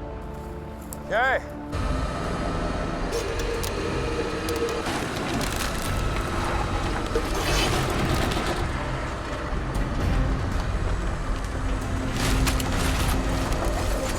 That's a little better. Beautiful. Hold it there. Can you slide me another chain down that line? Okay. Incoming. Nick re-rigs to move the pickup up the hill through a wall of brush and snow. Coming up. Showtime.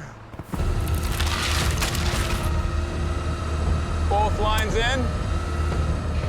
Both of our lines hooked to the tow hooks allows us to essentially walk it up the embankment.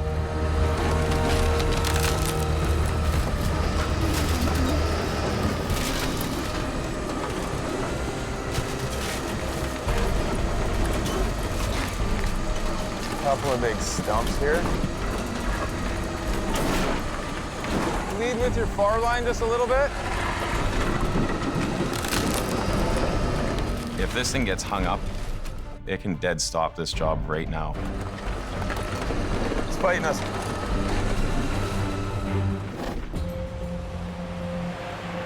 It was really, really icy up here yesterday afternoon. 22 miles south on the Fraser Canyon Highway. They're slowing you down, alternating. Traffic is moving again across Spuzzum Bridge. I was just putting in a temporary guardrail. so that the bridge is safe today.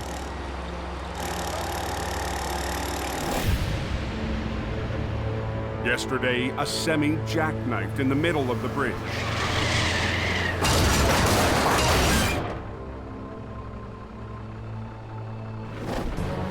After the trapped driver was freed. Uh-oh. It's on fire now. Heavy rescue overcame obstacles one after another to clear the wreck off the bridge and open the road.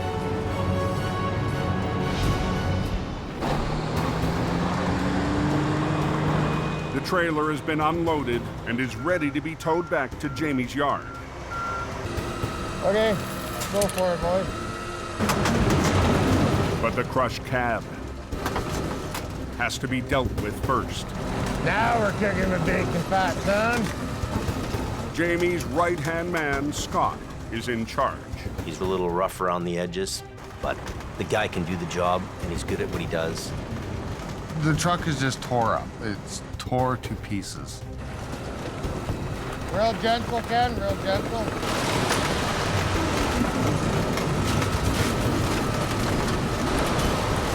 Good, good, come on, nice. Like it was meant to be. But the twisted tractor is far from ready for the road. Yeah. Right there is good. Park there? Yeah. The cab is hanging over one side. We need to shrink this load. Jamie's newest hire, Mike Reynolds, has brought a wrecker up to tow the trailer.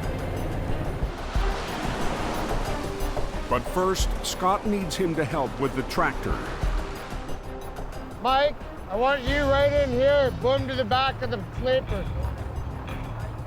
I've worked with Ken for a long time, so me and Ken, we communicate. Mike, maybe he does things in a different way than me. Hey, straight go! But Scott doesn't think Mike gets his game plan. What's up? What do you need me to do? Before you do anything, check with the scene coordinator. Jamie's the owner of the place. I'm the scene coordinator. Scene coordinator, the captain of the ship. Want to freewheel that other side, Ken? Scott decides to use the wrecker's boom to nudge the cab onto the flat deck. Just get the boom inside of the jockey box, lift it, gently push it over. But the battered load isn't cooperating. Just absolutely no integrity left in any of the body panels on this, so we don't get nice square box loads. We get nothing. I can't leave until that thing's going down the highway.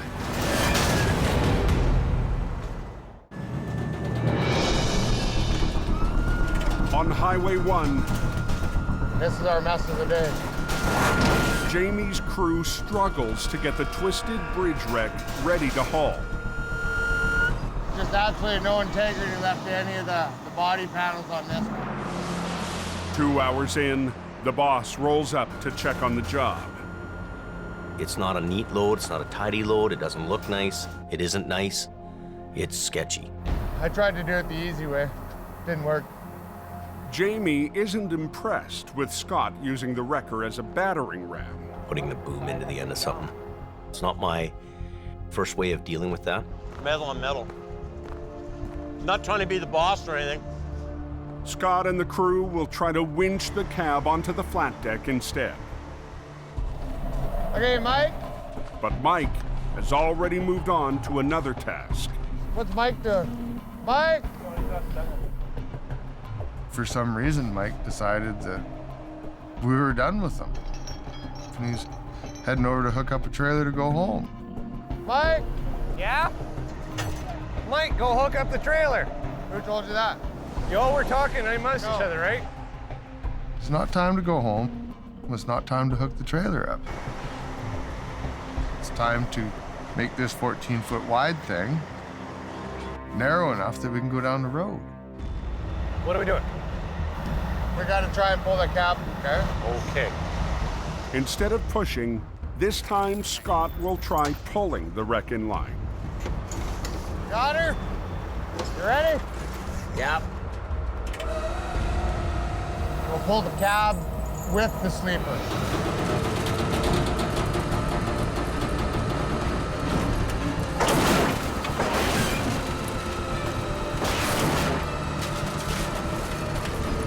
Okay.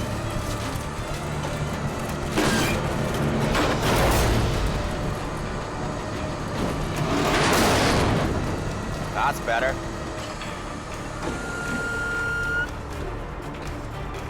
That's about as good as it's gonna get. What we're gonna do is we'll put the Tundra in front and we'll just put the lights on, right? Flashing lights. Okay, you got it. I'll see you at the shop. Thanks, buddy. No, I can just feel the tension in the air with these guys. Okay, Mike, would you go hook onto the trailer for me, please? Sure you don't want to do it for me? The sooner they wrap this up and bring this wreck into the yard, things will be better. I'll come over and pull it through. It's up to Ken to haul the leaning cab more than 25 miles back to Hope. Better. A drive that will take him through Highway 1's tight tunnels. We have to get this sketchy-ass load down into town. We've strapped it down and chained it down as good as we can. We're a little bit over width. And I don't want to have any issues. I don't want to have any problems. I got to get this to where we got to go. Nobody can get hurt, and I can't hit nothing.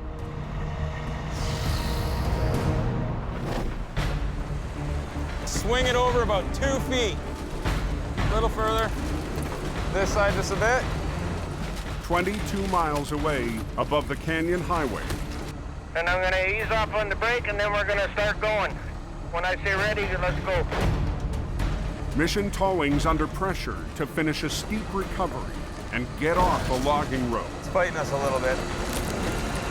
That's what I'm talking about. Inch by inch. It's coming beautifully. Perfect.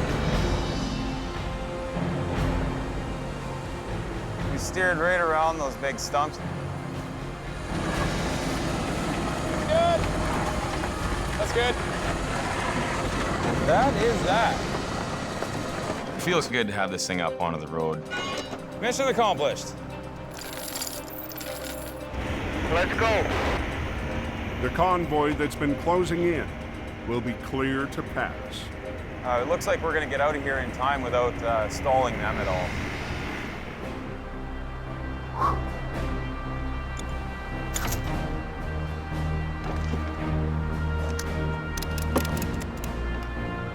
Nice job, dude.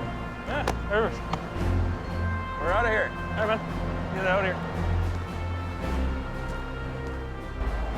Anything's possible on these types of roads.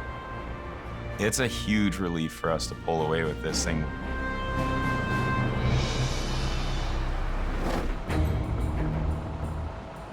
On Highway 1, A couple of short chains and a couple of binders and away you go. Yeah.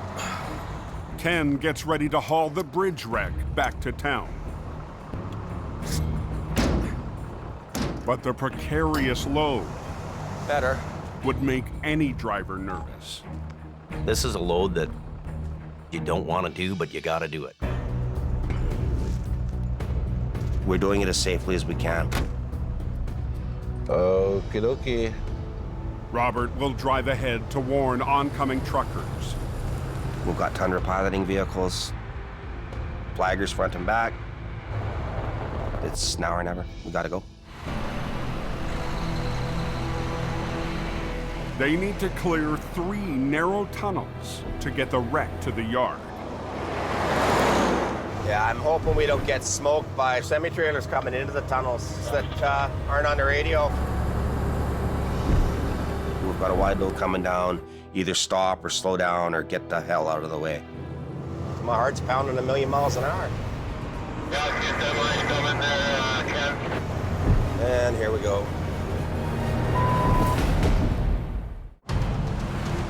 Got the tractor on a flatbed and it's really banged up. On BC's Fraser Canyon Highway, Yeah, I see that. Ken Monkhouse runs a gauntlet of tight tunnels to haul a mangled wreck back to home. You letting these guys know coming towards Sailor Bar that they got a wide load coming through the tunnel, Robert? Yes, they are. I got some stuff there coming. It's probably 13 feet wide, and we're driving through sketchy-ass little tunnels. All traffic going eastbound on Highway 1. I got a wide load coming through. Commercial transport driver, he'll look at our loads and go, not on your life, buddy. They turn those loads down. It's specialized, it's difficult. Truckers going eastbound, number 1. We got a wide load. We're piloting a wrecker. Could you please slow down and move over to past the fog line a bit? Thanks.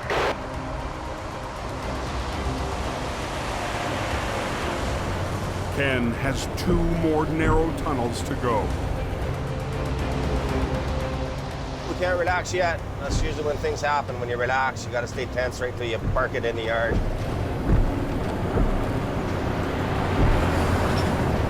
Now it's getting really foggy. Wide load into fog. We'll come around the corner there. Leaning a bit more now. You're sweating with your hands on the steering wheel, looking out of your mirrors, but with pins and needles. But I can see the cabs bouncing up and down pretty good. How's the other side of that tunnel looking, Robert? All clear so far. Are you coming through the tunnel now? Yeah, I'm just coming in now. Head for it.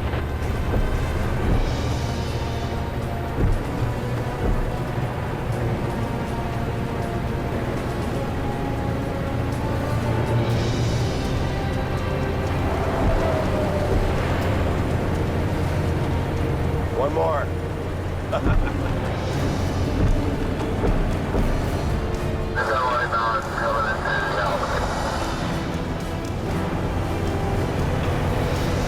Okay, I'm clear of the tunnel, Robert. It's good to get out of those tunnels. Ken makes it out of the canyon.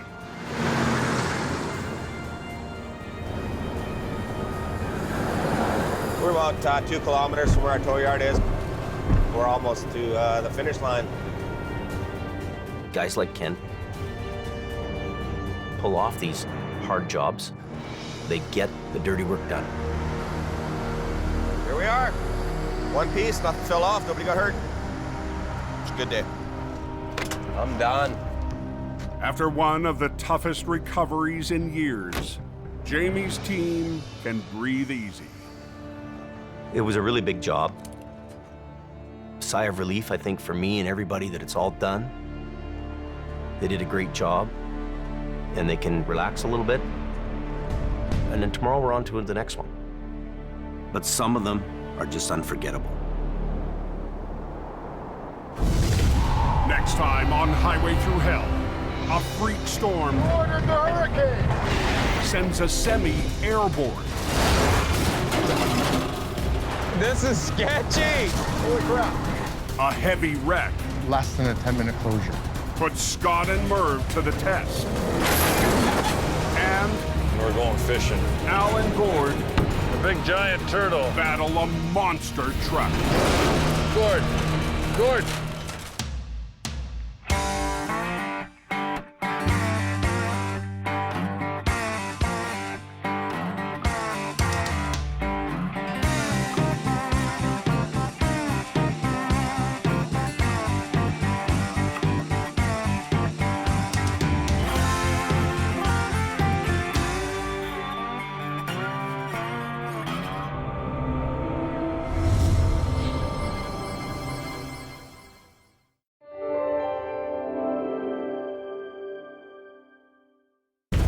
This time on Highway Through Hell, It's a very sad thing to happen to any family. a tragic wreck Watch yourself there. That's bad. puts the twist on Nick. This is what they call family bonding. 3 generations tackle a heavy load. This is a disaster. And a tough job takes its toll on a towing veteran. I threw up almost a liter of blood. On the highway through hell, the last line of defense is a heavy rescue team ready to tackle any disaster. Because closure is not an option.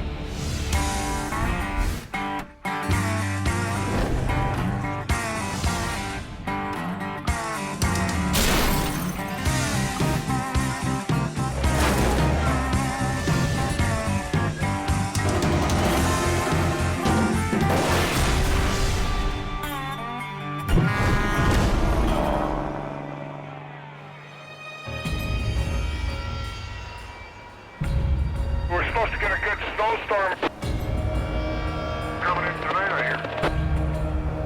Yeah, that's what I hear. Just before midnight on BC's Coquihalla Highway. Just be prepared. A massive snowstorm is forecast to hit in the next 2 hours. When a storm slams the mountain, you have to be very aware of your surroundings because you don't know what's going to happen next. At the summit, sanding trucks and plows roll out for tonight's battle. We're expecting roughly 15 to 20 centimeters. And with that, we bring all the top guns out. Plow driver Gary Eastman has seen it all. This hill's bipolar, because it'll change just like that, eh? We got 3,500 trucks a night up here, so we got to keep this open. Here we go.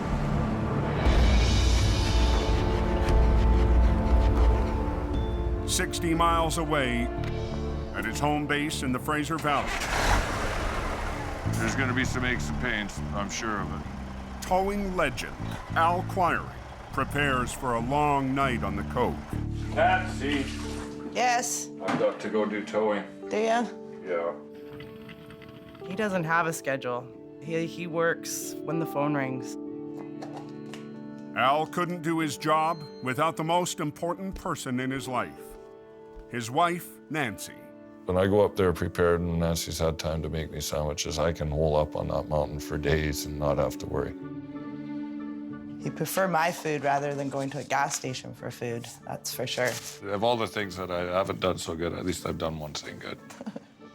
Marry a decent woman and rear up a good family. I'll see you in a day or two. Okay, be careful. Be safe. Okay, bye. Bye. Uh-huh.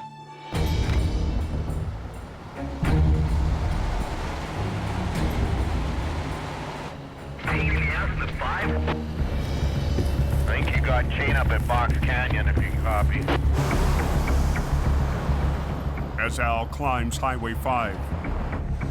Holy frig. The forecasted storm has hit the mountain hard. Hey, Al, it's a little bit up here, man. Need to... 1 minute it's all quiet, and the next minute it's full on like NASCAR wrecks everywhere. Knocking down the hill. A driver who tried to climb the hill without tire chains How you making out, buddy? has spun out in the hammer lane. As long as you got a visa that works, we can tow you right to China. You ready? Let's go. Start grabbing gears. You can go for 10, 12, 14, 18 hours there in a heavy snowstorm, and it'll seem like 15 minutes. The sooner we get at it, the sooner we're eating. Holy frig. As the storm dies down, I run out of things to tow, I guess. Al finally gets a break. We're gonna have us a little sandwich and wait for the next bit of chaos that comes up. When the mountain starts to wear him down, Nancy keeps him going. 20 years she's been putting up with me coming up here in the winter. I don't know what I'd do without my wife, Nancy. It'd be a tough go, I think. What happened to the Coke? At 2 a.m., Guys in the ditch. Get somebody up there right away. another call gets Al back on the Coquihalla. Bit of a nightmare getting it over yet. But it's not for a tow-up. Most of the time they're calling me for somebody that's blocked the highway, and here it was actually for somebody in the ditch, which is not a common thing.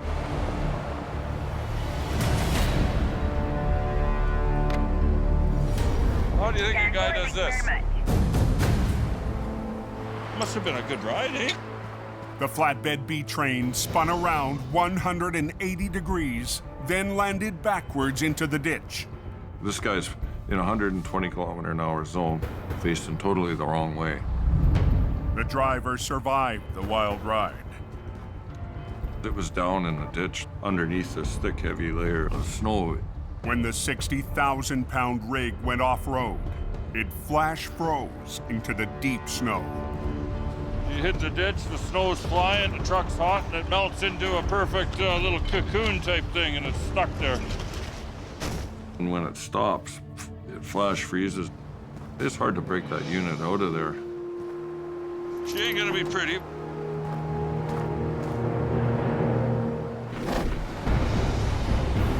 Three miles north on the Coke, Goes sideways in a blink of an eye. Jamie's lead driver, Scott Bird, is on his way to rescue another vehicle that's gone off the road. I don't really know anything about the accident other than it's way over in the ditch, so. Tow truck's on speed. He should be much longer. Ken Monkhouse is already working the wreck. Ken's a great guy. Ken's been in this for a long time. You give Ken a job, he goes, he gets it done. It's a routine job. What's going on there, young feller? Need a hand? Got the roadblock? I got through. I got special privileges, you know. But lately, Ken hasn't been himself. You want a hand with something, Ken? No, I've pretty much got it. Oh, okay. I'll just be here for moral support. Belly, belly, bula, bula. Bula, bula, bula. Ken is one of Jamie's original employees. Think you can handle her, city slicker? No problem, buddy. But last winter, he left to work in the valley with Mission Towing. Thank you, sir. Have a good day. This winter, I need as many people as I can. Ken's returned to Jamie's heavy rescue team and the rugged action outside Hope. The mountains seem to call the Ken. Can't relax yet. That's usually when things happen. When you relax, you gotta stay tense right till you park it in the yard. It gets harder and harder the older you get. Really, it's a young man's game. Watch yourselves. Tonight, Ken seems to have everything under control. But the veteran tow operator isn't well. I been having some stomach aches the last couple weeks. I came into work, walking to the tow truck to start it up and warm it up. I threw up almost a liter of blood. Just very, very weak. Ken gets the van on its way. He's having a bad day. But makes it his last call of the night. So I said to the dispatcher, you're gonna have to find someone else to cover these calls.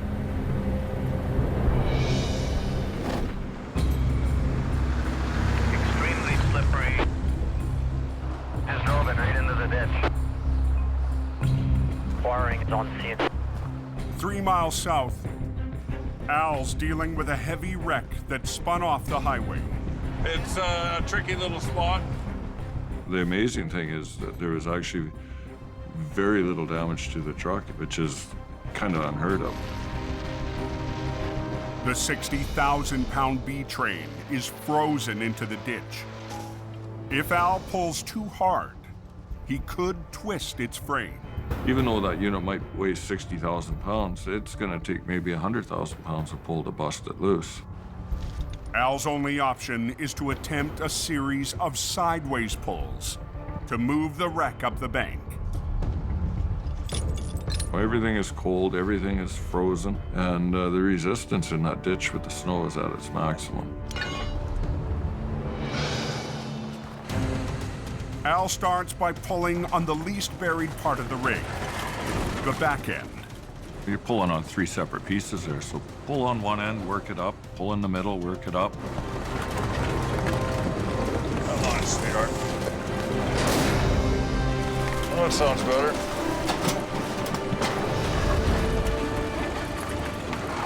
Right on, we made her. To break the rest of the rig free, Al will need something extra. Al extends his outrigger. Use this winch to pull out the other one. And doubles a line running to the middle of the rig.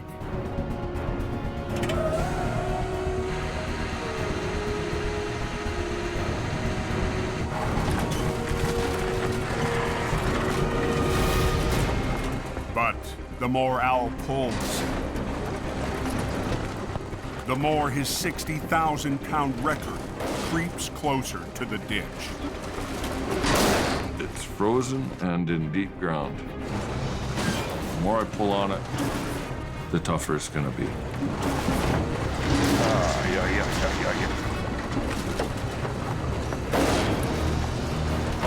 Unbelievable. Roads are compact, slushy, slippery, temperature is -1. All the plows are working north now, guys. 2 a.m. on the Coquihalla Highway. Come on, baby. Al Quiring struggles to get a B train, frozen in deep snow, back on the road. All these little tiny molecules of ice, and you wouldn't believe huge holding power. The buried tractor and its 2 flatbed trailers are putting up a good fight against Al's heavy record.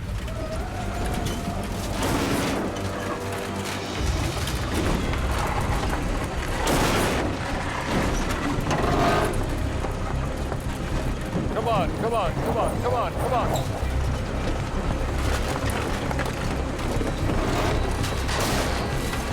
There we go. Good, good, good. Out of room, Al gets the 30-ton B train back on the road. It's nice when things work mostly like they're supposed to. Well, it was a little bit hard to bust out of there, but you know, eventually we got it. We were able to get it bust loose with the power of the Vulcan V100 wrecker. But Al has one last obstacle. Okay, my friend, we'll get you off the road here. The semi is facing the wrong direction. So we're gonna take them back down the highway to snowplow U-turn and get them onto the right side of the highway. Here goes a little yeehaw moment. After 2 decades on the Coke, Al knows all the shortcuts to tow a customer back to safety. That was a heck of a ride. He's out of the ditch. He'll be warm tonight. That's the most important thing.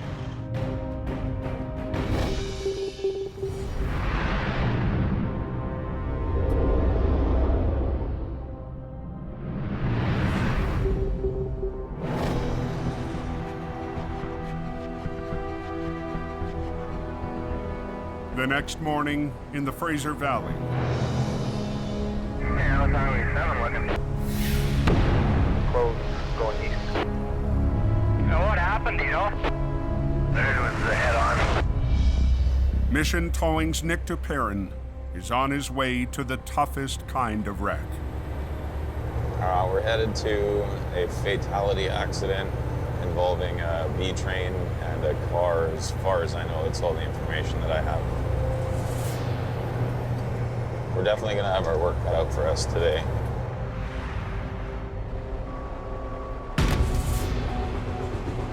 Holy, it's bad. A B train hauling particle board collided with a small sedan. The driver of the car died in the crash. Unfortunately, with this accident, there was a young female who didn't make it out alive. Fatality accidents is a major part of what we do, unfortunately. It's a very sad thing to happen to any family. It's very emotional to deal with. The accident happened overnight. As police wrap up their investigation, the recovery can begin. It has been closed for about 8 hours. The urgency is to get it open so the people can get to their destination. Heavy operator Neil Wakefield arrives in Mission's 35-ton wrecker. Yeah, just one truck out of the way so I can get to the front. There's a lot of plywood all over the road. This truck is all tangled up. It's a real mess. Yeah, right around the frame right here. Right, we want to get one lane open as quick as we can. Yeah. So if you can drag them that way 20 feet, we can push it over. Yeah, yeah. To reopen a single lane of traffic, highway crews want Nick's team to drag the tractor and its 2 trailers to one side. But hundreds of sheets of particle board are in the way. We're anticipating that we're gonna run into a problem. You want to do both lines on that one chain? Yeah. Yeah? But we're gonna give it a shot and just see if we can't get this thing off to the one side and have one lane open. Okay, I'm gonna pull ahead. It would take hours to pick up the boards, so Nick and Neil have to work around them. So far, so good.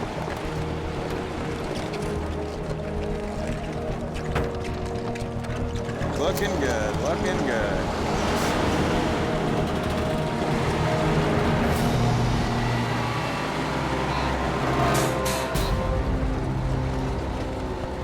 No, we're not going. We're not going.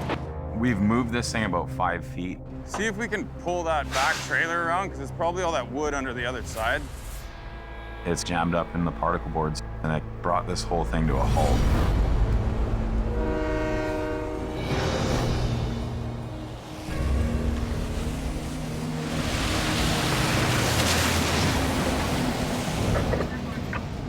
So 103, I want to be heading her down to Pine Creek Hill.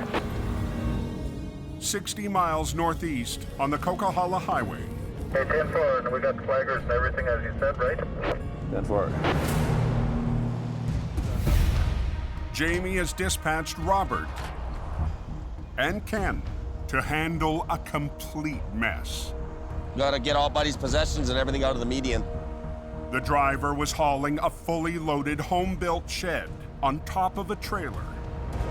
They started to jackknife, and something must have shifted in the trailer and blew the sidewalls out. Everything the driver owns was launched down the deep embankment. But he's a lumberjack. Gonna be a long day. Scott Bird is on scene with HR 116 to winch the heavier items back to the road. Start at the top, work our way down, I guess, eh? There was all kinds of tools, pretty much anything that you would find in a guy's home workshop type of thing. But Ken and the rest of Jamie's crew will have to hand bomb hundreds of other items up the hill. This is what happens when you take a homemade trailer, stuff it full of stuff, and go down the road. It's going to be labor intensive. It's going to be time intensive. Take the line up. It sucks that we have to be there, but at the same time, it's somebody's personal belongings, and it's probably a big part of their life. So you got to pick up as much of the stuff as you can. Dog's breakfast, that is. Hold all the way up. The guy had a lot of stuff in that trailer, a lot of stuff. The crew winches up the most valuable thing in the pile. Nice. A vintage motorcycle. I ride bikes, I collect stuff. I could just well imagine how I would feel if I was in that guy's shoes. But for Ken, recent health problems only add to the misery. I'm not feeling really good today. It's just the energy. The job is about to get even worse for Ken. I'm out of here. Where are you going? Mission. Mission? I got a phone call from Jamie, and there's a little bit more of a pressing issue down the valley that had to get dealt with. Unfortunately, I gotta take off. I don't want to, but I got to. With Scott leaving, the wrecker's powerful winch lines are out of the game. All this garbage. Scotty had to go, and this leaves me and Ken here. We got no small wrecker to pull stuff up. Kinda sucks, buddy. This is a disaster.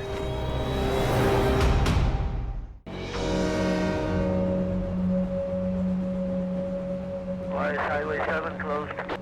In BC's Fraser Valley, There's a head-on collision there this morning.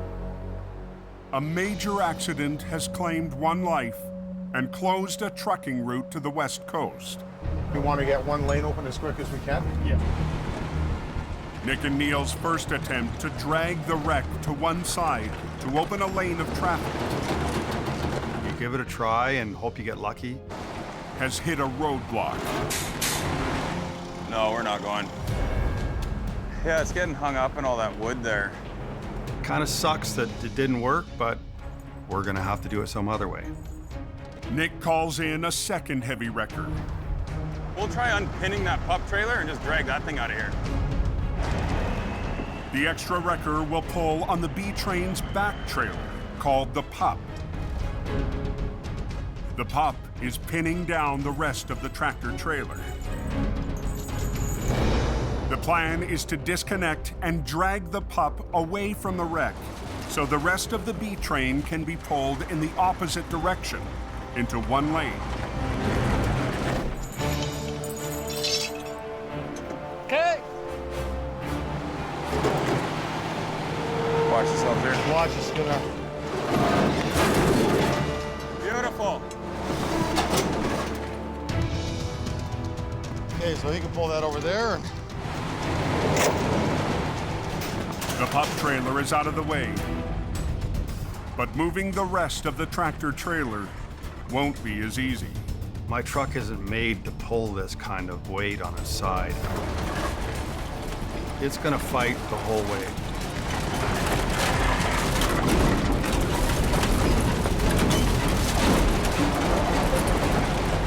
Neil's 35-ton wrecker bucks under the weight of the drag. The front wheels of Neil's tandem are coming right off the ground.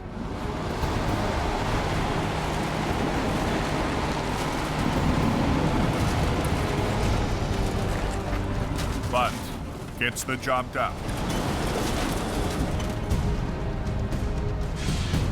That worked out. Before the highway can be reopened, a salvage crew moves in for its sweep. So did they open that westbound yet? No, not yet. But Nick and Neil still have to get the rest of the wreck back on its wheels. It's got a bad twist in the frame. Yeah. The tractor twisted 90 degrees off the trailer, and all that torque is waiting to let go. The truck's sitting on its side, but the trailer's actually sitting upside down, so there is energy that's inside there. That energy is gonna release as we start to take the twist out of it.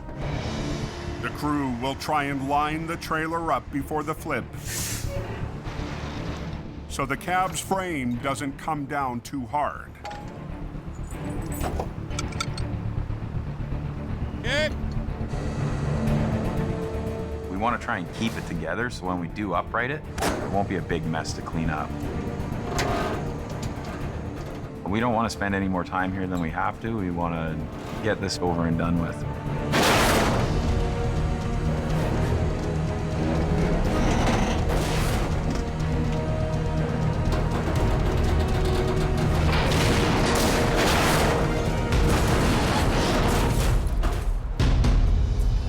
Would say, voila.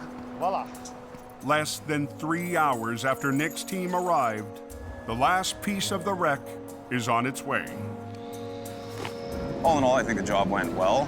Given the circumstances, it's kind of a tough one to deal with, you know, because there's been a loss of a life here. My hat goes off to every single first responder that was on that scene. It's a very heartfelt, very hard thing to deal with.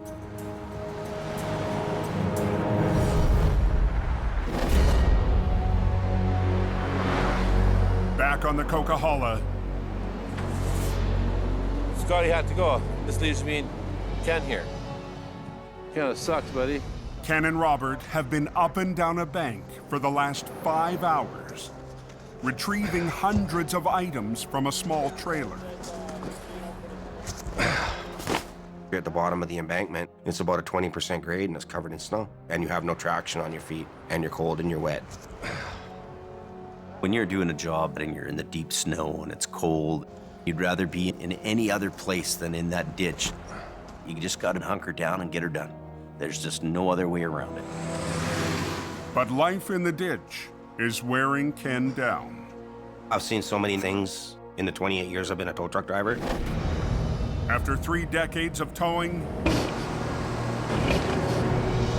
the strain and stress Get out, get out, get out, get out! is catching up with him. A couple years ago, I slid backwards down a hill. Last July, I came 4 feet from getting crushed by a lumber truck that was on fire on its side, sliding down the road. I wake up in the middle of the night, my heart's going 9 million miles an hour. You can only dodge fate so many times, and when your number's up, your number's up. Sooner or later, you know, it's gonna get me.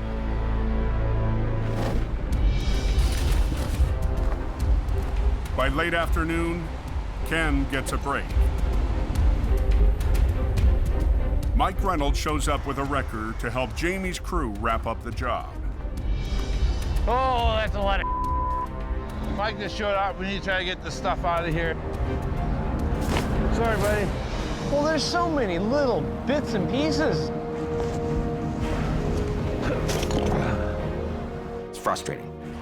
Is that another wall? It's like we're gonna be there all night long, and it's just gonna get colder and colder. Just before dark, a truck and trailer rolls up to haul the final load back to Jamie's yard.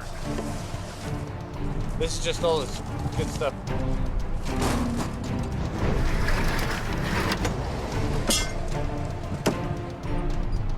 After the marathon day, Ken and crew are finished. At a certain age, running yourself on a big job like that really takes a toll on you. Be out here in this kind of environment doing this type of work. Getting too old for this nonsense.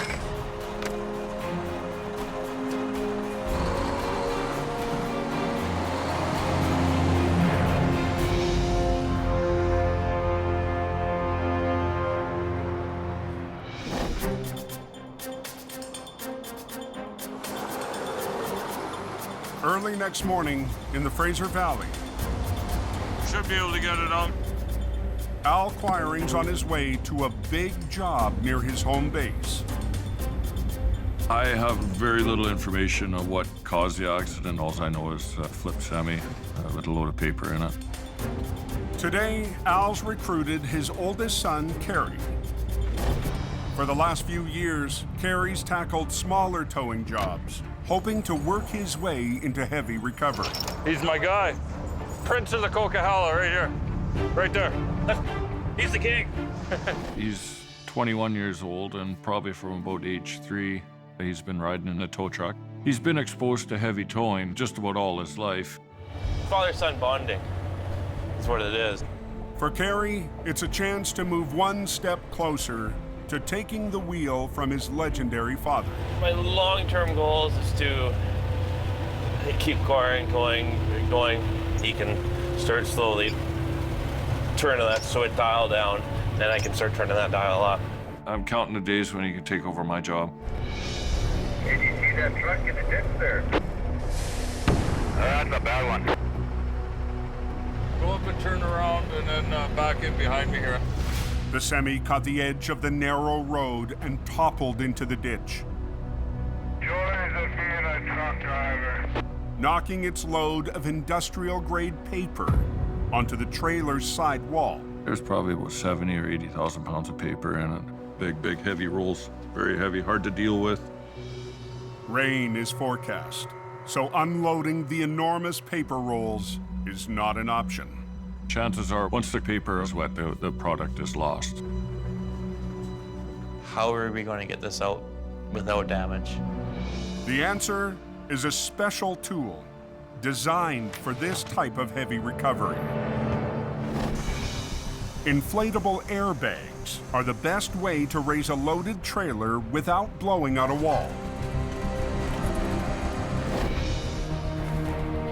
Air cushions were designed back in the 1940s for actually lifting aircraft. Al's dad, Bob, is also on scene. I did enough of this over my years, let me tell you. Making it 3 generations of Quirings. Between the two of them, they have so many family secrets that have been acquired for 4 generations.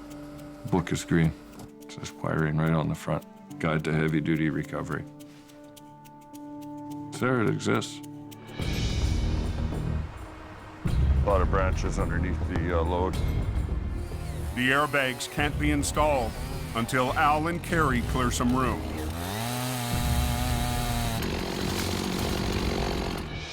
Even cut back, the sharp branches are still a hazard. The airbags will get punctured. So Al shares another tow secret with Carrie. Get some plywood in underneath to protect the air cushions. Beauty. Take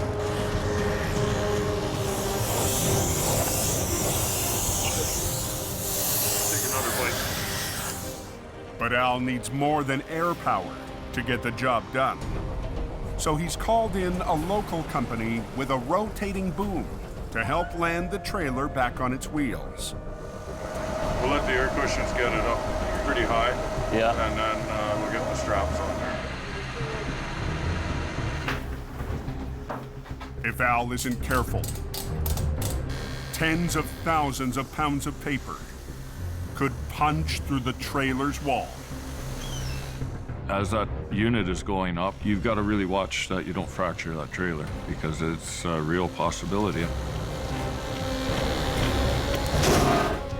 That paper drum pushes against the trailer, and now that trailer is wrecked. Come on! This airbag might kick out here.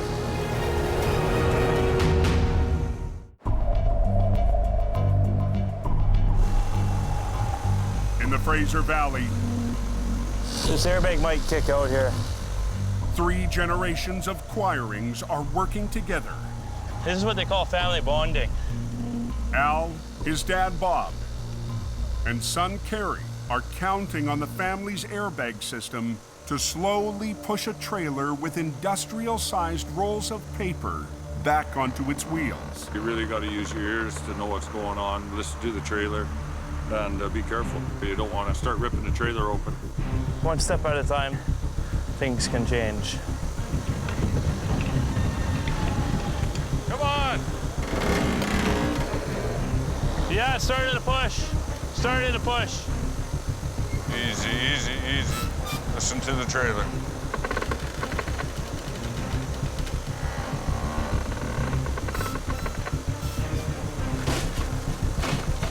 I think we're there. The airbags have raised the trailer as far as they can. So it's up to the local boom operator to bring it home. Pull. Pull it.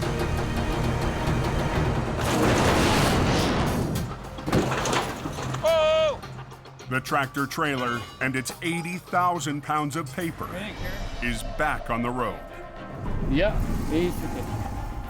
For Carrie, it's another recovery to pick up a few more family secrets. Working with my family, I've learned a lot of tricks and trade secrets, and it's something that separates you from the rest of the crowd.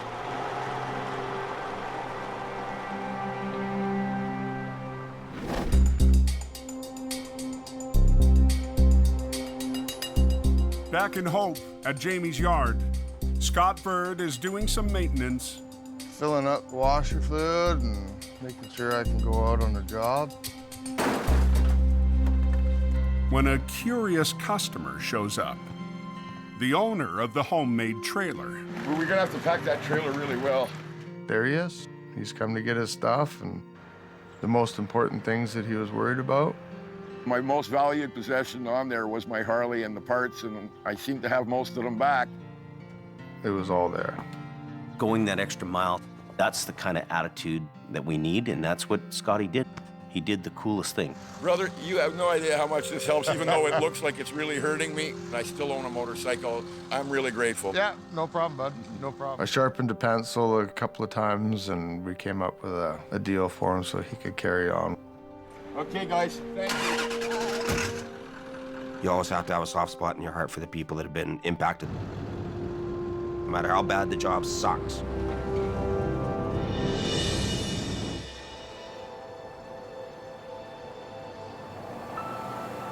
Ken's not at the yard for the reunion.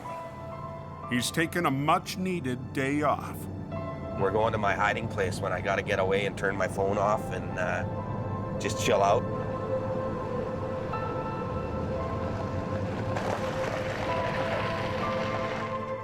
After one of his roughest weeks in years, Ken needs to calm his nerves and think about his future. Coming out here definitely helps me de-stress and relax. This morning, Ken received some unsettling news about his health. I went to the hospital. I was diagnosed with a bleeding ulcer.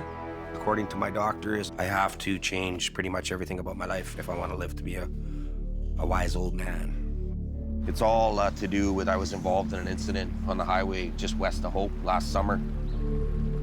Since then, I've been having problems with a post-traumatic stress. You just worry and worry and worry and worry about everything. It's a huge issue for first responders all around the world. We're losing a lot of people to suicide because of it. Me and Ken have been friends for a long time. I hope he pulls out of this. You know, I'm really worried about him. Probably time for Ken to make a change.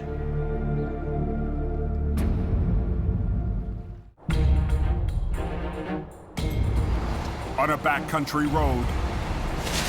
Oh, is it a four-wheeler? In BC's Fraser Valley. That's a nasty little road. Al Quiring's oldest son has been dispatched to a wreck. Kerry Quiring is in the family's 20-ton truck, on his way to tackle a remote recovery alone. By the sounds of things, it's a field medic truck. It's tipped over, it's laying out inside. With Kerry, there's a lot of towing in his blood. Rainbow, that means there's signs of gold up here somewhere. He's got to be able to see the job through from the start to the finish. So it's dead? Yeah. Oh. Learning the family business hasn't always come easy for Kerry. His last job didn't go as planned. Look like an idiot. It's been a slow progress for him, but it's been a learning stages as well. Today, Kerry's back road wreck looks tougher than expected.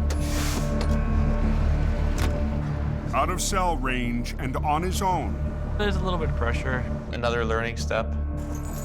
Kerry has to recover a fully loaded first aid truck deep in a ditch. This looks like a bigger job than expected. To there.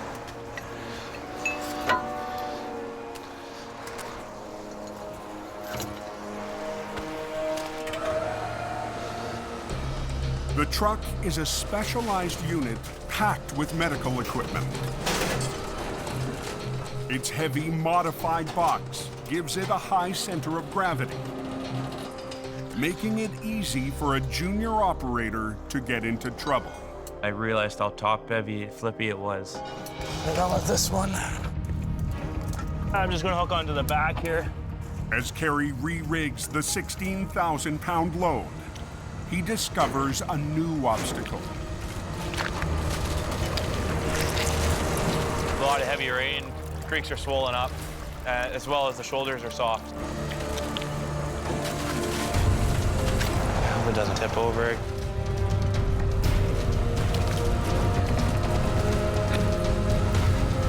The truck is hung up. Am I doing anything at all? Lift. Lift. Not plow, lift. The more Kerry tries to lift the wreck, the more it threatens to tip over. It started tipping too much, and I didn't like it. I don't like that at all. And I got to a point where it didn't matter what I did with my truck. Yeah, I'm just trying to fight it, tipping. I'm in a position where I don't like to be.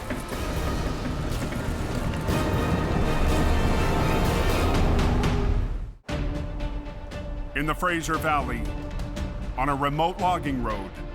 I hope it doesn't tip over. I'm in a position where I don't like to be. Kerry Quiring is in trouble. Am I doing anything at all? The heavy rescue rookie is trying to winch a top-heavy load. I don't like that at all. But if Kerry keeps pulling, he could lose the wreck. Hang on, guys. I only had myself to count on in this situation. I thought to myself, what will my dad do in this position? He's got to have confidence when there is no set plan in place. I got something up my sleeve here. I got a strap. Oh, I'm just gonna hook to this tree to get the angle. He rigs a snatch block to a nearby tree. There. And redirects a line to stabilize the wreck. I opened up the Acquiring Tool Book of Secrets.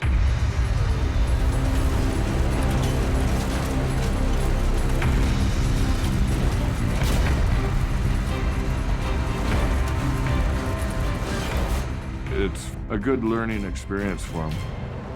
That's a Acquiring Tool secret there. Carrie pulls out a victory for the family tow business. I'm not as quick as my old man, but he's got another 25, 30 years on me. The secrets of his father guiding him along. There's no actual I'll book tow secrets, but it sounds pretty good.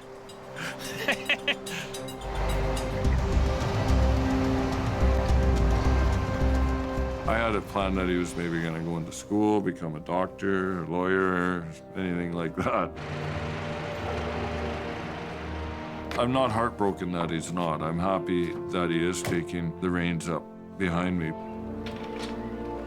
How was your day, boys? You survived out there? Yeah. He just wants to be so much like his dad and like his grandfather. You know, he wants to be just like them.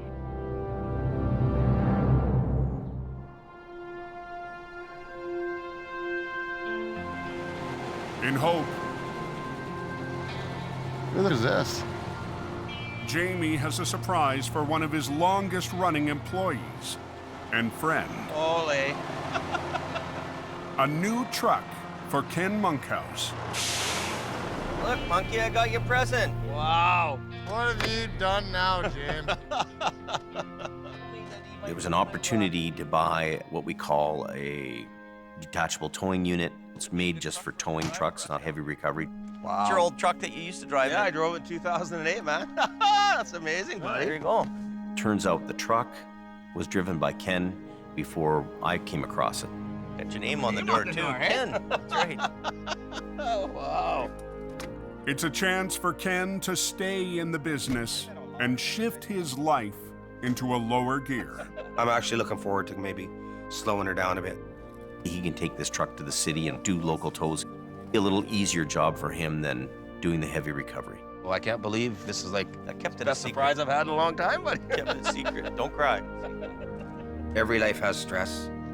It just depends on how much stress do you add to your life. I can't add any more stress to my life. All right, buddy. Okay, all man. Yours. Go to work. You're a good man. I will. Take her driving. I will. Ken's gonna have a hard time being away from the recovery side of things, but towing is really what he needs to be doing now. It's all downhill from here, Jimmy. Trip down memory lane, getting in this old girl. It's a win for Ken and a win for Jamie as he expands his towing business west towards Vancouver. There seems to be a lot more business in the Lower Mainland. So hopefully Ken can pick up some of that business, give himself a little bit lighter of a job at the same time, and this deal can work out. Jamie trusts me enough to go out and start a new business and put my name on the door. That tells me that he's putting a huge amount of faith in me, so I'm not going to turn my back on an opportunity like that with Jamie Davis. If anybody can do it, it's Ken Monkhouse. Next time on Highway Through Hell, closure in the canyon. There's 2 trucks banged up down here. Wow. This is not an easy task. Forces Geordie's crew. We want to clear this traffic on this side. To pull an all-nighter. Team Green. Think of a giant ostrich egg. Juggles an odd job. And Jamie's top man. There will be words exchanged over this. Cleans house.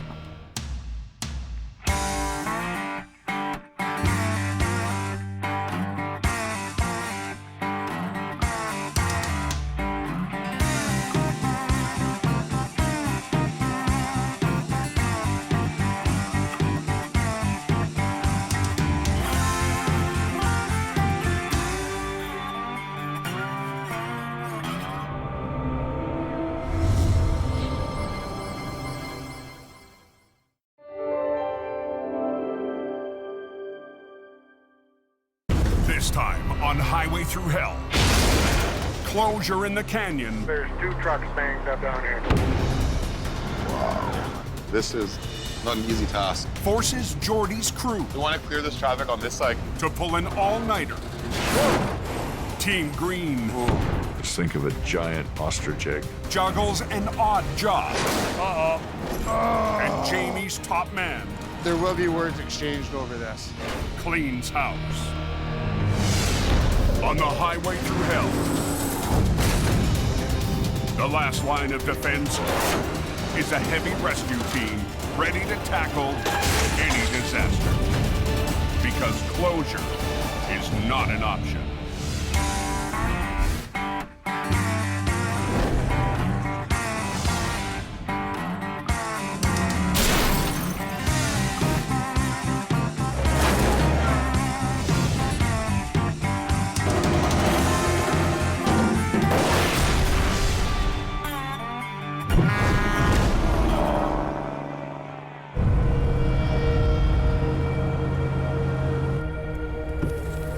On the coast, this rain is supposed to turn into snow. Watch as you start coming up the hill. On BC's Coquihalla Highway, it is definitely sticking up and obvious. A late-night storm has caught drivers off guard. When you head up the Coquihalla to the top of the mountain, you're heading into the eye of the storm. Oh no, she's a snowing. You're in your own little hemisphere of weather and trucks and snowplows. Clouds heading down the hill. Truck drivers are having trouble going up and down the hill.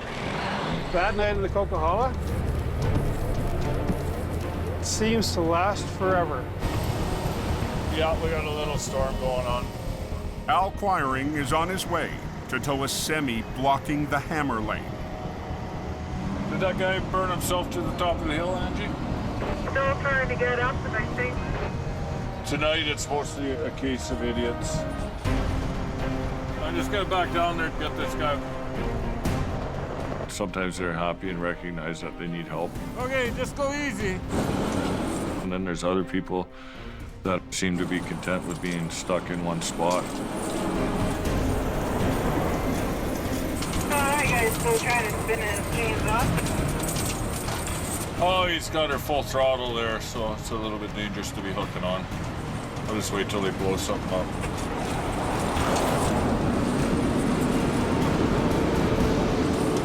Al meets up with highway maintenance. Idiot pills here tonight.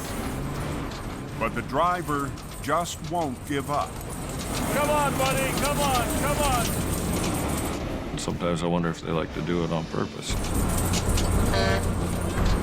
He's gonna blow his truck up here eventually.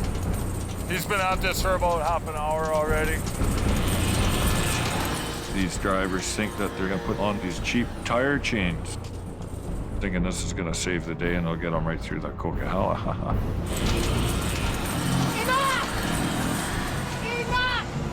Finally, You're getting towed! the ice and everyone's patience has worn thin. Okay, watch out.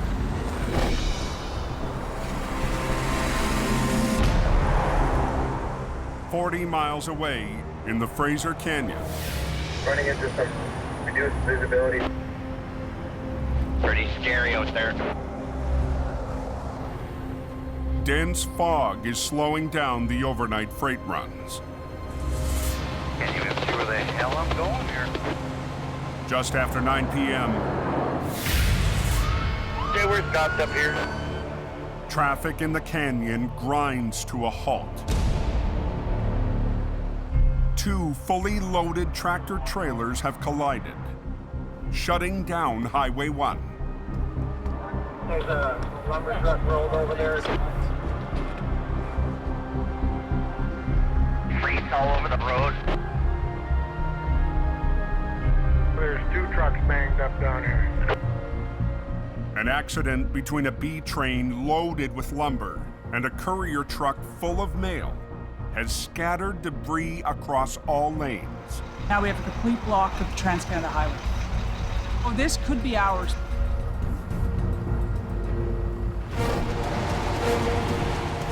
The lumber truck lost control in the fog, left the road, and rolled onto its side. Moments later, coming from the same direction, the courier truck jackknifed hard into the B train. Both drivers escaped injury. The courier driver is still on scene. There was no way I was going to be able to stop. Slammed into him at about 100 kilometers an hour. Scared the you-know-what out of me. They're going to need some heavy equipment to clear all this. Hey, buddy. Was fully loaded with lumber. Mission Towing already has one driver at the wreck. We're having a party on Highway 1. 10 minutes later, Jordy DeParent arrives to lead the recovery.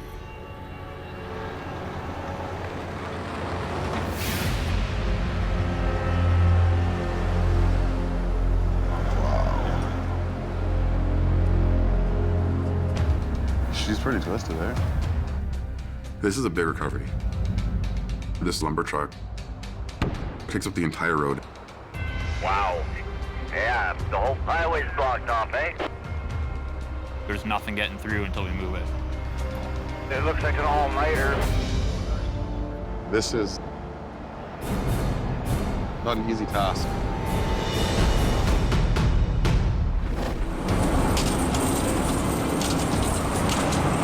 Back on the coke. Come on, buddy. A driver blocking a lane, Enough! trying to get up on his own, Enough! has run out of options. You have no choice. You're getting towed. You're going to cause an accident. Highway maintenance gives Al the green light to do his job. Thanks, Al.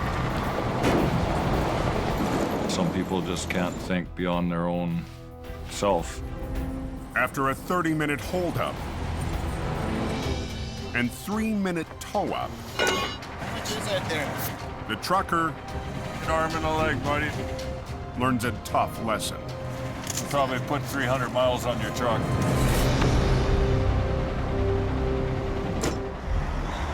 Hey, listen. D-train in the weeds, downside. But Al's night is just getting rolling.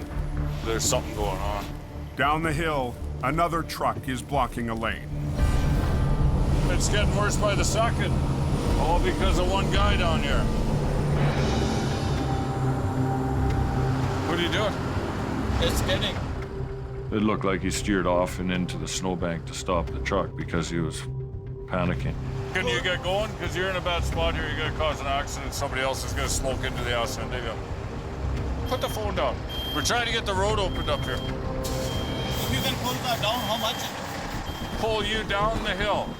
You know how stupid that sounds? He wanted me to tow him down the hill. Well, if you hook onto that guy and something goes wrong, you're now a 200,000-pound missile coming down that bobsled chute. And God help anybody getting in your way. If you don't want to move it on your own, we're going to move it for you. We're going to...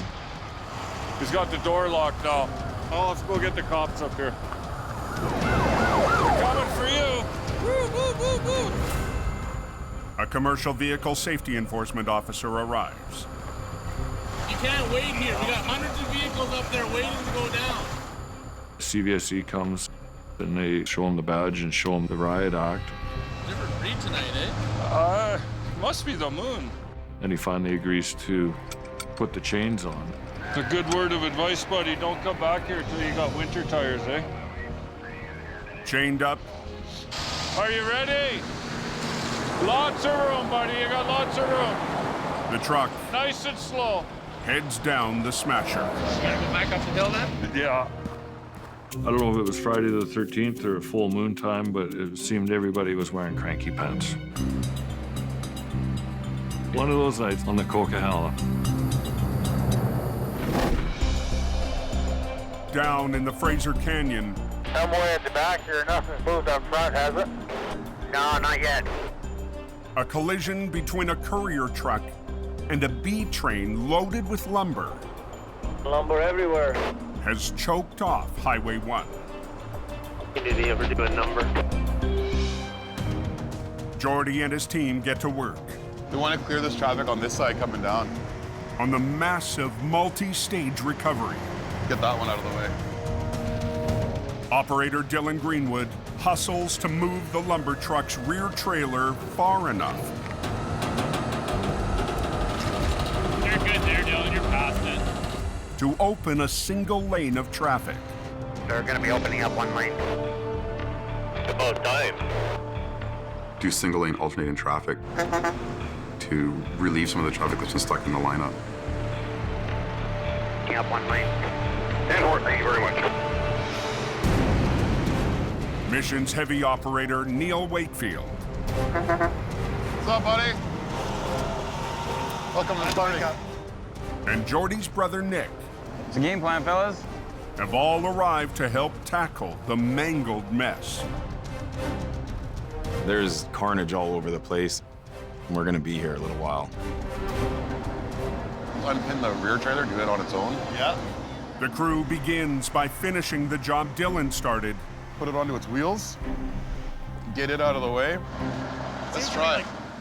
Flipping the back trailer of the lumber truck so it can be towed away. If we just get a long chain, we can grab hook. We actually have to flip this thing all the way around to set it down onto its wheels. Come on, slow down. But the live lane of traffic, just feet from Jordy's crew, Nick, watch your back. leaves little room to work. So I'm ready whenever he's ready. Okay, watch Dylan. I'll watch Neil. You ready? Okay, coming over. Neil, go. We want to bring this thing up and rotate it and set it down onto its wheels. It's controlled the whole time. Keep that line. And just get ready, because it's going to want to swing. Kind of one eye on the wreck and one eye kind of keeping an eye over your own shoulder. Neil, hang on.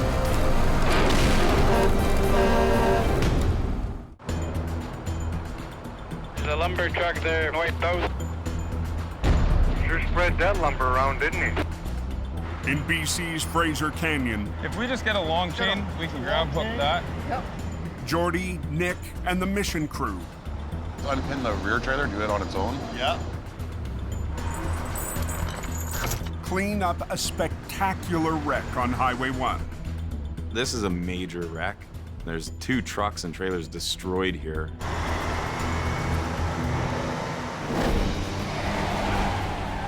Two hours ago, a B train carrying lumber flipped onto its side.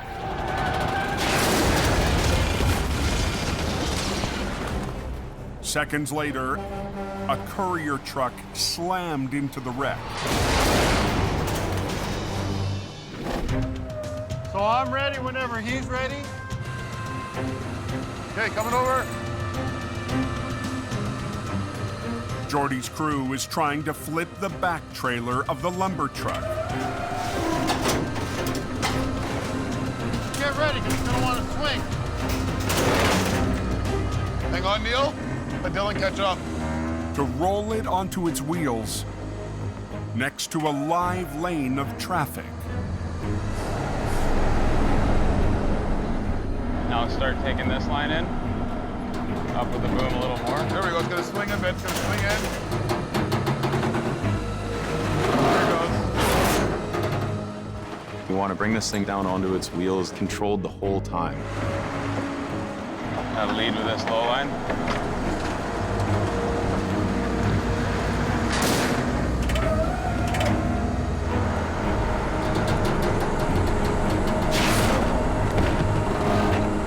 The first piece of the lumber truck That's good, Trav. Didn't even break any airlines, so he can just drive away with it. Love it. is hauled away. Now Jordy and Nick will tackle the courier truck. This truck has a load of mail and parcels in it. We want to get this delivery moving as quickly as we can. Hold tension on both of them for me, Dylan.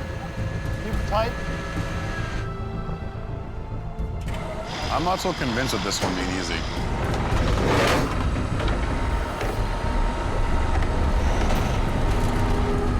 The tractor trailer is badly jackknifed. As the crew gets a closer look, Kind of ugly, eh? the extent of the damage becomes clear. Not much we can do with this one. Nope. This thing's in rough shape. It's not going to be an easy one to tow. Jordy's team has to improvise. Just throw that chain on there. Okay. To get the front of the wreck on the underlift. I'm sitting on number 1 in that friggin' lineup. With traffic on Highway 1 still at a crawl. I'll just say the least, I'm really pissed off. Hey, Neil. Take it back to Hope, drop it, fly back up, then we'll do this. The courier truck is on its way. Lickety split, nothing to it. Booyah. But the toughest part of the recovery, the rest of the lumber truck, is still to come. We have one more part of this recovery to finish off, and now the pressure's on. What a mess that is. Like a bad game of Jenga.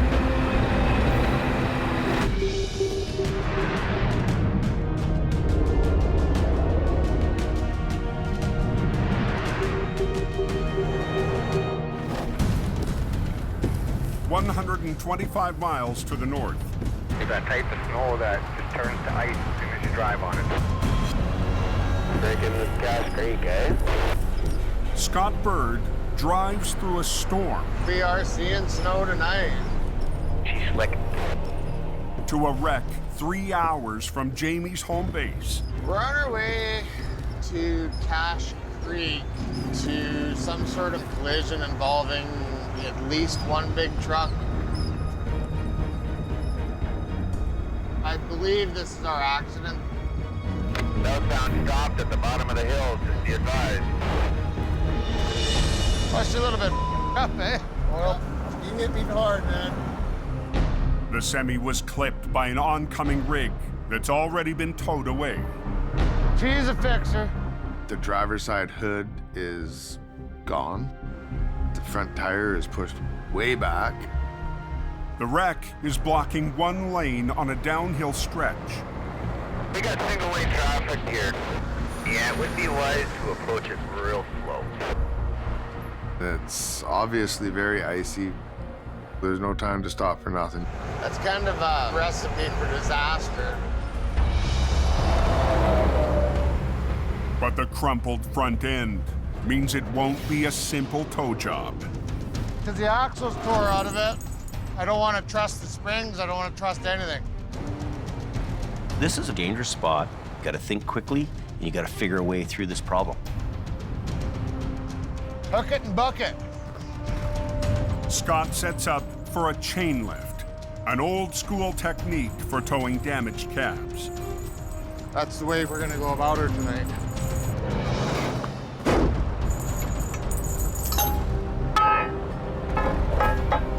It's the old Truckmaster style hookup. Old school technology, but it's used every day.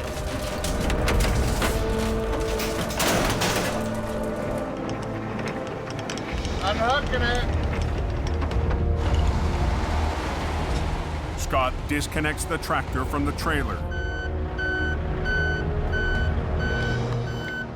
So the units can be towed separately back to Jamie's yard in Hope. Now I gotta go underneath and pull a drive line out.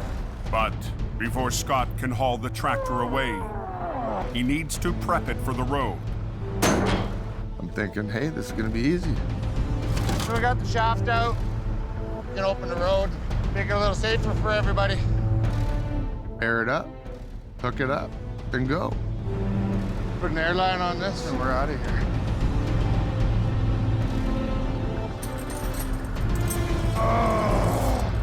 But the piece needed to attach the wrecker's air line to the cab has disappeared. I'm missing a bunch of these that adapt up and down to different sizes for the air tanks. There's been other people driving the truck. My airline is not rigged up the way that it was.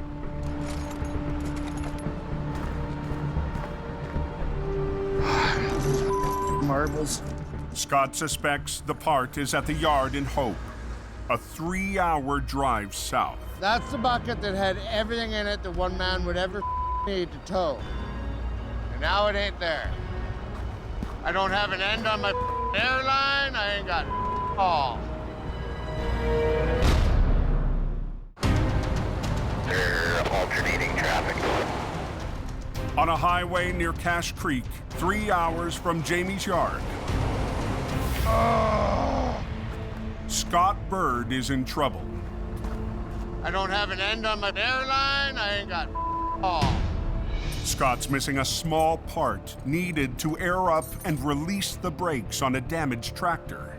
Somebody else can use my truck. You don't put all away. Without the part, Scott can't tow the wreck back to Hope. Oh, come on. I should have had that thing picked up and moved off the road within 5 minutes. My hopes and dreams of a quick lift and go were very rapidly crushed. Now here I am on the side of the road looking like an idiot. But Scott isn't giving up. I can get it off the road. It's just a matter of finding enough pieces to do it. I had to get creative with some plumbing hardware. Scott improvises a fitting for his airline. Okay, that's that. Bada boom, done. Scott's nearly ready to roll, but won't let go about the missing part. Chasing around after stuff because somebody didn't put it back the way that they found it. We can't do this on the side of the road. There will be words exchanged over this. Okay, the tow truck is leaving.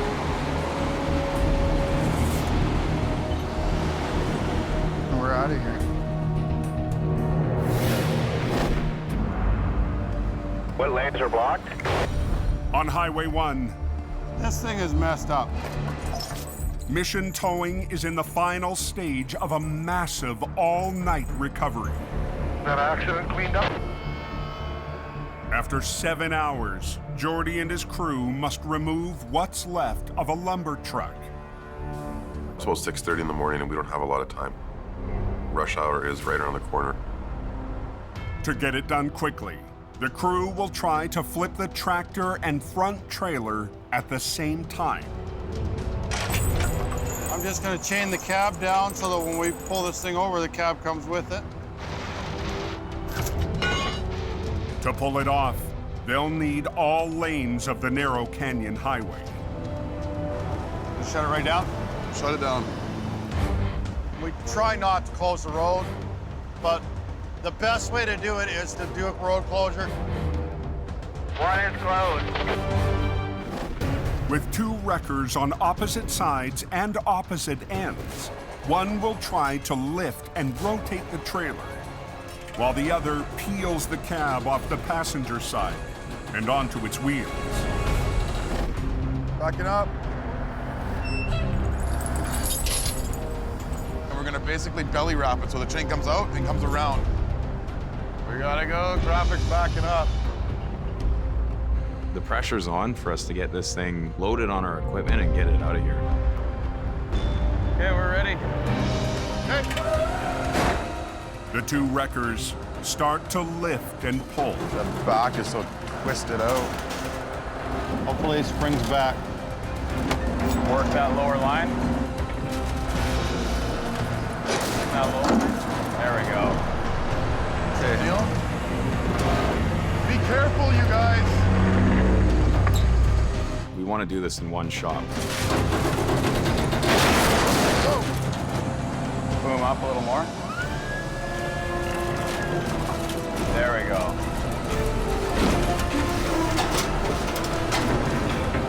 Just like that. Beautiful. Sweet. Grab the trailer and winch it around just to free up a lane to let some of the traffic get by. Sitting here waiting for this road to open. Go ahead, Neil. Once that's out of the way, you guys can open it up again. But we're trying to do this before daylight, before the rush happens on Highway 1 here. Are they letting any traffic through there at the accident yet? Yes, sir. Roger that. Highway's open. Very, very, very impressive. But the job's not over. Tractor and trailer must now be separated before being towed away. There we go. We're happy to have this thing basically on the home stretch now.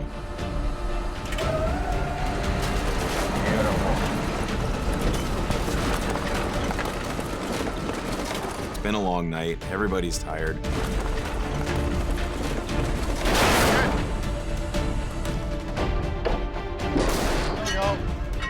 We're looking at the time, and it's coffee o'clock now.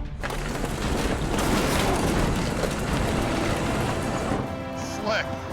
That was awesome. It was quite the job, and we got it done right for daylight. Great teamwork by our crew. It was a major wreck and a big scene. We're celebrating a victory on this one.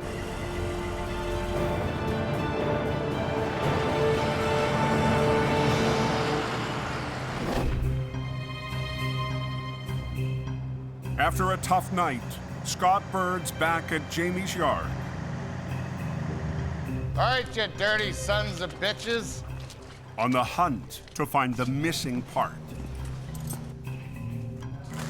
This is other people's mess. That's garbage. Everything that I reached for that I thought was there wasn't where I left it, and it was just a pain. It's starting to really get under my skin. Scott finds the part after cleaning up a counter piled with junk. This little area is a dumping ground.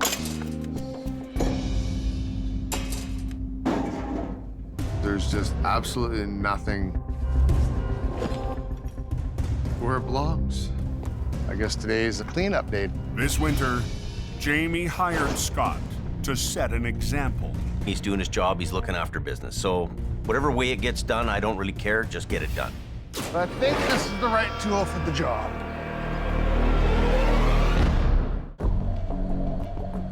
At the heavy rescue yard in Hope, This little area is a dumping ground. Scott Bird's still fuming. It's just a cluttered frickin' mess. But I think this is the right tool for the job. He's sending a message to the rest of Jamie's team to put their tools back where they belong. Yeah, I gotta get the stuff out of here and moved. As Scott finishes off the crew junk table, the boss returns. Got us some firewood for tonight. Wow. He's taking the bull by the horns, a little rough around the edges sometimes. Well, I don't mind this. I think this is a pretty good idea, actually. But I can trust he's gonna make the right moves. It's good. It's getting really clean in here. Things are gonna work out. In the Fraser Valley, Big Green to the rescue. Al Quiring heads down a back road to a strange call. Yeah, cement mixer overturned into a creek. See what the action is when we get there.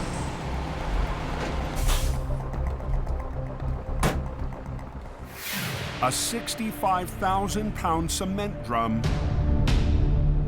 went for a tumble and rolled into a ditch near someone's front yard. It was parked near the edge of the driveway when the driver turned the mixer on.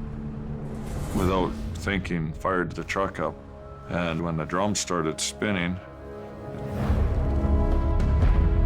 The truck has already been towed away. But the cement-filled drum won't be so easy. Just think of a giant, giant ostrich egg. That's really heavy. Al's right-hand man, Gord Boyd, and his 50-ton wrecker Let me get down to the bottom side there, Al. have been called in to help. That's the kind of job you don't want to screw around on. You want to get in there, you want to do it right. Well, it's through. But the big egg isn't built for easy rigging. It's slippery in the middle and it'll slide right off. Al and Gord managed to wrap a sling and shackle around each end. Topside is, there we go. The drum doesn't have wheels on it. It's bulky, it's awkward. It's going to take some finesse. To drag the 30-ton drum out of the ditch, Al and Gord will use nearby trees to anchor their wreckers and double their winch lines for the pull. This line here, we're just going to use one snatch block in it, and then this one will be through a block, double block. Okay.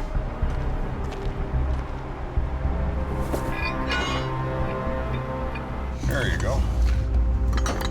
Beautiful. That'll work. We've done some extra safety rigging so we don't flip over. But the soft slope and dirt road the wreckers will pull from could be a problem. There is a danger that the ground I'm sitting on could give way.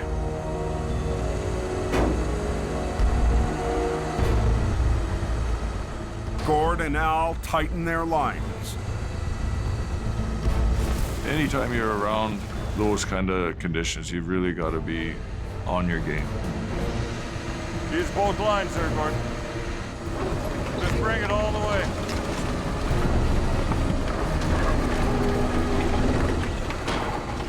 I don't need to tell you that's a loaded gun right there. Gord, pull more with the bottom.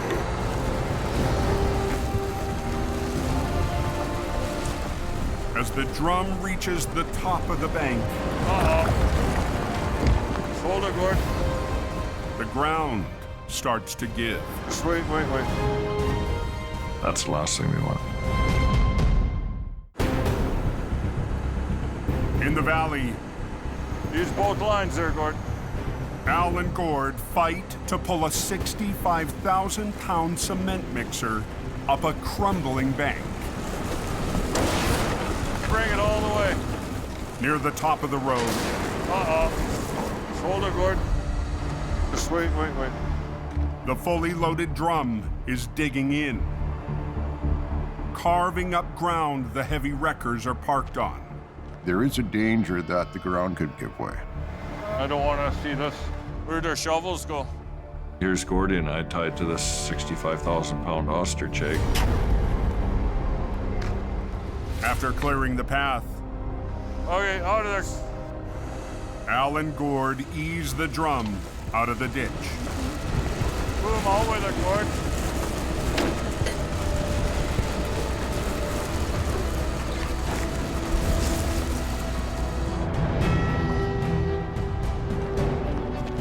Okay, bring her down.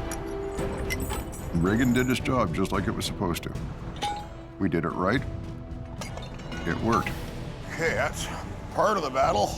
Now the fun part.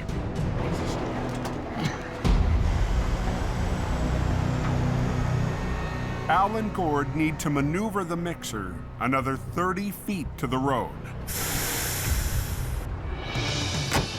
What we're gonna do is just hopscotch it out.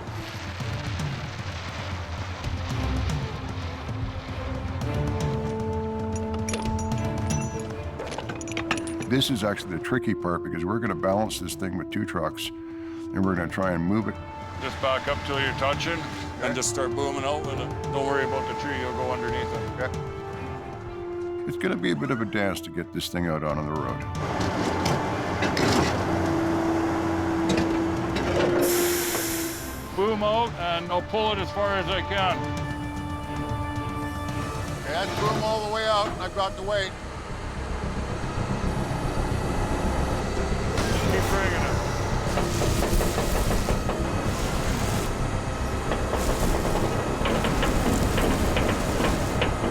back up one more time. Okay. At that point, we're actually carrying the cement drum between two tow trucks, pulling it out to the road.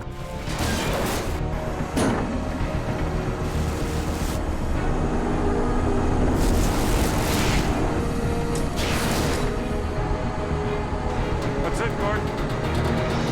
We got it out. With the drum on the road, a flatbed rolls in Get this thing loaded and get it out of here. to cradle the big egg for the ride home.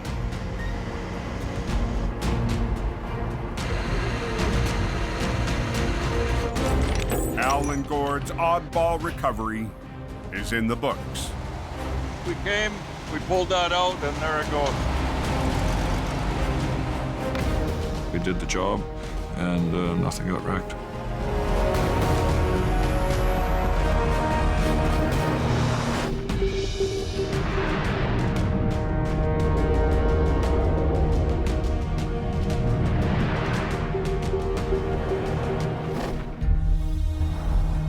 Three hours east, Another storm coming in tonight, I hear.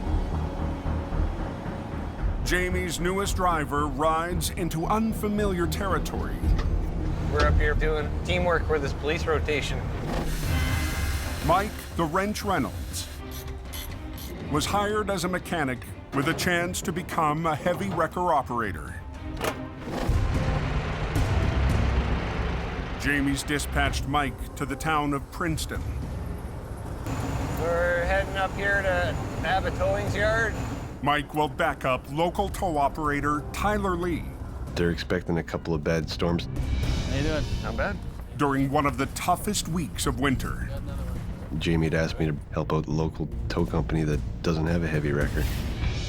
Just outside the town, I don't think I want to go down this hill. Highway 3's narrow and winding trucking route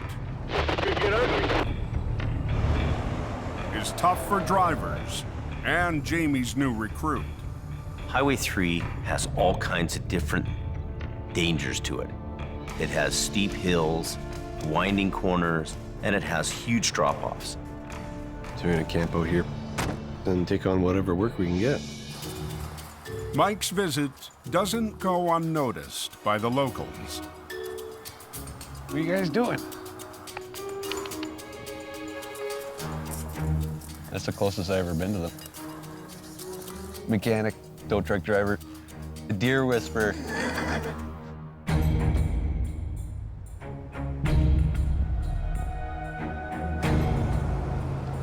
At 8 p.m., Getting a couple inches of snow out on the road right now. Mike heads out to Whipsaw Hill. Whipsaw is on Highway 3, and it's the same steep hill as the Coquihalla, just add a few more curves to it. Trucks spin out on it just like they do on the Coke. 11% downhill grade. Slowly slipping down this damn hill. 20 minutes into the Whipsaw stakeout, Trucks biting and clawing and scratching and trying to get up. Mike's on the move to a spun-out heavy load. All the way to Princeton. So, There he is.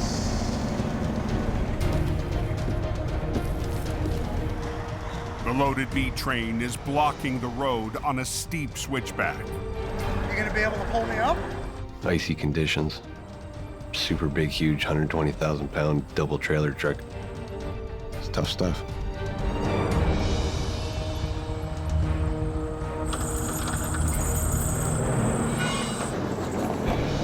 But on his first tow-up of the night, Come on, you freaking newbie. Mike's having trouble getting in gear. He's rolling. Fighting in there. After 10 minutes, Going pretty good. Mike gets the trucker to the top of the hill. Thanks a lot. Have a good night, eh? Sweet. 2 minutes later, another stranded semi Yeah, I come to a stop there. Tow truck. sends Mike back down the hill. He spun out up on the second set of switchbacks here somewhere. Not too far up the road here, I think. How's it going, bud? But Jamie's heavy rescue rookie Son of a bitch. runs into his first major hitch of the night. You got the tow hooks that go in your bumper? No, I don't. Oh. The tow pins on the spun-out truck are missing. It's not too awesome not having the proper tow hooks with the guy in the truck. That's the worst case scenario for doing a heavy load pull-up up a hill. If Mike can't come up with a plan, Where are they? traffic will stack up on the slippery highway.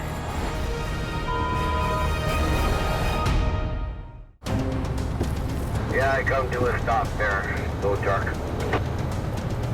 On Whipsaw Hill, How's it going, bud? Mike the Wrench is helping truckers climb an icy stretch of Highway 3. A little bit new territory, new ground for him to try to work within here. When he runs into trouble. He's got no tow pin on the front of his truck. He's got tow sockets.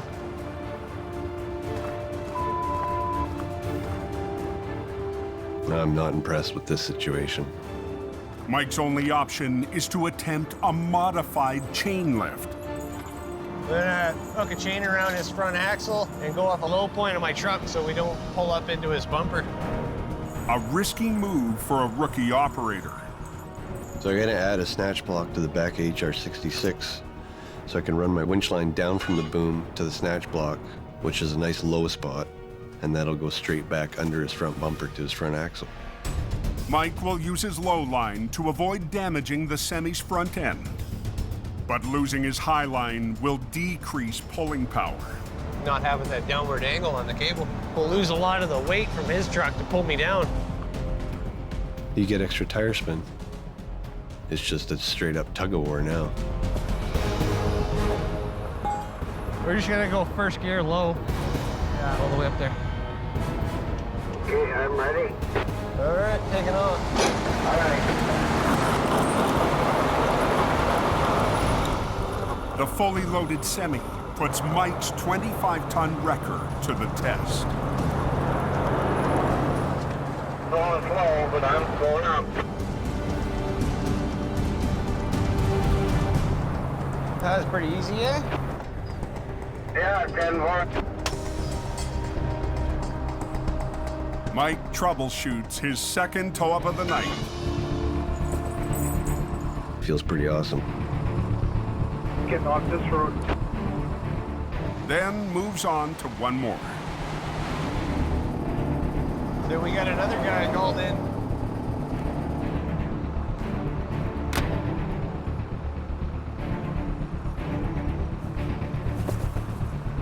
All right, buddy, here we go.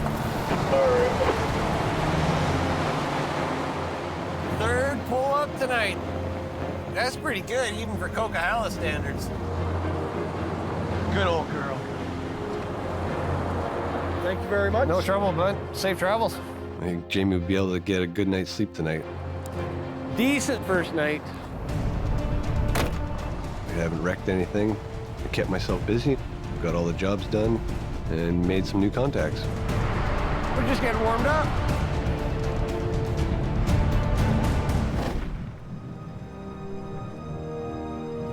Back in Hope,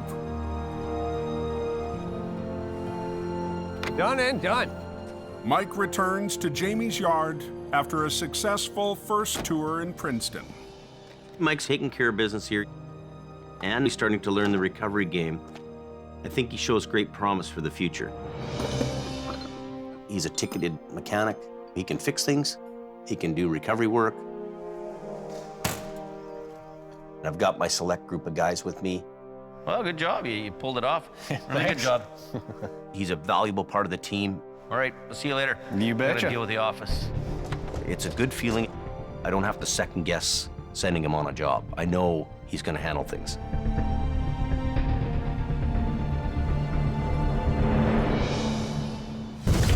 Next time on Highway Through Hell. Number 3 is pretty bad. Jamie's top dog But this will be the epic wreck of the year. gets more than he bargained for. We're right on the verge of tipping the thing over. It's a serious load. A colossal convoy That's pretty badass. trapped on the mountain Here goes nothing. tests a heavy rescue rookie. Ready? And Go ahead. mission towing I'm not convinced it's gonna work. tackles a river monster.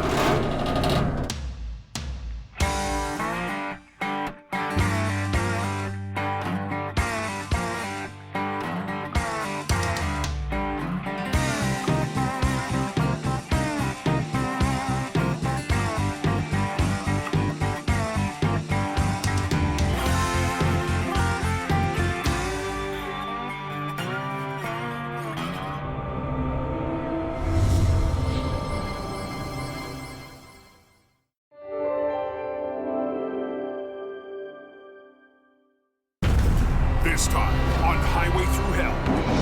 Go, go, go! It's its own little world up there. 4 seasons of heavy rescue. Basically, we're all fighting a mountain. Looking back at the twists and turns. Look out, Don! Look out! Look out! We all get scared. Wow. And I miss driving trucks. what's next for Jamie this season? On the Highway Through Hell, the last line of defense is a heavy rescue team ready to tackle any disaster. Because closure is not an option.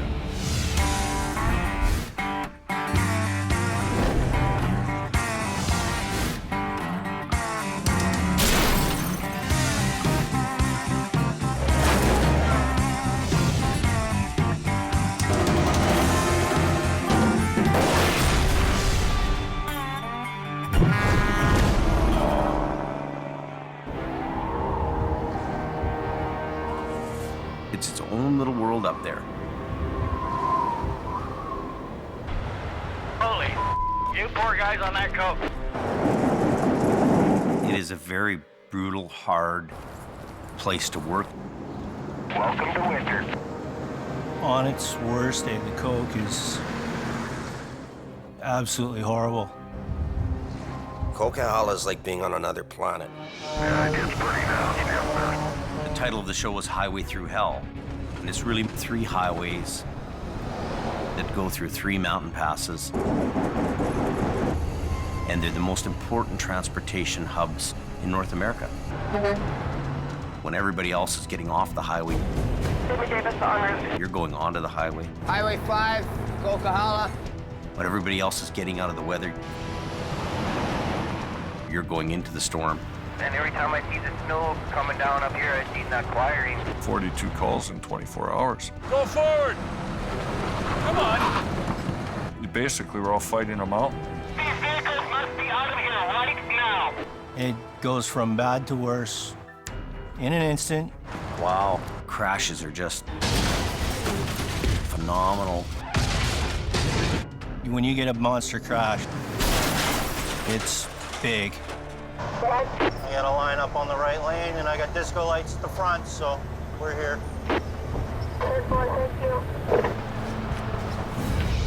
Like the fist of God came down on it.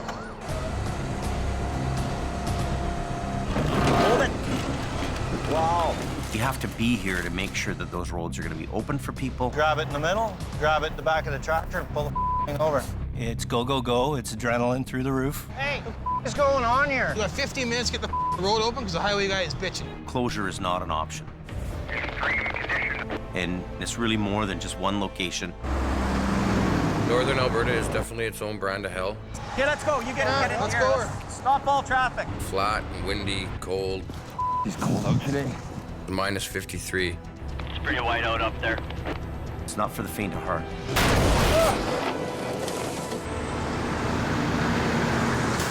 There's 4 things that are going to kill you if you're a tow truck operator. No! Weather, fatigue, equipment,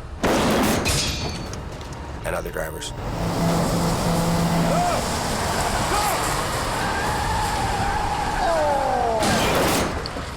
The danger is real. You don't know if anything else is gonna come down and get you.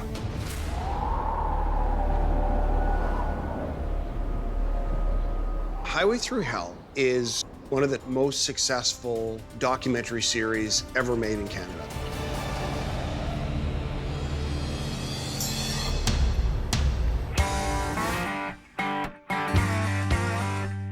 Seen in 170 countries. It's one of the top-ranked TV shows just about everywhere it's played.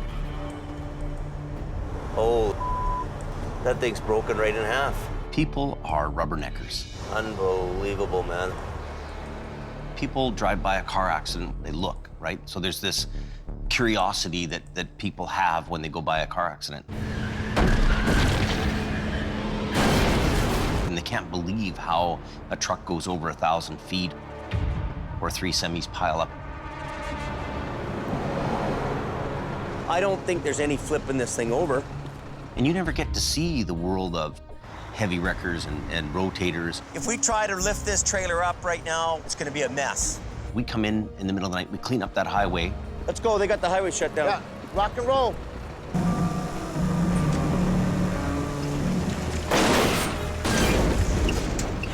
Yeah, baby!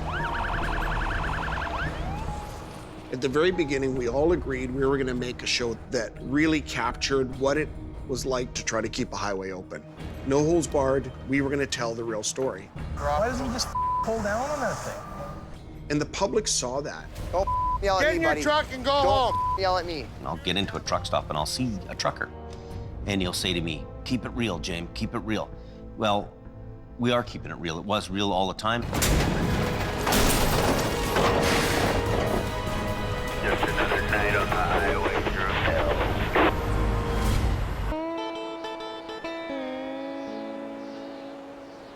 There's been a lot of changes since the beginning.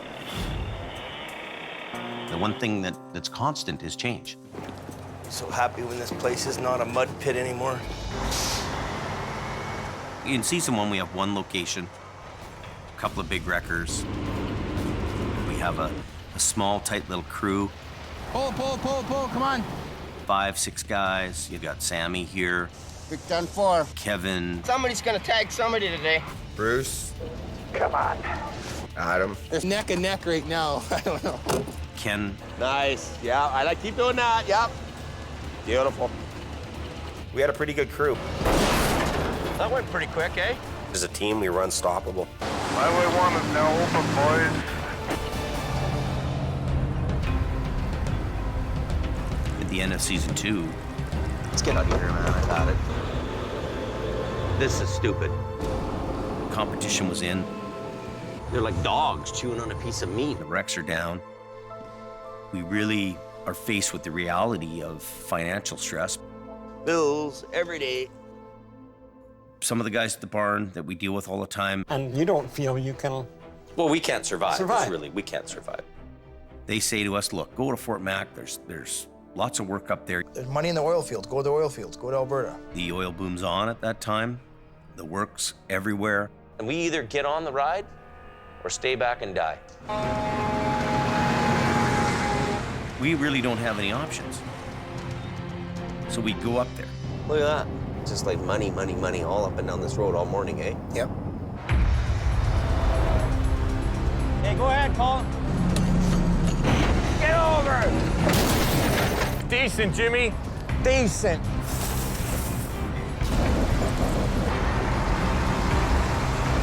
We're back. Traffic just called. Now we have 4 locations, 40 trucks, and 40 people. I'm in the office quite a bit. I'm bouncing between BC and Alberta. I didn't really think we would grow that fast. It was almost, the growth was too fast, too much. And I almost yearned for the days where things were simple and I had 3 or 4 guys and a few trucks. Jimmy Davis en route. It's been a ride and a half, I tell you.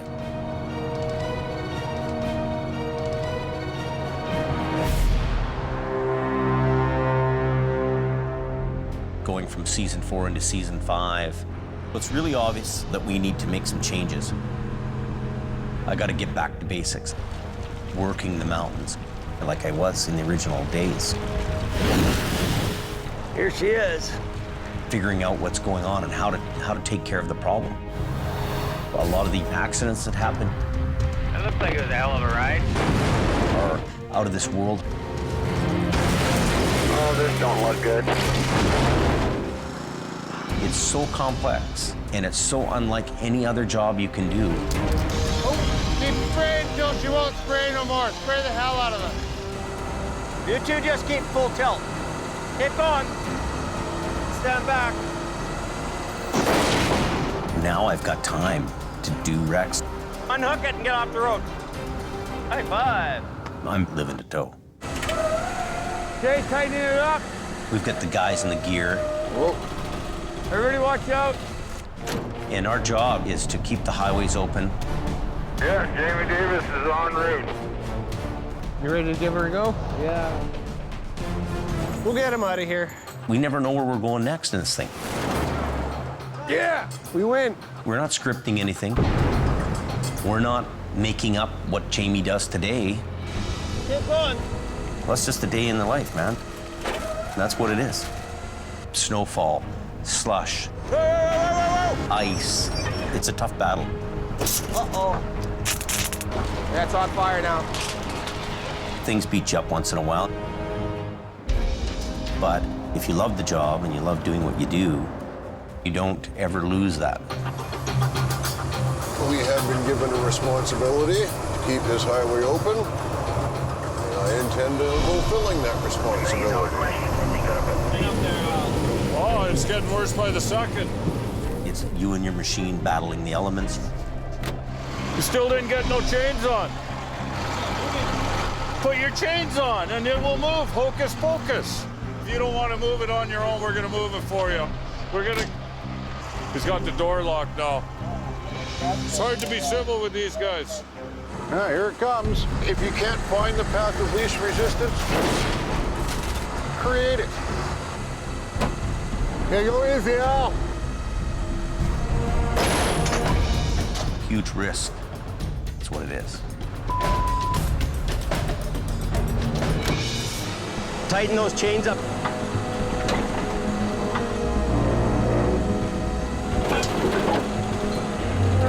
Everybody keep going. If you know anything about me, you know I'm the risk taker guy. That's what'll come up and kick you. Going into season 5, I'm not gonna lift that. we're trying to get this animal in order. When that thing's that bashed up, Really is what it's about. she's pretty toast. We're good to go. They want the road open. Just try to drag it off the bridge. You're either moving ahead or you're moving backwards. To light this thing up. Come on, pull on her. The risks are huge. Whoa! It could go sideways. You know, we're facing a whole bunch of real challenges now. Yeah, we snapped that big chain. And where the road goes, I don't know. Only time knows all. You know, it takes a special kind of guy to be in the wrecker business. It looks like it's going to be a busy night now. There you go. Push it. It's already... There's a lot of things that make up a good guy who can drive a big, heavy rescue truck. You be careful. You got to be kind of a Marine to be in the wrecker business, especially when you're doing mountain recovery. Are you the guy who caves and falls to the ground? He's up and down the bank. Or are you the guy who stays up and holds the log? Yeah, I'll do it. It's about, are you tough enough to do the job? If you're physically fit, that's part of the equation. The other part is, do you have the mental capacity? Unbelievable. There's 4 here. 5 pieces, 4 trucks. Sure, you can go buy a wrecker, the same as you can go into a golf store and buy clubs, but you leave that golf store, you're not Tiger Woods. It is a mess. You have to be able to think on your feet. Trailer's not wanting to release. Figure it out. Get it done. That's what they pay you for. The biggest problem solving I had to deal with? Rolling over a truck that's 3 times the size of the wrecker I was driving. Keep going. Just keep going. I should put my wheel lift down. Keep pulling on it, man. Yeah, let's run what you brung. Here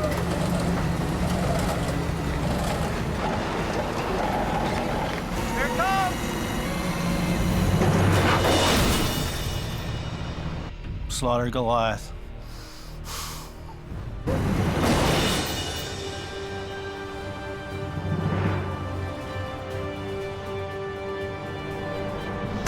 Anything?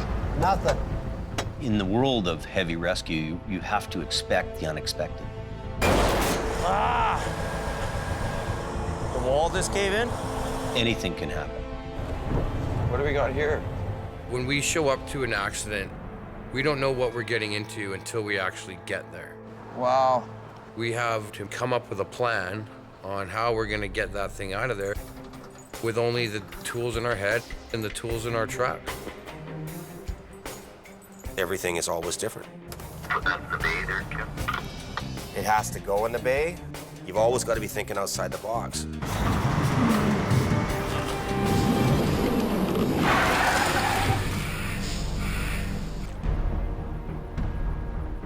In season 1, a prime example of expect the unexpected is an SUV. I can't believe it. These guys live. It's gone over the bank. It's 1,000 feet down, and it's upside down in a river. Belly, belly, bula, bula. Bula, bula, bula. It's got Jamie written all over it, this job. It's like, come get me. You ready to start going down? Yeah. It was decided that me and Sammy would go down and get this thing.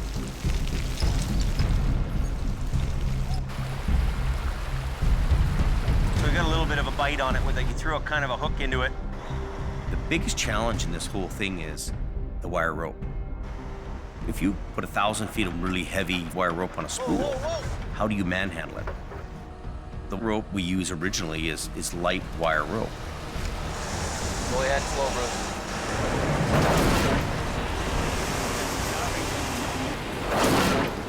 The line snaps.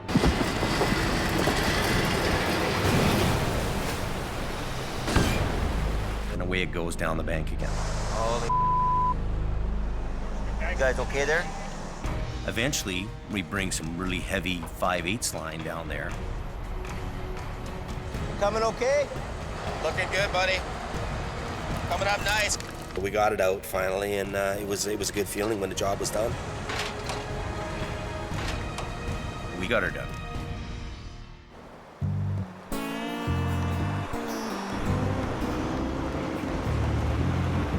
We get 100 job applicants a day. So, we're gonna put this chain on. Some guys come here, they think they know what they're doing. You're already putting it on wrong. Can you get it? Reaching back. The first time they'd have to pull a drive shaft or cage some brakes, Have you ever caged a brake before, Rob? Yeah! that's when most guys are done. Oh, around, man. Some people are cut out to do the job. How are you supposed to lock it? I don't know. You're the total guys, man. And other people aren't. Sometimes they ring the bell and they chime out. It happens. A bit of a mess. Trying to get there, take a look, see what's going on. A year into the towing industry, I was hooked. I'm gonna go ahead if you can grab the cable. It's something I love doing. It's definitely in my blood now. Get over!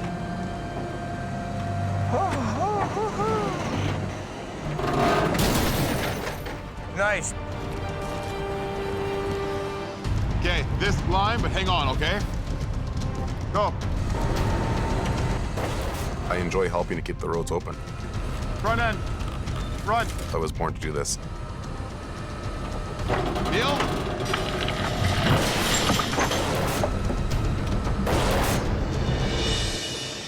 Voila! Beautiful. Come on, get over! You got the right gear, We're getting there. you get the right guys. There she goes, watch out! This is what we live for in the recovery world.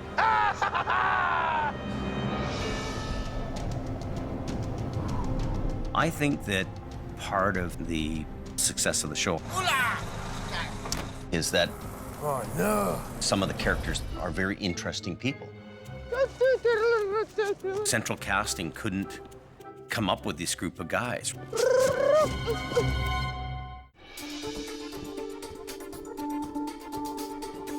When you're watching Highway Through Hell, it's got such a diverse makeup of people and characters. I even gave you peanuts. I'm not a bad guy. And they each contribute something different. You gotta work hard. It doesn't ever get old. It never gets boring. Central casting couldn't come up with this group of guys. Somebody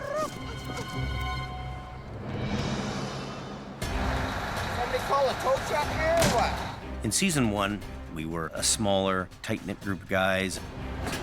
Kevin and Adam came as a package. Those two were a package deal. We were his competition. These two guys are the biggest thorn in my side, scooping our jobs, so I had to hire them. I'm already en route, just so you know, Jimmy. Adam was Jamie's lead guy. Every company's got like a lead guy. Tired? Did you have a good sleep last night? Yeah, no, I'm just Waking up? Yeah. Then you had old Kevin Ritchie. I'm going for a ride. Kevin is Best part of the whole truck is that horn. one of a kind, I guess is what I'm trying to say. It's my baby. You don't got this truck washed yet? Walk all the way around, buddy. Sammy came to Jamie as a laborer. We get a wreck tonight, well, then it'll be dirtier for tomorrow. That's right. And as my swamper. He was always a hard worker, and he was always happy-go-lucky. If I scratch the side of my truck, I'm gonna kick your ass. Or no, just learn how to drive. Bula, bula, bula. Bula, bula. Happy every time. Whereabouts on the Coquihalla are you going? When Ken first came to us, he came from the city. 5-4's on location. I met Jamie in 1985 when we were both driving little trucks. Okay, job well done. He recruited me for 10 years, and I finally said, well, what the heck, I got nothing else to lose, and I came up. You sure you can handle this big city guy? No problem, buddy. You sure you're gonna do her? I was born in a ditch. And it was like, okay, well, let's see if this city guy makes it. Keep me going, keep me rocking. I'll work for 3 days straight if I have to. This is one of my first opportunities to get in there and show them I got what it takes to be a member of the heavy rescue team.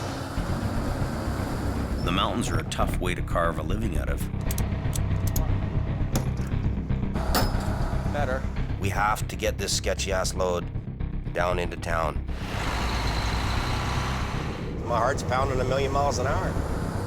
I'm just coming in now. I'm bored.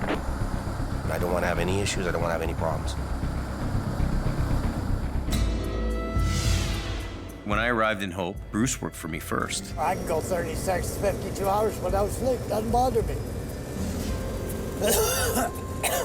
Bruce was one of the original guys in season 1. He was old school. I don't like cameras in my face, and when I'm trying to do my job, you guys are in my way. He's what I grew up around. Come on. He was definitely a hard ass, and a couple words or less tell you how it is. And if you don't like it, get the hell out of here. When we learned that Bruce had cancer, it was really a tough blow to everybody. When Bruce passed away, I felt sad for him. But on the other hand, I was happy he was not having to deal with it anymore.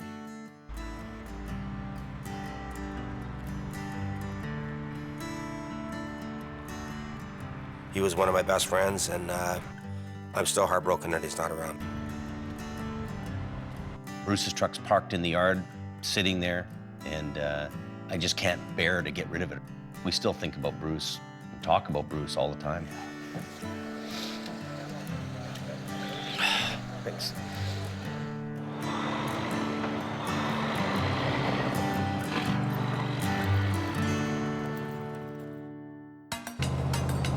Tractor trailer flipped over on its side, blocking both lanes of traffic. Scott Bird came to work for us in season 2. It's kind of a truck that you can use for a few weeks and at least make some money around here. Well, you know, one nice thing about it is it'll kind of fit in the gap on your museum pieces there. And for Jamie Davis is also en route. Me and Scotty have had always this love-hate relationship. Like, he can get on my nerves like nobody can. But he gets it done. Get or not, that's him. He's been around all my old school wreckers. Running the old General was kind of a kick in the nuts. Running like an old truck does. Noisy and stinky. He's a nice guy, he knows what he's doing, but he did kind of deserve it because he gave me a bit of attitude. No heater in here. I just got to kind of duck down like this. This just won't do.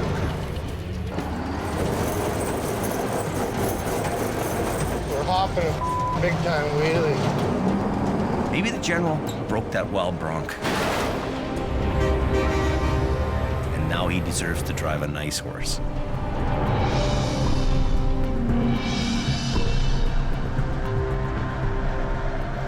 Hope for the best, expect the worst.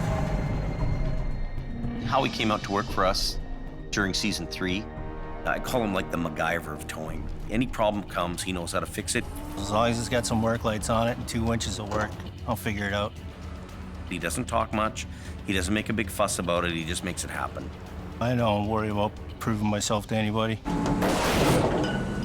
I just do the job I know I can do. Holy.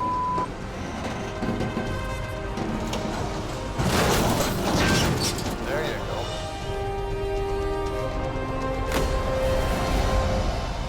Howie and his wife had a horse farm closer to the city. This is Dodge. And it was becoming hard on him and his relationship to keep coming out to Hope. He ended up working back in the city where he was closer to his house, which I can understand. I work for Clover Towing. Mostly do city driving now. I always miss going up on the Coke. That's the place to be.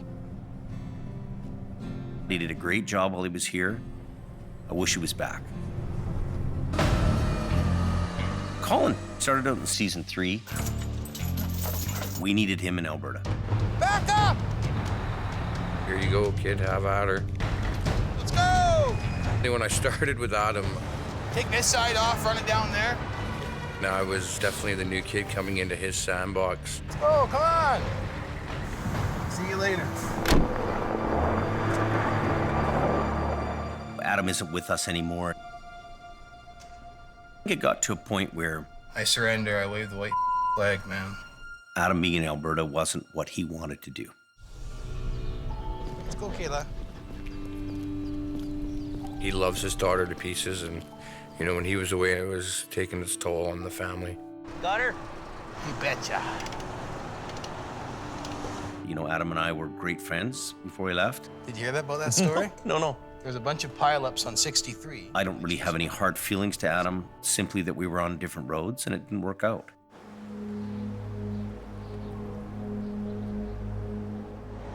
It took a long time to get the right people and the right crew in here. It takes a special breed of guy to want to do it. Unfortunately, one of the most popular guys on the show doesn't drive a red truck. How about that? Take that, James. A non-stop towing machine. Me, my big old Vulcan wrecker, and my snap-on tools. What else could a guy want? Al and I go way back. The season's here. It's finally here. Al is a hard-working, get-her-done kind of guy. And They got Query towing there working. He's making some large up there. The average winter for us is 35 to 45,000 kilometers on tire chains. Al Quaring is the king of the snow shed. Now we're cooking with some gasoline. Up and down, in and out of the truck, sub-zero weather. The cops called us to go up there to do that job, and then I hear you're doing it. It's like, oh, I'm turning around. I got this place sewing up, James. We've been competing for years and years and years. $400 in fuel to come here to get scooped by Al. I got a lot of respect for Jamie. You got rust on your chrome, James. With a little hint of competition between us, definitely. Al drives a green truck, and he doesn't like chrome. I don't waste money on chrome. All that money in chrome, who pays for that? I drive a red truck, and I love chrome. I think he always wanted to be a fireman. I'm sure of it. Cable's all rusty. They're still good friends, but it's competitive. It's hyper-competitive. Big grain always win. If I go another 10 years of hard towing, I'll be happy. I enjoy it too much to say that I'm gonna quit anytime soon. Gord, are you there? Yeah, go ahead. Where are you at? I'm just backing down the hill now. Gord Boyd, he's my right-hand fella. Oh, we got a couple of trucks spun out on the hill. When Al can't be there, he sends Gord. He doesn't have to tell him what to do, he just goes and does it. What do you mean he doesn't want to be pulled? Gord reminds me of a guy who just came off a Clint Eastwood movie. Stop! Stop! It's not working, buddy! You know, spaghetti western. Look at what you're causing down here. Look at that. That's your fault. Hey, see the plows? See all three plows. They cannot get through because you are here. He's a little rough around the edges. I'm gonna teach him a lesson.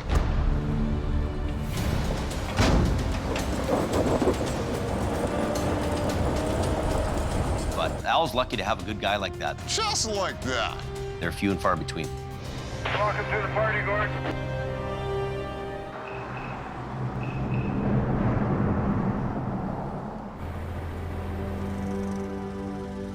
Generation after generation, mom and pop operations are what dominate the towing industry. We grow up in the business. My dad owns a towing company. Al and I are competitors from birth, just about. Originally, it was my grandfather's business. My dad and myself, and now my sons are getting involved in it. The Davis family and my family and the Quiron family, we're all longtime family businesses.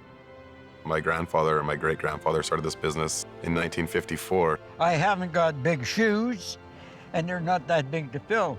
Just do the job right. Best operator that I know is my grandfather. That's who I've looked up to for all these years. At a young age, my grandma would send out pillows for the truck, and I'd ride in the truck with pillows, see over the dashboard. But he's still someone I look up to every day. My brother and I were the fourth generation. Well, this season, I can't tell you how excited I am to work with Nick. This is the path I'm looking at right here. Nick and I are on the exact same page. This is going to be our path with least resistance, definitely. We come from the same blood of towing. Lead with your far line just a little bit. Yeah. That's what I'm talking about. And we enjoy helping people. It's a whole new chapter. Makes me proud to carry on in my grandpa's footsteps and my dad's footsteps, and to see my kids coming up behind me. It's a terrific, fantastic feeling. First real MPA with my dad. My boys are 21 and 18, Carrie and Lucas, and they're the fourth generation in my family's business. He operated this when he was my age. Here we are today with me behind the wheel. I've always kind of shied them away from the trucks, you know, tried to impress upon them, you know, stick in school, stay away from these trucks. None of these headaches that I have and my dad has, but it doesn't seem to be working. He's my guy. Prince of the Coquihalla, right here. Right there. He's the king. We get the other truck in here. You're passing on those lessons. You're passing on your experience. I need 2 snatch blocks, James. Kids get caught up in the business. Come here, I'm gonna show you something right now, okay? So you're watching, right? You watch your lines. I'm 100% certain that James will take it on. Easy as making a pie. Really? He's got the makeup, he's got the genes. He's got it in the blood, I'm sure. Whenever I head up to a wreck, I'm always kind of a bit worried because I've had so many close calls with getting hit. In Brandon's case, you know, he's decided he doesn't want to be part of it, he doesn't want to do it. He just doesn't want to be out there. It's too dangerous. He's got other goals. Brandon's not a bad kid, but tow trucking or truck driving, it's not in him. Watch yourself, Dan. You carry on your family traditions, you carry on your family name. This is who we are, this is what we are. Straighten your wheel out. Kelly's the middle brother. He's working with me in Alberta. Okay, let's get this thing off the road. Jason's my youngest brother. Go time. Jason's daughters, Mattia and Jasmine, are very active in the business. I'm really amazed to see them take on the tow trucks. Very interesting to sit back as a parent and watch these kids evolve around the towing business. Who's got my flashlight? We'd have to point to the DNA that keeps us towing. Brandon! Go, go, go! You never know who's coming along. Bang, you're done. Go, go! The tow man, Slow down. every day they put their lives on the line.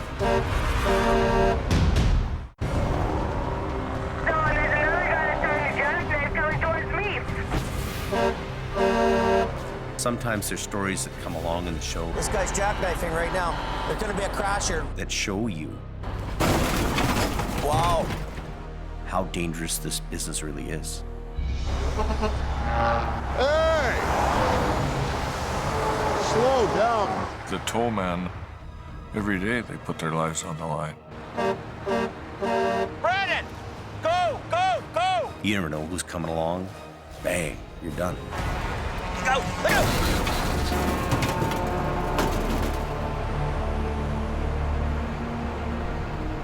Even getting to a wreck. We got a guy there in the ditch. You're heading to some of them in a blinding snowstorm. Where the f***'s the road? I'll just follow you with lights on. I always try and place myself in my truck so that I'm not gonna get hurt. Okay, let's go. Let's try this. That's my biggest fear, right? Slow down. Sometimes that shadow in the road is not a shadow. You try not to think about the fact that you could get killed doing this job. Everyone wants to go home at the end of the night. I understand that you got to make a living and everything else, but at what cost? I seen this guy starting a jackknife, and then the plow came and smashed in the back of the back guy. We all get scared. We all get scared. I get called to pull a truck and a trailer that's gone down an embankment up off a Forest Service road. You're right at that real snotty part. I wasn't prepared enough, and I ended up going down a hill backwards. Look out, Don! Get out, get out, get out! Open the door. I don't want to die in a tow truck. I'm probably gonna sooner or later, but I didn't feel like dying that day. Get out.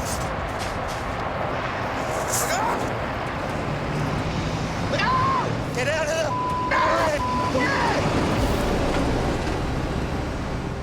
I was just lucky to come out of it alive. That was crazy, man. I'll never put myself or my coworkers into a situation like what I did that night, because it's just not worth it. One thing about our outfit, we've had some material damage. This is like a goat's trail, this place. We're spinning out. But we've not had persons injured or killed on the job. Oh my God. We've been lucky, but there's lots of times when other people haven't been lucky. A friend of mine was loading a car on the side of the highway. Somebody come along too fast, bad tires, and instantly amputated his left leg. Seeing what happened to Martin really hit home for everybody. Here's a guy at the side of the road working, and he loses his leg and his life's changed forever. Hey, buddy. Hey. How are you? Well, you know, things have changed a little. Oh, my God. I still get asked, how's my friend doing? How's my friend doing? How's my friend doing? So I know that that particular episode really touched a nerve with people. The flashing yellow lights aren't just so I can look cool. They're there for a reason.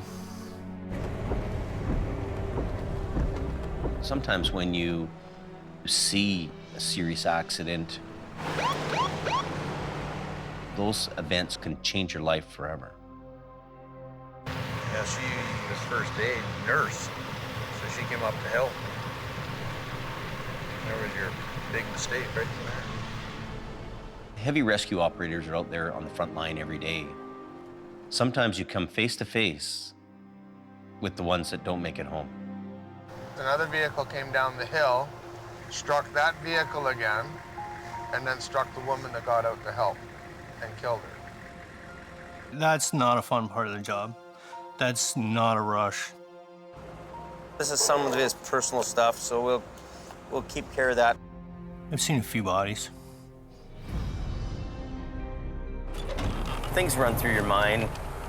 You wonder who the person is. You know, does the person have kids? You know, is there somebody at home waiting for him to get home? You don't want to ever see anybody die. I've seen a few too many.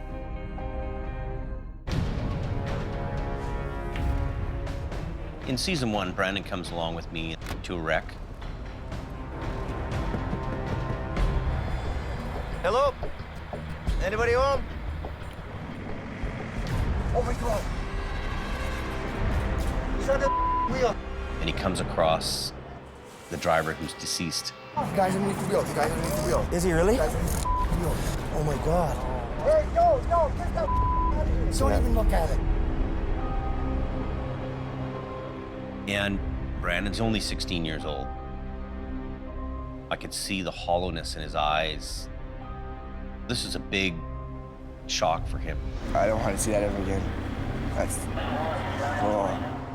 That day will stay with him and the rest of us for a long, long time. There's one Fatality. And then there was the one up the canyon with the formaldehyde tanker, which took a young kid's life. Somebody makes a poor choice. It's never good. I try not to take it home with me. It's not. It happens. You take the ghost home with you, definitely. I'd be lying if I said it didn't.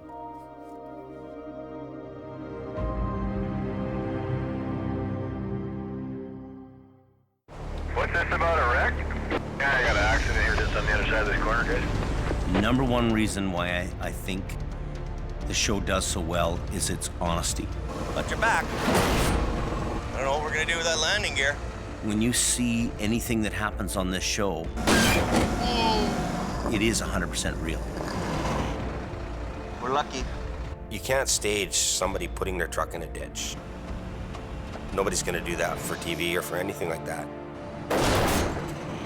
When we're there cleaning them up and you guys are filming us, that's what's happening. You have a director with a camera with you, interviewing you along the way as you're on the way there.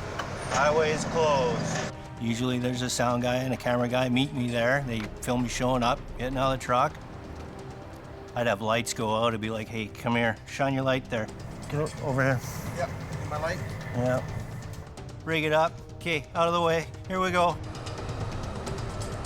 Sometimes people are asking me questions when I've been up for 3 days, so you get the short answer. Did you just hear what I said?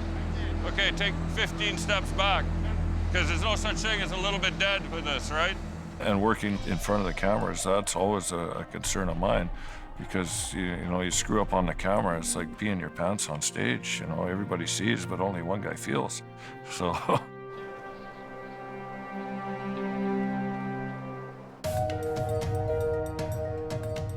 One thing I'm very proud of is the fact that the show has actually helped reduce accidents. Westbound, Highway 1. We need you guys to slow down. It's almost putting me out of business, believe it or not. We got snow squalls in with that wind. It's opened a lot of eyes to what really can happen up there, which is a very good thing.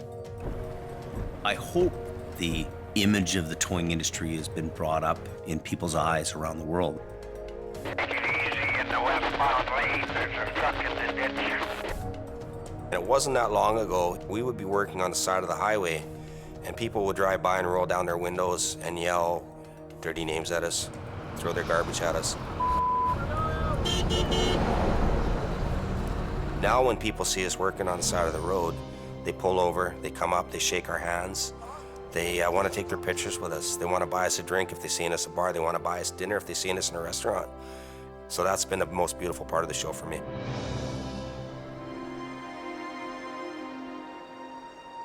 You know, I'm starting to see the quality come out. I'm starting to see the shine come on. I'm beginning to understand that bigger isn't better.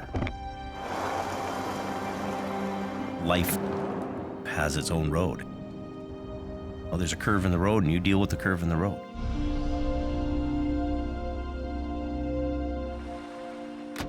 The wind is in his favor, but whether he can capture it within his sails is another story. That's up to him, right?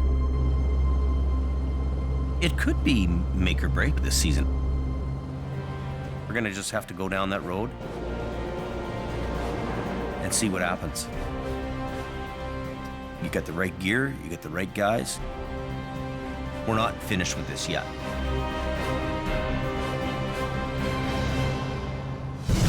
This season on Highway Through Hell. David is on fire. The fun of trucking. Come on, let's go! Ah! Yeah! Come on.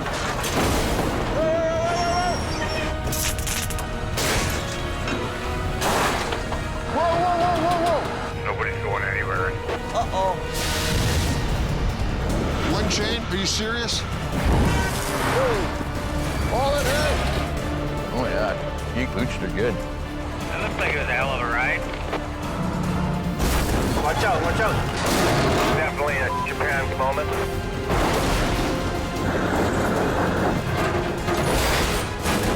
Mission accomplished.